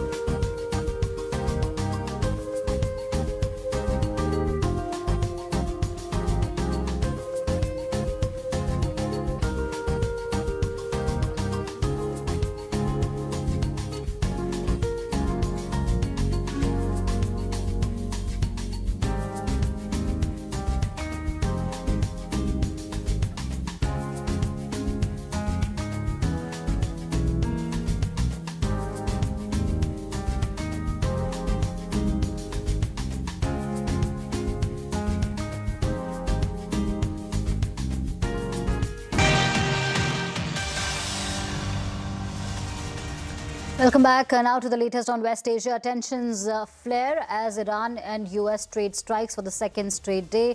US President Donald Trump warned that US forces are preparing to strike Iran again. Speaking to reporters at the Oval Office, Mr. Trump claimed that Iran has taken too long to negotiate a deal and now will have to pay the price. But he continued to claim that US is close to a deal with Iran. This as US military confirmed carrying airstrikes against several targets in Iran. Overnight, US forces called the attacks additional self-defense, which targeted Iranian military surveillance. According to the US military statement, the Iranian targets posed a threat to US forces and international commercial ships transiting regional waters. Iranian media also confirmed that several port cities like Bandar Abbas and the Qasem Island were attacked. Meanwhile, Tehran continued its attacks on Gulf countries. Iran said it launched strikes on Kuwait and Bahrain and hit 18 US military targets in the region. Movement in the Strait of Hormuz also remained constrained. Iranian media reports suggest that Iran's military ordered the complete closure of the strait to all vessels. Tehran asserts that the closure is a retaliation against violation of the ceasefire by US. We also learned that Brent crude oil prices erased all the gains since yesterday on the back of this escalation. In Lebanon, Israeli airstrikes continue to target the southern region of the country despite a ceasefire. According to Lebanese government, Israeli strikes killed at least 16 people. Addressing the Lebanese people in a video message, Israeli Prime Minister Benjamin Netanyahu reiterated that Israel is at war with militant group Hezbollah and not Lebanon. And with that, it's a wrap on this edition of News Center. News and updates continue right here on CNBC TV 18.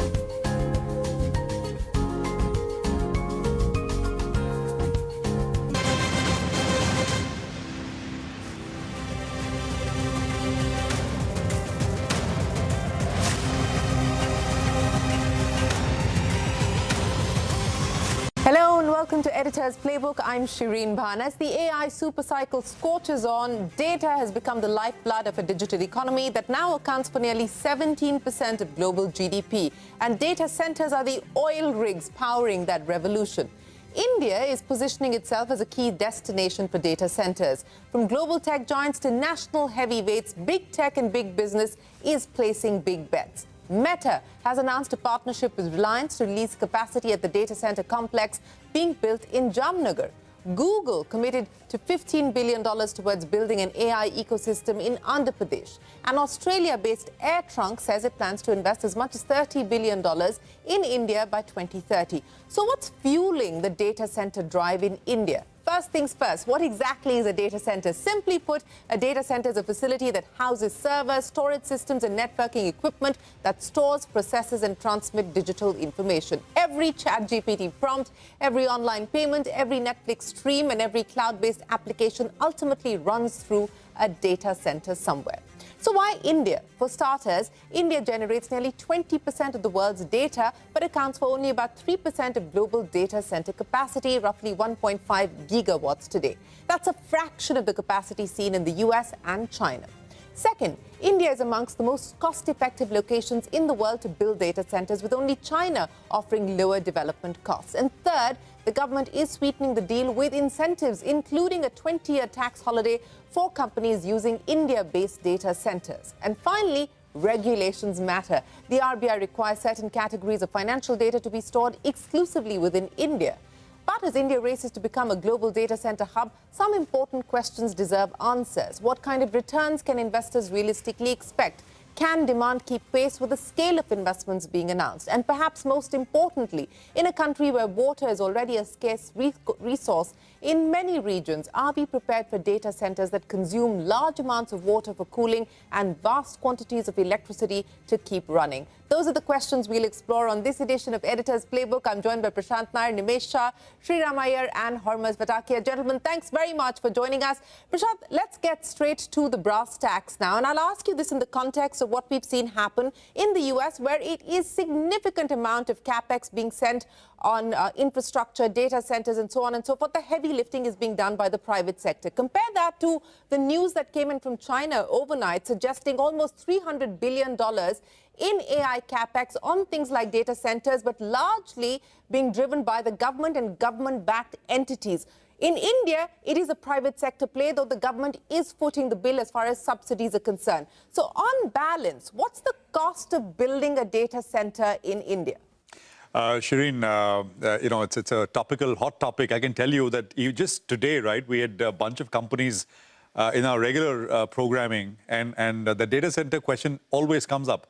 And the answer always is in the affirmative. Yes, we are doing something, we are supplying, we are looking to do. So yeah, I mean, you know, it's really top of mind. So let me just tell you straight up, right? Now, the cost dynamics is this, and this is cost per megawatt of building data centers. And I'm taking I'm separating into two ways. One is a standard data center. The other is an AI-driven, AI-enabled data center. Because the cost difference is humongous. A standard data center is about 60 odd crores per megawatt. And you know, these are dollar million figures, which I've converted with 95 as the exchange rate. So that makes a lot of difference. You looked at this, you know, 2 years back, the dollar figures would have been much lower. AI-enabled data center, standard is 60 crores. AI-enabled could be about 190 to 200 crores, 195 odd crores, right? So that is the difference. This is per megawatt cost. You know, bulk of what is being built or is planned to be built in India is standard data centers, not AI data centers, though those will come a little later as well.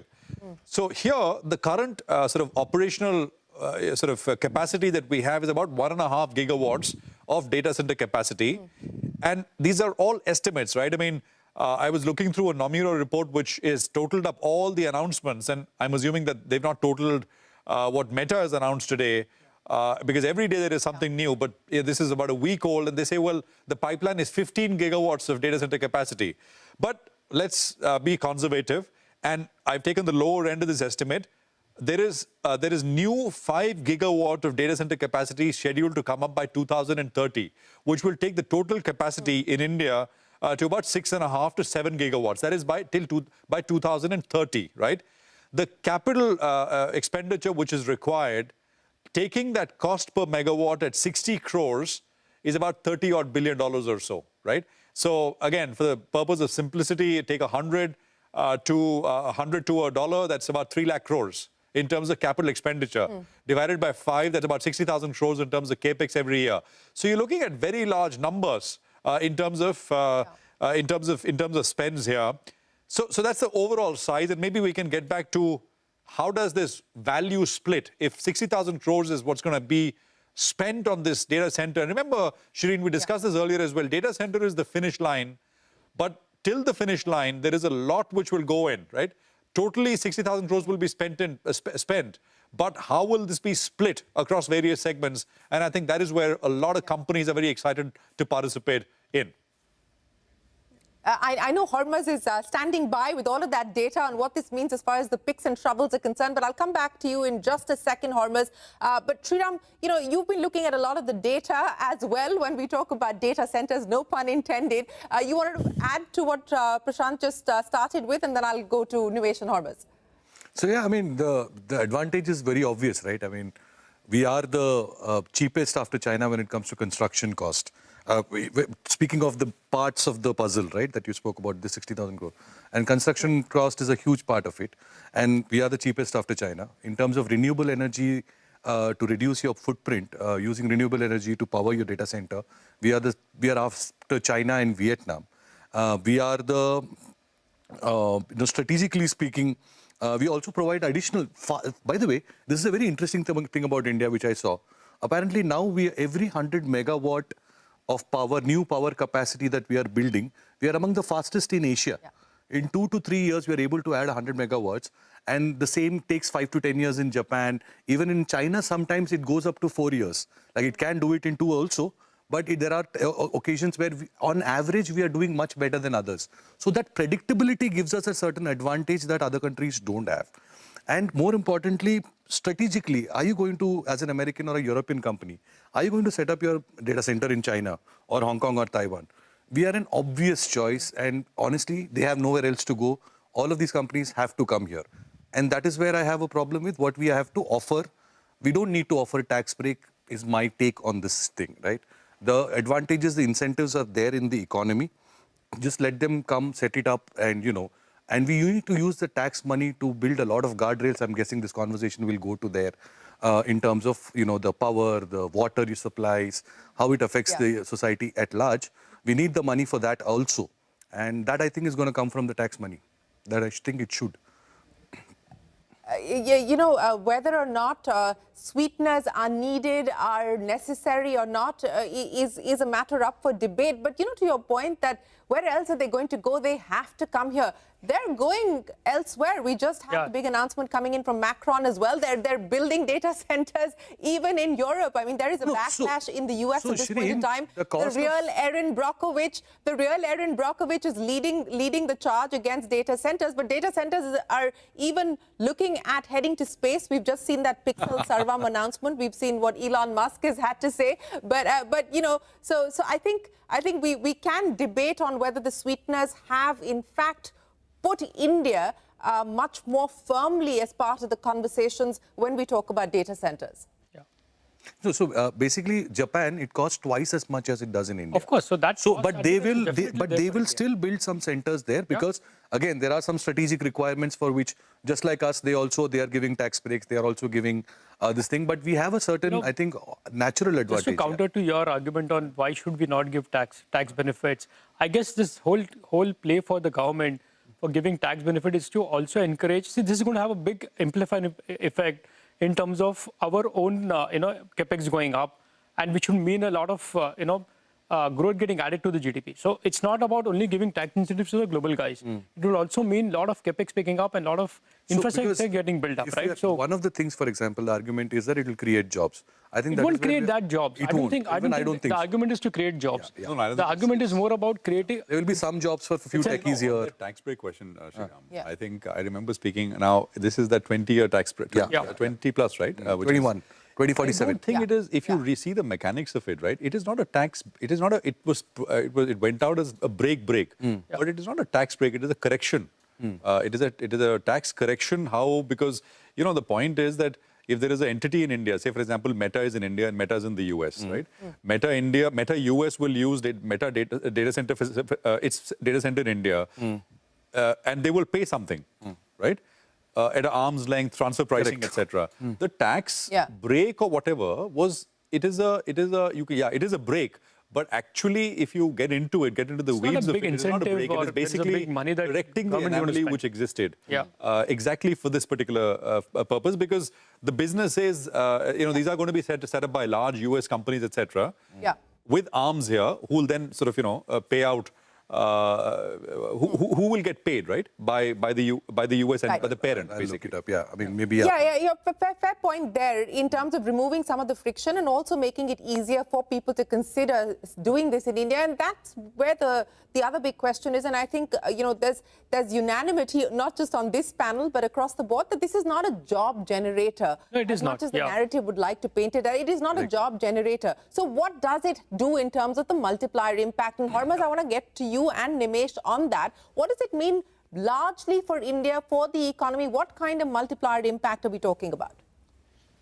Okay, I'll take this. So let me take this first. Okay, Shireen. go ahead, Nimesh. So again, Shireen, like what everybody's been writing about this seems to be a decadal opportunity for India, right? As Prashant pointed out, our capacity is going to go up from 1.5 gigawatt to 7 gigawatt by FY30. This would mean a 30% CAGR for the next 5 years. So that's the kind of growth we are going to see in that particular space. The investments are close to be $35 billion in this particular space to create this kind of 15, 17 gigawatt of data centers. So across the value chain, I'm just looking at the companies which can potentially benefit: switchgears, transformers, generator sets, UPS systems, cooling equipments, rack infrastructure. These are the few large piece within the data center which are likely to benefit. Look at what's happening with some of the real estate companies are the ones who've started the data center, and they are the leaders so far in terms of capacity. Whether it's Hiranandani, I think people took an awfully long time to figure out the many parts, because for a very long time it was just a real estate play in India. Right? Yeah, but so let me step back. Let me step one step back from what Nimesh said, and Hormuz is going to go even deeper with companies, etc. So this is the value, right? That the data. So this is how it splits: land and civil per megawatt, right? Yeah.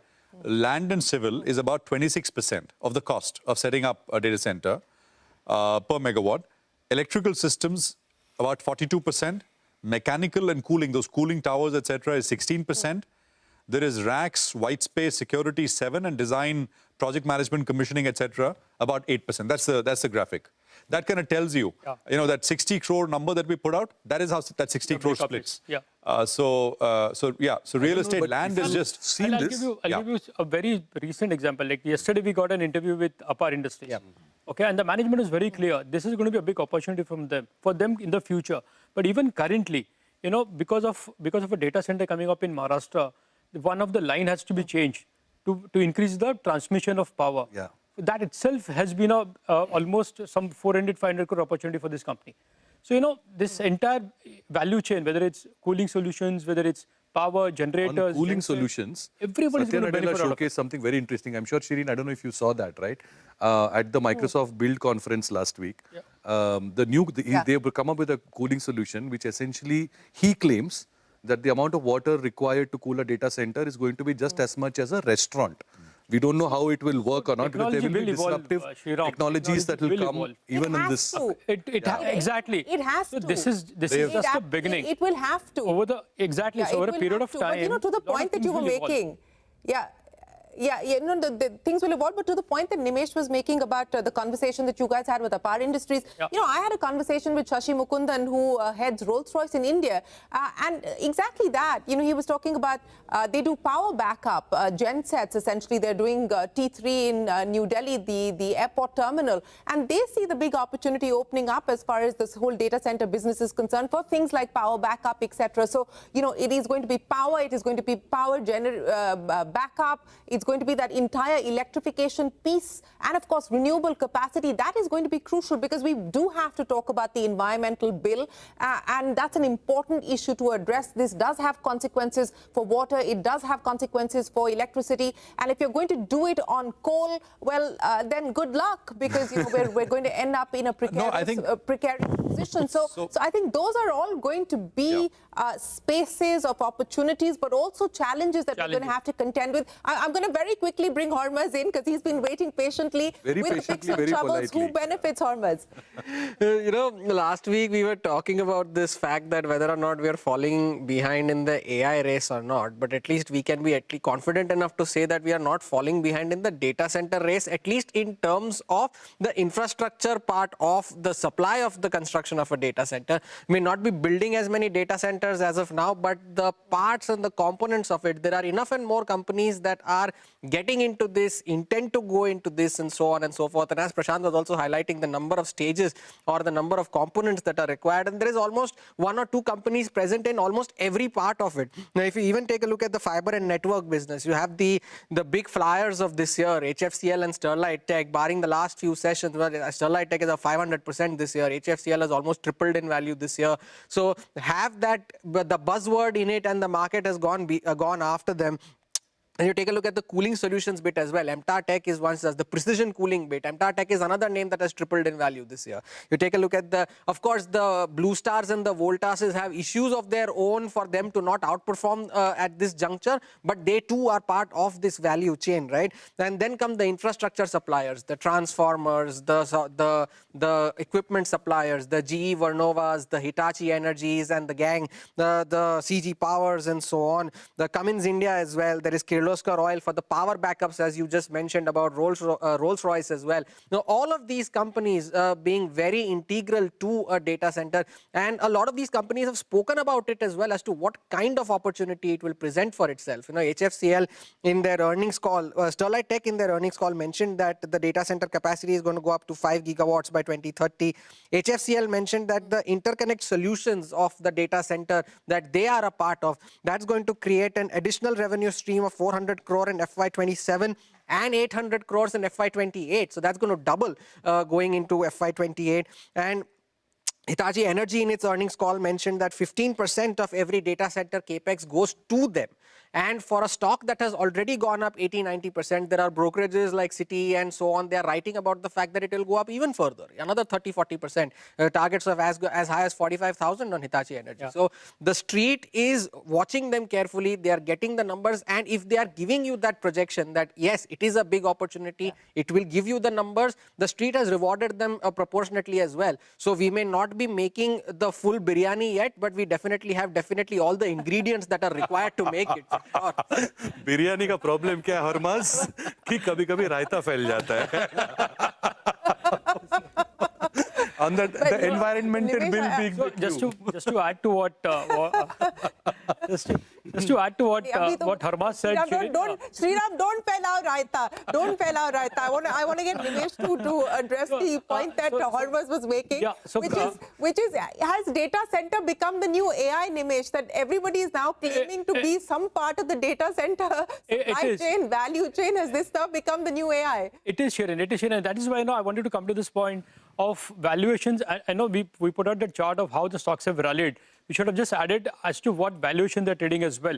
Just to add to the entire list of what Harmas said, Hitachi, you know, at the ISEC conference, the most attended session was of Hitachi. There was no place to stand, Shirin.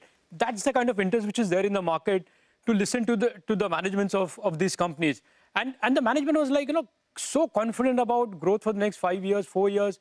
I mean, the kind of numbers they've spoken about, you know, if they actually deliver, the stock can even double from here. You know, that's a kind of brag but at the same time, we need to also be careful about, you know, you will have a lot of those companies which will just come out and talk about data center or XYZ, and they'll have only small portion of it as a contributor. A brick supplier can also needs to be mindful as well in terms of, you know, see, it's a decadal theme, and a lot of things will evolve and change. So, you know, overnight you might see Dinesh, a lot of companies not able to deliver or technologies change or whatever. So you have to be very careful as well. For those of you who haven't mindful on valuation. For those of you who haven't subscribed to the Access, CNBC TV 18 Access, I think it's more than a year before now, our colleague Meghna had done a piece on Hitachi and asking why is it as valued as high as Nvidia at that time in terms of multiples. And if you had bought Access and invested wisely, you'd probably be appreciating this conversation. Hashtag humble brag. Nicely done. Very subtle.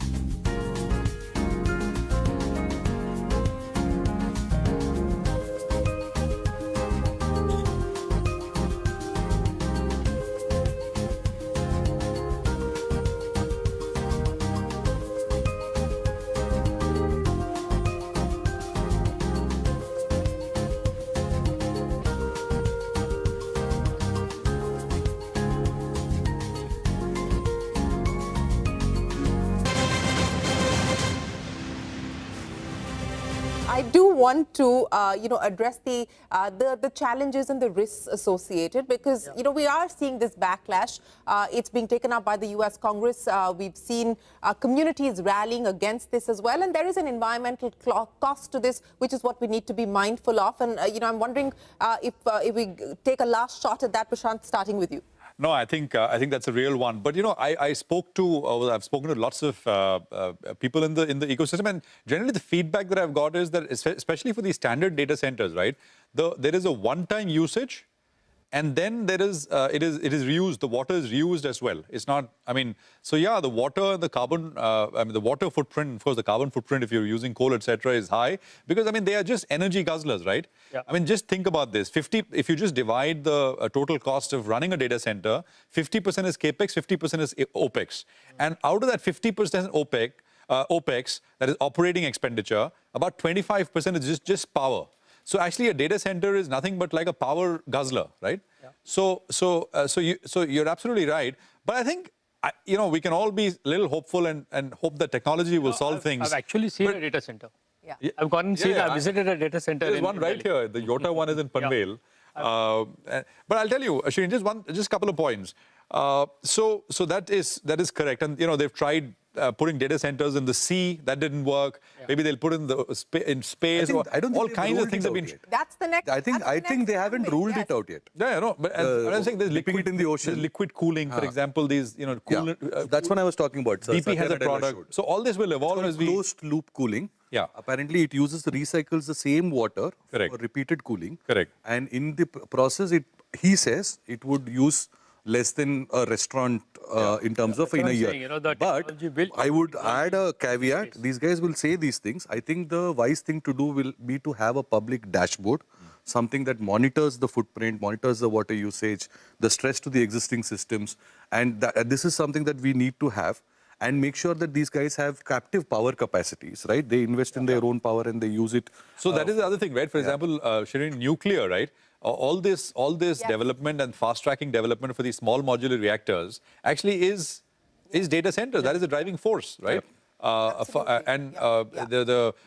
Look at Meta, right? They've tied up with CleanMax. What is CleanMax? CleanMax is wind and solar. Yep. So a lot of this data center capacity is going to be, is going to come up on the back of renewable power.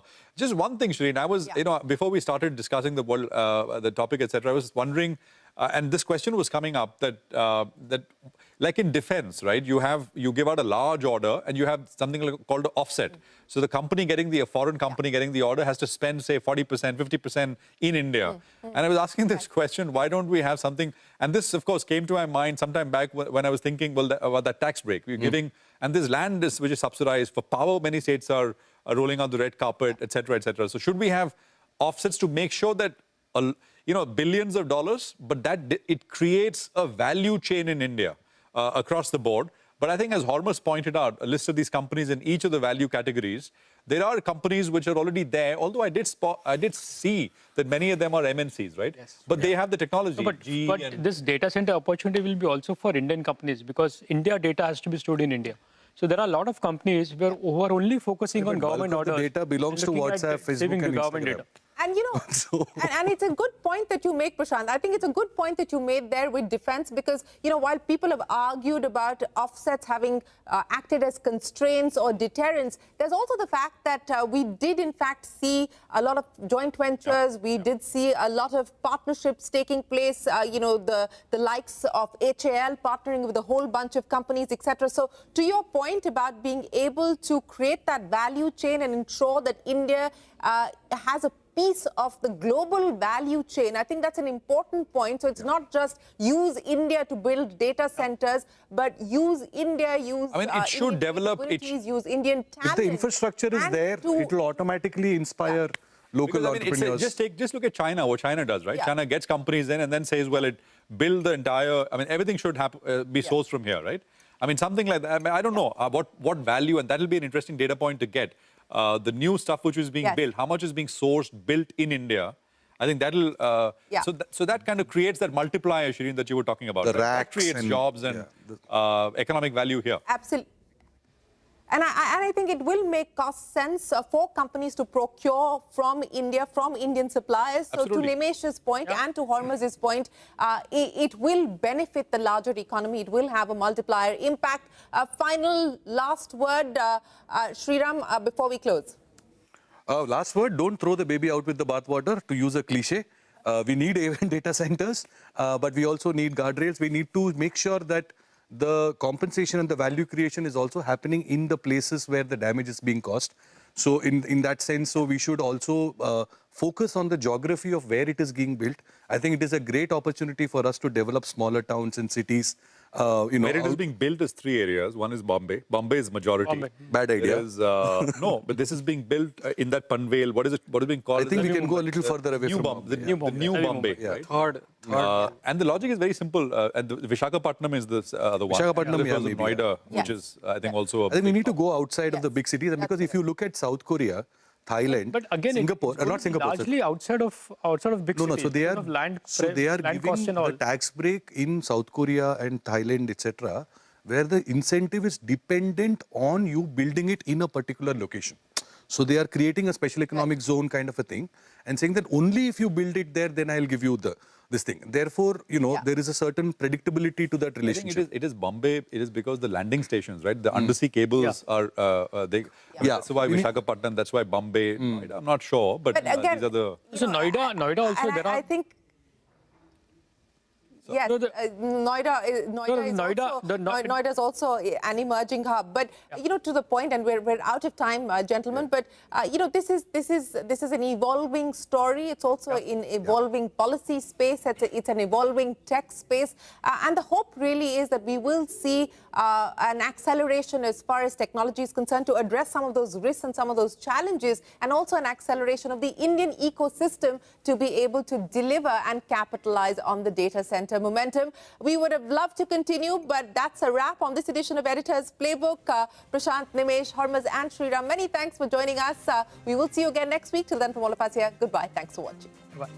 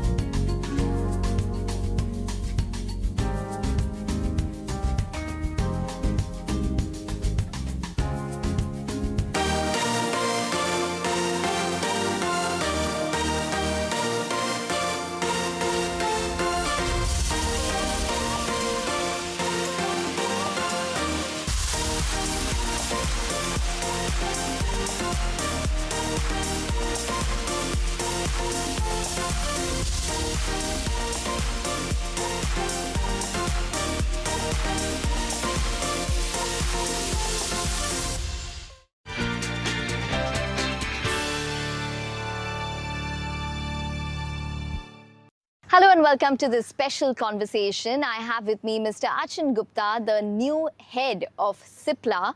He's taken over just a couple of months ago, and it is his first exclusive conversation with us. Mr. Gupta, thank you very much for joining in. Well, to set the context, we are talking to you from your flagship Goa facility. It's 72 acres. It's one of the largest facilities by a pharma company in India. So we'll get to that in just a bit. But wanted to start by asking you, you're taking over Cipla at a time where the company is also turning 90. Give us a sense in terms of what the vision is. I think, first of all, it's a huge honor to lead the company at this important juncture. 90 is a big milestone. As we look forward, we're obviously looking at centenary, which is in 10 years from now. So the idea is to build on a very solid foundation, the legacy which Cipla has over the years. It's known for its purpose. We have 30,000 employees, and when we say the purpose is caring for life, you would find that in each and every decision that the team makes on a day-to-day basis. So yeah, I think the ambition is to take that legacy forward in terms of serving more patients, grow the organization, build the business sustainably, and do more and more of innovation so that we are in tune with the times. But tell us specifically, what is the vision that you've come with? I think the vision that we're talking about is about creating impact, right? So financials, you would see similar numbers, strong growth, profit, sustainably. But if I measure it in terms of impact, I'll share one statistic with you. In India, we serve approximately 26 crore patients in a year, 19,000 PIN codes, which is as many as we have, right? So the vision would be, in the next 5 years, can we evolve to serve every single household, which becomes a Cipla household in our parlance? Can we ensure that we are present more globally? Because we've been on this global journey last 12 years. We would love to expand more in markets like America, markets like Europe, and we would like to do more of innovation as we go along because therapies are changing, landscape is changing. So the vision, maybe in one sentence, is a future fit Cipla, which we could leave in 5 years from now, which is very ready to take on the 100th anniversary. Okay, just talking about that particular vision, you also have a strong focus on R&D. You want Cipla to actually look at R&D much more strongly than it probably has. What's your strategy behind that? So I think what we've done over the years is move a lot more into complex products because if you see inhalation, respiratory, where we are #2 manufacturers in the world today of MDIs. We've shaped the entire market in respiratory in India. There's a lot of complexity around the drug, how it is delivered, the device, and that complexity in a way plays to our strength. So what we talk about in R&D is again doing more and more complex stuff. Recently we filed peptides, we filed oligonucleotides, we filed more respiratory products. And now we're talking about going into biosimilars. So that complexity fueled by R&D engine and the capabilities that Cipla has is, I think, going to be our strongest differential and the strongest ticket to win in this market, which is obviously very competitive. Well, this is actually a year where R&D has seen a big breakthrough in India. We have Glenmark, which did the tie-up with AbbVie. We also have Wockhardt with, their WCK-5222. What is your sense in terms of where India stands from an R&D perspective? I think India is known as pharmacy for the world. And what you're talking about is a very interesting shift where over the last decade or so, we're now talking about India innovating not just for India, but India for the world. And I think that trend is here to stay. If we see what are the factors which are fueling that, one, companies themselves have become larger and therefore we have the muscle to do that kind of R&D. Secondly, technologies have become more advanced, and if you see the access to underlying technologies, whether it is biologics, whether it is chemistry, whether it is tech in the form of AI, all of that is now available to us. So that fuels it, and I think the government has been very active as well. If you see the this year itself, there were announcements at the budget. There's a lot of support that is coming out. So I've always said it's an ecosystem. Two companies coming out, making positive moves actually fuels the entire ecosystem. So you will see a lot more of that in the year. Where does Cipla stand in this entire space of R&D? You've said that, R&D would be a focus, but would it be a focus via, say, 505(b)(2)s? Would it be a focus via in-licensing? Or are you looking at novel molecules? All of the above. So I think a lot of the mainstay of revenues in time to come, maybe 5 years, 10 years, will still stay generics, because that's where we serve the maximum number of patients. There we'll go up on complexity. So we already have B2s in the US, which have a higher complexity. We have innovated a lot in India. If you see the respiratory devices, we have breath-actuated devices.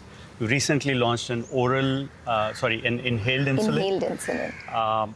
We've launched various, I think in every single therapy in the last 1 year itself, we've launched novel products. So the journey now is to take Cipla onto the more globally relevant novel innovation, where we've done small moves over the last, I would say, 3-4 years. We've tested the waters. We're going to expand that effort. If you ask me in 5 years, we would love to have 10% revenues from innovation. But when we complete 100, I would love to see much more coming out of innovation, because that's where the world is going. And, Cipla has the right skill sets. We have the talent. We have the capabilities to get there and be a bigger player in innovation. You said that, Cipla is going to celebrate 100 years. So in the next 10 years, we're going to see that Cipla promoters are not selling their stake. This is something that, was highly speculated. There were the likes of Torrent, Serum, which have probably shown some amount of interest. So that is not something which is on the cards? Look, we maintained at that time this was a speculation.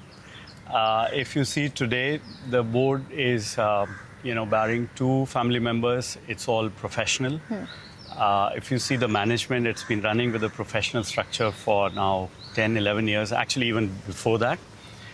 So we are looking at, the next generation model where companies who have such a long legacy, stop becoming a promoter-driven or promoter-managed company to a more corporate setup, where you're living the ethos which is coming from the founding family, but you're running and governing as a professional organization. So I think that's the direction of travel. There is no talk about any stake sale, etc. At this point in time. And Mr. Kamil Hamid is the nephew, Dr. Hamid's nephew, is probably going to play a role which would be much more proactive going forward. Yes, so Kamil joined the board, I think, 1.5 years back. So he is in touch with myself, with the management folks on a regular basis. But again, a non-executive. Day-to-day functioning, decision-making is all with the management. And we are responsible for driving the company ahead. We get the vision and the direction, and I think execution is on us.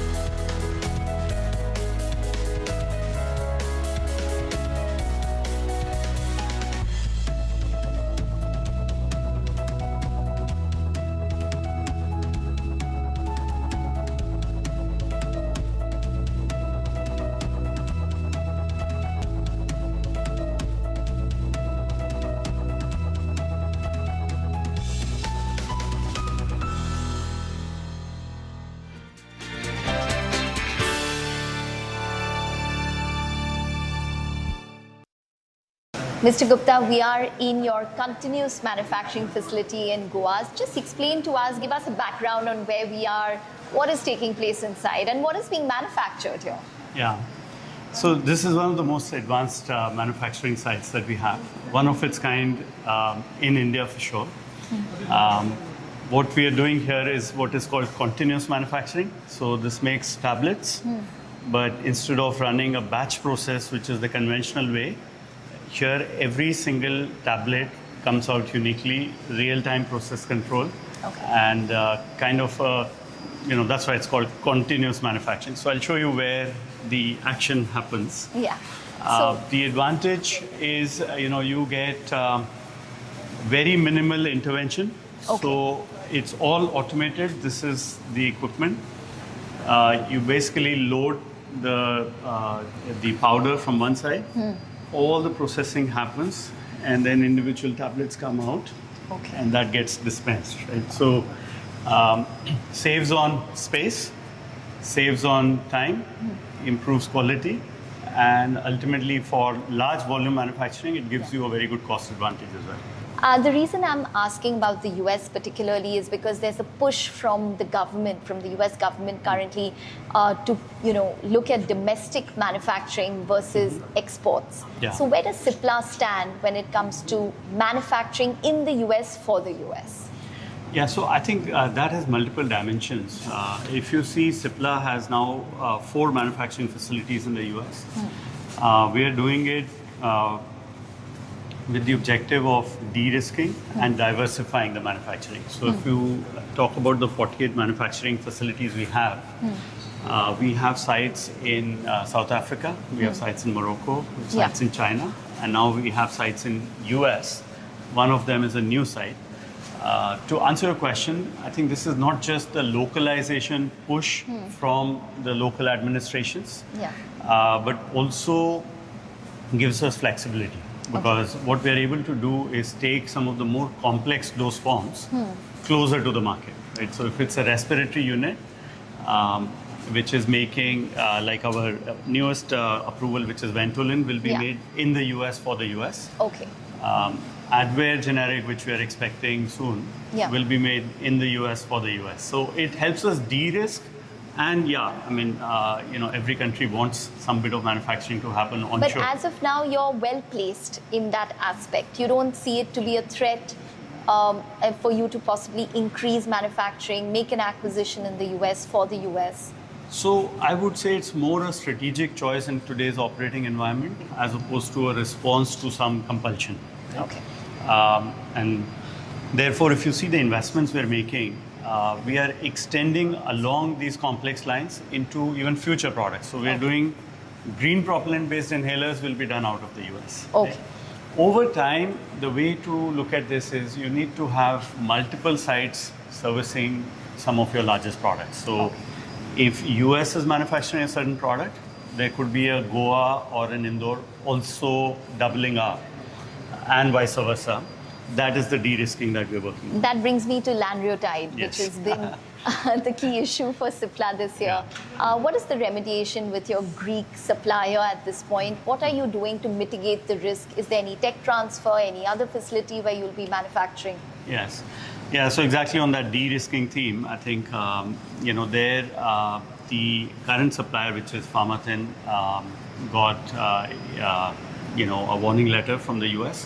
So they are remediating, and that's one of the tracks. Once they're ready, we will be inviting the FDA to visit the facilities and asking for clearance once again. But in parallel, we have now started working on an alternate manufacturing, which will be in the US. So local contract manufacturer who can do this work, who's already equipped with all the necessary facilities, etc. So with this two-pronged approach, we are confident that we'll get the product back on the market. By when? Timelines are a little bit fluid. I think I mentioned on the last investor call as well. Because previous call we said we were expecting H2, but then the warning letter came. So we need maybe another couple of months to reassess what the exact timeline is. But it's a complex product. There is no other generic on the market. And you're not expecting any other generic by the time you re-enter the market? Look, there may be other filers, but it's a very complex product. So we would not expect a whole lot of competition. So there is a good chance that we can be on the market before anybody else enters. But even if somebody enters, there's a large enough market for us to, keep taking share. Why is Advair generic getting delayed as much as it has? And when are you expecting it to possibly come in the market? Is the Indore OAI a bottleneck? Yeah, so we were ready when 3 years back, with all the filing submissions and very close to approval when we had the VAI at Indore. So that's basically what held it back. Subsequently, we have tech transferred that to the US. Okay. And now we are very close to getting an approval. Could be any time. Any time means weeks, days, months? It's in the hands of FDA, so could be soon. Are you soon. expecting it this quarter? This quarter is 2 weeks from now, so it could be any time. It's hard to put an exact date, but yeah, I think in the coming quarter it should be there. Okay. All right. About the US business, you're quite confident of hitting $1 billion in terms of a run rate in FY27. Just tell us how that's possible and achievable, considering that you don't have lanreotide as well as Revlimid generic is not an opportunity anymore. Yeah. See, $1 billion has been our aspiration for the last 2.5 years now. We were very close to getting there when we had the exclusivity on Revlimid generic. Now with that gone, I think our pipeline, which is on complex products, so we have 4 big approvals expected on respiratory this year. One of them is Ventolin, which is already approved. That will make up a big chunk of this $1 billion run rate. Then we've got, we're expecting Advair, we're expecting Symbicort. There's one other partnered product.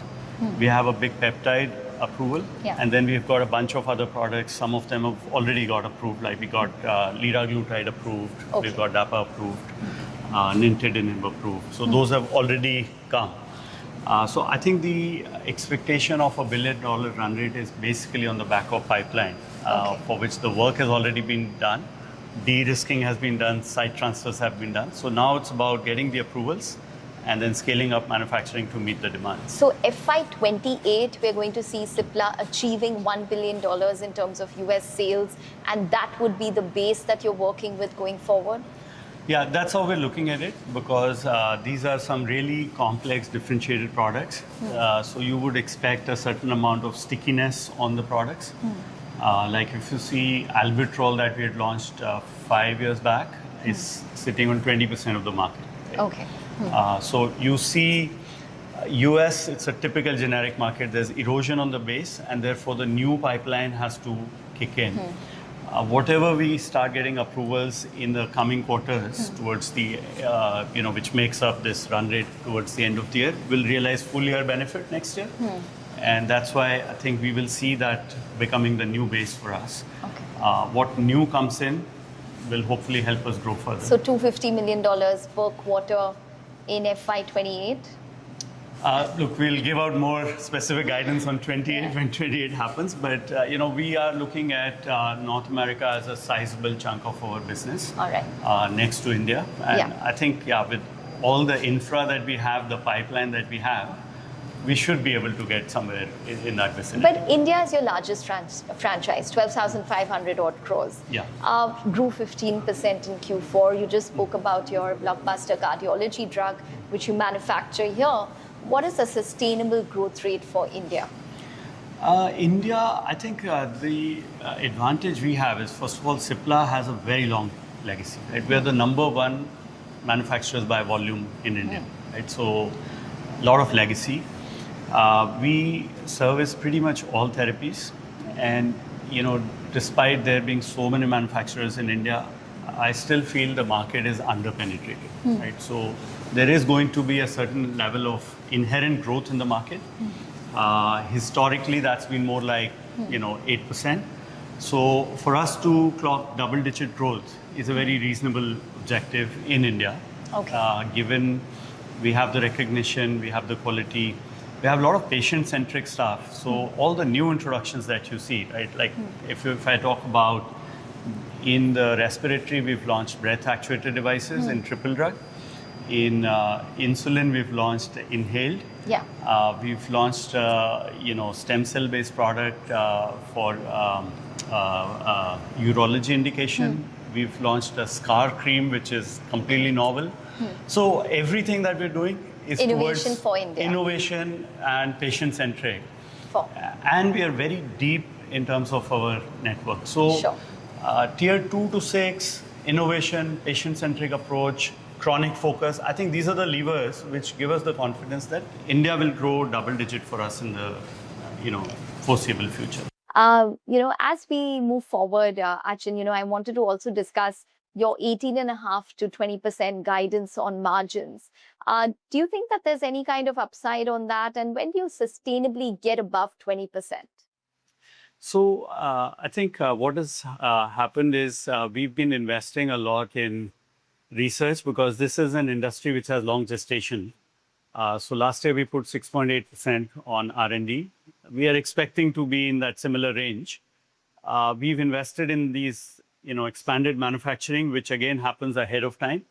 And because of that, our margin has been on the lower side in the last 2 quarters. As these new products come in, they will shore up the margins. And I think that's where the guidance for this year is coming from. We would expect, these margins to improve on a steady state. Midterm, I think 20+% is a normal operating margin, which allows sustainable growth without compromising on the future. Any acquisitions that you're looking at, considering that it's 10,500 crores of cash on books? And, big companies such as Sun Pharma have really bitten the bullet when it comes to making large plays. For us, I think organic is the mainstay of what we do. So that doesn't change, which is why we're investing in R&D, capital expenditure. We've ramped up to cope up with the increased manufacturing demand that we are seeing. So some part of the balance sheet gets deployed there. On acquisitions, we are looking at differentiated play and something which adds to the capability set. So whether it's in US or Europe, we keep evaluating a lot of opportunities. At the same time, we are inherently selective because we want to make sure that we are doing it for the right reasons. And we do end up turning down a lot for that reason. India, I think, given the scope and the size that Cipla has and being the #1 volume play, we are going more niche and selective. So we did a pediatric small acquisition. We did some partnerships. I don't see us doing a transformative play for India. It will be more for US and Europe. Okay, Achin, it's been an absolute pleasure to come to your Goa facility, look at all the manufacturing that has taken place. Thank you very much for joining in and speaking with CNBC TV 18. My pleasure. Thank you very much for spending your time and giving us an opportunity to showcase this facility.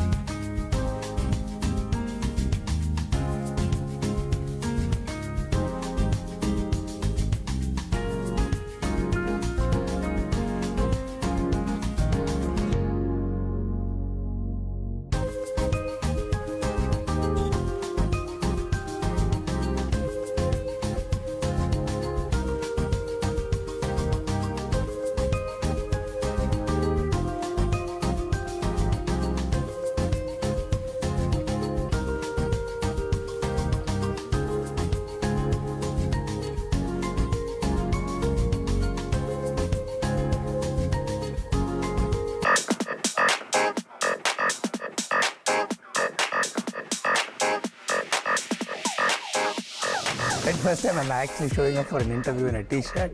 In a t-shirt, okay. So let's have you stand up and do a little twirl for us to show off. Let me show off. BNS is better never stops. There you go. Forget my curves here, but check better never stops. Better never stops. Better is not a word that we very often hear in the corporate lexicon. Why better? I was watching the India vs England match at Edgbaston on TV. One of the runners had this lovely line saying better never stops. It just struck me. And I tied it back to my happily dissatisfied mantra, and I thought this explains it even better. So that's how better never stops was born. If you're pursuing excellence, you have to be constantly on this relentless search for doing better. So that's how better was born. I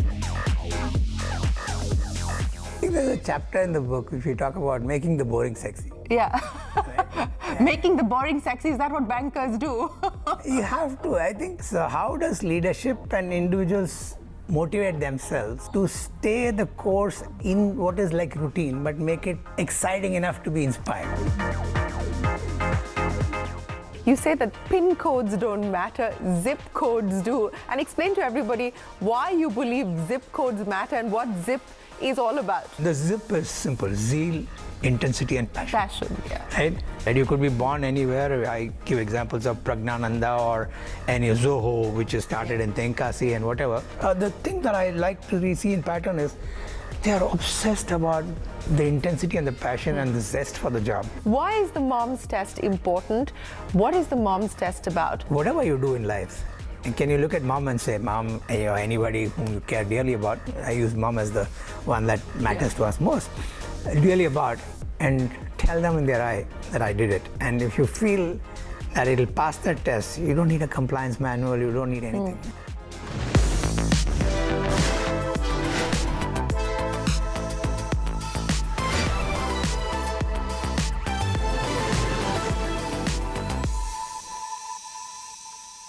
In the race for excellence, there is no finish line. If you find one, you've probably just stopped running. My guest today has been running his own race for over 30 years. An engineer by education, a banker by profession, and a lifelong cricketer by passion, Shyam Srinivasan has had a long innings as a banker. From Citibank to Standard Chartered and finally Federal Bank, Srinivasan has lived his life happily dissatisfied.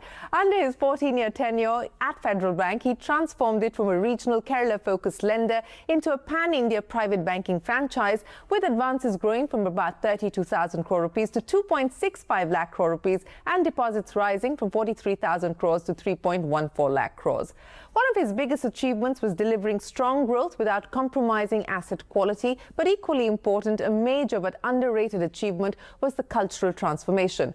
Federal Bank shifted from a traditional relationship-driven institution into a professionally managed, process-oriented, technology-first modern bank. Perhaps his biggest legacy is that he left the bank structurally stronger than when he joined, with a scalable balance sheet, stronger retail franchise, cleaner asset quality, improving profitability metrics, and a clear roadmap for future growth. Joining me today to talk about his insights from life's unscripted moments is the man who believes better never stops. Shyam Srinivasan, it's great to have you joining us here on Young Turks Reloaded.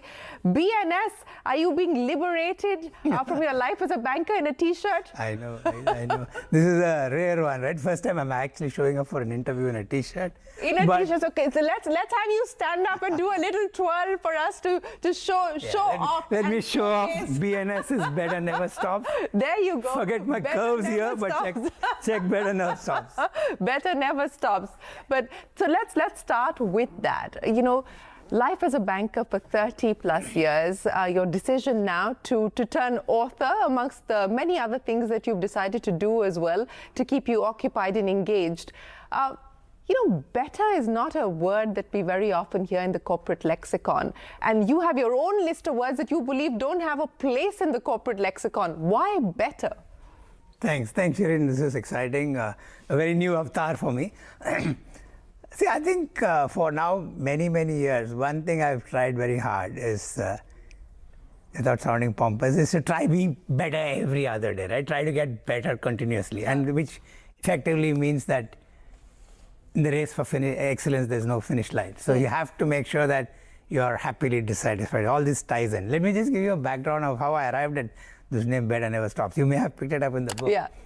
around, for long the lines I've used is happily dissatisfied. I didn't have this as a phrase I used. Sometimes Cricket match. Yes, oh, you read the book. I have read the book. Yes, in June 25, I was watching this. India was, and as you know, cricket is my great obsession. I was watching the India vs England match at Edgbaston on TV, and one of the runners had this lovely line saying "better never stops." It just struck me, and I tied it back to my happily dissatisfied mantra, and I thought this explains it even better. So that's how "better never stops" was born, and it ties into the fact that you don't have to be.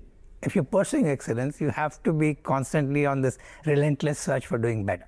So that's how better was born, and I've tried to use or try to tell people to avoid using words like satisfied, good enough, comfortable. I banned them in the lexicon of the banks. Even another matter, wife screams at me saying these things. But I think in the pursuit of excellence, you cannot just be there. You have to be pushing harder. And I think, like you used that beautiful opening line, if you think you've reached it, then the race, you stop running the race. Yeah. So I think that's how Better was born, and I hope it's something that inspires many to be possessed by and keep chasing excellence. You know, and this is something that I believe in as well. I do believe that the path to excellence is paved by daily improvements. And let's use the cricketing analogy, because, you know, in the world that we live in, where everything is a YouTube short or an Instagram reel, people are not really looking at the long innings. People are not ready for the test match. They're used to playing T20 cricket. They're used to watching T20 matches. How do you then bring in ideas of tenacity? How do you then bring in the need to stay the course and do the right thing without even being dramatic about it? Because that's something that you talk about in the book. Yeah, I think there's a chapter in the book which we talk about making the boring sexy. Yeah. Right? Making the boring sexy, is that what bankers do? You have to. I think the moment you start getting disturbed by routine or things that are routine in nature, you lose the plot. So how does leadership and individuals motivate themselves to stay the course in what is like routine, but make it exciting enough to be inspired? If we make every short format as much fun, and it all adds up, which is the whole theory, right? If it's better never stops, is, you know, I refer to the book in the book, but Atomic Habits, James Clear talking about, right? And you mentioned it, every day a little better every day. So it's that 1% improvement on a daily basis which makes the difference. So big picture clear, but play many short games, play it excitingly, but keep in mind that there's a long game where you will have to face some scratches along the way. Yeah. And as long as those scratches, something you can live through. That's why I think there's a phrase that I don't use in the book, the Greek phrase called meneto martima, which basically means stay the course. If you start giving up too soon, the world has too many options and too many people to take it over, right? So they're going to just walk by. So individuals who give up too soon because they're tired, unfortunately lose the plot. So that's broadly the message I want to share. Speaking of creating organizations for the future, we're dealing with Gen Z. We're dealing with a very different cultural and a very different value. In today's day and age, what do you believe organizations need to do to stay relevant from a culture perspective? I talk about a chapter called Strategy Talks, Culture Walks, right? Much as many say Gen Z have low patience, which I think is true, don't connect well. In fact, I'm currently in my new avatar working with a young 26-year-old lawyer who's turning out to be literally coming into the financial services business with a lot of skepticism. You know, what is this? Who's this dude who's going to come and change my life? But I think we're engaging well, where I'm taking a lot of insights from their worldview.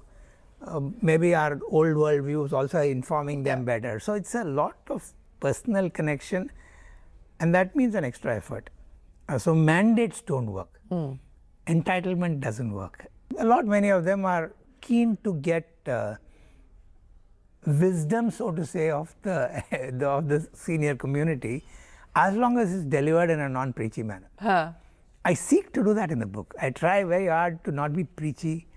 In fact, I was showing off, but yesterday my niece, and unprompted, she put out a post yesterday and said, I didn't know Mama was, I saw him as Mama who pampered me. I never thought he would do this. And she read the book and put out a note saying, if many years later I'm half as this good, I would be very proud. And she's 30. So she's the generation that we think doesn't like. And not because of my niece. I think they belong to a thing that they have a mind of their own. If things land in a non-preachy, quite authentic manner, they're willing to accept. Yeah, they don't want to be talked down. Talked down to, and authenticity is paramount. You talk about this in the book as well. The mom's test. Why is the mom's test important? What is the mom's test about? And I think it leads back to how do you balance between wanting to take the big, bold moves, but at the same time not risking the bank, so to speak? Whatever you do in life, can you look at mom and say, Mom, anybody whom you care dearly about, I use mom as the one that matters to us most, dearly about, and tell them in their eye that I did it. And if you feel that it'll pass that test, you don't need a compliance manual, you don't need anything. Life will just, and in a regulator-focused environment like banking, that's like paramount. Because we get tomes and tomes and tomes of content, and most people have to struggle through it. So I try to maybe oversimplify it, but simplify it by saying, forget all that, I mean, read it, know it, but just put the filter saying, whatever I do, can I go home and tell my most dear one that I did it? And if they're going to give a sign of approval, then you're there because you're not doing the wrong thing. You should be able to look at the eye of somebody and say, I did it. Or you don't want the next day morning newspaper carrying an article saying X buggered it up, right? So I think that's the essence of mom's test. But talking about the risk that you mentioned, jobs like the one I did or people who do in senior levels, the board or the senior management have to back you. And for them to back you, you need to earn that, he is doing it for the greater purpose, there's no personal big agenda, and is within certain boundary conditions. I think risk is possible. AI, and everyone's talking about what AI will do as far as individual businesses are concerned, sectors and industries are concerned. For the banking sector, what do you see? Do you see it more as an opportunity because you're going to be able to do more with your customer with less, I would imagine? What do you see as the impact of AI on banking? Yeah, there are certain things that are very routine, which you don't need to talk to anybody. You would do it on the go on a device and AI would help you do it.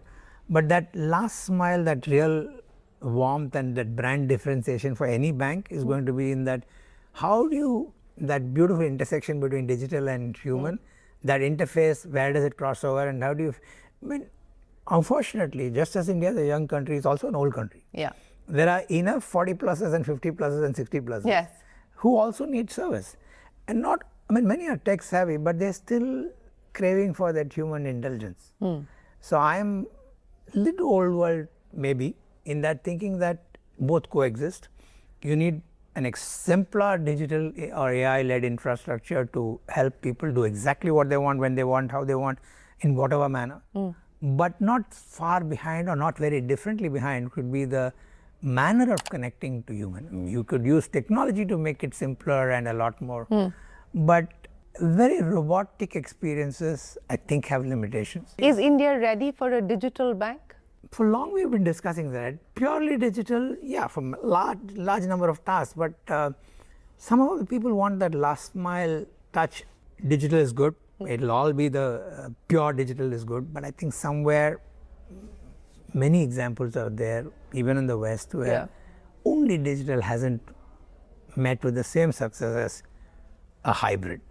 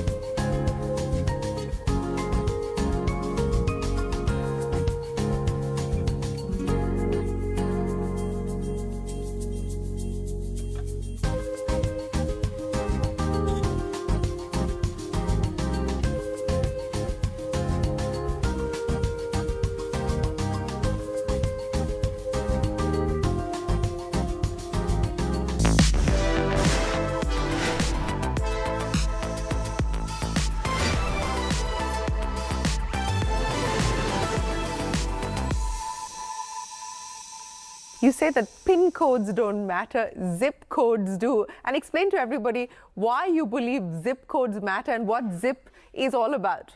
The zip is simple: zeal, intensity, and passion. Passion, yeah. Right?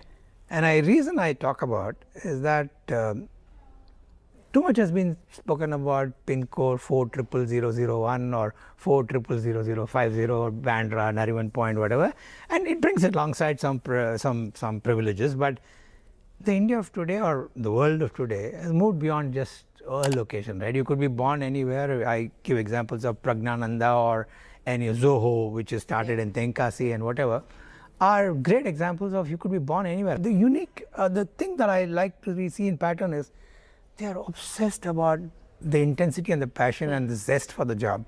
And to my mind, PIN codes become irrelevant. Zip, which is zeal, intensity, and passion, just makes a massive difference. It does make a massive difference as long as organizations are wired and structured to be able to make that switch, to see that change, because PIN codes come with their own privileges, the kind that you speak of where PIN codes don't matter. I mean, is that a reality today in India, you think? I wear a very nice lens on the world, in the corporate world. I don't believe, I mean, I don't know if it's generalized. We've seen so many good stories come in. Sundar Pichai from Chennai 60017 to running one of the largest franchises. I think the world has moved on, but yeah, there are going to be privileges for people who come from premium B schools and, privilege, but it is not at the exclusion of people who have less privileges. Maybe the ratio of it is, and take cricket, which is my obsession, right? Look at the number of cricketers who arrive from PIN codes that you've never heard of. In my growing up days, if you were from Mumbai, you had a better chance. Bank Sarkar or a Gavaskar or a Solkar or whatever. Today, who cares, right? I mean, there is a guy, Mahendra Singh Dhoni, or Natarajan from somewhere deep down in Salem. Just be obsessed about intensity, passion, zest, and zeal. You will win the game. If you play the long game with these things, I am the least of the characters. I mean, I have the privilege of saying this today. You're giving an interview on your channel. I don't come from some remarkably privileged background or very clever. Just, I think if there's anything, I didn't give up. And I took chances when others said no. But I told myself I'll grab any damn a chance that comes. I'll do jobs that others don't want to do. Show up.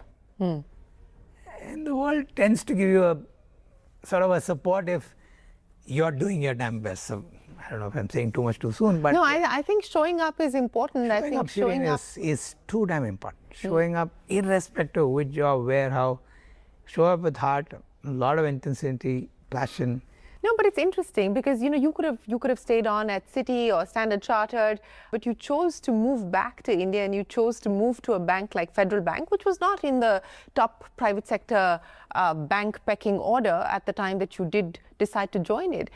And I think that's again something that a lot of people struggle with. Do you stay on in a pedigreed establishment, or do you take the risk of going to perhaps a smaller organization where you might have a larger role and also then a chance of making a bigger impact? Well, I was doing pretty well in Standard Chartered, and I had a phone call from a very leading placement company, and they said, do you want to consider? The phone went down. I said, I know her very well. I said, thank you very much. Thank you. I'm a multinational snob. That's how I started the conversation. And then I spoke to myself and said, what the hell? This is what I want to do. I want to be in India. I want to make a difference. I want to reach out to many. Here comes an opportunity and give it a shot. India is too vast a market for doing a 10 PIN code job. 19,000 PIN codes and growing and emerging every day. Any amount is never good enough. So I wanted something where the canvas is huge. We're having this chat. God has been kind. I could write this stuff to tell the world. Only because those chances you grabbed. My message is not about me. My message is grab the chances and show up. And don't give up. Leaving office is one thing. Leaving office in your head is a whole other thing. And I think many people struggle with that. I think many people struggle with retirement because so much of their life, I mean, your wife talks about it in her forward that you don't have work-life balance. It's always been work for you because, life is meant work for you. So when you get to that point where that's no longer what is driving you, how do you cope with that? How are you coping with that? And how hard is it? Actually, Shireen, maybe I'm a little lucky or blessed. I've never seen this as a big challenge only because she's been super generous and allowed me to do this. I really don't see where one ends and the other begins. Because if you think of this work life, I know I'll be shot out of the room for saying this. Yeah, is it a generational thing, you think? I don't even know. In all my speeches to all my colleagues, I've always said I don't believe in this work-life balance. Not because I don't want you to have a great... My argument is, can you have a great work life if you have a screwed up personal life, or the ulta? Can you have a great personal life if you have a bad work life? Because in this world, it seeps into one another. I can't have a fantastic work day if I've messed up on the personal life for whatever reason, health, personal, emotional, whatever, or the ulta. So find that balance. It's an integration, and each of us integrated differently. So I'm saying without, I have to be very thoughtful about saying this. I don't want to be dismissive of these things because that's not the intent. But we have to be clear that I can't have the life of my grandkid salary with my grandfather's lifestyle. Let's be real. If I want to live with an easy chair, sit out, no problem, choose that life. But then don't whine saying I don't have the Mercedes and I don't have the high quality life. That's a personal call. But once you get that anchored, then behave to that. So that's the point. So it boils down to, I think, prioritization, and it also boils down to accepting trade-offs. And I think... Great point. Not compromise, trade-offs. There's a big difference. Trade-off is great. You thought it through, this or that, and I choose this. Compromise a little this, a little that is a bad outcome. Trade-offs is perfect. What is the trade-off that you've made that perhaps you regret today? Are there any? Could have been a better husband, spent more time, gone on many holidays. Do you regret that? I don't. She does. She comes once in a while, says you didn't go on, But she's a wonderful girl, so she doesn't complain too much. We've got by. But yeah, I could have done a little more. I haven't traveled abroad on a break. But that's a personal call. We just decided not. But that's so you come back to the point that that's a personal choice that you made and chose to live your life. But that's not the life or the choice that you're advocating for. No, I am in no way advocating any of these things. But while you might not be advocating it, do you believe that kind of becomes the cultural boundary that organizations then it depends start to live within? It's not like many of my colleagues didn't take their breaks.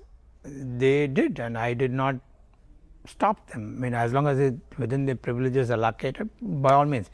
I don't do that for whatever reason. It's very personal, but I don't, and it's not that I hate doing that. It's just that the mind is driven differently, and these are absolutely personal calls. I don't think it should become institutional. Individuals may choose to like this model or some other model, but I'm not dismissive of. I'm quite respectful of.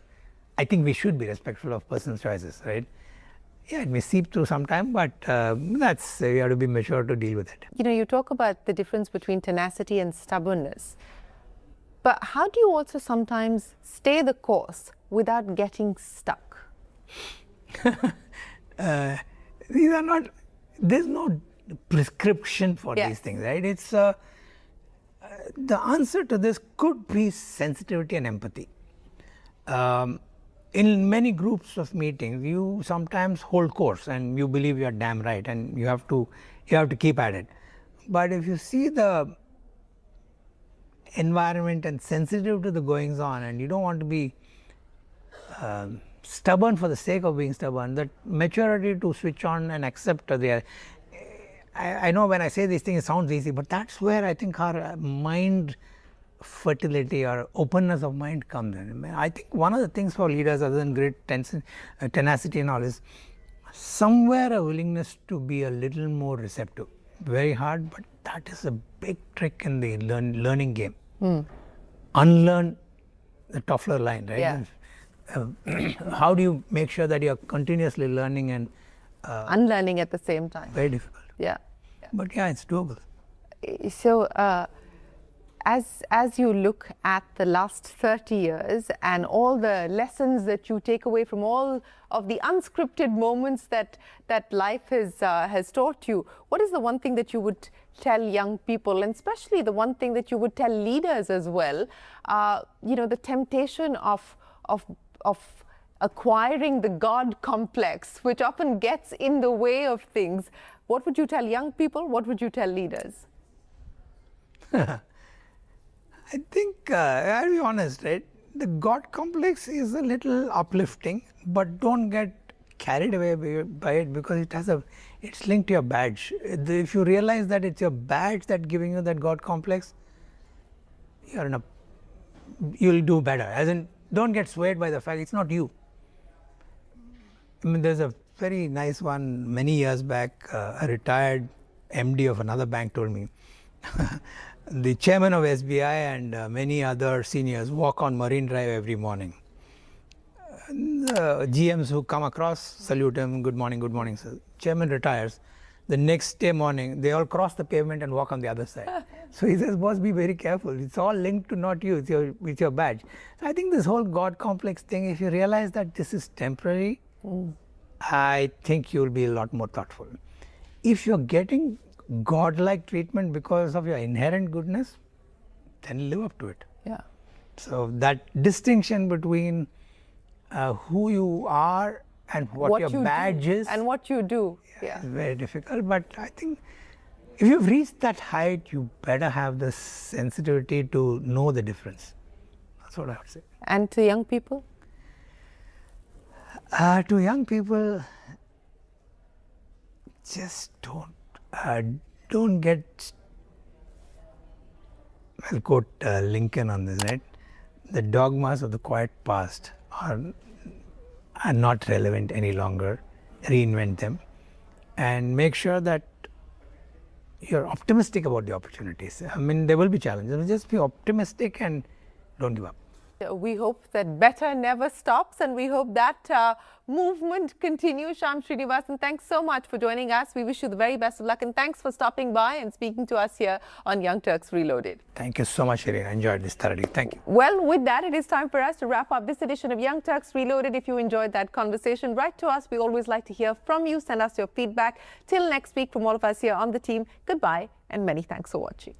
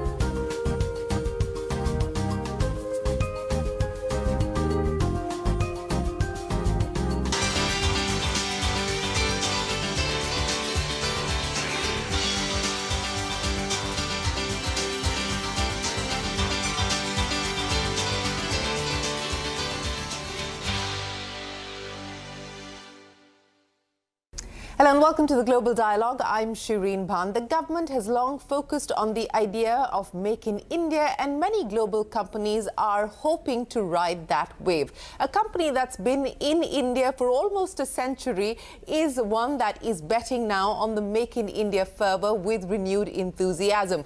We're talking about Rolls-Royce, but no, not the luxury car maker, but the engine maker, and they have interests on both the defense as well as the civil side here in India. A large vendor base, a global capability center, and the aspiration to do a lot more. Joining us now here on the Global Dialogue to talk to us about Rolls-Royce's plans for India is Shashi Mukundan, the man who is steering its transformation. Shashi, always a pleasure. Many thanks. Thank you. And it's great to see you in your new avatar.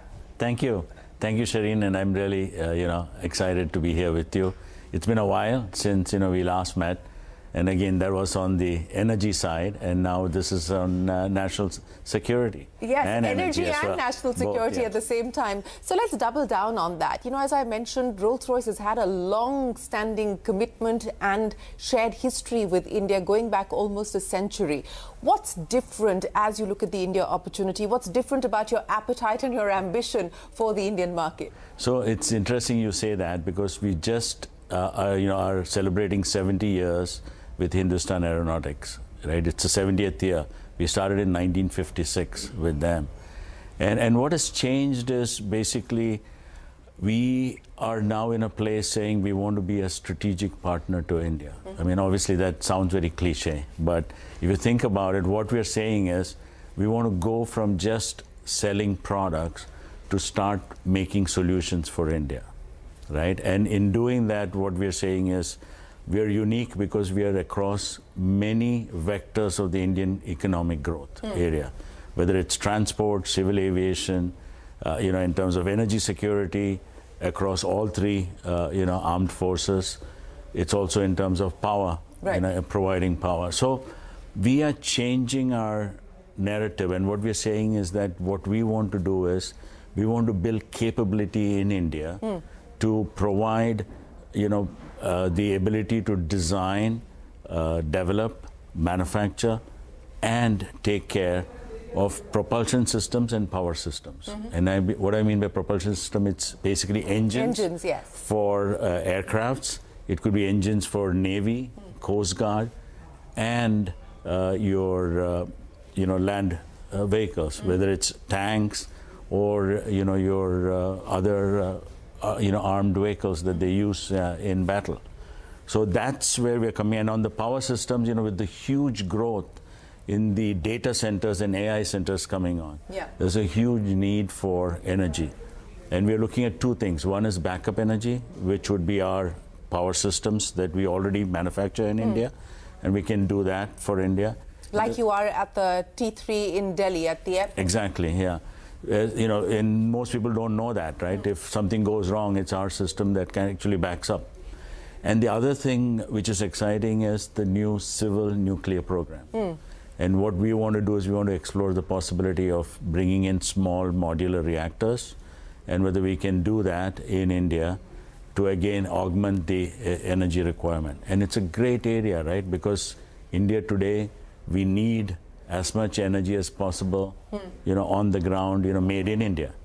And so this could be another area to do that. So there's plenty that you, unpacked there for us. Let me double down on each of those sectors. And I'll start with HAL because, as you said, it's your 70th year. That's one of the two joint ventures that you have in India, the other being with Force Motors. Correct. Now, what is the plan as far as the JV with HAL is concerned? What can we now expect? So HAL, there's two parts to it, right? One is we have licensed manufacturing of engines and the maintenance of those engines. A lot of people don't know we've got 6 different types of engines that are being manufactured and maintained by HAL. The other bit is a joint venture which is called IAMPL, or International Aerospace Manufacturing Private Limited. There we manufacture components for our global operations. Okay. So we're already making in India for the global part of it. There are about 200 plus precision parts which are being manufactured there. We just expanded our second factory. So our first factory is in Bangalore, second one is in Hosur, and we have just expanded the Hosur plant to a larger capacity. Okay. And now we're thinking about plant 3 and 4 and 5. Okay. So it's where will these plants come up? In the area, or it'll be in the area, okay. In the area where it is already right now. But the idea is that this will play very well with our whole vision of being a strategic partner to India, right? As we start being that, we will be manufacturing in India, and for that we will require supply chain. IAMPL can play a key part of that. So when we talk about making in India, and you give me an example of how you are doing 200 precision parts that are being made here in India as part of your global supply chain. Now, what's the sourcing aspiration? What do you intend to do as far as expanding the vendor ecosystem is concerned? You've got about 100-odd vendors here. What can we expect on those fronts in terms of investments and in terms of expansion? So when we think about supply chain, I think of it in three different buckets. There's a set of vendors today or suppliers today who are supplying us. Those are easy to lift and shift into our new programs as we start doing it. There's a second set of supply chain people that are there who potentially will need a little bit of tweaking. We may need to support them. We may need to help them get to that capability to do it. And then the third one will be absolutely brand new areas which we will need to cultivate and build. So our whole idea is that our supply chain strategy is going to be, we're going to look at all these three areas and see how we can build it. And our aspiration is, we want to get to upwards of $1 billion of supply from India. Upwards of $1 billion by when, and where are you currently? So I would say it's probably by probably in the next 5 years. Okay. Is the goal. In the next 5 years. Let's talk about the one piece of news that is much awaited at this point in time, and of course we are still waiting to hear from the Indian government on the decision as far as the AMCA program is concerned. You have of course submitted your proposal and that involves complete transfer of technology as well as making in India. How confident do you feel about your proposal as far as the advanced medium combat aircraft is concerned? So Shireen, what we have done is we've thought a bit more broader. What we have done is we have not just looked at the AMCA engine. Obviously, AMCA engine will be the heart of our process. But what we're thinking is we want to set up a whole, what we call an aero gas turbine complex in India. Okay. What that means is basically we'll have a design center, we'll have a development center, we'll have a manufacturing center, and then we'll have an aftercare. So the whole series will be in one complex. Plus, we will add to it the supply chain ecosystem. So we will have suppliers that will also come into it. And the intent is we will do this with an Indian partner. So we will jointly with the government, which is GTRE, and an Indian partner, do the design, look at the production.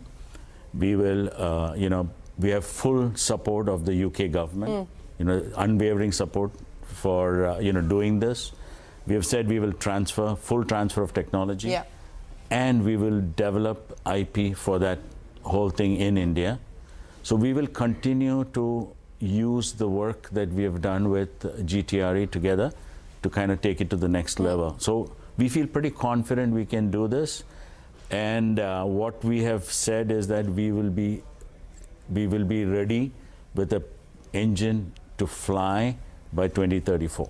By 2034. But this plan that you laid out for us, which, as you said, will not be just dependent on the AMCA engine, but it will create an ecosystem around the AMCA engine.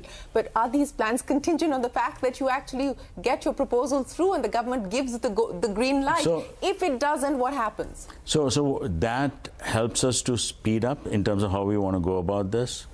If not, then we got to think of another program, right, which will happen. But the idea is that we will have Indian capability there ready to not only just work AMCA, but also work other things down the road.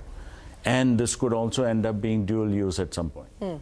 You could use it for military and you can also use it for civilian. Right. And once we develop an AMCA engine, what we have said is we can use components of that to create a naval electric propulsion, which is very unique. Rolls-Royce is one of the few companies which is saying we can take that and convert it into a naval electric propulsion. So it's, and the reason why that's important, Shireen, is Navy is not going to have hundreds of engines. Talking about 30, 40, engines that you'll need for your naval propulsion. So it's very difficult to say, okay, I'm going to create another complex for Navy. Right.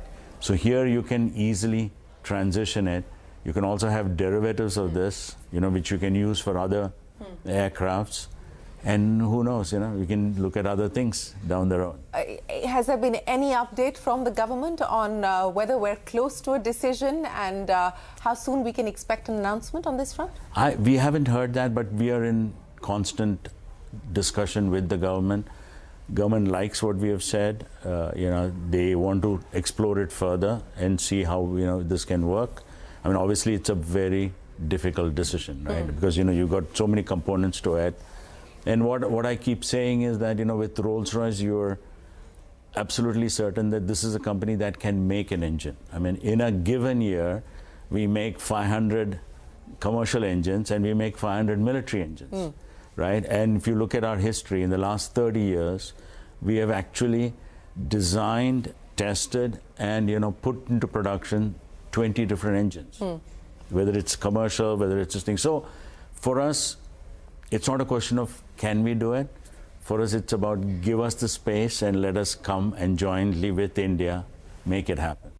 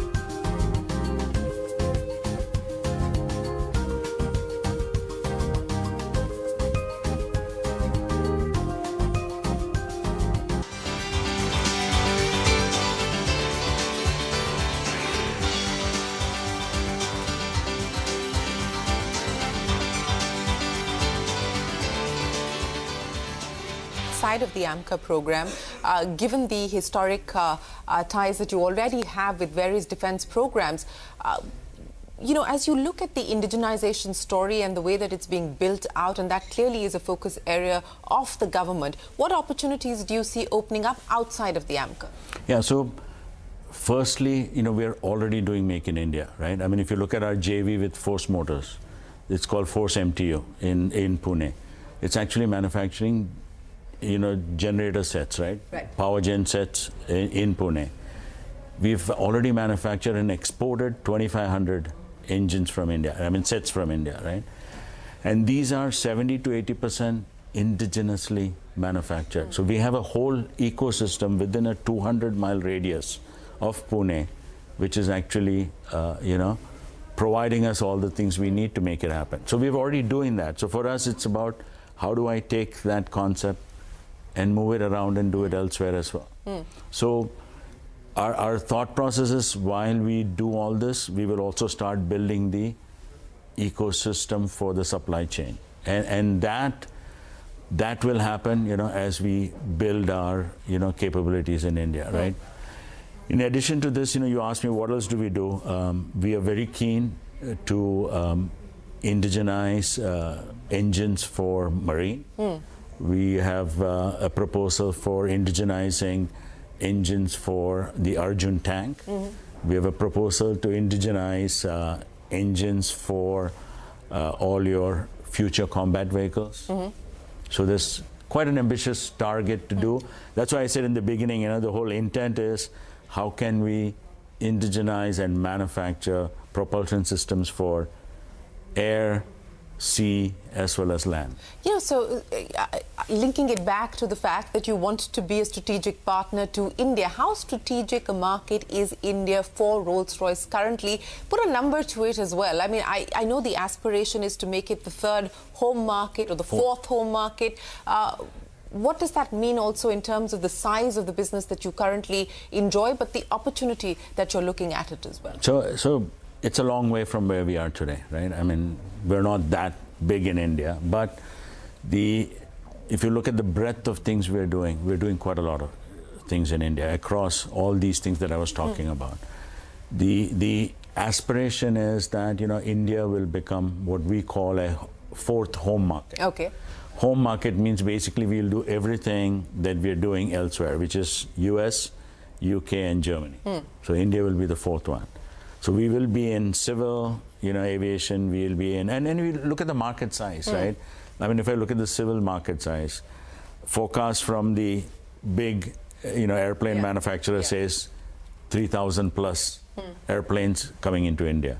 That's 6,000 engines right there, right? And then it's a question of how many people make engines for these airplanes. 3, right? So you can see the numbers, how that comes out. Same thing goes with the military stuff, right? So there's quite a lot. And then let's take your power systems, right? For the power for the all your AI and data center. Incredible growth, right? I mean, I've seen numbers that say in 24 it was 13 terawatt hours of power consumed. They're saying by 2030 that's going to be something like 57 terawatt hours. I'm told every gigawatt of incremental data center is 8 terawatt hours of power. So you can imagine, and there are like 10 gigawatts announced. So that's 80 terawatt hours of power needed. So the opportunity is incredible, right? What you can do. Question is, how do you work into it, and how do you, help make that happen? So on the SMR side, because this is again something the government is actively looking at, what's the plan? Do you do it by yourself? Do you do it in association, in a joint venture with anybody here in India? Most likely we'll probably do it, with a partner in India. But the thought process is, we are the first ones to actually do the first SMR globally, right? I mean, it's still in process. This is in the UK. And the idea is India has a huge potential. The Indian government, with the Shanti bill has opened things up. So what we need to do is, one, we need to understand what's the process they're going to go through and how that's going to happen. And then take it to the next level in terms of, how do we go about it? And, and we're talking to the government, we're talking to, the ministry to really understand and see how we can come and be part of it. Is there a short list of partners identified already? No. No, not yet. Not yet. By when do you believe that we could see some traction on this front, on the back of the conversations that you're having with the government? I think, my guess is this is more a longer term shot, right? SMR is more longer term because we need to make it happen elsewhere. We need to look at the economics behind it. It may not work for India, in terms of immediately. Are we able to get it to that level? But, huge ambitions, right? I mean, you look at the Prime Minister's ambition. He said he wants 100 gigs by 2047, and he wants to have the first 5 by 2033. Right. And knowing him, it will happen, right? I mean, we've seen that in renewables. Yes. Right? Everybody at first said, oh my God, how are you going to get to 500? Yeah. And look at the scale that's growing. So I'm a strong believer it'll happen. And so my thought process is that we better get there if we really want to be part of it. You've got a large presence here in India in terms of your workforce as well, between, your joint ventures as well as your global capability center that operates here. We have about 4,000 people here. Are you looking at hiring more, given the plans that you have? What kind of India investments are we talking about? We're talking about at least taking that number to 10,000 is what our CEO, when he spoke with the Prime Minister, he said, my goal is, if I do all this stuff, we could end up having 10,000 people in India. I told you about the supply chain ambition. Yes. And I would say in terms of investment, multiple $1 billion, but I can't give you an exact number because why I don't want to say that is it's dependent on what programs come through and secondly, what is the ecosystem you're building? Because it's not going to be all us, right? Because there's going to be different, it's like an automobile factory coming, right, with all the ancillaries coming around it. That's right. But it'll be big. If you start moving this, it'll be big. I mean, just take AMCA, right? I mean, you're talking about 500 engines.